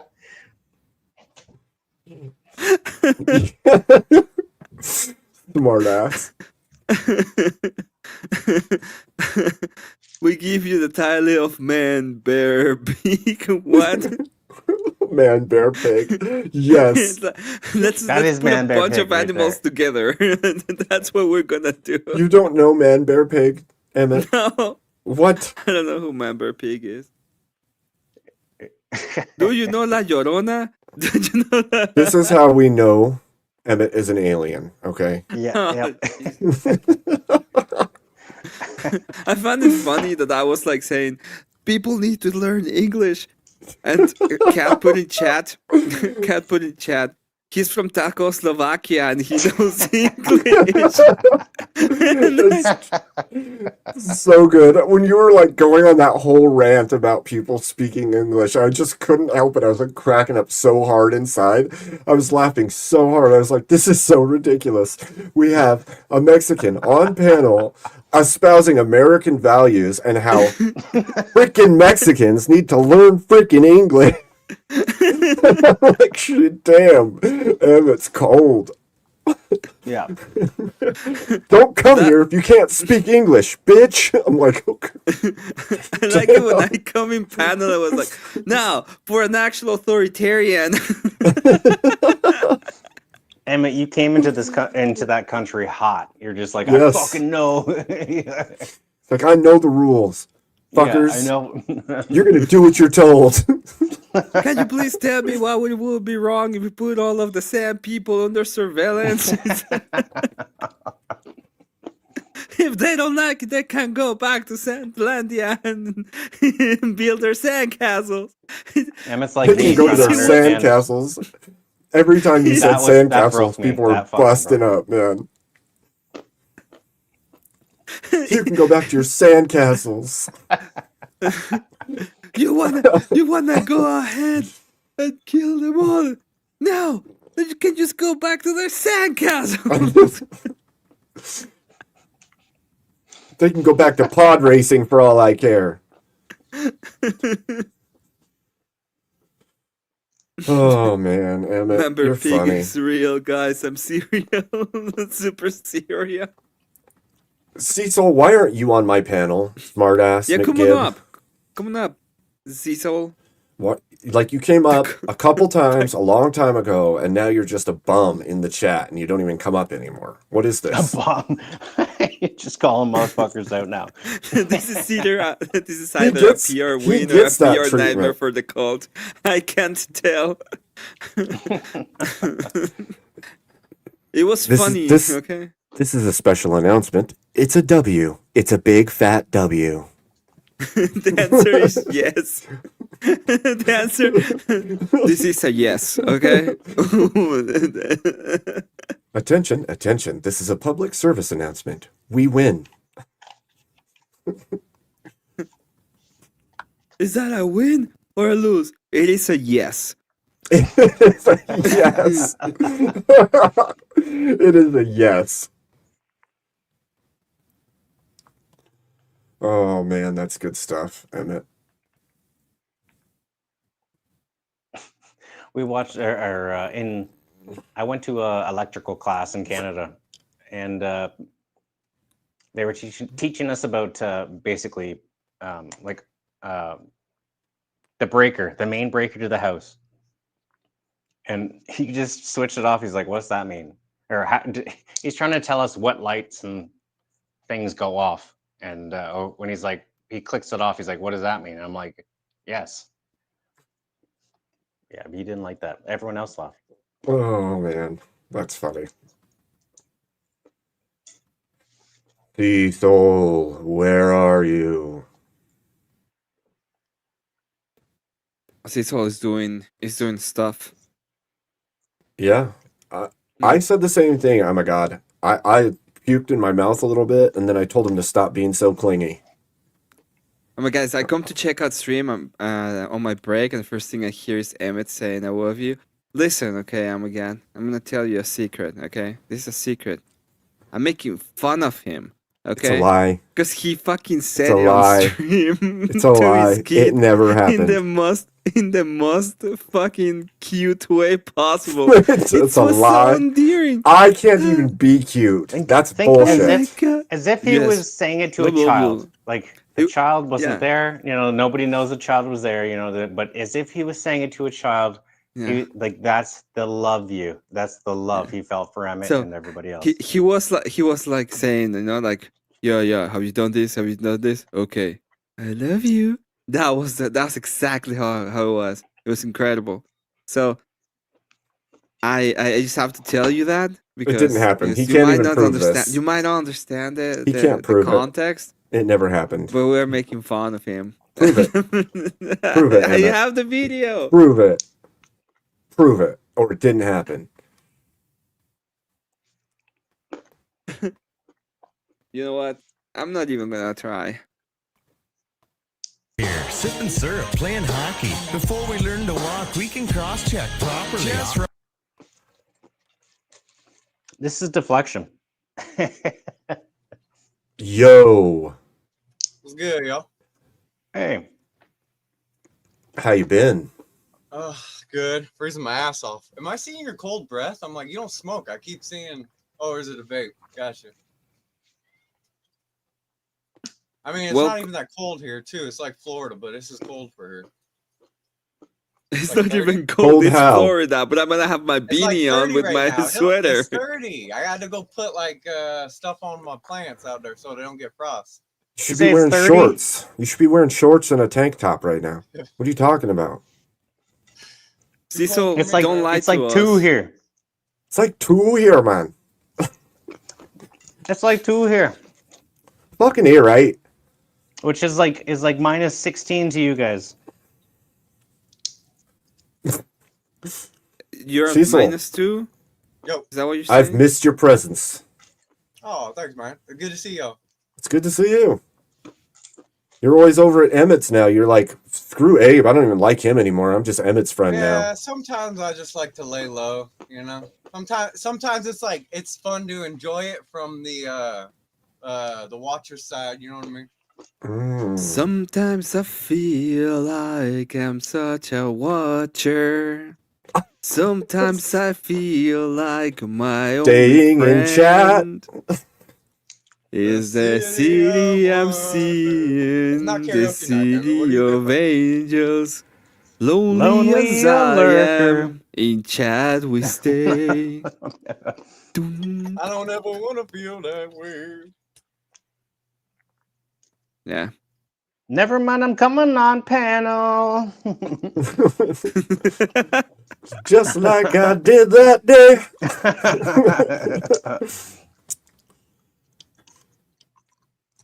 Oh my Yeah, gosh. that's a little Smokey. I call him Junior. His daddy over here, he's always around like flipping a quarter or something. He don't come up too close though, because he's a stray. Is he a tiger? When you say he's daddy here, were you referring to yourself? What? What you saying? When you said he's daddy here, were you referring to yourself? No, I'm talking about old Smokey. He going around flipping around a quarter. He's like his daddy over here. He's a stray. He don't get too close. He's talking about himself. Like, are you talking about yourself? Yes, I'm a stray. What? What now? What? Yeah, it's an allegory or something like that. Oh man. What a day, gents. It's like almost 3:30 in the morning. What's the hell? Cecil, what are you doing up this early? I fell asleep after that Andrew debate, and then I just woke up a little while ago. Oh, see, How you're did you another. like that Andrew debate? Chill. Chill. How did you like the Andrew debate? Chill. I'm such an idiot. I don't even know what it says. Chill. How did you like that debate? Chill. Chill. How do you like that debate? Chill. He called you Chechil instead of Cecil. I just figured it was the Mexican way of saying it or something. Mexican way of saying I I love you. don't Hello. think it is.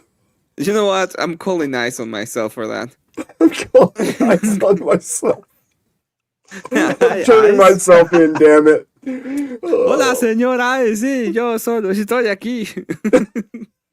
That's not allowed. Take me now.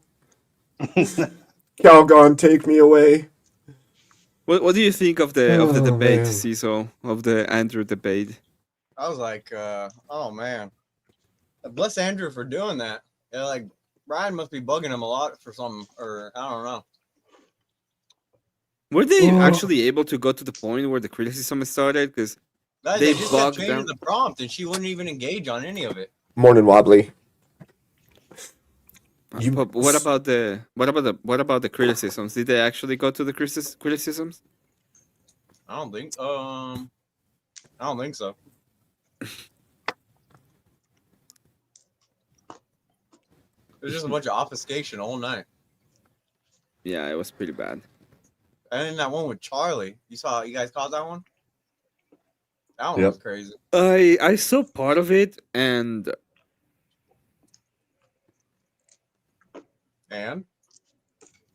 the weirdest part of that whole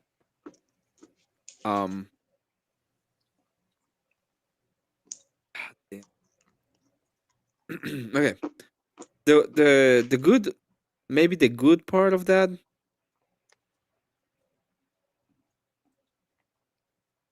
the good part of that debate of the Charlie debate was at the end. Good day, Grumple. But it was No. all weird. No, Yes. it's not a good Yes. day. I know. I've already avowed it. It's already a good day. Too late. Yes. No. Yes, yesterday Fuck was a off. good No. day. No, it's Yep. not. Nope. Too late. Happy No. birthday. No.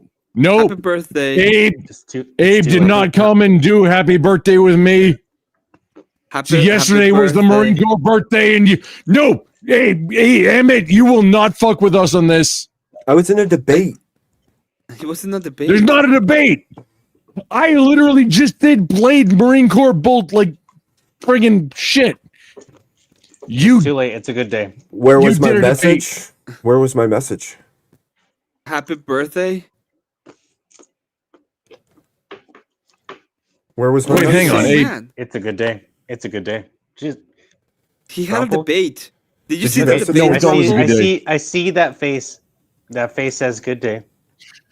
No, hang on. This Oh, if you were to ask me, okay, maybe put the debate with EOD about the friggin' is it okay for like state observation, which I don't even know which one of y'all was on each side. I was worried about doing this.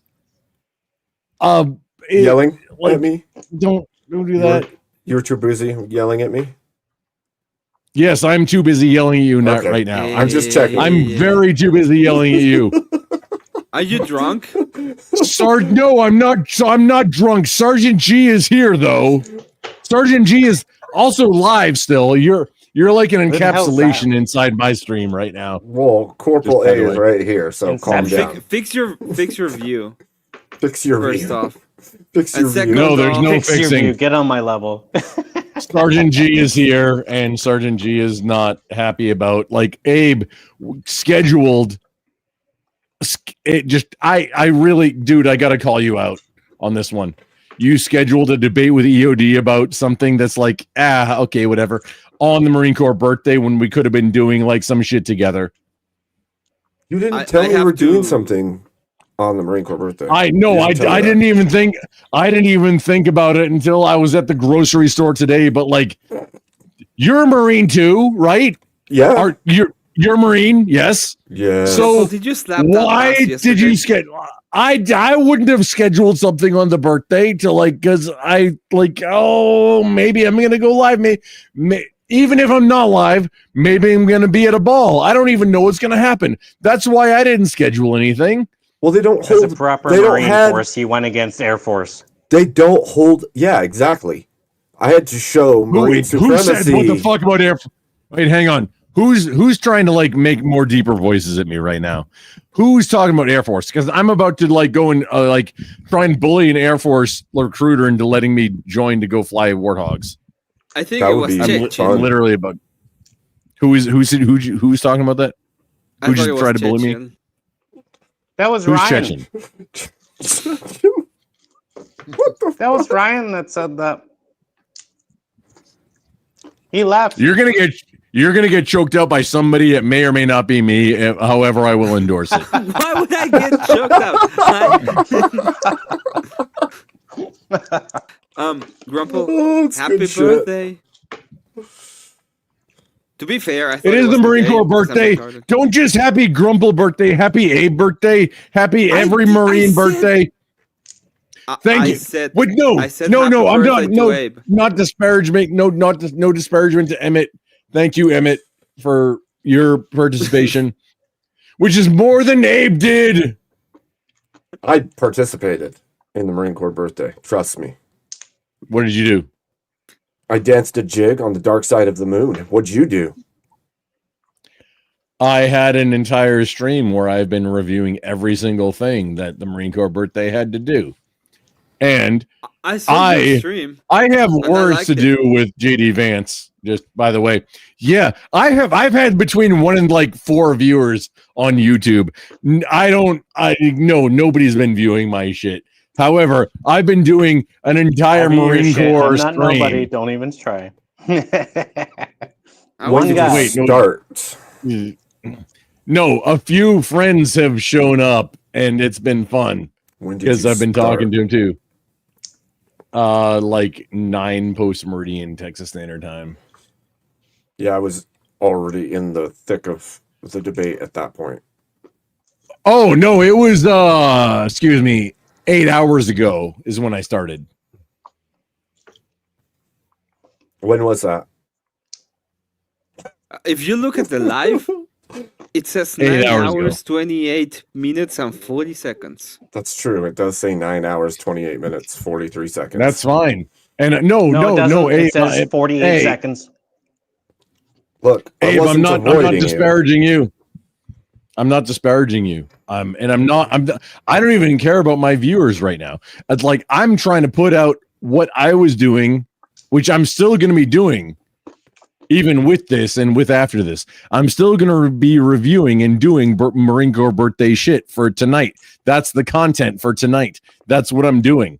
Well, I'm just hanging out for a little bit to say hi, and I'm honestly to harass you about not doing Marine Corps birthday stuff. Temple, are you drunk? But have you told people No, to make I'm babies today? I Have mean, you told people to make babies today?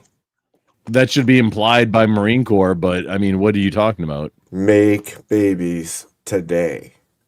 I did it the other day. Do your civic duty. Make babies today. Abe, hang on. Actually You did it the just other got that mic set up, didn't you? Like, there's something that's still muffly. I can hear. You're it. muffly. No, you are muffly. His microphone is fine.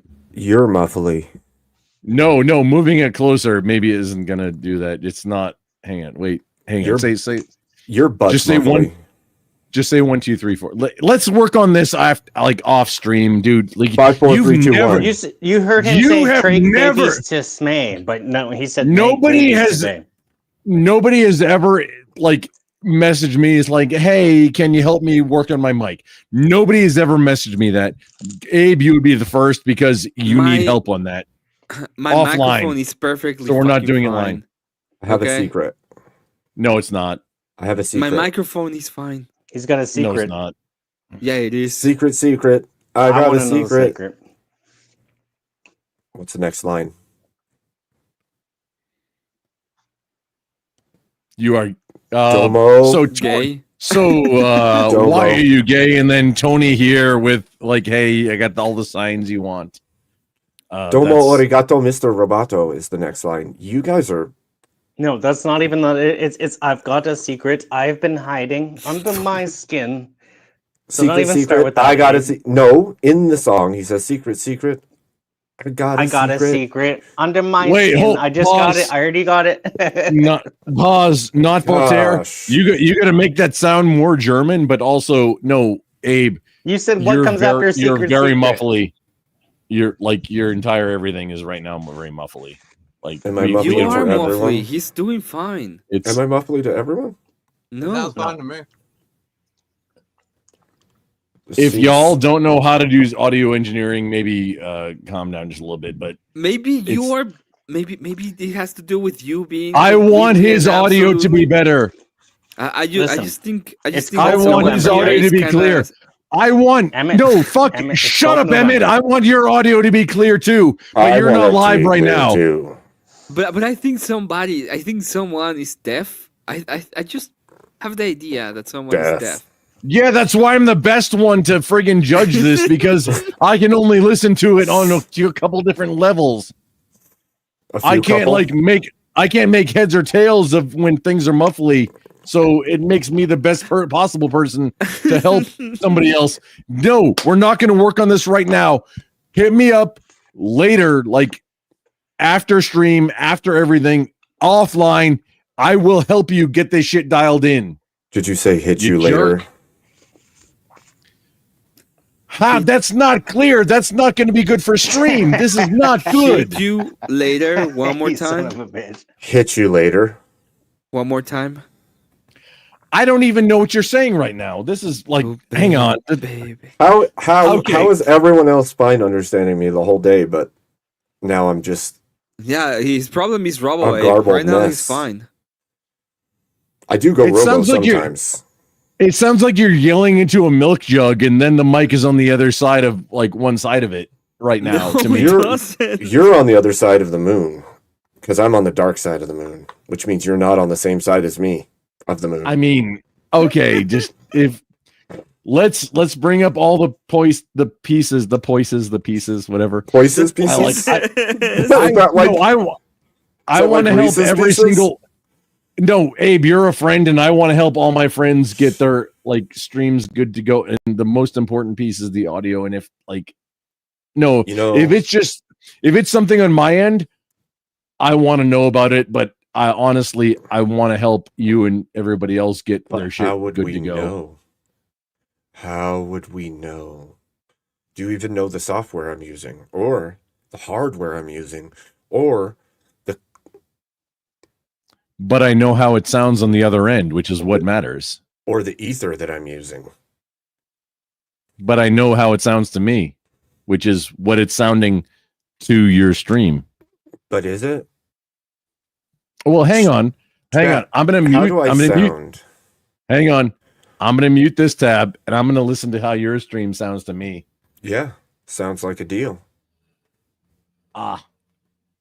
Here we go. Let's pull up Abe's. I mean, there's definitely some empty room. There's definitely some empty room sound, but not like crazy. Does it sound the same to me or not? This is the. Here we go. I don't know. Does it? You tell me. Oh, You my tell me my how it mic doesn't sounds. sound exactly the same as I was, but no, Abe, go ahead. Tell me what you think, because I think I still am understandable to the chat at the very least. Tell me what you think, because I think I still am understandable to the chat at the very least. I hear me in your stream. It's amazing. Okay, it sounds a lot better on your stream than it does into the stream. Hang on, let me unmute so we can communicate. It sounds a lot better to your stream than it does to the StreamYard. However, it's still not what it should be. Not Fascinating. muffled. Well, And then why in the world does it sound so much different into the StreamYard? That's question. You It yeah, you does gotta sucks. change. It mean, does not change the- really. It does. No, Wh- it's why do- it's you. why- It's a you no. problem. No, Yeah. why am I being disgusted by how Abe sounds in the StreamYard versus how he does on his stream? Because you're oh god. what Okay. magic do I hold between Hey. YouTube? Abe, why are you so Emmett, why are you so racist? Yeah, What the because fuck I'm are you Mexican. doing? Okay, Because first off, he's Mexican. because I'm Oh, Mexican. shit! Second off, Oh no, he just trump carded me. My bad. No, you win. Oh, that's no, that's it. No, you just win. Oh, I please, sir. Please let me do things. Please. Please. Please, Papa. No, Emmett. Like, no, he sounds legitimately different on the StreamYard versus on the call versus on a stream. And well, I want to help him. Interesting. I want to help him fix that because I'm apparently the only one that notices and is a friend that wants to help him. You jerk. Yeah. Yeah, Sure. you just got called out. Why didn't you let him know that he sounded very muffly on your call? And you I can can't just go understand it? robo mode. you know what? I'm not no wait, hang on. I'm not hanging out here forever. I'm gonna get back to doing Marine Corps ball stuff pretty soon. So we got a little bit of time with Grumple You're on gonna this. turn me into Robo Abe again. That's what's gonna happen. Oh man, I would love that. Robo Abe. I don't know what makes that happen. It just happens out of the blue on its own. I just become robotic. I think you're using a different audio device for the stream and the call. How is no? Because they're very different. It's incredibly It's- different. I only have this mic hooked up, and YouTube is being linked to the StreamYard, so I don't know how I would be running two different audio devices between YouTube and StreamYard. Your audio right now, it's like so S's are so clear, but the rest of it is so muffly. It's like it's incredibly frustrating to try and help you figure out what the problem is right now. Listen, Grumple, it's gonna be okay. that sounded bad. Say, Listen, you don't know what you're talking about. hey, that sounded good. Did it though? Yeah, Are you sure, little man? I'm pretty sure. Robo Emmett is kind of an amazing addition. I could just do a bunch of stuff, especially with my Who's doing? fucking Wait, who's autotune. doing this right now? I am doing it. I got my Who's I? autotuner on. Me. The Who's Mexican. me? The Czechoslovakian. Wait, the Mario Slovakian? What the fuck? The Mario Slovakian. Yes. Okay, that's It's reducing the me. time. I like there's a Mario. time before I'm just back off to just doing Marine Corps birthday stuff. It's gonna be wonderful. wait, though. what's the last thing we're gonna talk about before I go back to doing that? Gyrocopters. Gyrocopters. Gyrocopter. Yeah, That's pretty gay. autogyros. Y'all are Everything is not gay. old enough to remember Mad Max or Road Warrior, so I don't want to hear Excuse nothing about you. gyrocopters. What about Waterworld? Excuse you. No, I didn't mean you, Abe, because I mean you're actually no, you're not old enough either.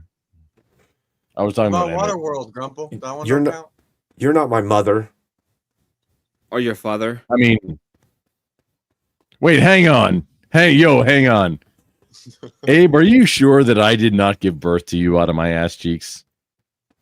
I'm pretty Oh sure. my god. Pretty sure. I mean, maybe. Miss Grumple Oh, you shit, look wait. very nice. Oh wait, hang on, Pew Professor. I'm sorry, Pew Professor in my Twitch chat. He agrees that your audio is untenable and wants you to watch a clip that he dropped. Where did you drop this clip? I'm pretty sure that what he's talking it- about is when he becomes if it- Robo Abe. No, he says literally, if it weren't for Grump, I would have dropped instantly when he heard the audio. Wait, hang on. No, What Pew audio? Professor, where This audio right what- now, Pew Professor. This audio right now. no, his name is Firearm Instructor. That I call him Pew Professor. Okay, cool. Send Abe this. Hang on. So hang on here. Here we go. I scrolled up. Send Abe this. I'll put this in the back chat for you. Okay, but I'm not be careful. I'm not gonna hang out. I'm not gonna hang out for very long. But I don't even know what this is. This is between you and him. Click this. Don't have it live though. Just put it on the back. I'll check it out. I linked it in the back chat. No, it's for Abe. No, it's not in the back chat. It's literally in the studio private chat. In Oh yours, no, wait, maybe. sorry. Yeah, no, my bad. Private chat. There we go. There's a Nerd. no, I'm in Nerd. like I'm still live and your entire thing is inside my realm because I'm about to leave, but we're gonna entertain for just a little bit. There you go. That is what the Pew Professor, his name is Firearms Instructor. I call him Pew Professor. And is that the same? Yeah, no, hey, I got it. Yeah, reading the chat might me dork. Yes, I read the chat and I linked it to him in the back chat so he can link it or he can look at it. Oh. You know what? Hang on. Abe, if you don't play it live, I'm gonna play it on my end. I already played it live, or I already played it for myself to hear. So Okay. It's something on your end, Grumple. Something's I weird mean, on the your Twitch end, I was just really loud, like overburdeningly loud. So It sounds like you're yelling into a tube that's on the call. what I'm doing. Yeah, I'm but I yelling think into a it's I tube think called a it's microphone. your mixer. No, it's got nothing to do with my mixer because when I pull up the stream, it's different. It doesn't if- sound like that on our end. But if everybody else says that I sound normal to them, then I mean, they might not be audio engineers ever and know what it should sound like. Just saying. It sounds you know how it sounds? It sounds like your mixer is getting saturated. That's how it sounds to me. mine. No, No, Grumple. Emmett, you sound normal to me. Like you sound how you usually sound to me. Emmett sounds the same as Abe. I don't know what you're talking about. No, Abe sounds very different. And I mean, to That me anyway. seems really weird. It's so weird. Yeah, it does. It does, and on that's my why end. I brought They it up to sound his the exact attention. same. I mean, I can hear a little bit of like empty room sound in my mic, but It may be missing a little more treble and a lot more bass. All about that bass, no trouble. No trouble. I got myself a new pair of roller skates. You got a brand new key. We're not doing Grumple. karaoke tonight, but Grumple, did you slap that bass? I mean bass. Slapping the it's, bass. it's right there. No, I'm playing this coming Sunday. It will be Strom. I'm not sharing where the stream link is, Slap but that it's bass. just like every week when the church is live, it is Strom. Is that right? Oh yeah, man! With my 10-string bass, it's like, oh man, I love it. However, I really want to help you get your audio. Like, I want to help everybody get their audio fixed because it You does. want to get I my don't audio even. fixed? Yeah, you too, because yours What is a little what the bit. fuck is wrong with my audio? No, Yeah. honestly, What the hell? I want to help everybody get their audio better because I- audio is the most important part of being a streamer. I honestly, seriously. I followed your shit. I just did it on a different area. Why are we all slouches to you? Yeah. My audio is fine. You know how you sound most of the time, Grumple? You sound like an overbearing bass. It's like, You do come like, in that's like how you Godzilla a sound little. to us most of the time. Yours is I've really I've had to deal with the projected resets a whole few powerful. times, but no biggie. I mean, yeah, I understand if I'm louder. However, I want y'all to listen to the things that are linked in my Discord under OBS for how to do OBS Studio not using audio OBS filters right and now. stuff. I mean, I can be It louder does. if you want me No, to. no. You still need to listen to it to understand how to I can be deal with louder like if you want me to. the lessons there are how filters work and how to do the tuning I mean, for to be your fair. filters on different levels. And because Forest of Wires is an amazing teacher about how to stream. We could make That's what I've linked, and that's what I encourage everybody to use. I do use it, except my shit has been reset a whole bunch of times, and like I'm about to reinstall again, and then I'll rebuild mine from there. So I understand if my audio doesn't sound good right now, but this isn't how I've sounded for the last You sound normal. 6 You years. sound the same way. But can you don't dance if you sound- want to? You can leave your can friends leave your friends behind, behind. but if they don't care, and if they don't care, then they're no friends No of friends mine. of mine, anyway. Exactly. If they don't care about their audio, then I mean, I don't care about their audio. I want to help them with their audio.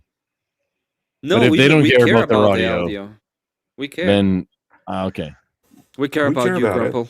But yeah, we can dance, right? We can dance. I really But we can think dance you've if been we drinking, want but it's my estimation of the thing. I haven't drank in 8 months, dude. Okay.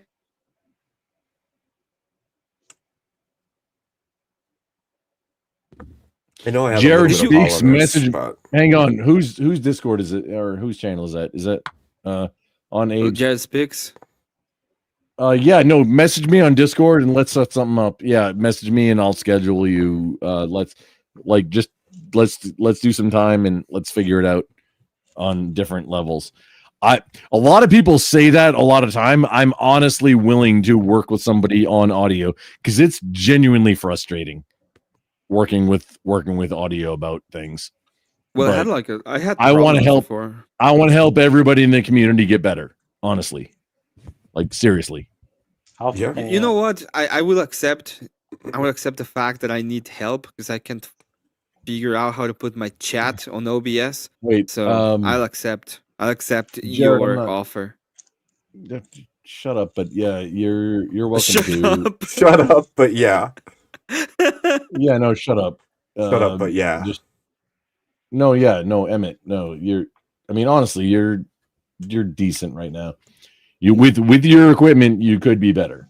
You're decent right Oh, now. fuck off. You know, I'm pretty decent right now. You know what? You're decent right now. You know what? I'm gonna. There you go. Just whatever nerds you want to join, let's troubleshoot your audio. You troubleshoot. I'm there Your already. audio. You troubleshoot. My audio is fine. Okay. You shoot the trouble. Actually, wait, hang on. No, Abe, you have M Gundurm in your chat. No, everybody bug him. That's Wobbly. That's one of my friends. Yeah, That's we one of my know. oldest friends. That's one of We my know. oldest friends. Wobbly's no. a good dude. Yeah, no, bug Wobbly. No, he'll do it for you. No, like I'm offering, but if I'm not available, bug Wobbly. Bug Wobbly. Wobbly, I've been instructed to bug you. Yes. Bug you. Aggressively. No, aggressively. Whoa, buddy. Calm down. Starting to get into that territory. You don't pull an Emmett on me now, okay? I'm just shutting up. I'm sorry, Abe. I couldn't actually understand what you just said because it was very muffly. But it was loud but muffly. It was kind of weird. It's a you problem. I don't understand why you don't get it. Everybody I'm the hear only one him that's fine. muffly. Maybe, hang on. Maybe it's just because of the hearing damage that I have. Maybe it's just because I'm deaf. No, I'm it's not sure. something on your mixer. You have to check if you have to check your shit. It could be my specific setup isn't cooperating with your specific setup too. Listen, the robo is infective, right? So it's probably just ended up on your end. Maybe Abe is cured now, right? I haven't gone robot in a while, actually, which is weird. So Decepticons aren't actually welcome in the Grumple sphere, okay? As much as I like to play, Decepticons aren't actually welcome. Let's just put that out there. Wobbly. There's no switch on the mic.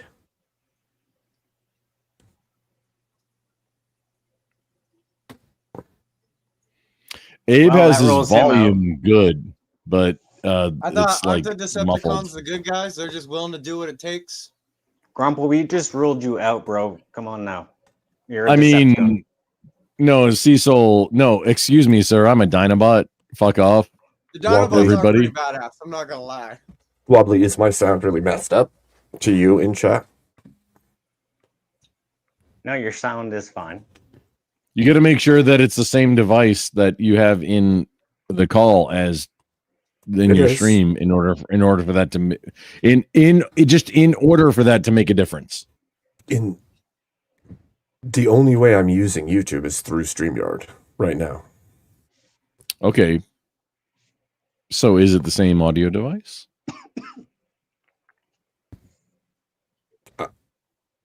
It sounds like it should be at RIP, but it's not necessarily. Is it the same? I'll look. I haven't changed it, so I don't even.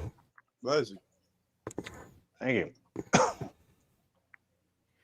Hey, Jared Speaks. That's some bullshit, and you can walk away with your bullshit because I mean the Decepticons. Coco's not a It's good not point here. exactly. It's Decepticons this. are It's Cybertronians all too.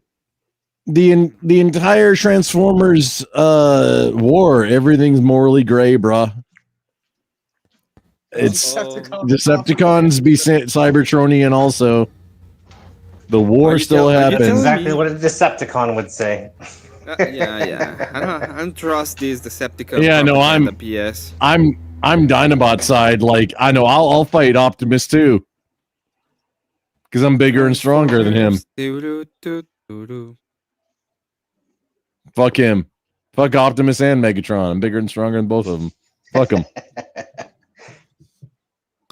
Fucking bitches. That's literally how the Dinobots operate. Like, we align with like, I don't know, whatever feels good. Whoever's winning. No, it's whatever just kind of feels right at the time. Yeah, in the movie you got treated like a bitch though.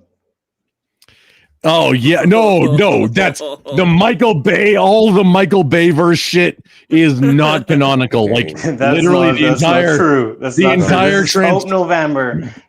Emmett, run. No, you need to, no, Emmett, no, you need to there's have no a Cope November fucking stinger being Welcome. like. Welcome Excuse to the me, Cope. sir. Welcome to If you Cope want to know November. about Transformers Channel, we're gonna be canon, coping. the bee, the Bumblebee and then the Beast Wars one movies are now the new like Transformers cinematic universe canon, which because nothing Michael Bay did made sense with anything that was canon ever. I just want And to it say also that like that. A car mechanic. Hold on, Emmett has something to say. I just want to say that this is Why a you Cope gay? stream, and whenever somebody is scoping on the stream, we gave him a scene chat. So give Grandpa his C because he's coping hard. Cope Master General. Oh, excuse me. If you say I'm identifying as Grimlock, yeah, that's okay. I'll type it because yeah, it's nothing great. That's for sure. No, me Grimlock not happy that Abe Marine didn't do Marine Corps birthday stuff today. Grimlock did birthday stuff today. Abe did like let's debate with EOD who's a zoomie about some bullshit on somebody else's stream today. That's I just came on here to give you shit, Abe. That's all because you didn't. I held a do crowd on my birthday. stream the entirety of the debate, all the way through till now, as well. And But you didn't. You were doing some kind of like who? What the fucking the? What was even the topic? I don't even know or care. Did you make babies? I cut a fucking cake with my NCO sword on stream. I was doing Marine birthday shit. You were doing something else. My NCO sword got stolen, so cool. In my life, my NCO sword and a whole bunch of my uniforms and everything got stolen like over a decade Pull ago. me up. Pull me up bigger. I'm not pulling you up bigger, okay? I will make your image large, but yeah, mine got stolen like a decade ago, and it's heartbreaking, actually. So, What is that? A Star of David? What is that? Oh. Yeah, here's a thing that I had a question about tonight that I hadn't realized before is what the fuck is this on my NCO sword? What the fuck is that? It's pretty badass. you never noticed? You never noticed that? I've only taken it out of the sheath like 3 times ever. Oh, I noticed it a long time ago. What the fuck is that? Why don't you On look this it up? side, it says things. Yeah. It says made in Spain. It's stainless, and then I have lived a life. This USMC is 380. bullshit. What the fuck is? Why is there a Star of David on there? Highly suspect. Because the markings have meaning. Da da da da da da da da da da da da. So now that I figured out that I have it again, I'm a dude. I'm a dude in a workshop right now, and I own an angle grinder. So unless somebody can give me a really good reason under Jesus why that symbol should be on my sword, I'm gonna take the angle grinder to that and then put a better edge on this because look, it's still. Grumble, what's crazy is that you pulled that out in pride, and now you're like, oh fuck, I'm just gonna fuck this shit up. Well, no, don't. It's been the same thing the entire time. I need to know what the fuck this 6-sided. There's this 6-pointed star on the Marine NCO sword is. Look it up. You could probably Google it. Yeah, I probably could. Abe, but mean, excuse me, I've eaten red crayons on stream. Yeah, they The red taste the ones are good best. for you. They got more iron, right? It's not the Hey, Star of Somebody David. tell me what it is. Hold on. I'm telling you right now. It's not the I'm Star of delegating this right now. It's not the Star of David. It's the Star of Damascus. The mark said of the, that? Here we go. Case It's the closed. mark of Fucking it's the mark of the proved, showing that you have been proven in battle. That's is that audio reach? Wait, hang on. Who audio retard? Who are you? Because your audio, your name and your icon are different than it. Was that Voltaire? you know exactly who it is, Grandpa. You It's not Voltaire. Alcatron. I am not Voltaire. Don't even Yes, fucking try. it's a cardioid mic. You're correct, I am Wobbly. not Voltaire. Don't even try to say I'm Voltaire. No, you are Voltaire, aren't you? He's not No, Voltaire. I'm not. I'm not. He's not Voltaire. I'm gonna I'm gonna hit you in the head with this side of the sword. I'm sorry, Grandpa. Okay, I'm not Voltaire. Sorry.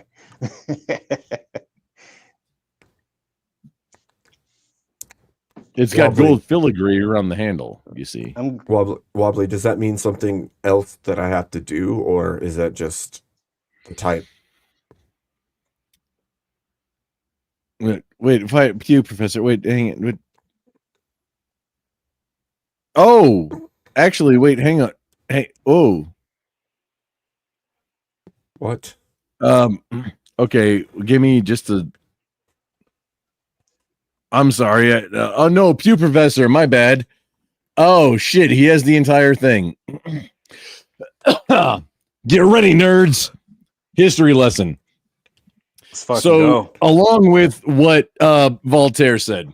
Okay, so from Pew Professor, aka firearms instructor on Twitch. That's his name on Twitch. He's not on any other platforms that I know of, but we're interacting on Twitch. The 6-pointed star on a USMC sword, which NCO sword, not the Mameluke sword, is what I have. So pause. But is a Star of Damascus, not a Star of David, and it symbolizes high quality steel and strength. It was originally used to indicate a sword that was made with Damascus steel, but today it represents the blade that meets the Marine Corps standards for a ceremonial sword. That symbol can also be a variation of an interlocking bar or mark signifying the sword has passed a specific durability test. Part 2. Damascus steel. Historically, the Star of Damascus was a symbol of high quality, strong steel. Military standards. The mark now indicates that the sword meets the military specifications for quality and durability. Symbol of strength. Some sources suggest the symbol is made of 2 interlocking triangles and symbolize the unbreakable strength. Proof mark. The mark is sometimes a proof slug or disc that the manufacturer stamped onto the sword to show it had passed certain strength tests. Good. Read your chat, you asshat. Well, thank you, Professor. I got you. And Rome for all those red crayons. I do appreciate. But no, that's what we got. Rest in peace. Highly suspect still. It's under investigation. Red tastes the best. But rest in peace. Your face tastes the best. 10 November raw. Yeah, it's like no, Pew Professor, you missed. We went through the entire Marine Corps birthday extravaganza tonight so far. I'm probably going to do it all again. Actually, no, it's like 5 a.m. No, I'm not going to do it all again. That's what they all say, Grumple. Why does it sound like you're inside Hershey's bar right now? Because I am. Every time you say Pew Professor, you say it so fast it sounds like Poo Professor. It does. Sounds like you're talking about poop. That's pretty That would be the worst to a friend. professor. That would be a terrible fucking We're just saying what we hear when you're It speaking. just sounded silly. I'm not calling him that. I'm not throwing no insult. Just the way you're saying it. Your audio. I think his. No, I'm not. I'm Okay. Disappears. Gone forever. Maybe got Actually, nervous. I'm gonna, Gone forever. how do I Forever. turn your volume down? No. I'm trying. Okay, calm yourself. Calm your tits. Oh, Rome, the cutting of the tiramisu was glorious. Thank you. I did use my sword. Yes. Abe, you missed when I was playing the DC Marine Corps ball. I used my sword to cut. I used a piece of tiramisu because that's the cake that I had from my Marine Corps birthday. Mm-hmm. I used my Marine Corps sword to cut the cake, and Good. that was Good man. You missed the ceremony, dude.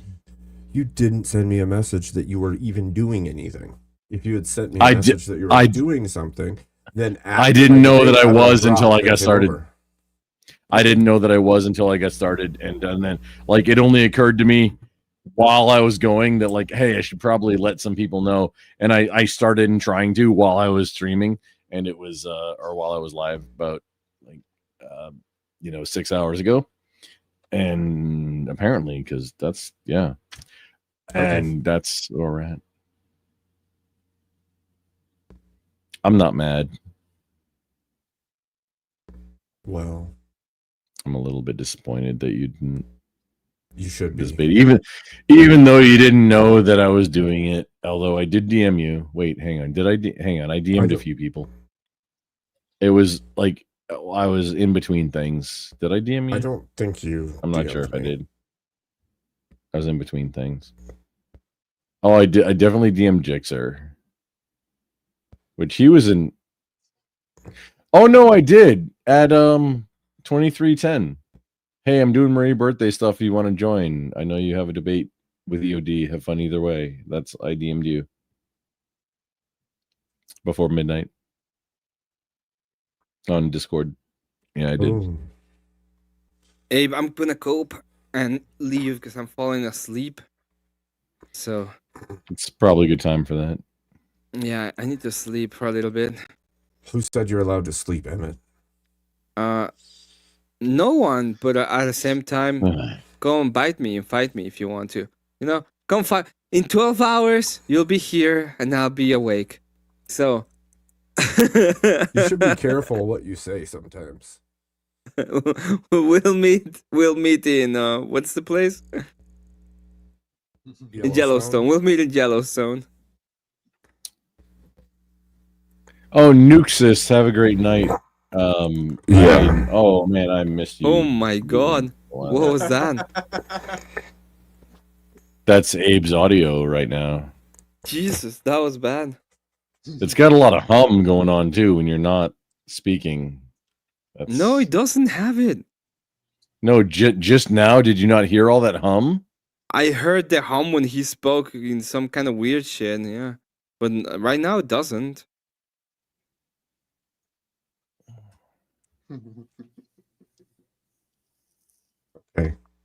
Okay. I need to. No, you. What did you do? Hold That on, sounds I'm weird looking. now. Because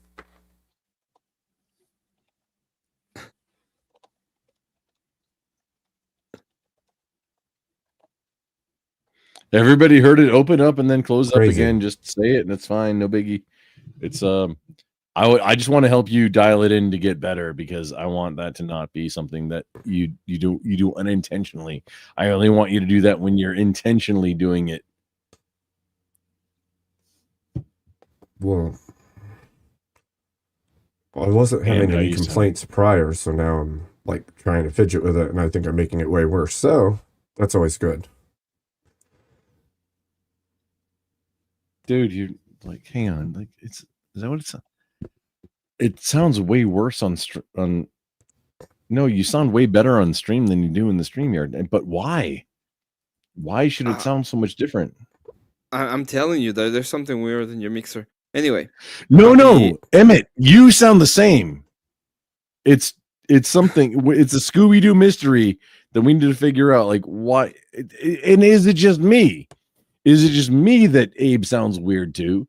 Maybe it's my hearing damage. Like It's your stream. What? No. What about my? No, y'all aren't on my like. It could be. I'm not streaming through there. And right now he sounds really weird. I will agree. I will grant you that one. He sounds kind of Well, weird. well, why even say anything about my stream? No, I am live, but I'm live on like 2 levels removed from Because this on your StreamYard. live, it sounds really bad. But it's on your live. No, I'm not listening to my stream on the outside, dude. I'm interacting with y'all right now. Yeah, and then your stream picks it up from your end, and it sounds bad. I'm not listening to my stream picking up anything. I'm interacting with you individually. The Twitch. I'm not listening to how Twitch sounds right now. I'd have to go and unmute a whole Twitch stream to hear how it sounds. That would be echoing something weird. Oh Lord. Yes. Lord have mercy. Emmett, on I my don't. soul. Yeah, Emmett, I don't think I'm you finally made it understand how back. things work Holy right now. fuck. Holy shit balls, Batman. Emmett, you don't know how things work, bro. Just calm down. I agree. What you're saying I doesn't don't make know. sense. What you're saying doesn't make sense. Just May calm it God down have just a little bit. mercy on my soul. Yeah, indeed. I hope. I hope, but I mean, there's no reason to invoke that for just like talking about audio right now. That's silly. Oh dear. But I do wish that all the mercy on your soul, I wish and I would you- help I wish all and, the mercy on your soul as well. and pray Anyway, for all that. I'll be I mean, leaving now. I'm gonna go to sleep if for you a have some while. kind of trouble or something. Have an excellent night, everyone. Thank you for being here in Grapple. Happy birthday. Emmett, I'm See gonna you. Emmett, I'm gonna actually pray for you, but why are you so gay? I'm not gay. That's all I have okay. to say about that. Maybe I Not gay. misunderstood. My bad, entirely. My bad. But I'm still gonna. I'll pray for you at least. Why the fuck would I be gay? Next day. I want them hanging for trees. So, see Oh you no, later. no! I mean, that's cool. It's fine. Just okay. Maybe I misunderstood. That's my bad. Yeah. No biggie. People can make. There's two places they should go. One I'm- is so deep in the Emmett, closet I'm I saying- can't see them, or so high up Emmett. a tree they're hanging. Emmett. I'm saying I made a mistake, right? Obviously, you're not, and that would be silly to assume or like do anything with that kind of stuff. But like, I mean, maybe there was a reason that somebody thought so. You don't know. You don't know what's on other people's hearts or souls or minds, right? And maybe you want to just pray for all of them too. That maybe anybody who had ill wishes for you, pray for them that they help see the errors of their ways, because that's what I do. I would love that. No, please, I need it. Okay. No. And Doesn't no, everyone? you have no idea how much I need other people to be praying for me right now. See you later, Chechil. See you later, Abe. And Good night, See you Emmett. later, Good night, Voltaire. Emmett. Have Be a good. one. God bless. Emmett, you sexy bitch. Be good. Keep it sexy, nerd. See you later. Thank you. Cecil, I think your fucking mic's muted. I haven't been able to hear anything you're saying. Cecil, did you disappear? No, I'm here. There you are. You're like, Cecil no, I'm has- not. Cecil's He's like, right no, I'm there. right here. What are you talking Wait, about? who's making fun of Cecil's Slavish audio? Slav. Yeah, he's got Slav audio. That's fine. Audio slave. I got He knows you. what do you call it? Swamp audio, not a slobber. Slobber Ollie. You're just slobbering all over that. Good call. motherfucker. Good call, Wobbly. Weevils wobble, but they don't fall down. You know what I'm saying? Somebody does. It ain't me. Somebody always falls down. Oh man. Sometimes you just gotta wonder. I try not to. You drive yourself crazy, man. Oh no.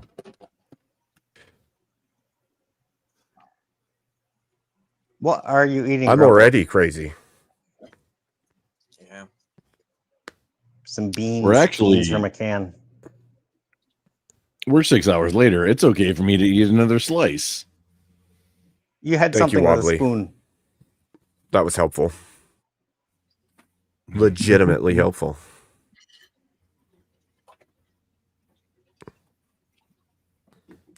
Things, the more you know, right? The more you know. I know I can't hear shit what Grumple's saying. That's because he's too busy showing you his dessert pizza. Yeah. I think that's dessert pizza. Oh no, this isn't dessert pizza. This is breakfast pizza. What are you talking about? I was wondering what you were eating with a spoon. What are That's you what I was talking about? This is You don't- breakfast pizza. This is like normal pizza. You don't even been up- know. We've been going so long, dude. No. I've apparently been live for like, I don't know, a little over 6 hours. I wasn't Yeah. planning on going this long. We were just going to do birthday stuff, but I still have a whole bunch of stuff queued up. But yeah, I got pizza now to eat along with it. Hey, you want to play some of the things that I have queued up just so you can participate in birthday stuff? You want to do that? I can for a little bit, but it is rapidly approaching the doom of the moon. Doom with the sun. Okay, Link. Oh, shit. Okay, Link. How about you call him yours? Listen, I am not Voltaire. Don't say I was Voltaire. I'm not Voltaire. Voltaire is in your name. I am Aren't not you not Voltaire. not Voltaire? So wouldn't that make you Voltaire? Voltaire is in your name. That's a double negative. Double negative means true. No, I'm not Voltaire. Not. I'm just gonna start calling you not from now on. Hey, not. How are you? Not Voltaire. Like not like, and then not, and then not Voltaire, and then I gotta put a ring around that, and then put a cross. So I'm not. You know what I mean? That's almost like saying the Knights of Knee. Yeah. I mean, just have not. Just go find me not. That's all. I'll say. Not. Yeah. What if you came on panel and that's like what you did? You get on a full panel and everybody's conversing and you're like, not, Like a not. Pokemon? And they're like, what the shit? And then they ask you a question and you're like, not. And they're like, yeah, Rome. I don't know. I might be able to win VK like that. I don't know. You might. That'd be a good shtick. It would be, because VK is not about fucking. It's not about verbal contact. It's about the audience and the show.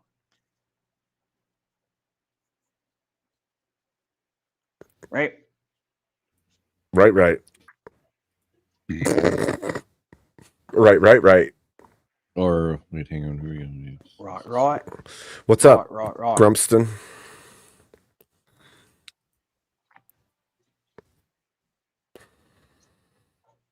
Grumple.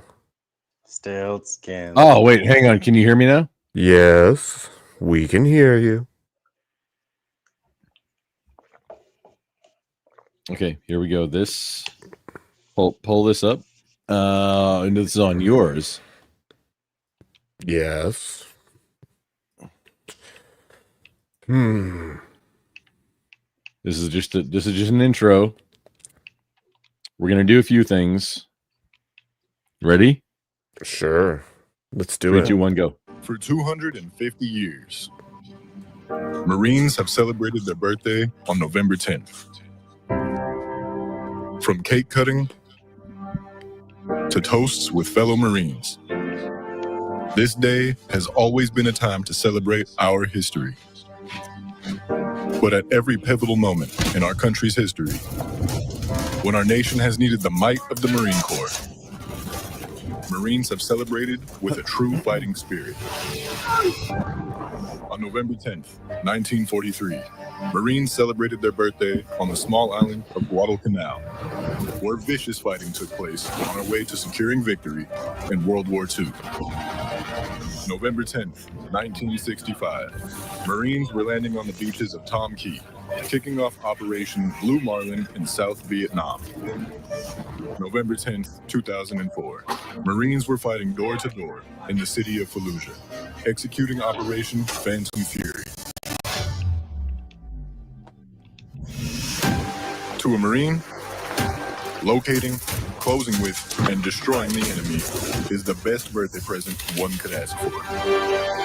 Here's to 250 more years of fighting, shooting, flying, detonating, landing, scouting, jumping, driving, charging, and always winning. Happy birthday, Marines.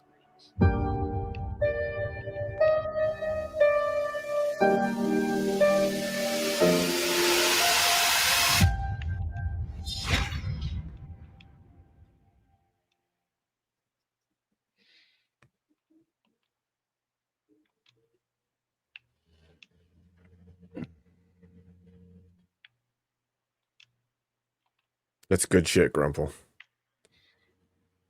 There's more. Oh, I'm sure.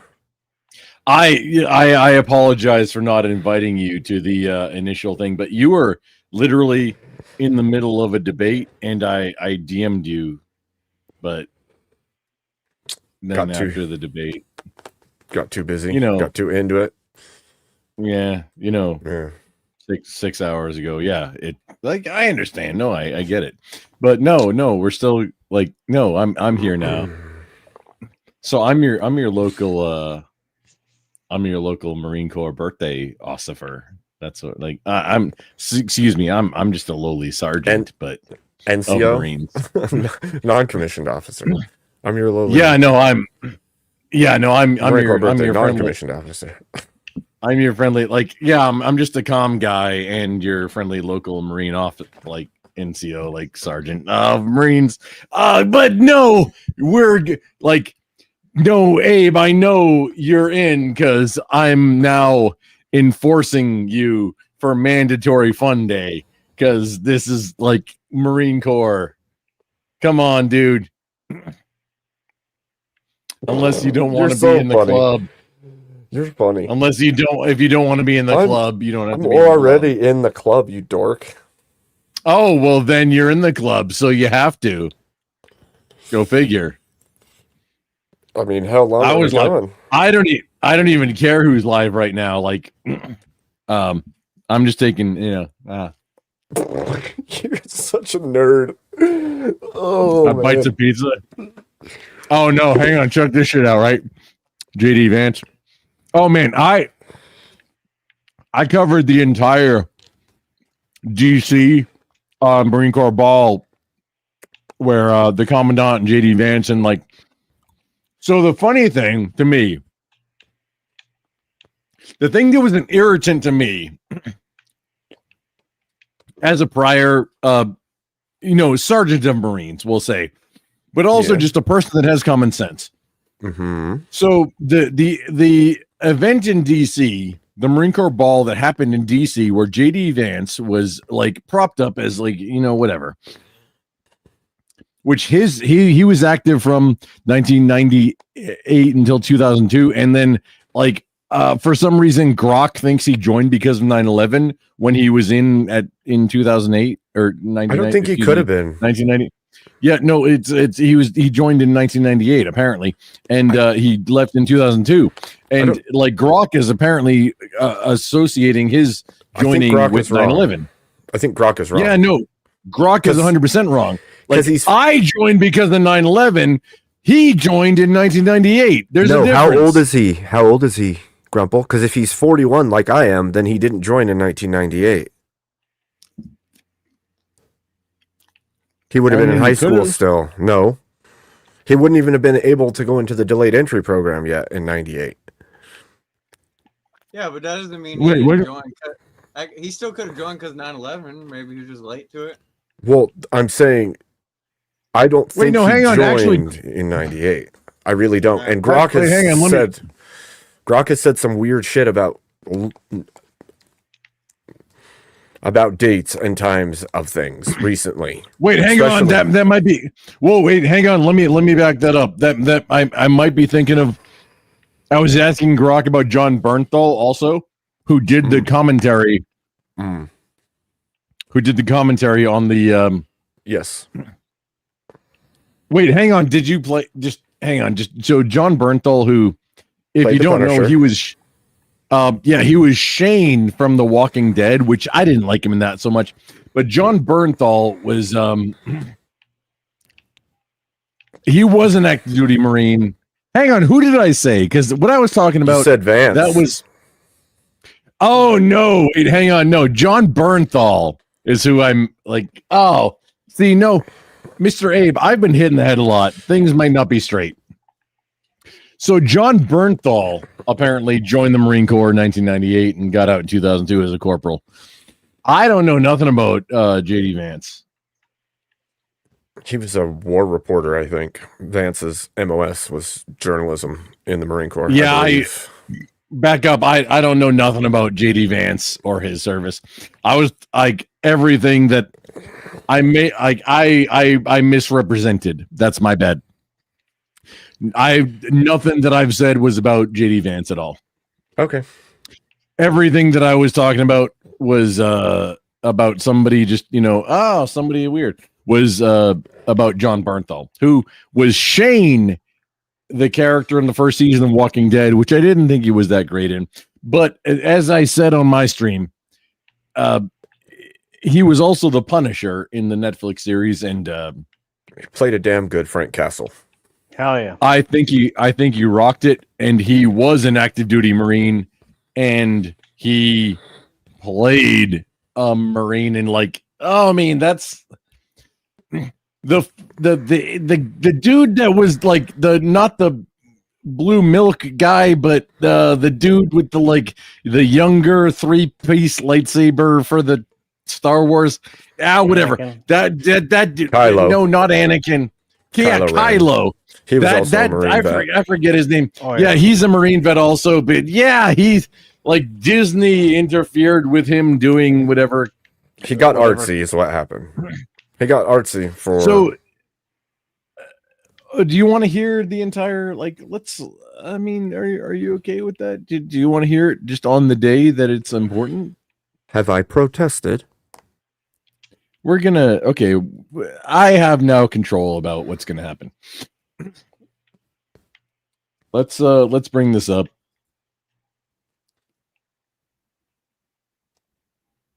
We're gonna replay this and share this tab, and then share this on share. How do we hang on? How do we do this? Share.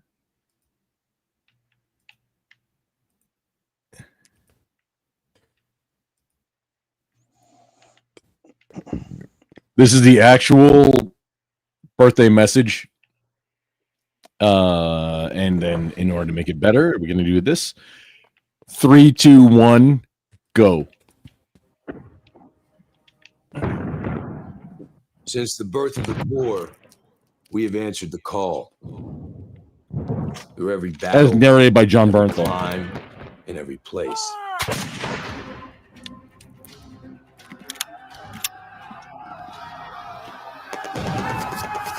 No matter the odds, no matter the obstacle. We adapt, we overcome, and close with and destroy the enemy. We know the future will not be the same, but the one thing we know will always remain is the Marine.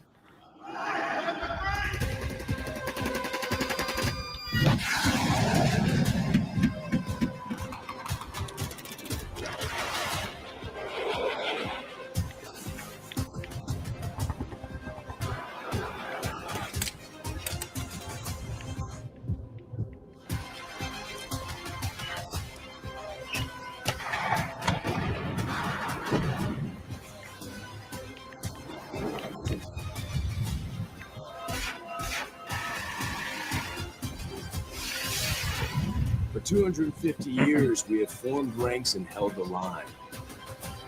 And we will for the next 250. Marine Corps is a far-flung organization. Detachments of Marines are serving in every Navy yard, naval station, and guarding every naval activity everywhere in the world. I visited a great many of those places. Everywhere I heard expressions of goodwill towards the Marines. Everywhere I observed the friendly relations existing between the people and the Marines. For 2.5 centuries, we have shouldered the responsibility of freedom on behalf of our nation. Every battle fought, every sacrifice made has been etched into our legacy. We're Marines. We always find a way to work things out. No matter what happens anywhere, we can make something happen that'll turn the tide of battle. We are that adaptable.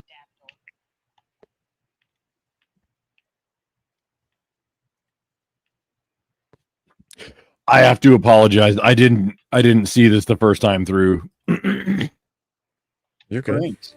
We always find a way to work things out. No matter what happens anywhere, we can make something.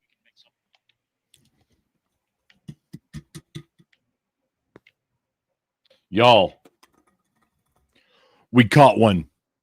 That's CWO. That's legend. Abe gets it. No, a CWO5. Yep. Caught on camera for the first time ever. Somebody gets it. Thank you, Abe. It's an unattainable rank. like Wayne, rather, nobody knows what you've done or anything, sir, and honestly, nobody cares, but it doesn't matter if they care or not. They're not going to know the depths of anything that you've done, because chief warrant officers, man, they make so much happen that nobody knows about and they don't need to know about. They're a different breed. They're like unicorns. They are actual unicorns. They don't they exist in whispers only in the forefront of your mind. They don't need to show up for formation. No, excuse me. They're beyond that. They exist in a different plane of reality. However, they are there to help you. They are benevolent fairies. They are the ghosts in the middle. That way. They are the ghosts in the in-between. Hang on, I just said they're benevolent fairies. I'm going to stick with that. And if any of them wants to fight me about it, I'm okay with that. In person, I'm okay with that. You won't see one again. Will not be televised. Yeah, no, that's the thing. It's that's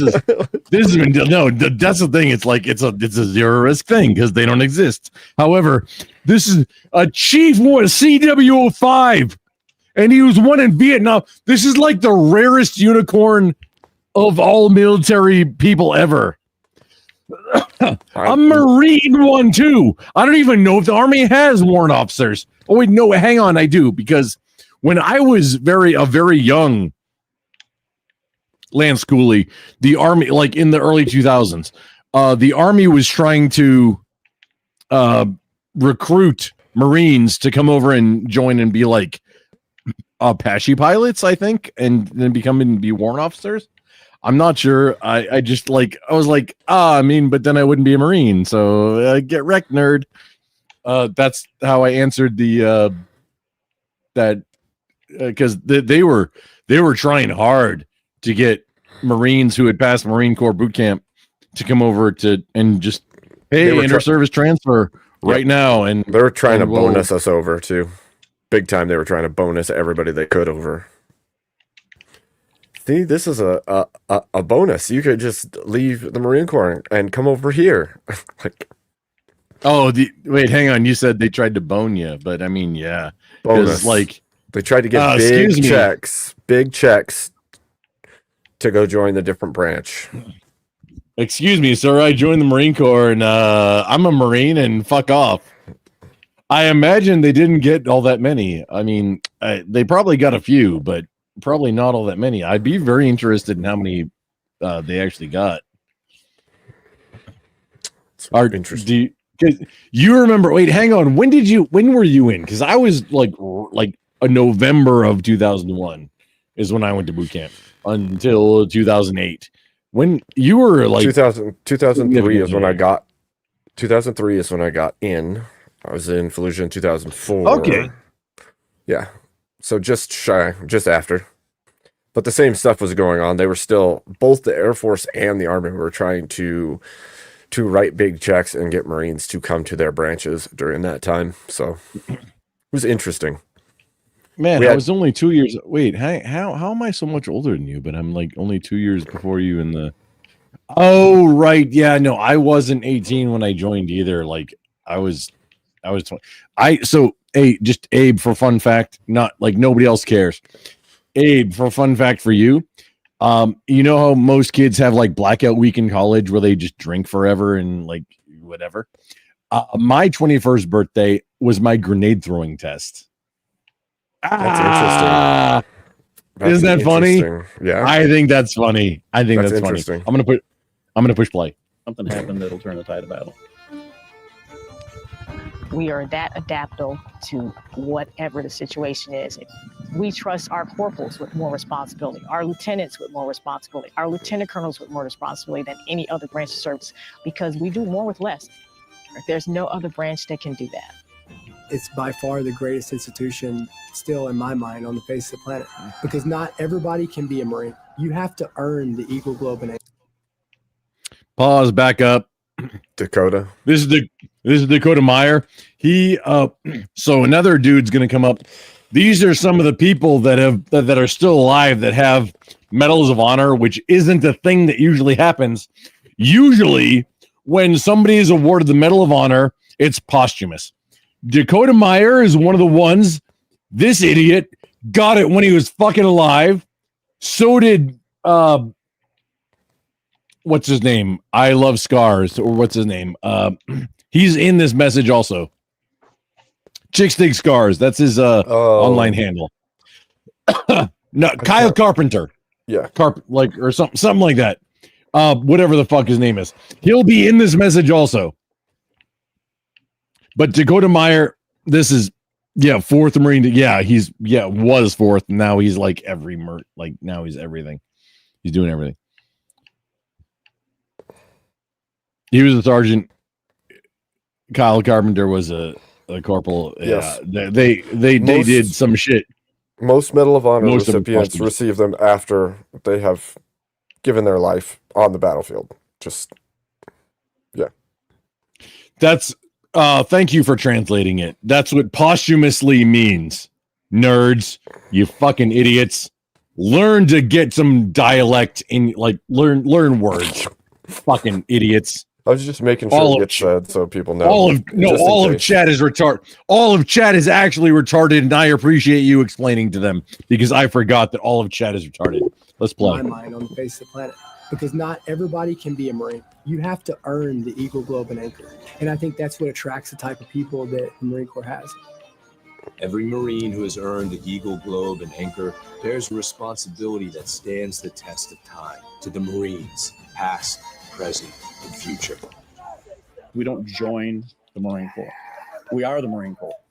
Core of our being is that we're convinced we're the best fighting force in the world. And the truth is, we are. I believe the immediate bond between Marines is so strong just because of the way we're trained. We have a very specific niche culture of, greatness, our heritage, our warrior ethos. I think all those things, separate us, and we find them in each other. You may have a reason why you join, but there's a reason why you stay. You stay because of everything you're learning about how to be a warrior, how to maintain those warrior ethics, so that when that bomb goes off, you're ready to do your part. As Marines, our warrior mindset is something. This is the other guy. His name is Kyle Carpenter. As you can see on the screen, he's the other one, the most biggest living recipient of a Medal of Honor. Also, his face is looking so much better now. That's what I was gonna say. He's healed a lot. That's like significantly better than it was. He's the guy who, hang on, if I'm remembering the story right, he literally jumped on a grenade, of like a frag from some. I think he put either a helmet or somebody else's flak underneath him, and that's how he survived. And it shredded his face one of his eyes is fake, and from this angle, you can't tell which one. Yep. Dude's looking good. Considering what I remember, yeah, it's significantly better. From Even has facial I don't hair, know, it's man. like, yeah, and I think it was like 10-ish years ago. And his on, I believe it's on Instagram. His handle is Chicks Dig Scars, which I think that's his shit everywhere. However, I think his main thing is Instagram. Go follow him, Kyle Carpenter. It's that's one of our brothers. Not having anything to do with that range incident that one of our other brothers had to deal with. Nothing to do with that. This is just Kyle Carpenter. He is a Medal of Honor recipient, and his face is healed up a whole lot. And his handle is Chicks Dig Scars. Dude's a baller and a badass, and I will not stand any disparagement upon his character, or there will be violence upon your character that I will cause, even if I'm not the one doing it. I'll make it happen. Doesn't matter where you are. If you're in Alaska, you talk shit about Kyle Carpenter, something bad's gonna happen to you. Don't worry about it. If you're in friggin' Indonesia, what? Okay. No, I've never talked to this man, but he's my boy. Yeah, it's your brother. I'm a sergeant of Marines. This is, I mean, yes, he's under my umbrella. If you're in fucking Indonesia and you talk shit about my man, oh, bad things will happen. I'll make it happen. Let's continue. I got a special set of hate. I will find you, and it will make you hurt. Oh no, it has nothing to do with that. It's just, I mean, I have very particular skill I got a set, very like, particular set of skills. So that very particular set of skills is buying a plane ticket. I've done that before. For that. However, I mean, getting on a red eye to go somewhere like for free is that's a different skill set. But then also causing violence in that place. I mean, I'm not trying to necessarily say anything about that. That'd be super weird and not toss at all. That'd be very not toss. So we're not going to say anything about that. But yeah, don't say shit about. Nobody's going to say shit about Kyle Carpenter. He's everybody's homie. Dude lived through freaking getting shredded. He gets free drinks everywhere. And if not, I mean, I'll pay for him. Yeah. That can never be defeated. Push play. For 250 years, the Marine Corps has been successful because that's the only option. Success is all we know. The character of war has and will continue to change. We have adapted, evolved, and innovated, but our warrior spirit remains consistent. Remember, the narration is by John Bernthal, who was Shane from The Walking Dead, but also the Punisher in the Netflix. Because to those who don't remember, the Punisher was a Marine before he became the Punisher. So yeah, and that's like, I think that's White House somehow became like better because he was a Marine. Even if he wasn't like that flavor of Marines, like, I mean, there's so much bullshit that happens in movies and TV where it's like, that's not how things work. At least he knew and did a little bit of justice to it. That's all we ask. Yep. I think collectively I can say on behalf of everybody, like all veterans, just I don't would be agree. like stupid about it. Like, just do like a little bit of like, hey, maybe how things kind of work. Yeah. Okay, push and play. The nature of war is taking something that somebody else has that you want, and it's never changed, probably never will change. The character of war, however, has changed a lot. World War II, we used ships, planes, bombs, all the way to today, we use, as you can tell by the news, we use ships, planes, bombs. We just have a lot better technology. I don't know that one battlefield's ever been the same for any generation. The types of war, the ways of war, all that is constantly going to be changing. What's going to decide our next and our future wars is not going to be the technology. It's not going to be money. It's going to be the level of the belief of our people, of what they believe in and the standards that they hold themselves to. We are more lethal, more capable, and more ready than ever, while grounded in the traditions that made us who we are. We will not win the next fight on platforms alone. It is the Marine who will break the will of the enemy. As Marines, I believe the most powerful aspect of our training and such an important part of who we are, holding on to that history that came before us. The Marine Corps is lethal because of our willingness and our eagerness to take the fight to the enemy in any climb or place and win those battles, sometimes at any cost. Our history is not only a story of battles won, it is a story of people, of commitment, Rome. of family, an unbreakable bond that transcends ranks and lasts a lifetime. I think the only way to honor them is to live a life that's worthy of their sacrifices. And the only way that you can do that is by going out and being the best that you can be, by going out and by still upholding those standards as a Marine, by celebrating them, by telling their stories and giving the next generation some legacy to live up to. Cream rises to the top. And that's what we have in the Marine Corps.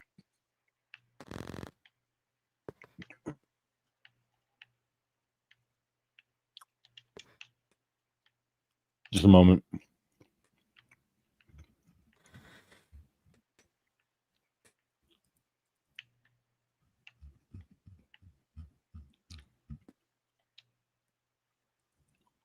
WrestleMania 3 at the Silverdome in Pontiac, Michigan. It's a day that Cecil. I gotta switch this just for a moment. And then we'll get back to this.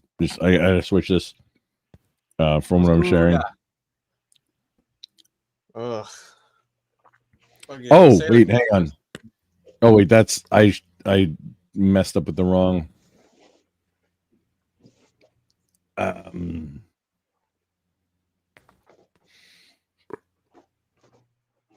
Oh, fuck, I messed it up.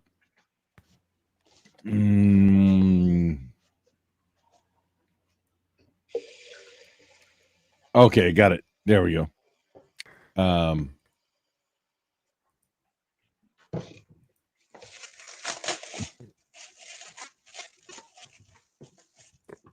You disconnected it. Yeah, this is more important right now, and then we'll get back to that. Share that.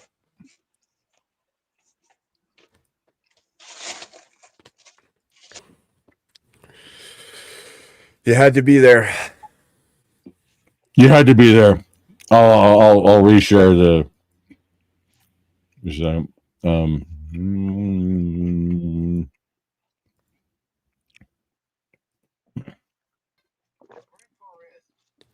Oh, hang on. You get to share it up before I push play. Okay. Marine Corps.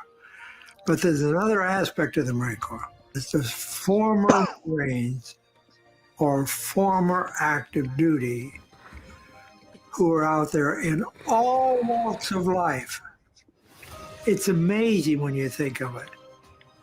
Being in service was a privilege. It was the best time of our lives. But yeah, Roma, it was Slim Jim. sacrifice. Yeah. And your family is part of that sacrifice. And Marine wives or Marine spouses, they deserve a lot of credit as well. The kids being uprooted, moving, it's a sacrifice to serve our country. Without the support of their loved ones and their immediate family, it's hard for them to complete their job. So again, it's so important for military families and Marine Corps families to understand that their role and the role that they play in supporting their loved one while serving is just as important. For 250 years, we have proven there is no better friend and no worse enemy than a U.S. Marine. For those people who wish evil upon the greater good, David Bellavia said it best. Somebody else will raise your children. To the enemies of our nation, don't get comfortable. Whether you're in the air, at sea, or on the ground, we adapt. We always have, and we always will. If it comes down to one-on-one, mano a mano, and you turn us loose, I can promise you this: you're not going to survive.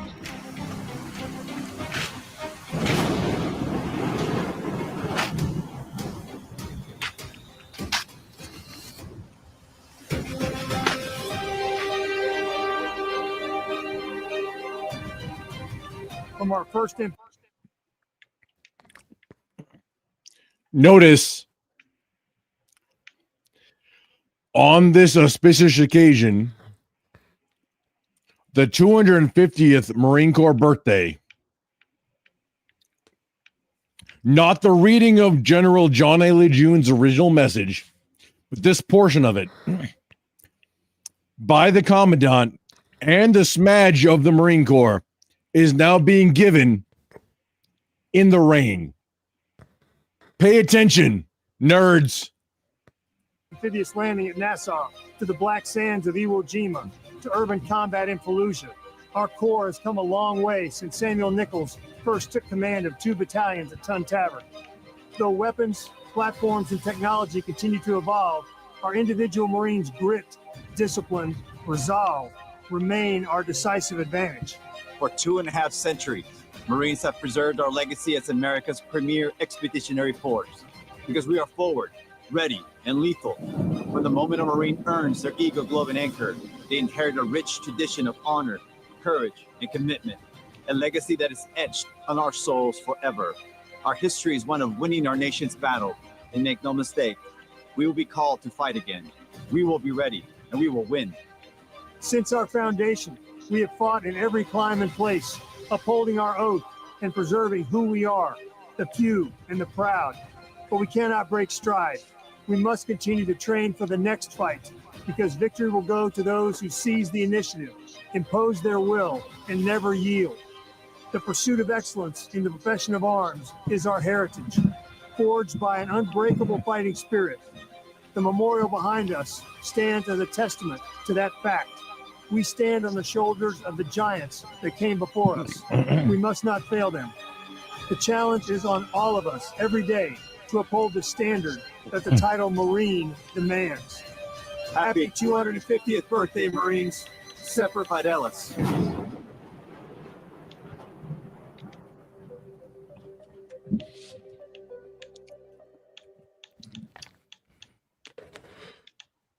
Take it down. Pretty crazy, man. I didn't even know they were 250 years. It's exactly 250. 1775, Tun Tavern. Actually, hang on. Give me just a moment. I have something that I didn't stream on my stream yet. However, we're gonna bring it up. Give me just a moment. This is the shit that I saw in the 90s. Okay, this is like what I was like. Oh yeah, I gotta join. No, the Marine Corps is the only option.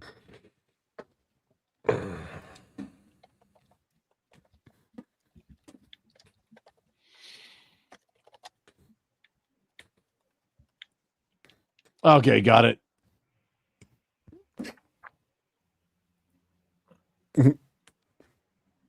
It's a minute and some change, apparently. Here we go. Share. Wait, hang on. This is like a share inside of a share. Oh, I don't pull it up. Which one? What? Same one? You don't have a different one pulled up.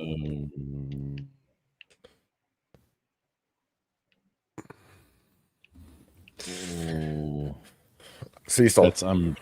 Yeah. What's up? When was the Declaration of Independence signed? 1700s. 4th of July, 1776. The Marine Corps birthday is when? Is it the same day? November 10th, 1775. Damn. That means the Okay. Marine Corps is older than the Declaration of Independence. That's pretty crazy, actually. I mean, you're gonna need some people to Pull back up. up that declaration, Got it. right? Yeah, see, so, but check this shit out. This is what I lived on in the 80s and 90s. Hang on. We got to unmute the tab because I'm a professional streamer.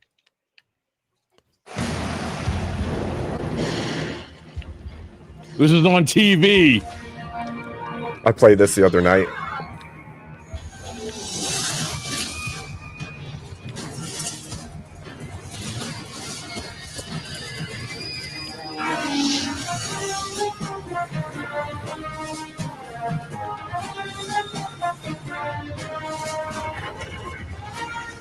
It is more than a trial by fire. It is a rite of passage, a challenge to join the elite. And if you succeed, if you can master your fear, outsmart your enemy, and never yield even to yourself, you will be changed forever. The few, the proud, the Marines. When did that come out? That looks old. So that shit, that was in the 90s. And so Abe is also of my kin. Abe was also a Marine. He's a little tiny bit after me. But I never fought the friggin' lava monster. I think they keep him at Quantico at like Dermo or something. I'm not sure. I think they keep him like TBS, maybe. But I think they just keep him in like Dermo at Quantico. And it's because I never got to fight the thing. And that's like, I mean, that's half of what I joined for. Come on, dude. We all looked to fight the thing. They never had the thing. What the fuck is this shit? No, the thing that prompted me to join was like, oh, hey, people that speak Arabic just did something. So let me go and do a job where I have to speak Arabic and let me go and join Arabic. And like, no, I really wanted to be violent too. But then like this kind of bullshit comes out and oh wait, the lava monster. Wait, what about the lava monster's kids? What about those fucking things? Like, what's going on here? The lava monster.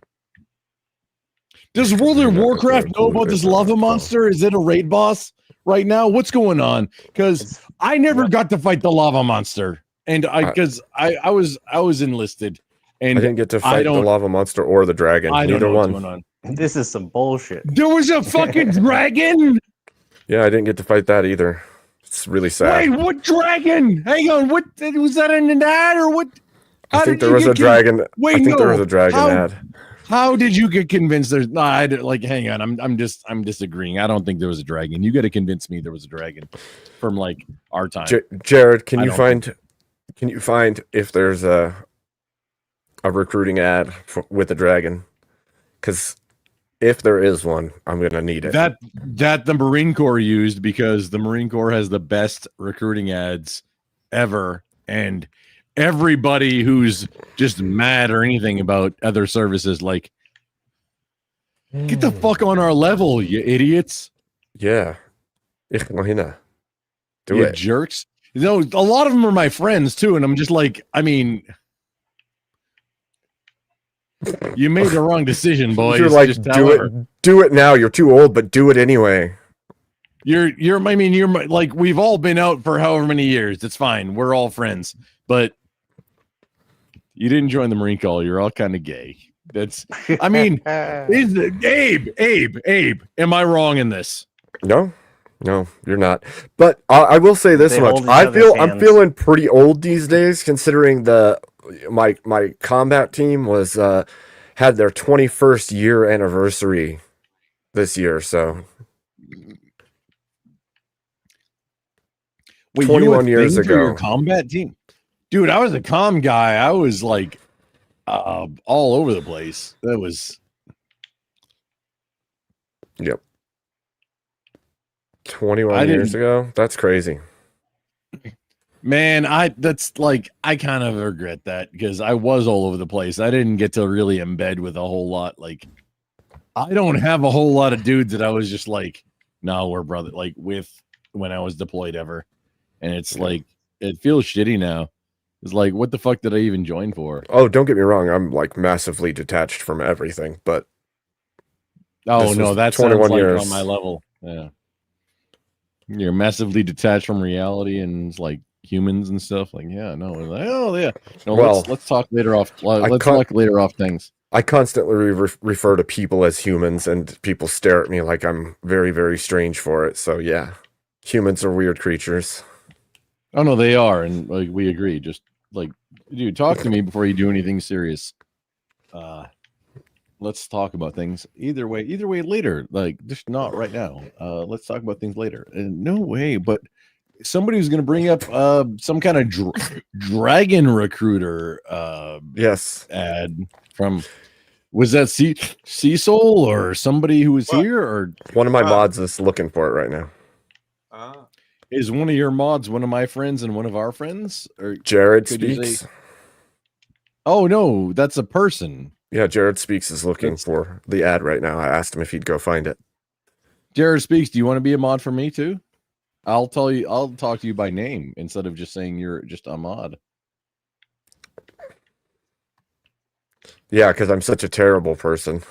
I call my mods mods. Fucking guy. Mods.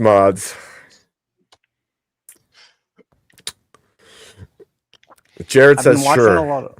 I've been watching a lot of Hey, bacterial vaginosis is an infectious disease, and it does get all over the place. Just if it's impacting you, you might want to call. Hey, hang on. So at the bottom of my stream, I have about the vehicle extended warranty. However, that's the number you should call if you think you might be exposed to one of these bacterial vaginosis diseases. Okay, good to know. That's not good. Grumple. I don't know where that came from, but oh yeah, no, I actually own the domain onlyredcrayons.com. I haven't done anything with it. I think I need to do something. you probably with it, should. but yeah. Onlyredcrayons.com. I have that domain. I don't know what to do with it yet though. Could brand the shit out of it. Media. Yes, it does, but with what? Give me ideas. I don't know what to do. And like nothing will be attributed to you if I do it. That's more endorsement for you to do things, like to give me ideas. What do you think? I have good ideas or something? No, right now it's They come actually together no. Just right now it's like a honey pot right now. Just I'm trying to use it at some point. But right now it's literally a honey pot for me to go mess with. All right, Winnie the Pooh, I hear you. Y'all gotta calm down, nerds. We're the nerds. I see. Thank you for letting us know. I feel like a nerd. I mean, Sea Soul, what the fuck? You are the biggest nerd I've ever known. I'm in a freestyle right now. I've been called worse. Sea Soul, he's me soul. Even know that you're the soul. Actually, never mind. I'm not freestyling. He's a weasel. Yeah. Oh no, that's good. Yeah. Wait, no, that's hang on. That's that's good. I hate that shit. That's good. No, wait, hang on. No, nobody's calling you that right now. We're just. No, I don't we're care. Just, But I mean, when I was a kid, we're spirit boarding right now. No, that's good. You should keep that. and Like, and they call me seesaw. Oh. Like like you sit on like at a playground. They weren't that creative, to be honest. that one's not as good. Seesaw. They also call me seesaw. I used to get That one, yeah, no, that one's not. Seesaw is not. I mean, the other part you said, no, that was really good. Honestly, I didn't even write it down. I forgot it at this point. I have my notepad in front of me. I was gonna write that down, and I forgot because you distracted me. So it'll be new to me if you do it again. Just do it good. Oh, I see.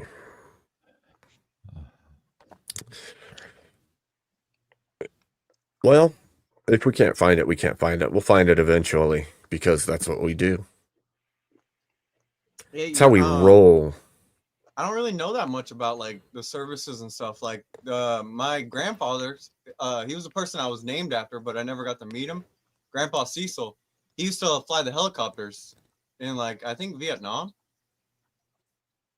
Wait, which helicopters in Vietnam were they? Little birds or? I had a painting of it too, like, but I don't have it anymore. But I don't know. It was like green with black blades. Like the transports. It had no doors like and such. The color doesn't matter. Just no. It's the next question is going to matter very big on.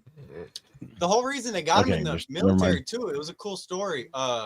He was in Cuba and like he put together like parts like and made like what do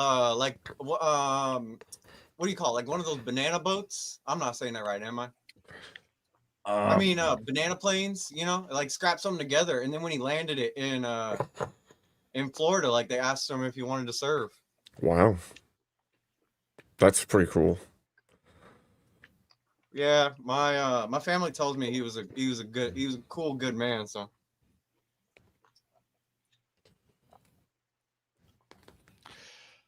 I'm going to share another thing. This is like a very small portion of the entire thing from the ball.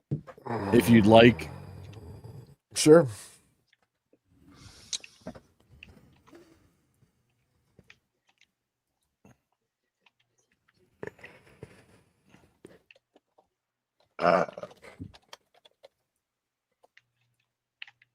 Oh, there we go. There was a lot that had to go on with the ball tonight, and as soon as I hit play, I'll be able to make it bigger and not as like wonky. Okay. You're fine. Just the thing that everybody I think misunderstands is the cake was a giant bald eagle, and it's on everybody who has powers leisure to allow you to even see this. It's only on the goodwill of people who are present to allow you to be part of this ceremony. Because usually the Marine Corps ball is not recorded in any way, shape, or form. And it's not. And there was a lot of shit that didn't happen.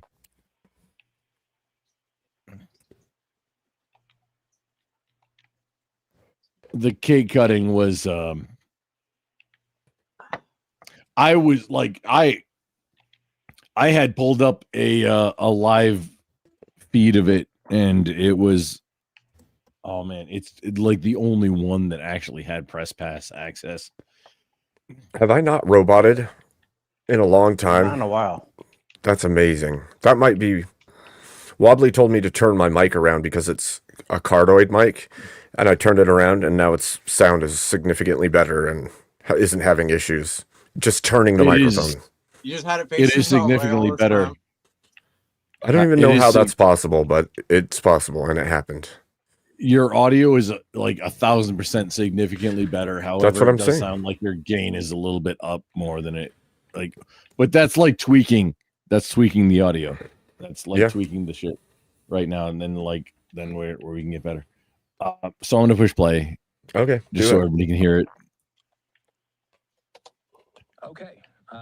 Live now. We are seeing that Excuse me. Eric M. Smith, he's the commandant of the Mute United tab. States Marine Corps. He is speaking right now. at That's this General Smith. Event where we expect the Vice President, who himself is a Marine Corps veteran, he'll be speaking shortly. We expect. Let's listen. This is live. brother out there in my Humvee, and I said, Corporal Jaime, I don't know what to say to you right now. I know it sounds like somewhat kind of weird. That's actually what this guy. That's actually what this guy is saying right now, and it's like the audio is going to get dialed in because the dudes that were doing this stream were not dialed in on all the different sources of audio and shit. Just FYI, it's like I know it sounds like a meme that's about to happen. I'm going to back it up just a little bit. It's not a meme. This is literally what serious people are saying, and I would appreciate the respect. Let's calm down and listen.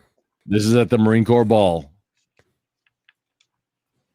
Corporal Jaime, I don't know what to say to you right now. And he looked me dead in the eye, and he said, sir, it's been my privilege to serve in this battalion. Wait, hang on. Before we continue, Abe, would you like to know, or would you like me to find and rewind the story for what happened with Corporal Jaime to where he became a thing?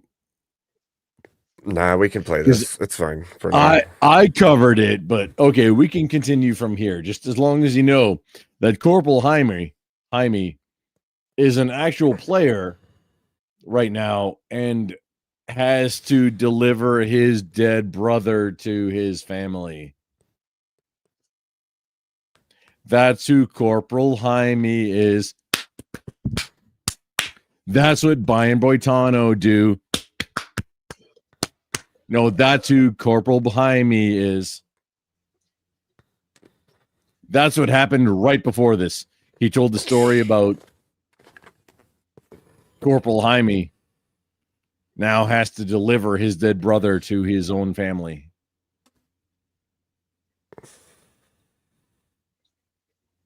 That's what's happening here. And then Marines are still getting agitated and caught up in the moment because we're still Marines and we're still going to get caught up in the moment. That's what I heard. Every time I say you were a Marine to someone, they're like, no, like you don't get it. You're always a Marine. Oh, wait, hang on. Seasoul, based on your you're just your social demographic, I'm really surprised you've never been hit for saying that. I did get some some friends did put me in check. Like, especially like when I was way younger, I used to like be super against the military, you know, but I just didn't really understand a lot of things. No, just in this particular context, saying, "Hey, you were a Marine." I'm very surprised that you have not been physically checked. Yeah. For that, self-control goes a long way.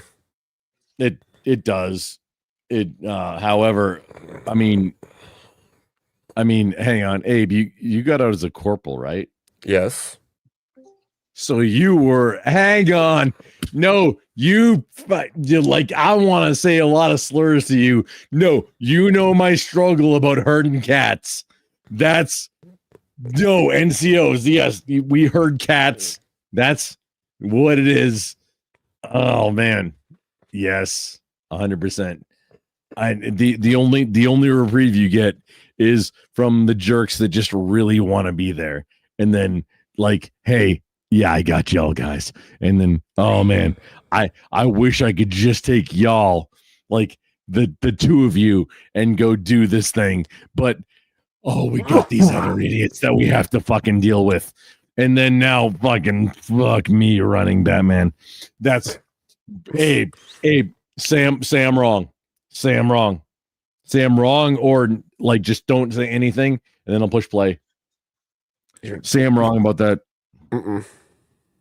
Say just Sam wrong. You're not wrong. Anybody. I got out as a Sergeant Marines. I got out as a Sergeant Marines. I was a professional cat herder, and I'm about to push play on this fucking video. Anybody Please tell me I'm wrong. Anybody, I heard literally cats. anybody. I heard a cat. Yeah, exactly. I will throat slam you, sir.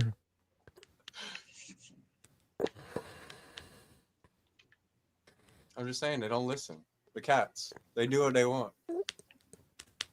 That's exactly what we're saying. What did you fucking hang on? Maybe I have a lot of hearing damage. Maybe what did you say? What did you say to me? I'm sorry. Maybe I misunderstood. The cats, you can't hurt them. Oh, we're gonna hurt some cats. No, yeah, you misunderstand. No, Marine NCOs, we are professional cat herders, okay? Cecil, calm your shit and listen for just a moment. I'm gonna push play on this thing, okay? Cecil, calm down. Cecil, for the next 30 minutes, don't speak until spoken to. I'm on the edge of my seat. That's not what I said. Can you listen? Mm-hmm. Can you do that? Hey, Grumpus. No, Abe, hang on. Abe, hang on. No, we're not in mine, we're in yours. Abe, remove anybody who speaks unless spoken to. Hang on. Just are you Cecil, you're okay. Please, just for the next until this is done. Please don't speak until spoken to. Is that okay with you? Cecil, I need a yes from you. Spoken to. Okay. Got you. Okay. I was like, should I please say don't something speak or is he testing me? Yeah, no. This is a I would need an answer. Please don't speak until. And then whoever said something else, I don't even know who you are. Who? Actually, it doesn't even matter. Just whoever said something else. Don't say shit until you're spoken to. We're listening to the Marine Corps message right now. If you say something, Abe, remove. If not, I'll leave and I'll do my own thing again. We're doing Marine Corps shit right now. But I'm trusting you, Abe. And I'm trusting everybody else. Don't interrupt important shit, and we can talk when it's okay to talk about shit. If everybody understands, I'm pushing play right now. Grumple, just shut the fuck up and play the fucking thing. God damn it. No, you shut the fuck up. You fucking idiot. Just play it. I'm going to eat your soul. That's fine. Obviously. No, I'm going to actually eat it. I'm going to actually eat it. We're all waiting to watch the movie. If you speak during this, you're done. Who's yeah, there. And he flew his dead brother's body home to Las Vegas. Test me. Now, I don't know where we get the likes of Corporal Jaime. I don't think we deserve them. But the truth is, for our adversaries, we got lots of them. We got lots of them. And they're all willing to kill you. The audio's low. They're all willing to bring the fight to you. So if you mess with America, you're there we go. Thank you. A bunch of Corporal Jaimes coming after you. Actually, thank you for letting me know. I'm going to rewind it because I had the volume low. Okay. I'm assuming nobody could hear it. I'm going to rewind it the entire thing now. Abe, what did you have to say about it? Go. We're good. Let's do it. I jacked the volume all the way up. Now we're going to play it again. Okay. If there's an actual problem, that's the kind of thing you should say. General Eric M. Smith, he's the Commandant of the United States Marine Corps. He is speaking right now at this event where we expect the Vice President, who himself is a Marine Corps veteran. He'll be speaking shortly, we expect. Let's listen. This is live. Brother out there in my Humvee, and I said, Corporal Jaime, I don't know what to say to you right now. And he looked me dead in the eye, and he said, sir, it's been my privilege to serve in this battalion. And he boarded a helicopter, and he flew his dead brother's body home to Las Vegas. Now, I don't know where we get the likes of Corporal Jaime. I don't think we deserve them. But the truth is, for our adversaries, we got lots of them. We got lots of them. And they're all willing to kill you. They're all willing to bring the fight to you. So if you mess with America, you're going to get a bunch of Corporal Jaimes coming after you.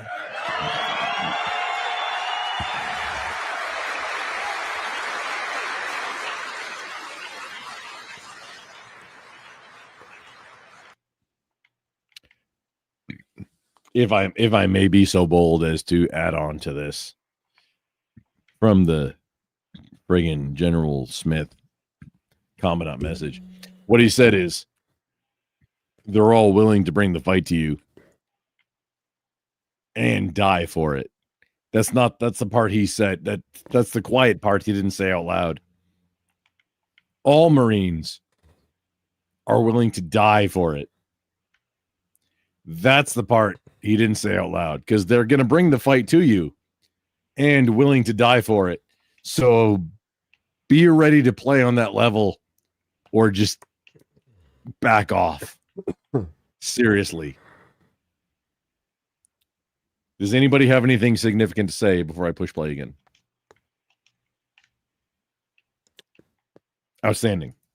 And again, I've committed the ultimate foul because I haven't said all of our VIPs tonight, but everyone here is a VIP. And so we have U.S. senators here tonight. We have distinguished visitors, distinguished guests. We've got too many to name. We've got the former ACMAC, now the Vice Chairman of the Joint Chiefs, Christopher Mo Mahoney. Oh, the fucking ACMAC. We have senators from the states of Montana. We got Senator Ernst from the great state of Indiana. We've got the Honorable Stephen Daines. We've got the Honorable Dan Sullivan, U.S. Senator from the great state of Alaska and a veteran Marine himself. Again, the list goes on. We got Ambassador Sean O'Neill, Ambassador designate to Thailand. The Honorable Hung Cao, Undersecretary of the Navy. General Dave Berger, former Commandant of the Marine Corps.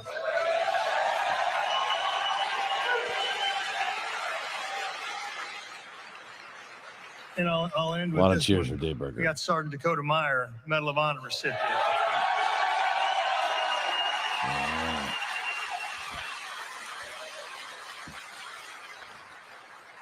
We're all honored by your presence here today. So again, I'm going to skip my prepared remarks because I think when I tell the Corporal Jaime story, that epitomizes everything you need to know about our Marine Corps. And it epitomizes everything that is good about our Marine Corps. And it epitomizes everything that our adversaries need to understand about our Marine Corps. Because if you mess with the bull, you get the horns.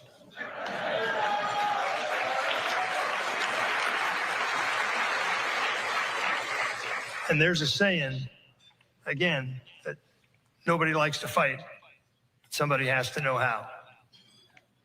But Marines do know how, and they do like to fight. They do like to fight. So Marines, on this, your 250th birthday, I wish you a happy birthday. I wish you 250 more. And I hope that we don't have to deal with any more Corporal Jaimes, but I'm afraid that we're going to. And I'm going to depend upon all of you, the leaders of this Corps, to have the mental, moral, and physical courage to do what is required when the time comes. When the time comes to stick a bayonet in our adversary's chest, I'm going to depend upon you to do it. And I know you will. And I know you can. Because we've been doing it for 250 years, and we're going to keep doing it for another X thousand years.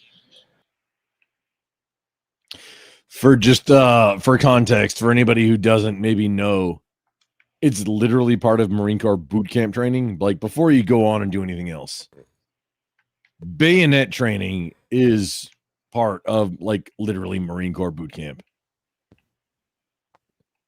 He said, stick a bayonet in somebody's chest, which, you see, the funny thing is, just on the technical, you want a more gut shot with your bayonets. It's literally, it's a moto thing, he said.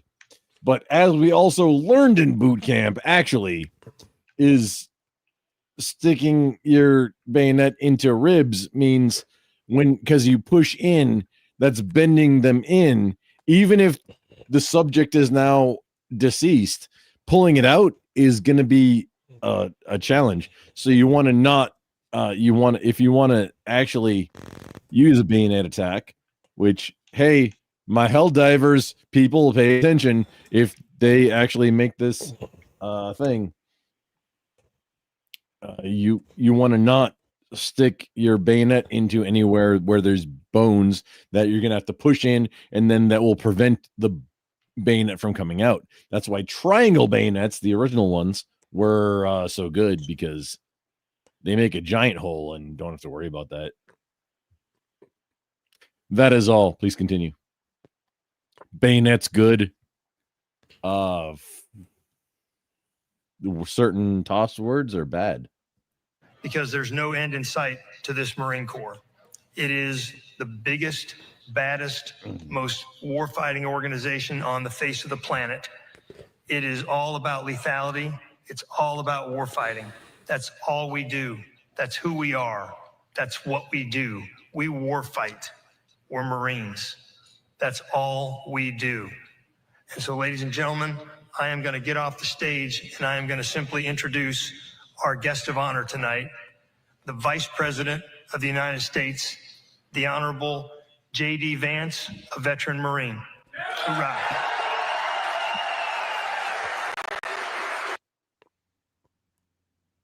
He also, from what I understand, was 1998 to 2002,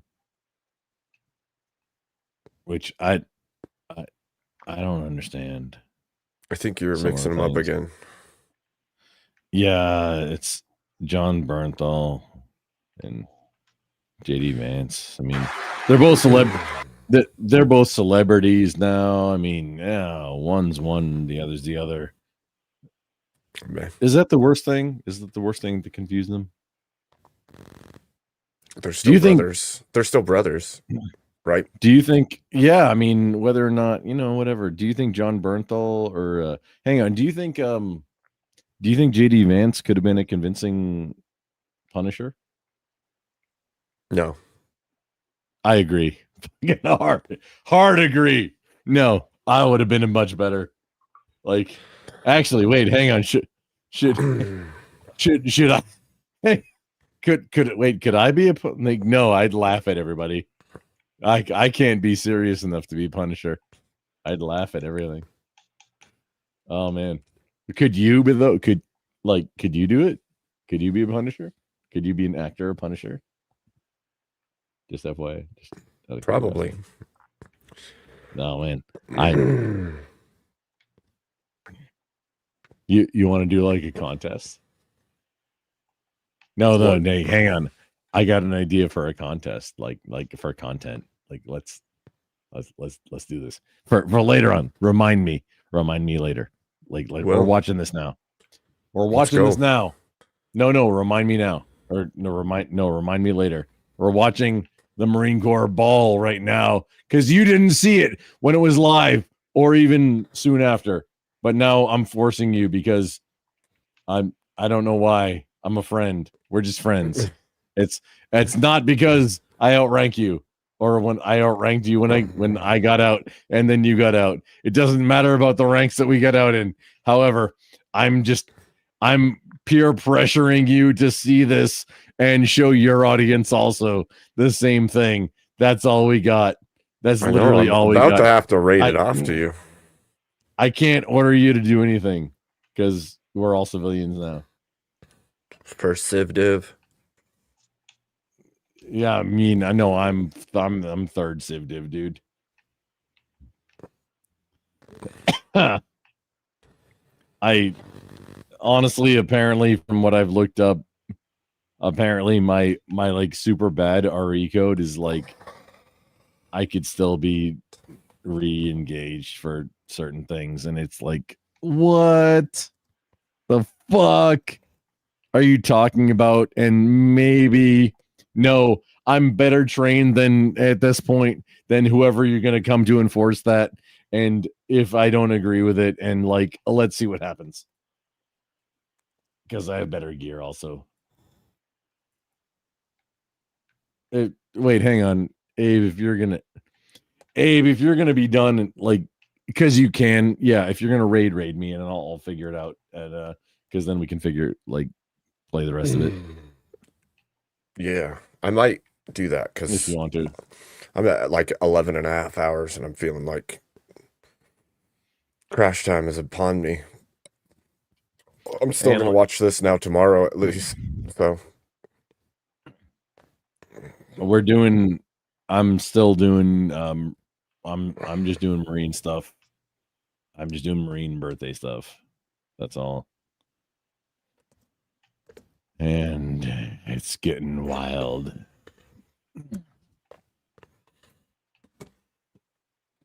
You fucking nerd. all right, let me see here. Let me figure this shit out. Shit out.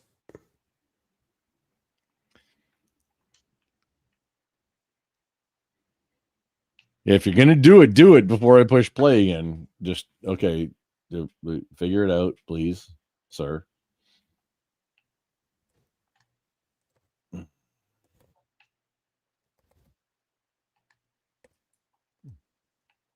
Where's your thing at? Oh no, that's mine. Where's yours?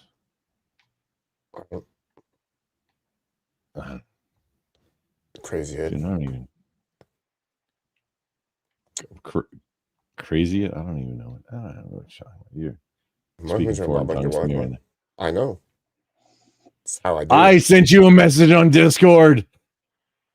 Where's yourself? Grumble. Where's yourself? At your mom's house. Well, she's in the ground, so good luck with that.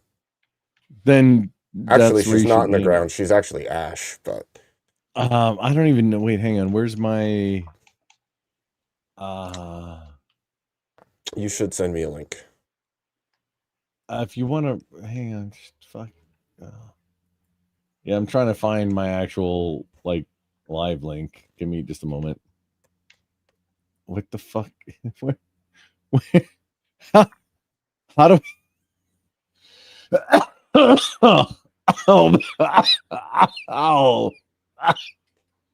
oh, this is not. Oh wait, no. This wait, is that it? Is that it? Okay, then. Oh, okay, that's the. I think. Wait. Okay, so then wait, hang on. Over here. Back chat. Did you see this? See what? Oh no! Wait, hang on. Where do I need to put it? No, Is that your? Is that your? Oh link? no! You mother. That's the one that's live. There you go. Okay. I DM'd it to you in Discord also. Fucking. Okay. Good. Oh shit. K2, give me just a second.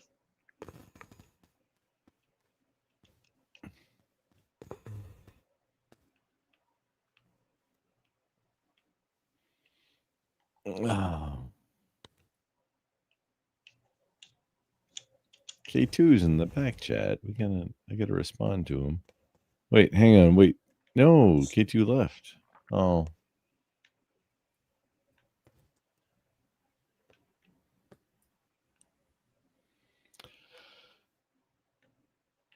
I'm about to push play on this, but we're not gonna watch it there. We're gonna watch it here. I'll send everybody over to you. Listen, chat and panelists, God night. Good night and God bless. Good night and God bless you all. God bless. Thanks for bringing it. Thanks, Abe, for having me up, man. Yes, of course, of course. All right. I'm sending you to Grumples. You gentlemen can go jump on his panel or however you want to do it. I don't really. All right. I'm linking the panel in the back. I'm putting it in your butt. Wow, that's creepy.